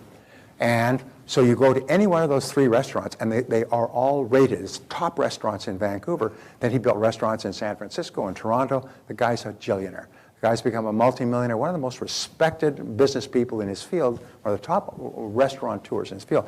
But if anywhere you go in these restaurants is within, a couple of minutes, there's Umberto. He's going by, checking the table, he's adjusting it, pouring a little bit of wine here, adjusting your napkin. It's almost like he's personally waiting on everybody in all 3 restaurants.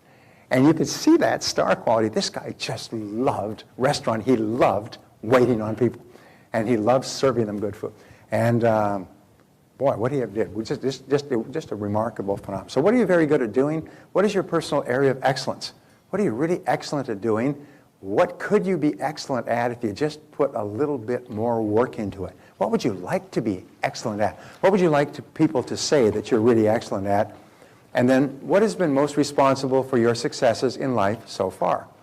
In other words, what have you done in the past, going back sometimes to your teenage years when you were in school and you got involved in projects or your first jobs? What was responsible for your biggest successes? What was it that you had? Your ability to organize people, your ability to plan events, your ability to negotiate or persuade. Everybody has something that in their life they've done really, really well in their work. And so you have to look into yourself to see what it might be. And then imagine no limitations when you define your mission. When you define your mission, most people say, well, this is what I'd really like to do, but I can't because. Always, but I can't because. Yes, but I can't because. And so what you do is you imagine the magic wand, and imagine that you have all the money you need. All the money you need. And imagine that you have all the talents and skills that you need to achieve your mission. Remember, feelings of inferiority are what hold us back. Feelings of inadequacy are the greatest enemies that we have. We feel that we're not good enough to do something as great and as profound as we would like to do. And then imagine you have all the people and contacts. Is that you could pick up the phone and you know people. And you know, it is quite remarkable that there's 6 degrees of separation. You're 6 degrees or 6 calls away from almost anybody in the world. And it is quite amazing. Sometimes you're only 2 calls away. You call somebody and you say, do you know somebody? Do you know this person? And they say, no, I don't know that person, but I know somebody who knows somebody who does. You're just a couple of calls away. And quite often you can get through to the person that you want to talk to, or at least get them a letter or a message. So imagine that you have all the contacts, and that if you want to get more contacts, you can. One of the things that I say I teach is that if you want to make contacts with key people, fish where the fish are. Join the associations that they belong to. Join the business organizations that they go to. Go to the meetings that they go to. And because that's where you'll meet those people. I have a good friend who's very successful financially. He always goes to Davos, the big meeting of the top financial minds and the top financial politicians of the world in Switzerland. Once a year they get together in Davos. And this is the hardest thing to get into.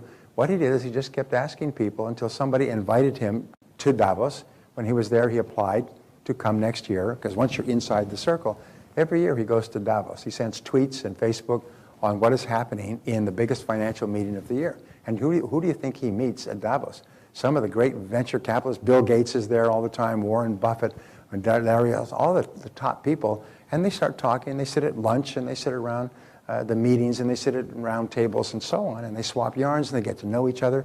And he has had doors open for him that have enabled him to just literally make a fortune in investments that nobody else even sees or talks about.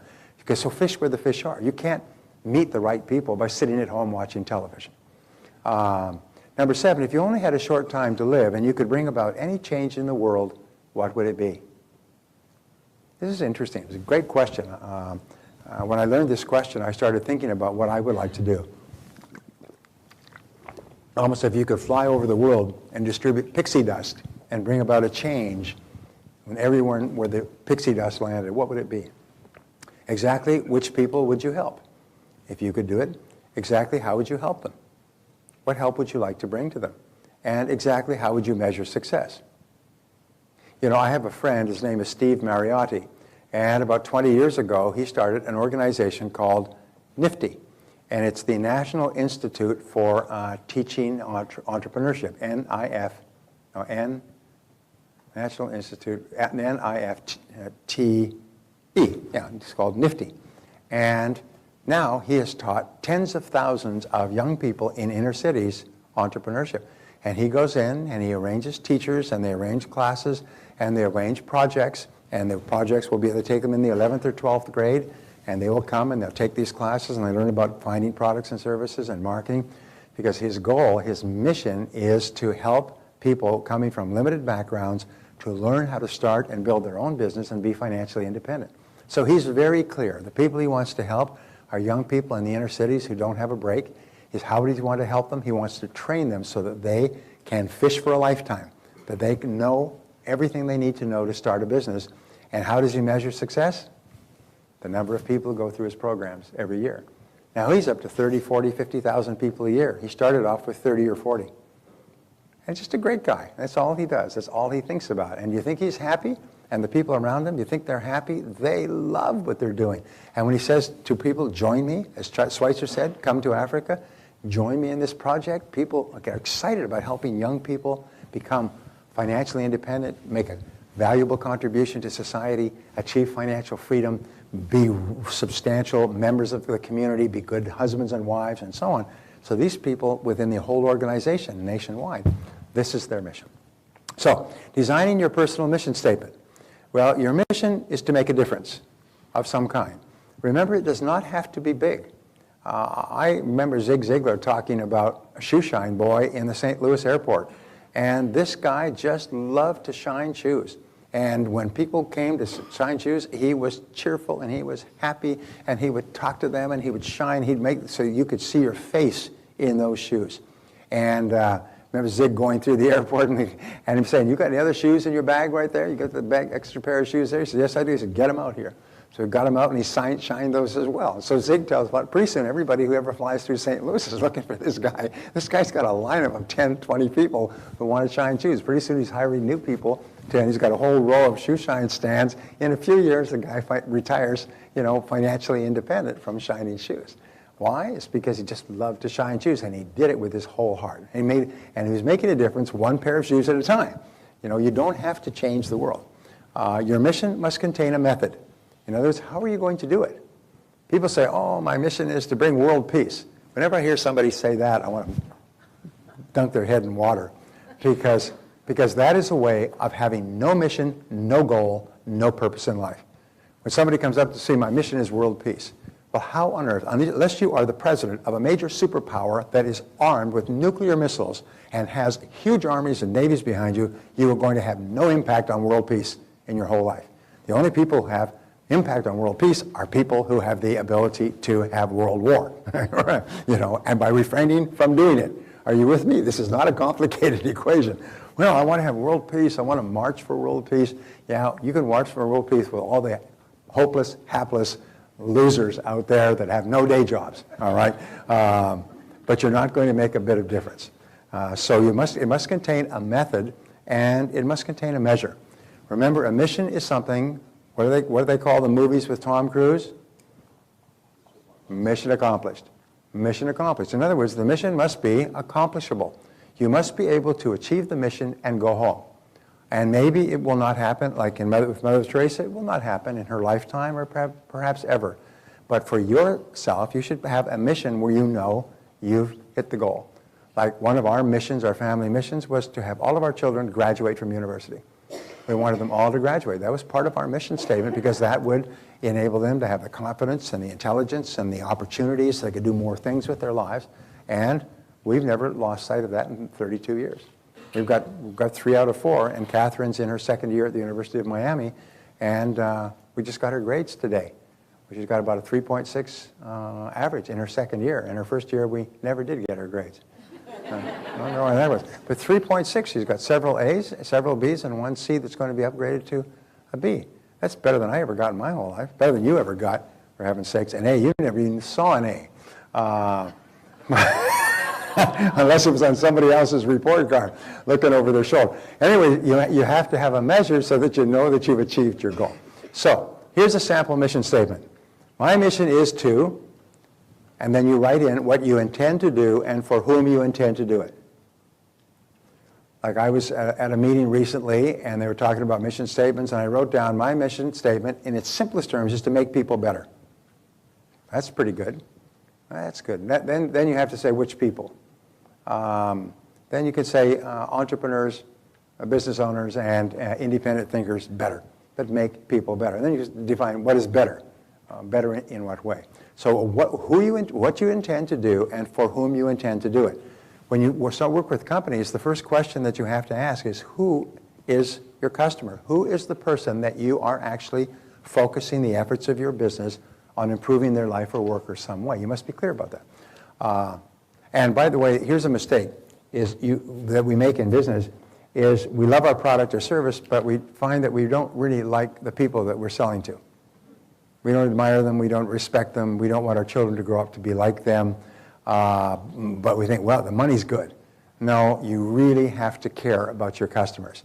Caring is the most important word in business success, is you really have to care about your customers, and they have to know that you care about them. And they can tell. You cannot fake caring. What does they say? If you can fake caring, if you can fake sincerity, you got it made. But you can't fake caring, because people know that people are human lie detectors. They know if you care about them or not. Anybody here go to a restaurant there, they really take good care of you? You go to that restaurant, and all the time you're there, you feel happy, because they come up to your table and they're smiling and they're happy, and they make you feel like, geez, this is a great experience. I want to come back here again. And then you've been to restaurants where they're indifferent and they don't show up for 15 minutes and they're too busy and they forget your dish or they bring it out prepared improperly, and what you have to do is get out of that restaurant quickly before it collapses, because a couple of weeks from now you'll be driving past and it'll be boarded up. So your mission is to, and then which I achieve by, and the activities you will engage in. In other words, the method.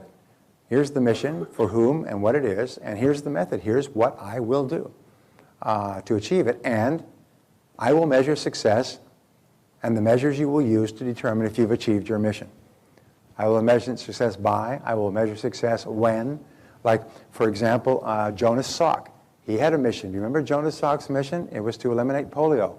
When polio was one of the most terrifying of all diseases in the 40s and 50s, kids would come down with it. It was incurable. They'd have to be in iron lungs to be kept alive. It was a scourge. It terrified parents, just traumatized them that their children would get polio. And his mission was to eliminate polio. And so he worked and worked and worked, and he came up with the Salk vaccine, and the Salk vaccine worked, and within a few years there was no more polio in America. The Salk Institute now works on other illnesses, especially illnesses that children have, but they set a mission, they set a method, they set a measure, and they achieved their goal. They wiped out polio in America. That is a great mission, okay? And so here's my mission, and I'll just give it to you so you have an example, and then you're going to write your own. My mission is to help people achieve their goals faster than they would in the absence of my help. Now, this seems like a klutzy mission, but I was telling a friend of mine who I worked with for more than 20 years, and he said, Brian, he said, that's been your mission all the time I've known you. It's always the same. Help people achieve their goals. Which people? People who want to achieve goals. People who are ambitious and hungry. What goals? Goals of financial success, sales success, personal success, family success, time management success. Every single thing I've ever done is to help people achieve their goals than they would in the absence of my help, to give them ideas that help them jump the curve so that they achieve their goals far faster than they would in the absence of my help. That's been my goal. So, method, I achieve this goal by teaching essential skills that enable individuals to vastly exceed their previous levels of accomplishment. So they don't just make a marginal incremental improvement, they make improvements of 3 and 5 and 10 times what they ever would have done, and they attribute it to me.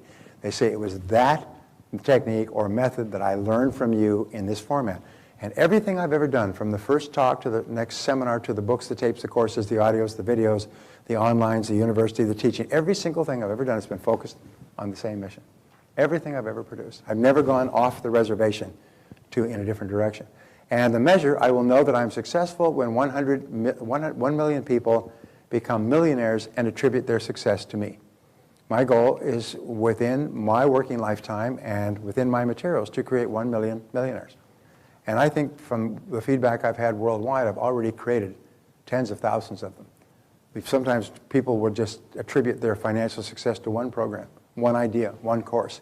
I've had such wonderful feedback from people, and sometimes it isn't that it was just my teaching, it was that it sparked an idea in their mind, and as a result they did something different, and they always remember that that was the spark, is that their mind collided with an idea, and sometimes I said something different. I've had people, I remember giving my Caesar salad recipe. I explained how I learned my Caesar salad recipe by trial and error and so on, and she said, that's me. I'm trying to make a Caesar salad, and I don't have all the ingredients. And she went out and changed her life, and she was a millionaire in 3 years. I mean, she said, that Caesar salad story, she said, that changed my life. I thought, wow. Okay, so now you're going to write your own personal mission statement. Here's the exercise, and you just fill in the blanks. If you look at the blanks that you have here, what you do is you write down The answer to the question is my mission is to, and just write it down. Remember, you can change this with new information. You can refine it. It does not have to be perfect. My great rule for success in life is get it 80% right and then improve it later on. Get it 80% right and run with it. So just write down your mission. What is your mission? It could be, my mission is to make $1 million. That's a good mission. The question is how you plan to go about achieving that mission. So write down your mission. My mission is to, and then I achieve my mission by doing these things, by producing and selling these products, by serving these people, by giving these people greater value than anybody else so they buy from me and buy again. And I will know I've achieved my mission when my business is a certain size and our profitability is a certain percentage and I am a self-made millionaire. In other words, that's how you will know that you're achieving your mission. And your mission can be perfectly selfish. You don't have to be completely selfless. Your mission, if your mission is to build a successful business and generate a tremendous income and be financially successful, if you do it by serving other people, that's a great mission. So please write it out. And then the first step I will take to achieve my mission and complete that.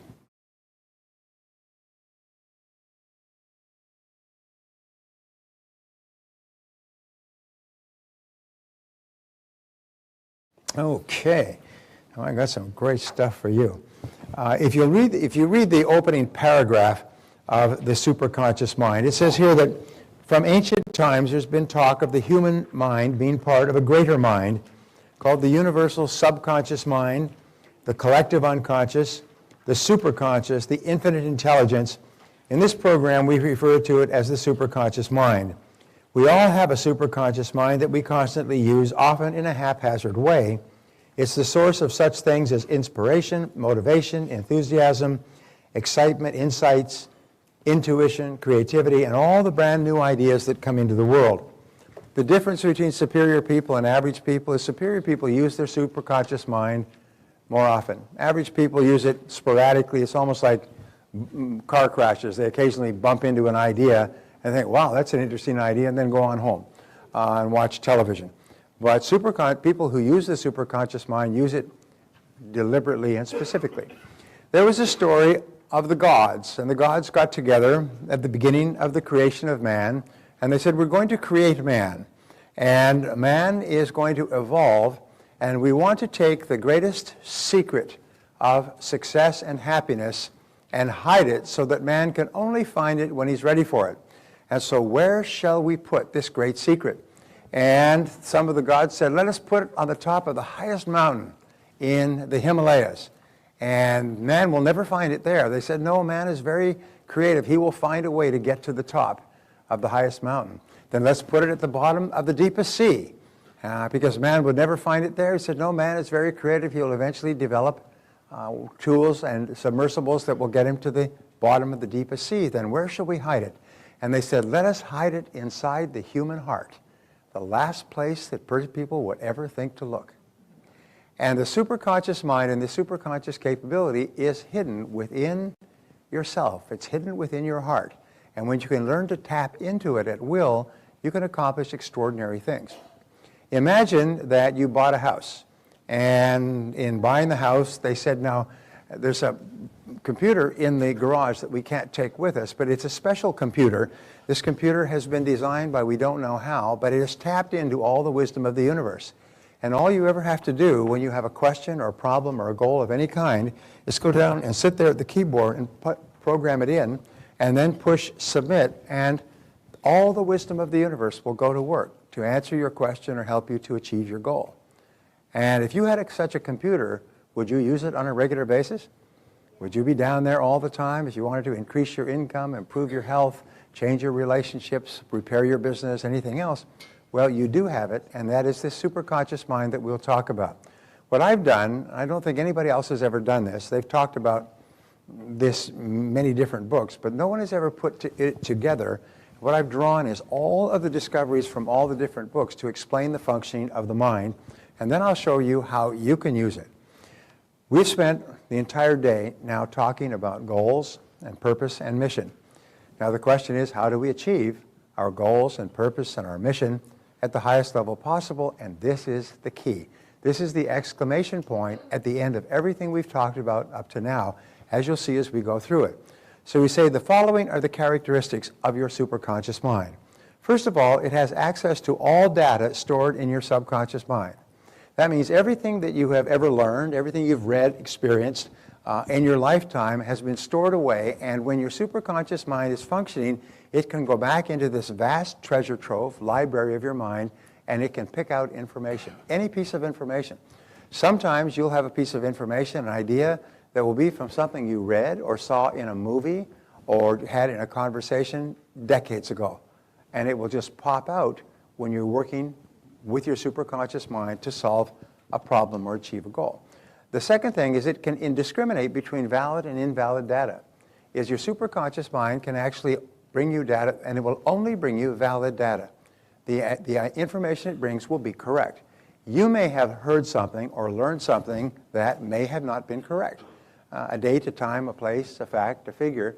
But when your superconscious mind is sorting information, it knows exactly what is correct and what is incorrect, which is why a superconscious solution is always correct, because it's always based on valid data. Now, two, it has access to data outside of your experience. It can tap into the universal mind, and all data that's available in the universe is available to your superconscious when you tune into it. It's very much like tuning into a massive receiving station in the universe. Now, with regard to yourself, the way this works is that sometimes you'll have an idea, and when you're sitting in this room, and I'll be talking about A, and you'll have an idea about B. And it's been proven over and over again that when more than two people come together, a third mind is formed. And the third mind is almost like an ether in this room, and everyone in the room can tap into this ether, just like cloud computing. You can tap into this ether, and you can have access to all the minds of everyone else in this room, which is why you will have an idea that will be completely different from anything that I'm talking about. It's just an idea will shoot into your mind like those little lightning bolts in the cartoons. You go, woo, write it down, write it down.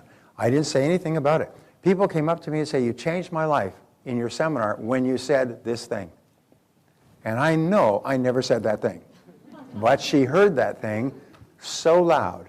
There's a line from Emerson that perhaps summarizes this. He said, what you are shouts at me so loudly, I can't hear a word you're saying.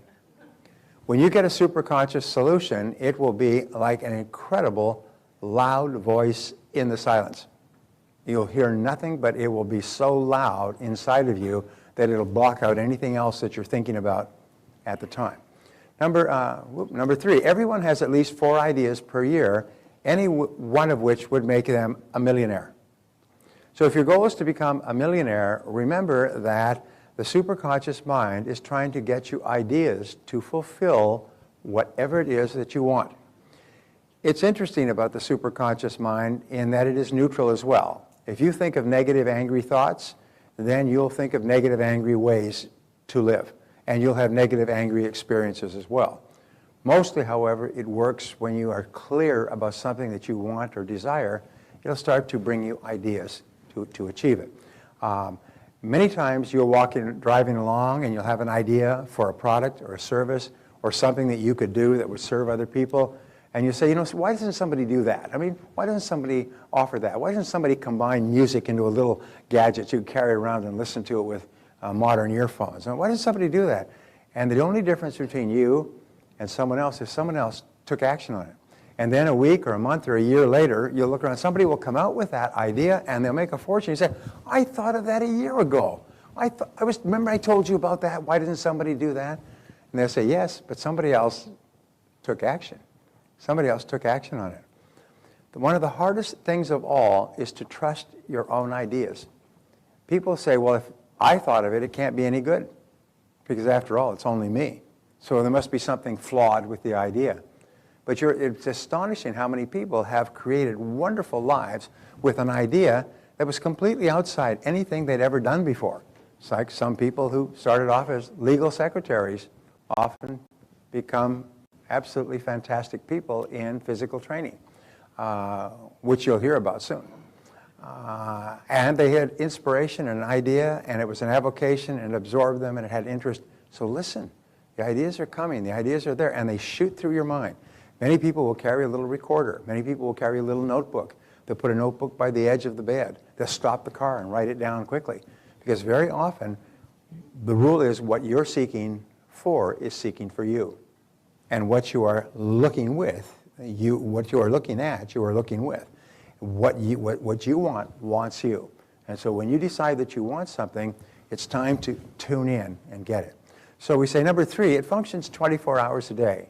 That means once you have programmed a goal, as you have, both a goal and a mission, a major goal, and the more detailed you write out the goal, the more the superconscious mind can just really get its powers into it.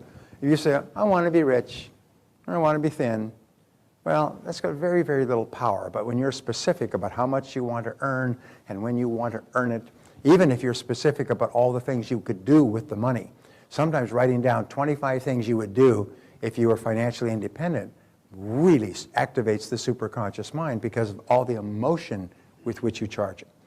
Remember, if you have a thought without an emotion, it has no impact. If you have an emotion without a thought, it has no direction. But if you have a thought of something you want, combined with an emotion of excitement and confidence and happiness that you can achieve it, it's like a powerful bullet, and it activates all your mental powers. Once you program the goal in, which you have done by writing it down, it goes to work 24 hours a day. And it's sort of like planting seeds. If you plant grass seed, what will happen is the grass will spring up in a day or two.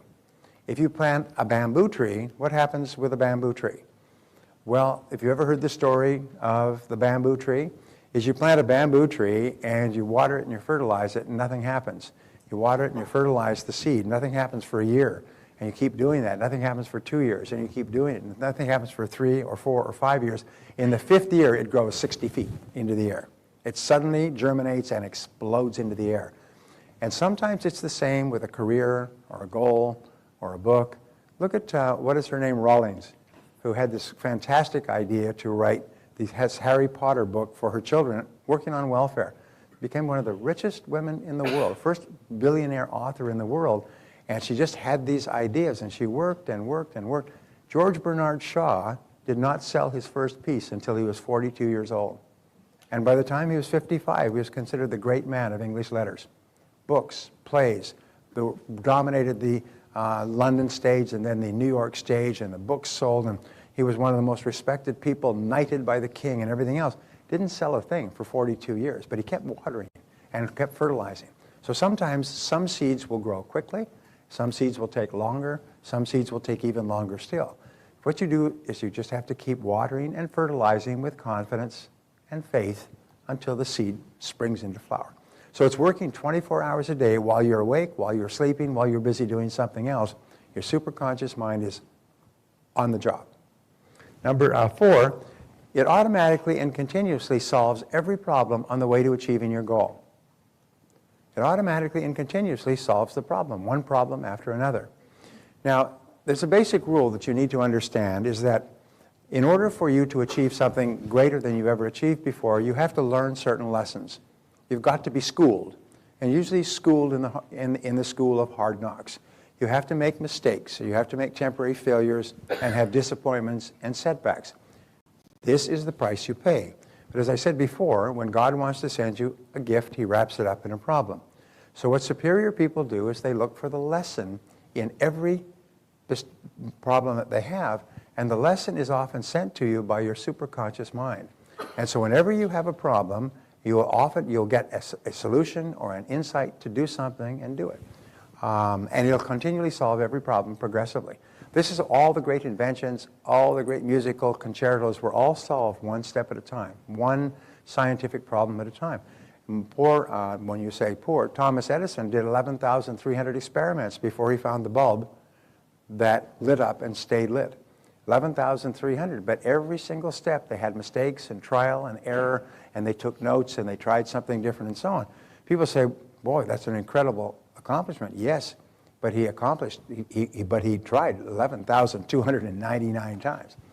Reporter went to Thomas Edison after his 5,000th experiment. It was quite well known that Edison was working on an electric bulb. The concept of electricity had been delighted, but nobody ever determined how to use it for light. And the reporter from the New York Times said, Mr. Edison, why do you waste so much time on this invention? You've failed 5,000 times, according to your own admission. He said, young man, he said, you don't understand the way the world works. He said, I have not failed at all. I have successfully identified 5,000 ways that will not work, which puts me 5,000 ways closer to the way that will work, and I will find that way. And I will find that way. It was quite resolute. There was no question that every single mistake was simply a step forward. Later, Edison explained that when I decide to achieve a goal or to invent something, as far as I'm concerned, all I need to do is remove all the ways that don't work until all that is left is the way that will. And that's how he approached every invention. He became the most prolific inventor in history. Patented something like 1,249 devices at the American Patent Office. When he died in 1931, 1/6 of American working people were working for Edison companies producing Edison-invented devices. Today we have 140 million working people in the U.S. What would be 1/6 of that? What would be 1/6 of that? Come on, 20 million? Oh, probably 23 million. Geez, you guys are quick. Okay, 20. Big picture thinkers here. So that means that Edison, the equivalent of 23 million people, would be working to produce Edison-invented devices if he was alive today. Walmart, the biggest country in the world, has 1.5 million employees. Just imagine, Edison would have had 23 million employees. And all of his ideas came from the superconscious mind, which we'll talk about in a couple of seconds. Okay, number 5, it's capable of goal-oriented motivation. Now this is very important to understand. The superconscious mind cannot work without a goal. It's just like an exocet missile, a heat-seeking missile, has got to be targeted on something. And so when you set a goal, as you have in the previous session, now the superconscious mind can really grab onto that goal and go to work for it. Here's the point is, as we said before, when you set off a missile, it's already targeted on a target. When you set off your own exocet missile, it will find the target wherever it happens to be, anywhere in the world and under any circumstances. You can just set it off, and it has the ability to seek out the goal that you're looking for. And that's why it often brings it to you in the most remarkable ways. So you have to stay really, really wide open. It's a favorite story of Barbara's and mine. Should I tell them that story? Down in the Mississippi, there's big flooding. You've seen the flooding on the Mississippi on the paper today. Huge flooding.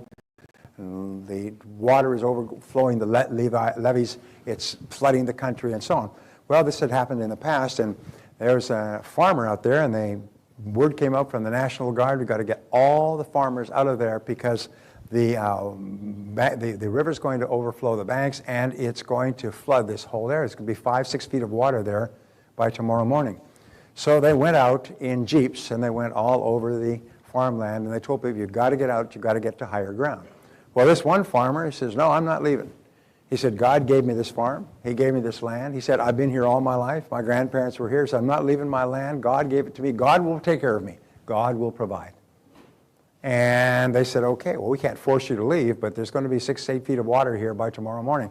Sure enough, water went over the banks of the river, flooded the farmland, 6-8 feet of water, and he's driven up into the second floor of his house. Well, back at the command and control center, they're saying, do we get everybody out? He said, well, there's only one person left that we know of, is that old farmer. And they said, well, we're going to have to break the levees in order to relieve the flooding. There's going to be another 6-8 feet of water in that land. We've got to get the farmer out. So they sent out a motorboat. And the motorboat came out and came up to the edge of the house, second-story window, and said, get in, we got to get you out of here. There's going to be 6-8 feet of water here. We can't speak for your safety. He said, I'm not leaving. He said, God gave me this farm. God gave me this land. He said, I don't know what's happened up to now. He said, but I'm staying here. God will take care of me. And so they said, well, again, we can't force you. So they went away, and sure enough, the levees broke, and another 6 or 8 feet of water came out, and this farmer was forced into his attic and living on the top of his house. And they asked them back at the command post, is that farmer still alive? Well, let's send out a helicopter and see what we can do, because the dam's going to go tonight, and there'll be another 8 or 10 feet of water, and that whole area will be washed away.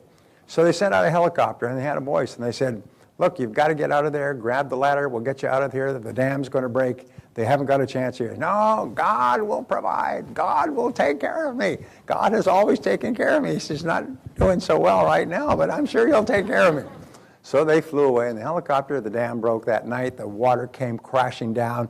Another 8 feet of water washed the house away, washed him away, washed him downstream, and he's holding on to this tree that's just about to sink, and he's completely bedraggled, and he's finished. He's going to die and drown. And he has, with his last bit of energy, he leans up and he says, God, I trusted in you. Why did you let this happen to me? And the clouds part. The great voice of God comes down and says, look, I sent you a Jeep. I sent you a boat. I sent you a helicopter. What else can I do? Barbara and I use that story and have used it for years. Whenever something happens that helps us in some way, we joke about, is that the boat? Is that the Jeep? Is that the helicopter? Because the most amazing thing is that it will show up for you. So be open to it. But what people say is, that's just a Jeep trying to get me to go to higher ground. No, I'm not interested in that. Somebody's trying to sell you or encourage you to read a book or buy a magazine or take a course. You say, no, I'm not interested in that. I'm waiting for my big break. And sometimes that little knock on the door, that letter in the mail, that friend who's got an idea for you, that's the Jeep, that's the boat, that's the helicopter. So start to be sensitive to it almost like a kid at Christmas. So it releases ideas and energy for goal attainment. As a matter of fact, it is a source of what is called free energy. Now, free energy is the energy that Nikola Tesla, the great electrical genius, was able to tap out of the air and light up an entire studio. He would bring people, scientists, over. He would have his whole studio lit up with no wires and no connection, no generators, and then he would show them in the most miraculous way how he could turn on all the lights by extracting energy from the air. No one has ever been able to do it before or since. But Nikola Tesla was able to do it, and which is why he's called the greatest electrical genius in history. The reason he's not that well known is because he was very disorganized. Whereas Thomas Edison, who hired Tesla and put him to work to develop his work, was an extremely good businessman. Very well organized, very thoughtful, and was able to take the best of Tesla's work and incorporate it into his work on electricity. Free energy comes, for example, when you're really excited about something. Give you an example. You've all had the experience where it's 2 or 3 in the morning, you're in a deep slumber, and there's an emergency. You get a phone call from someone who needs help, there's an alarm that goes off, there's a bang on the door, and you wake up, and you are wide awake, and you have abundant energy, and maybe you're up for the whole night, and then you go through the whole next day, and you're not tired at all. Have you ever had that experience? When a person, especially a woman, is getting married, she gets by on about 3 or 4 hours sleep a night, and all the rest of the time, because of the high energy in the whole upcoming ceremony, she lives on free energy. And sometimes when you're really excited, mothers live on free energy as well, especially if they have 2 or 3 young children who are incredibly time-consuming from basically 5 or 6 in the morning until midnight. They are able to tap into a form of free energy. And when you have a goal, what happens is you tap into this form of free energy, almost like taking a plug and plugging it upward into this superconscious mind, and you just bound with energy.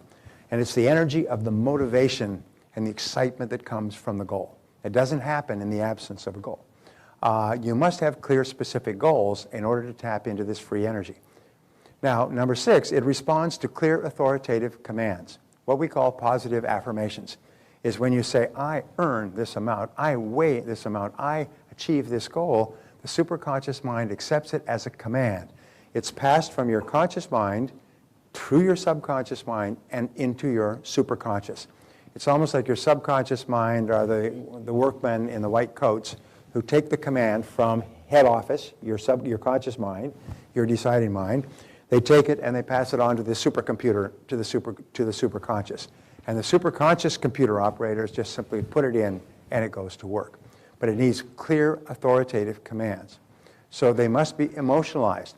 The more excited you are about achieving a goal, the faster the superconscious mind goes into account. And it also responds to decisiveness. The most amazing thing that you've found throughout your life is that when you make a decision, that wonderful quote that Cam quotes, when you make a decision, nature moves too. All manner of things begin to happen that would not have happened in the absence of the decision.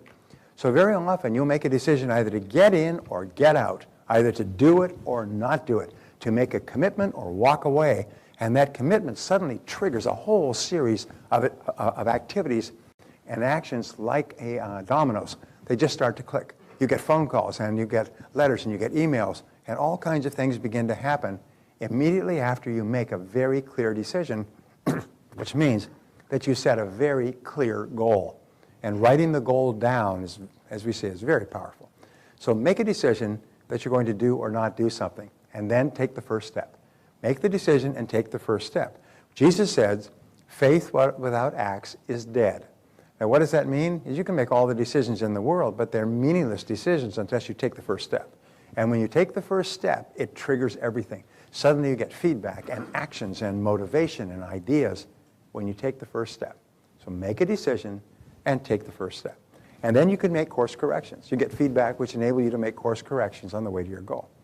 Nothing great in life happens without commitment. Once you've made a decision, put your whole heart into making the decision come true. Now, number 7, it grows in capability as it is used and believed in. The more trust you have in your superconscious mind, the faster it works for you. And the more calm and confident you absolutely believe that something will show up, something will be fine, the most amazing thing is that something happens. And the more you practice with it and the more confidence you have, the faster it works for you. Pretty soon it gets to the point where you can think a thing and realize it very, very quickly. You can think, I used to do this when I was first understood this, when long distance charges were very high back in the 80s, is I would visualize a person I needed to talk to on the other side of the country, and they would phone me. And I could do this over and over again. Rather than me phoning them for 30 or 60 minutes, I'd visualize and they'd phone me. I just put it into the superconscious mind, and I say, he or she will call by 11:30. By 11:30, the phone rings. And did this over and over again. And the more confidence you have that it will work, the more rapidly it works for you. It takes a lot of confidence at the beginning, but that's all it takes. It doesn't cost any money. It merely requires a step of faith, a mental step of faith. Number 8, it operates best with an attitude of confident expectancy. I told you this before, but this attitude of confidently expecting great things to happen is the catalyst. It's almost like the ether in the air that causes the superconscious mind to activate even faster. So when you confidently expect that your goals will be reached, your problem will be solved, that everything will be well, when you confidently expect it, it just seems to come into reality. And the more it happens, the more you believe it. The more you believe it, the better and faster it works.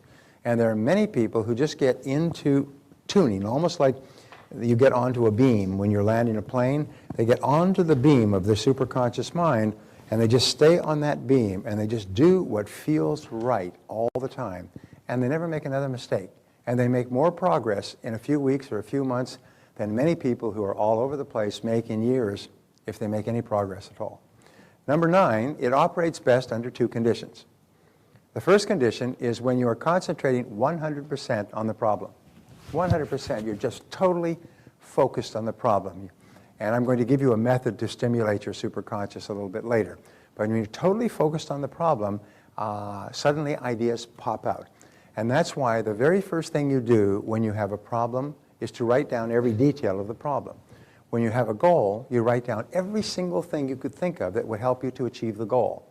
And the more you write, 10, 20, 30 things, the more likely it is that something will pop off the page. You hadn't even thought of it, or you may have thought about it years ago, and suddenly it's there again. You may have pulled it out from deep in your memory, and suddenly, and that's the key. That's what will make this work. So therefore, concentrate 100%. No television, no radio, no anything else. Best with classical music, always concentrating and writing out lists of everything you could do to solve the problem or achieve the goal. And the other time is when you are concentrating 0%, when your mind is busy elsewhere. So if you have not been able to solve the goal by focusing on it single-mindedly, then walk away. Scientists do this all the time, by the way. In scientific work, there are 4 stages. The first stage is, I think it's itemization. The second stage is concentration. The third stage is relaxation. And the fourth stage is realization. Is what happens is there's a stage in life where you walk away from it and don't think about it at all, and let it brew. What is the word that I'm looking for? It's called, it's a word for it, where you just sort of let it stew in your mind while you're busy doing something else. And at a certain point, the idea pops into your mind. This is taught, by the way, in all scientific schools, is you focus on the subject single-mindedly and then walk away from it and just let it go. And at a certain point, pop, the idea comes in. Go take a vacation, go for a sleep, take a nap, go for a walk, take the weekend off, get completely rested. It's called cerebration. That's the word, not celebration, but cerebration is where you let all the details kind of stew in your mind and bang up against each other until they knock off the spark of the right answer. So cerebration. Number 10, it brings you exactly the solution you require at exactly the right time.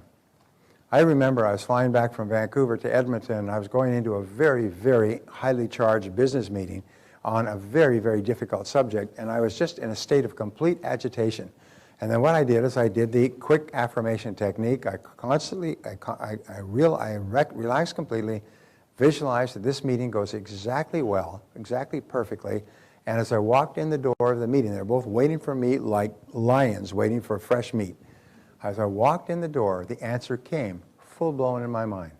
And I just simply expressed the answer, and it solved the problem completely. I still remember after that, I could not believe it. At exactly the moment that I needed the solution, it shot into my mind word for word.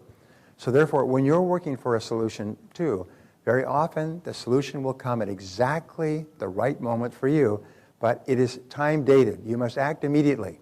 When you get a solution, let us say that you think of a goal, and the first thing that pops into your mind is phone so-and-so and ask him or her about this. And so when you get that, do it immediately. Sometimes you'll pick up the phone and call immediately, and they say, I'm glad you called. I was just leaving for the airport. I'm going to be in Europe for a month, and out of contact.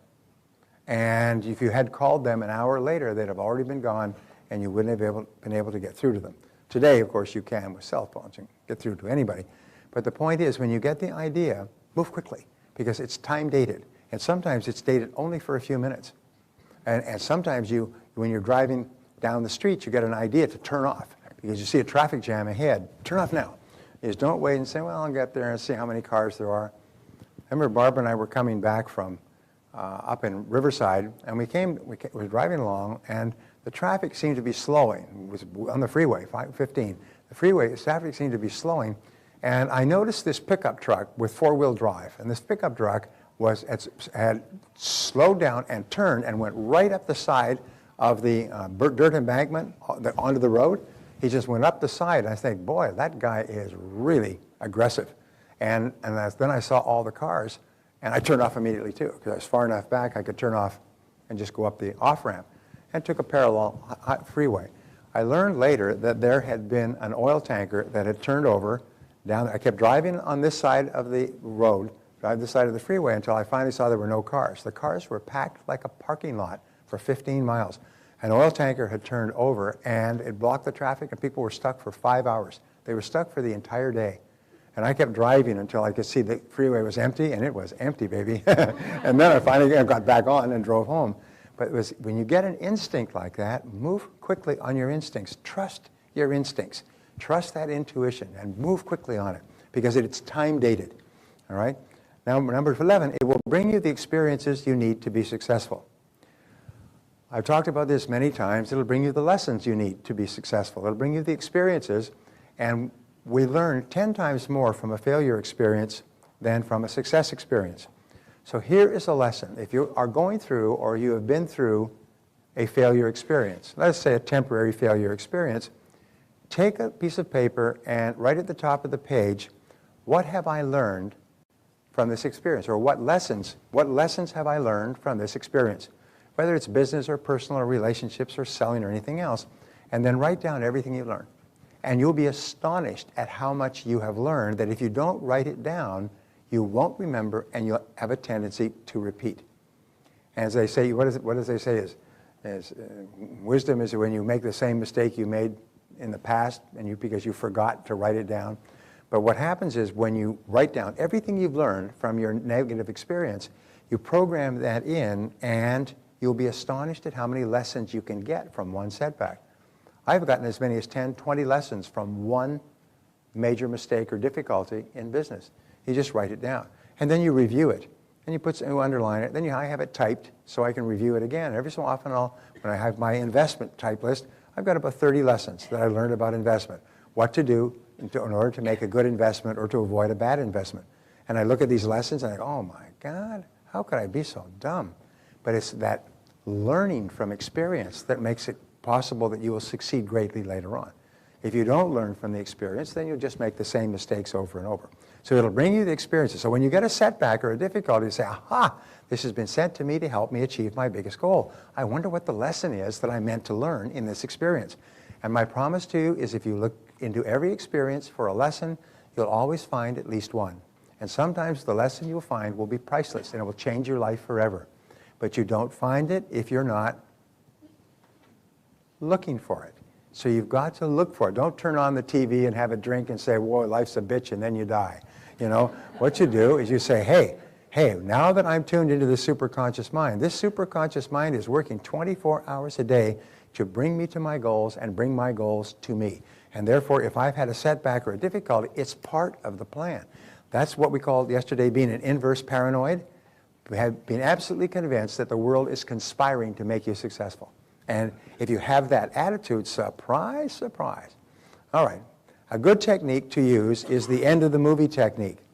Now, the end of the movie technique should probably be under affirmations, but the way this technique works, and it should also be under positive expectations, is imagine that you go to see an adventure movie, and you arrive early. There was no traffic, and you buy your ticket, and you go in, and the movie is still on, and there's about 10 minutes left to go.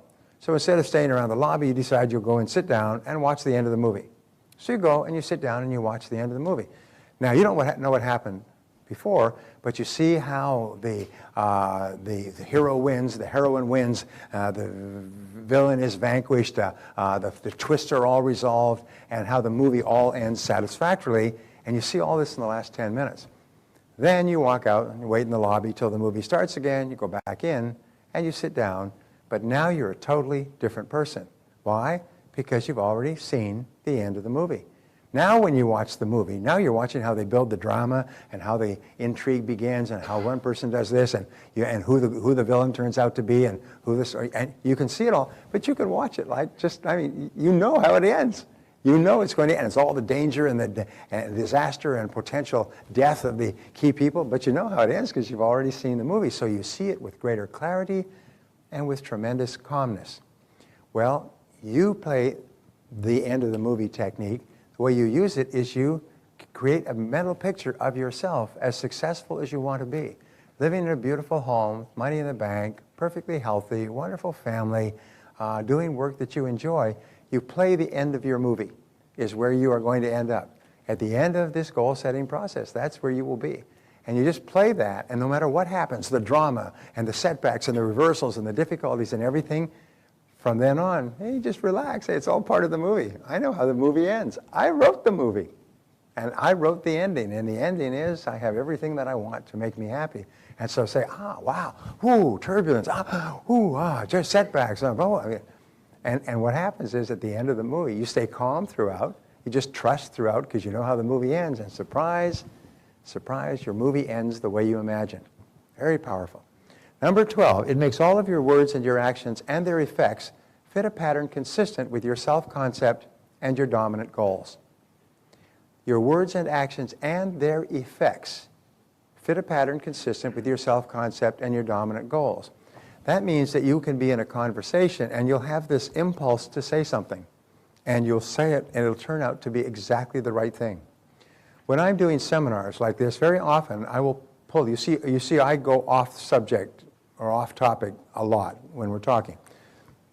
Almost invariably, the reason is because there's somebody in the audience who needs me to go off topic. So I'll give an example that may not be relevant to a lot of people, and people will come up to me in the hallways later and say, that changed my life. I'm glad you said that. I had no idea. And it was for that person. I'm getting a vibration, and I'll just give an example or a story or an experience, and I say, that was for me. That was just for me.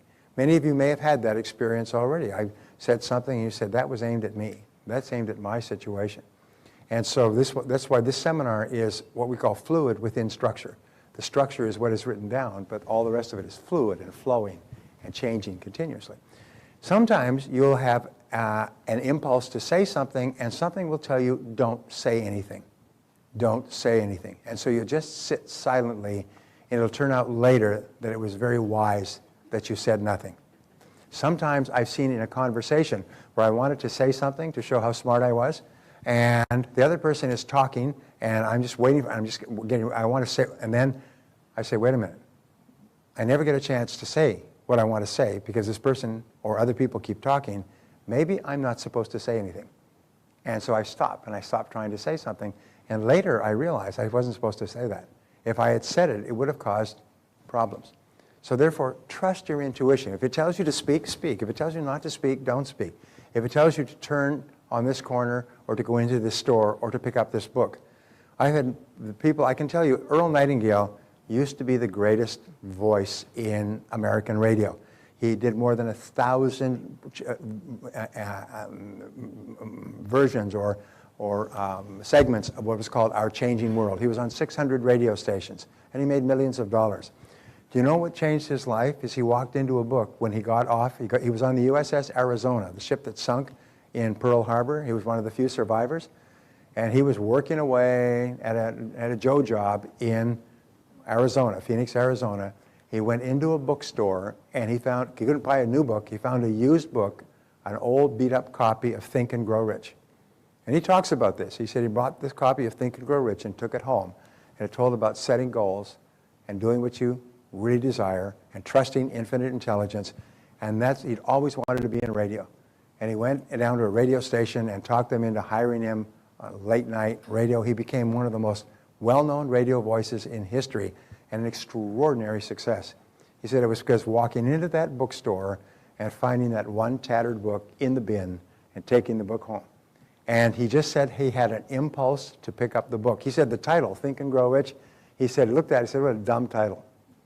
And he was about to go on, and something just caused his hand to reach out, like Dr. Strangelove, reach out and get the book. And it changed his life. It changed the life of many other people, too. So if you have an impulse, something to do or say, be sure to do it. The superconscious mind explains remarkable events. First of all, it explains serendipity, which is what I just talked about in a way. It's the process of making happy discoveries. Remember, there were three princes of Serendip. It's a fairy tale who go around the countryside in the days of old, and wherever they went, people would make happy discoveries. And for example, they would go went to this farm, and while they're at the farm, the major storm comes up, and the river rages, and the river washes away half of the farm. And the farmer is in despair, he said, and they're very, very cheerful. They said, well, let's not be in despair. You never know what good could come of this. And they go out on the farm, and the river has washed away the dust from a massive bank of jewels and precious stones that made the farmer one of the richest men in the kingdom. And if the flood had not come along and washed away half of the farm, they would have never found all those precious stones. You probably heard this story in Charlie Wilson's War. It's a very famous story where, and this comes from the Princes of Serendip. He tells about this old story. Is the horse, the farmer's horse gets away. The barn is open, and the horse runs away. This is in the olden days, many years ago. And the horse runs away, and they say, oh, what a shame, you have lost your horse. And the farmer says, well, it's too early to tell. There might be something good come of it. And 3 or 4 days later, the horse comes running back, and he's bringing back a whole herd of wild horses, beautiful horses. And they all come thundering back, and they manage to round them up and put them in the corral. And now the farmer has more horses than anyone else in the entire area. And the people say, boy, that's really fortunate. Got all those horses. He says, well, it's a little bit too early to tell. You never know. And then his son takes one of the horses and tries to break it. That wild horse, break it so it can be domesticated, and falls off and breaks his leg. And they said, oh, that's a terrible tragedy. Your son broke his leg. And he says, yes, but we don't know for sure yet whether it's good or bad. And then along comes the army recruiting. This is what they do. They would go through the villages and recruit every able-bodied man into the army and train them on the march to the big battle with the war that was on. And they couldn't take his son because his son had a broken leg. They said, oh, you're certainly fortunate your son had a broken leg. And you said, well, you never can tell. And the Army went out and got into a major battle and everyone was killed. Saved the son's life. But the whole thing was you never can tell. It might be good, it might be bad, it might be good. So this attitude, you get stuck, you go to a restaurant and the restaurant says, we've lost your reservation, you can't get in. So you can get upset or say, well, maybe idea. Maybe we should go to a different restaurant. Maybe that other restaurant will be even better. So serendipity means you're always going to find happy things happening in your life. But here's the one key to the principle of serendipity is the only people who find happy things or make happy discoveries are people looking for something. They're looking for happiness, they're looking for success, they're looking for goals, they're looking for something, and as a result, they keep making happy discoveries. Many business people who've decided to start a business and don't have any money, somebody will loan them a book, and in the book will be a principle, and the principle will be what they needed, and later on they're wealthy and they live in big houses on the hill, and they trace it back to that one chapter in that one book that one friend gave them when they started off their business and they were struggling. So be open to making happy discoveries, okay? Now, the second principle, and this is really interesting, many books have been written on this, and this is all scientific stuff. It's called synchronicity. Now, synchronicity is the process or coincidence of events in which two or three things that are totally unrelated happen simultaneously together to help you achieve your goal. So let me give you an example here. I have my pens. So let us say that you decide, geez, I would love to take a vacation and go to Hawaii, okay? You're reading the paper, you're watching television, you see something there. Boy, it's been a long time, but I'd like to take a week and go to Maui. But geez, I can't afford it, I don't have the time off, and so on. Well, then something happens. You go to work, and your boss says, you've really been working hard, why don't you take a vacation? Take a week off. Well, you were just sort of thinking about that this morning, but you say, yeah, I'd like to, but I can't afford it. And then you get an IRS check back for $3,000 for your taxes.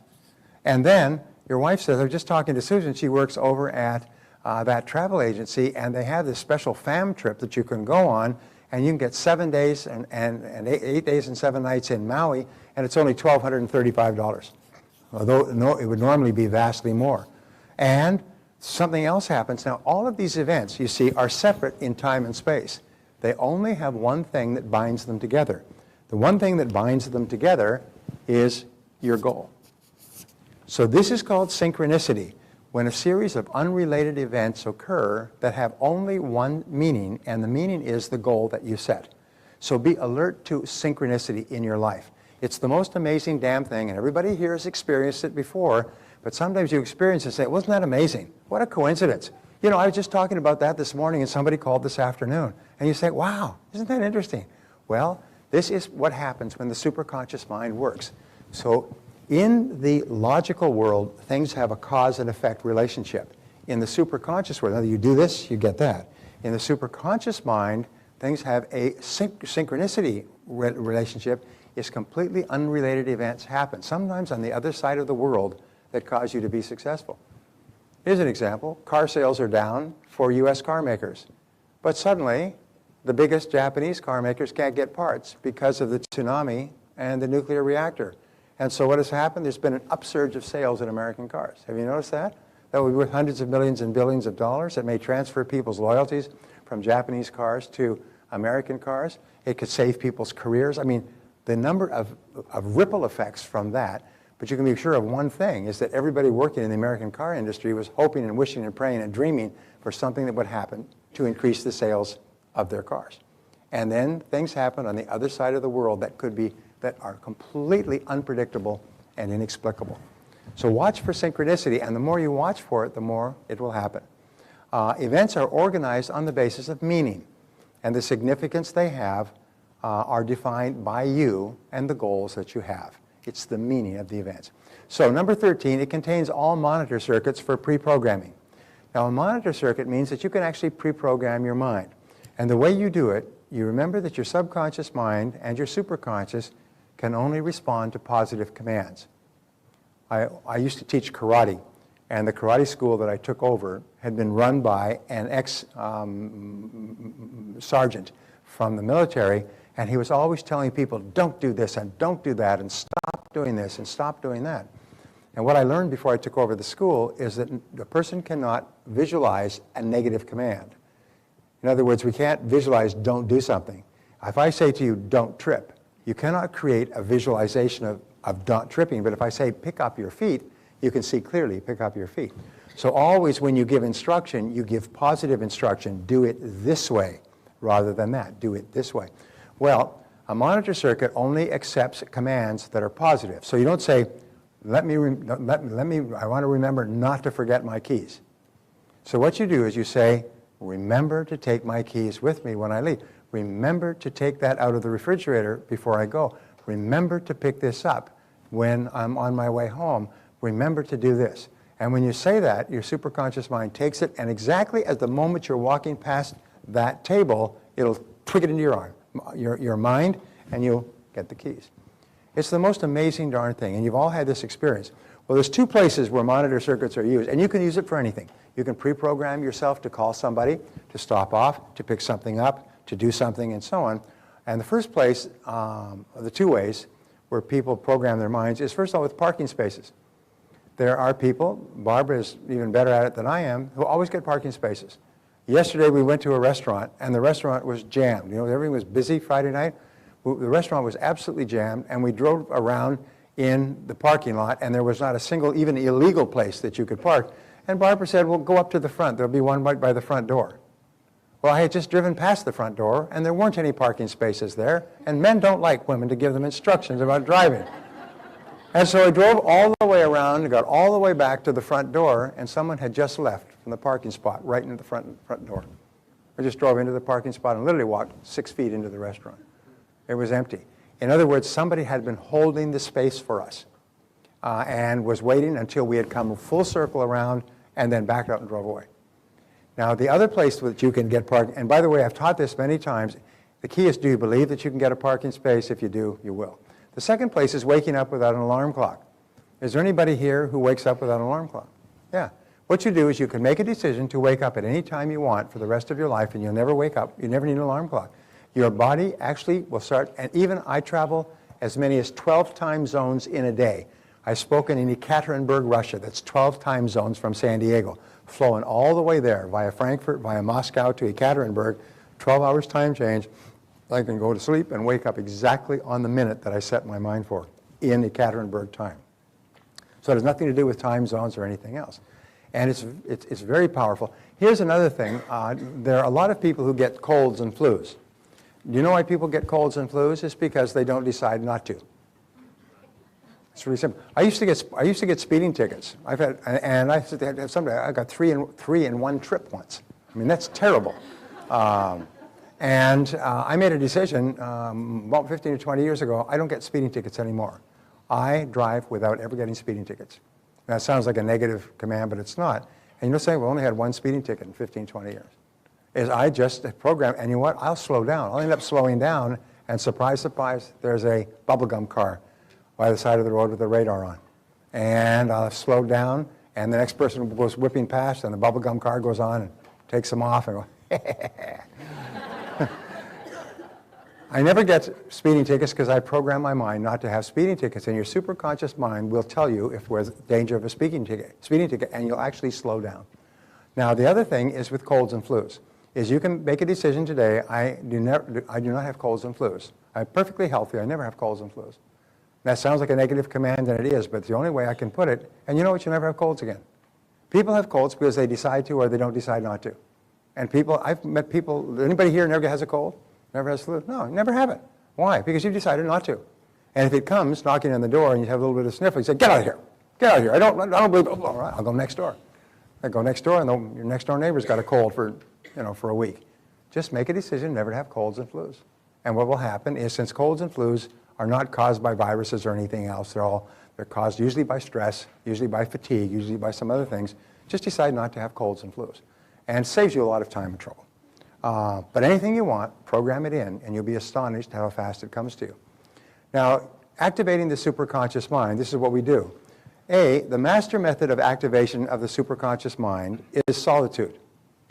Most people have never spent an hour in solitude in their entire lives. The very thought of doing it makes them very uncomfortable. And yet solitude throughout the ages is the most powerful way to tune directly into this massive mind and literally mainline ideas and information from the superconscious. And the way that you do it is, first of all, you go into the silence for 30 to 60 minutes. It's called going into the silence. Now, that means you don't have radio or television or coffee or cigarettes or newspapers or, in my case, not even classical music. You just go and sit somewhere perfectly silently for 30 to 60 minutes. Now, the first 25 to 26 minutes of this exercise will be excruciatingly painful. You will twist and turn. You'll want to get up and go something and adjust a picture frame and make a phone call. It's almost like you've got ants inside you because it's so hard to sit absolutely perfectly still, relaxed for 30 minutes.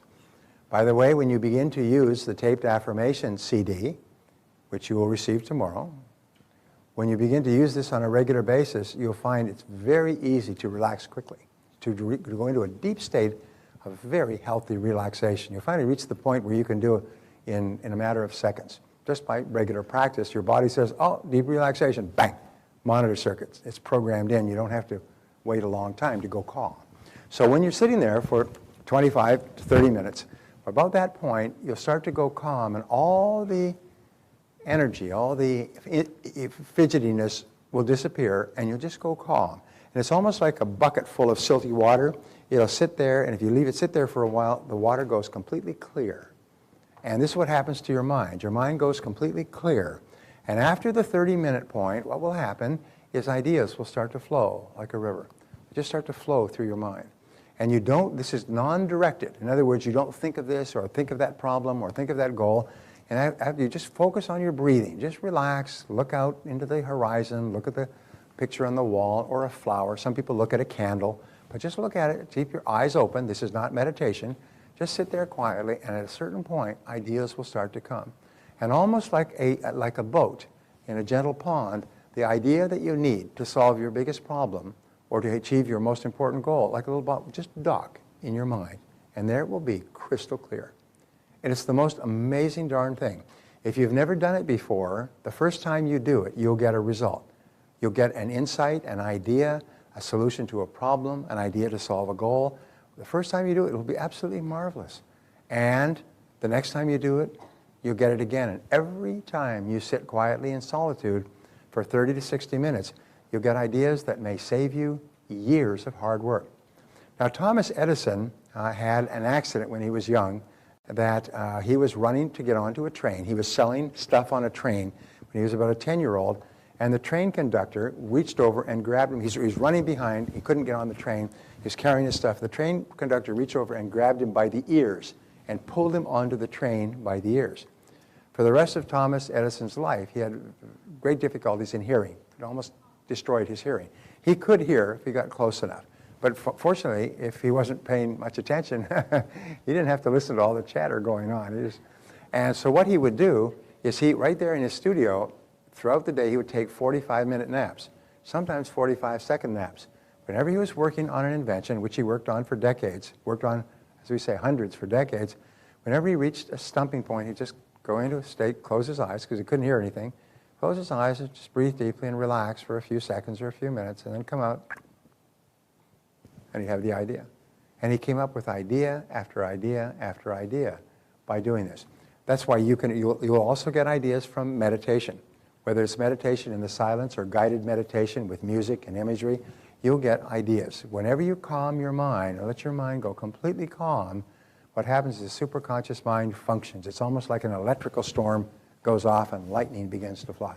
There are many people who have had superconscious solutions where pages of answers and pages of ideas and even pages of scientific formulations have come to them.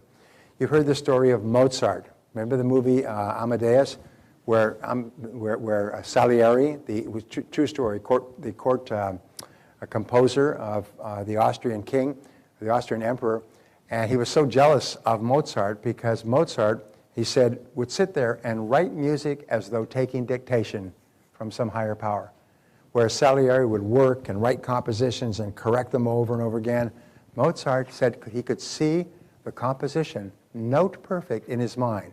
And until he saw it note perfect, he wouldn't start writing. And when it was note perfect, he would then transcribe it. And it could be played from the transcription perfectly the first time. They said he created the most beautiful music in the world as though he were taking dictation. All great classical music, all great inventions, all great insights come from the superconscious mind. All the great classical composers who wrote the most beautiful music in history tuned into the superconscious mind, and it poured through them onto paper. Beethoven, as you know, was deaf for much of his adult life. Beethoven never heard his music played. He was totally deaf, and yet he could hear the music in his head and see it with such clarity he could write down the most incredible music in the world that would be played by the great symphony orchestras of the world forever. Remember that? What is that 1815 suite? Bum bum bum bum bum. Remember that? Bum bum bum bum bum. I mean, nobody who's ever heard that ever forgets that. 5 beats, yet so beautifully put together in the way they were hit and spaced that you remember it all your life. You hear it the first time and you remember what's coming, and the symphony is really music. And he could not hear that. He never heard it, but he saw it in his mind. So go into the silence for 30 to 60 minutes. Listen to the still, small voice within. Earl Nightingale once said, people who start to listen to their intuition, if you do, you'll never make another mistake. You'll never make another mistake if you listen to that inner voice, because the inner voice will always be true and will always be correct. So we say, activating the superconscious mind, another way, is to define the problem or goal clearly. Gather information, talk to other people, do as much research as possible. Don't try to figure it out yourself. Concentrate single-mindedly on the problem. Don't try to do a whole bunch of other things. Just keep focusing on this one problem, this one goal, this one obstacle, and then release it and get your mind busy elsewhere. If after you've done all these things, gathered all the information, you cannot think of a thing to do, just turn your mind somewhere else and let your superconscious mind work day and night. At a certain point, the answer will just pop up. So, there are 3 sources of a superconscious solution. The first is intuition. It comes from within. And as we say, the still small voice is sometimes so loud that it drowns out everything. You hear that answer and you go, wow, geez, this is it. And you get up and you're excited. There's this famous story of Archimedes, a mathematician in ancient Greece, who was asked to determine whether or not the crown that he had bought, the gold crown, had been watered down with copper or with bronze. And he was trying to figure out how you could measure the content, the true content of any metallic object, especially a crown. And he came up with the idea. He was in the bathtub, and he's sitting in the bath, and as he sat in the bath, the water level went up and down as he sat up and laid down.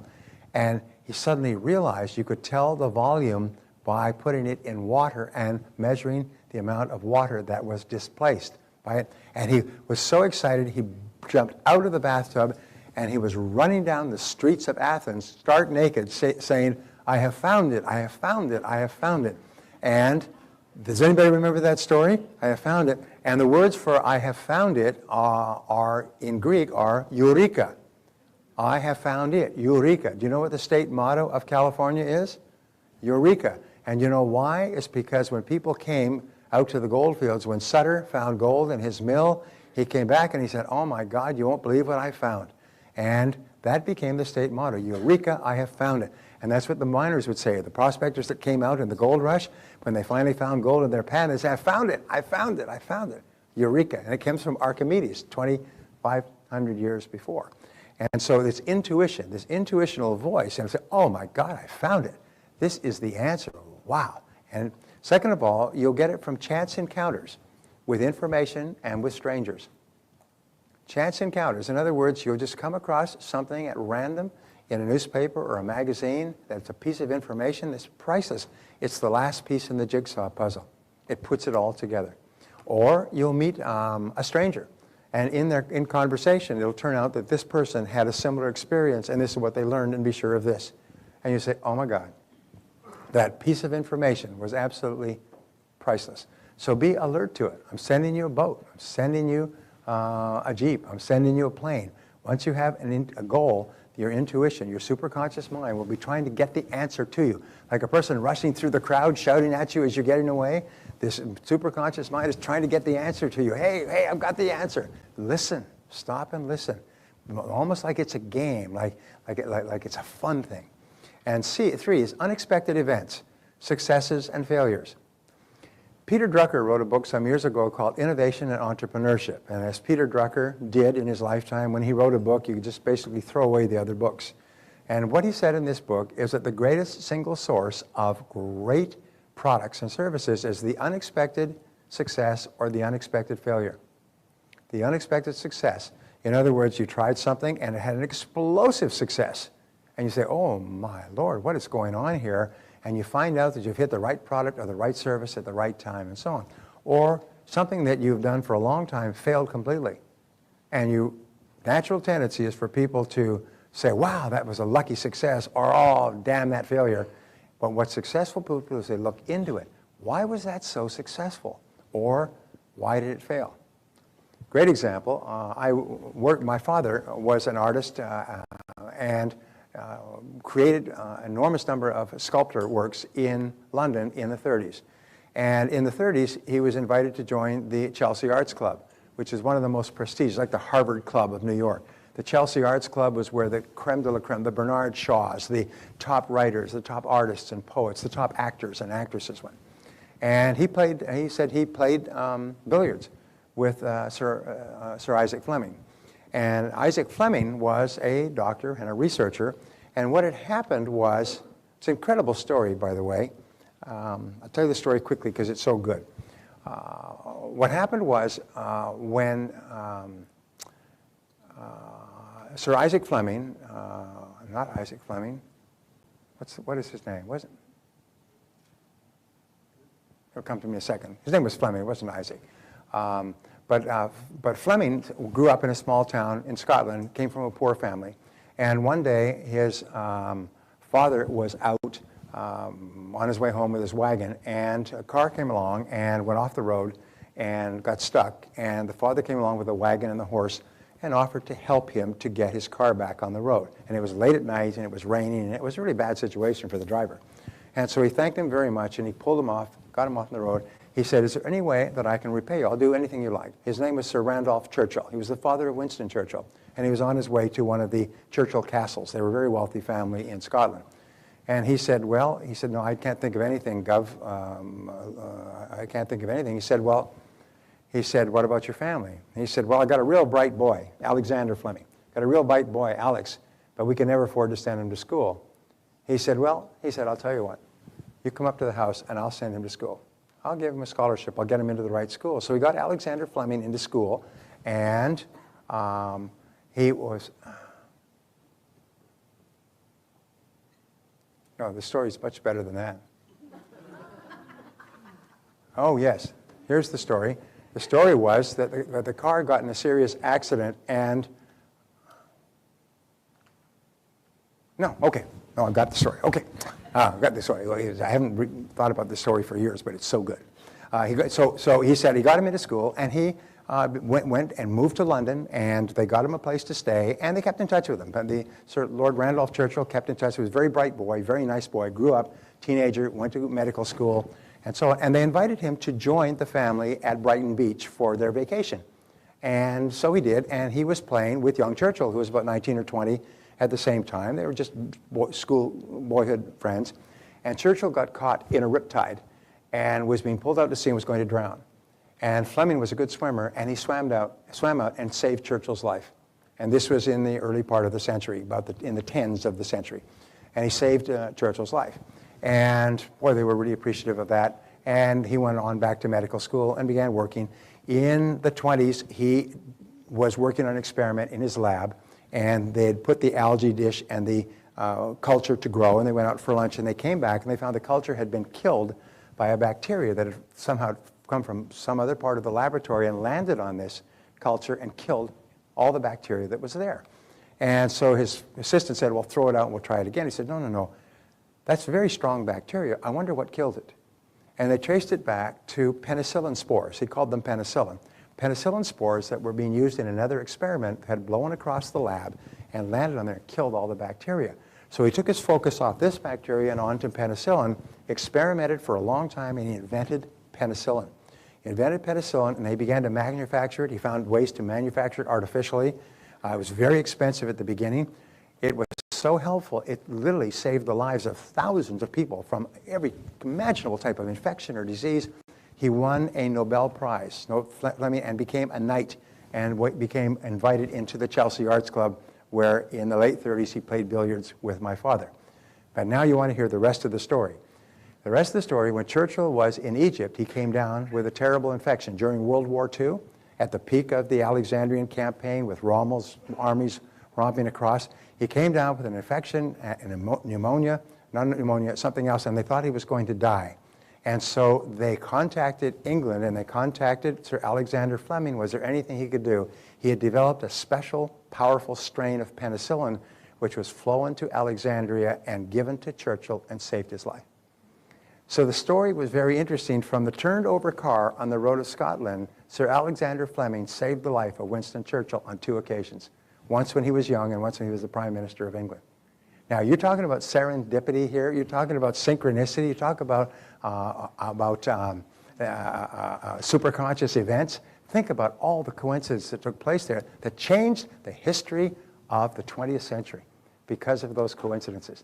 Now, I'm not saying that that will happen to you, especially not you, Randy, but be alert to unexpected successes and unexpected failures, because often they will contain the germ or an idea that will change your life.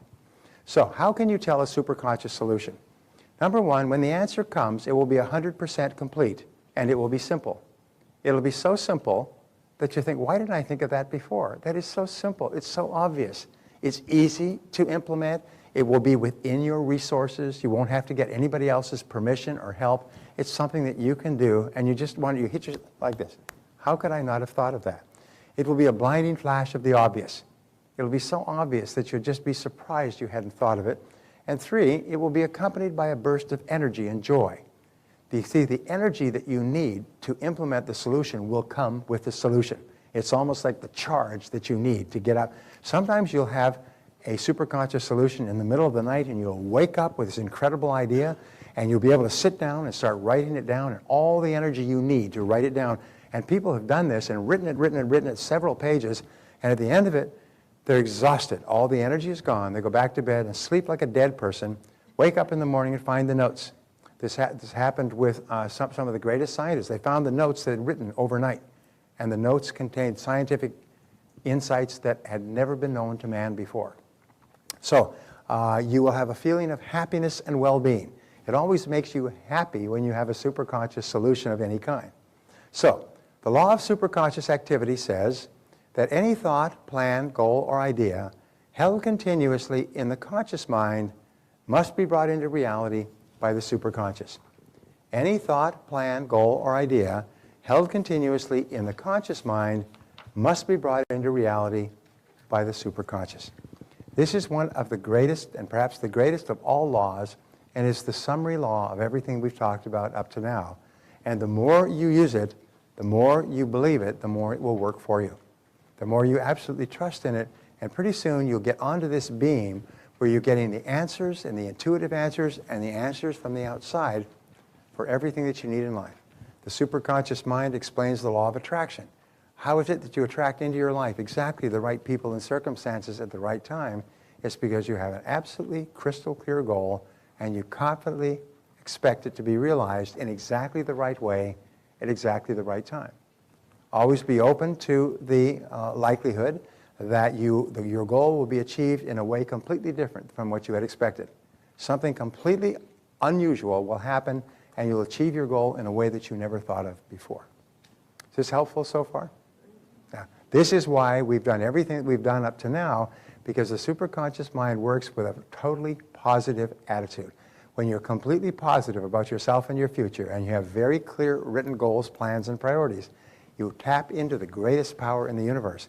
And what you can accomplish in the next weeks and months and years will stagger you and completely amaze your mother-in-law.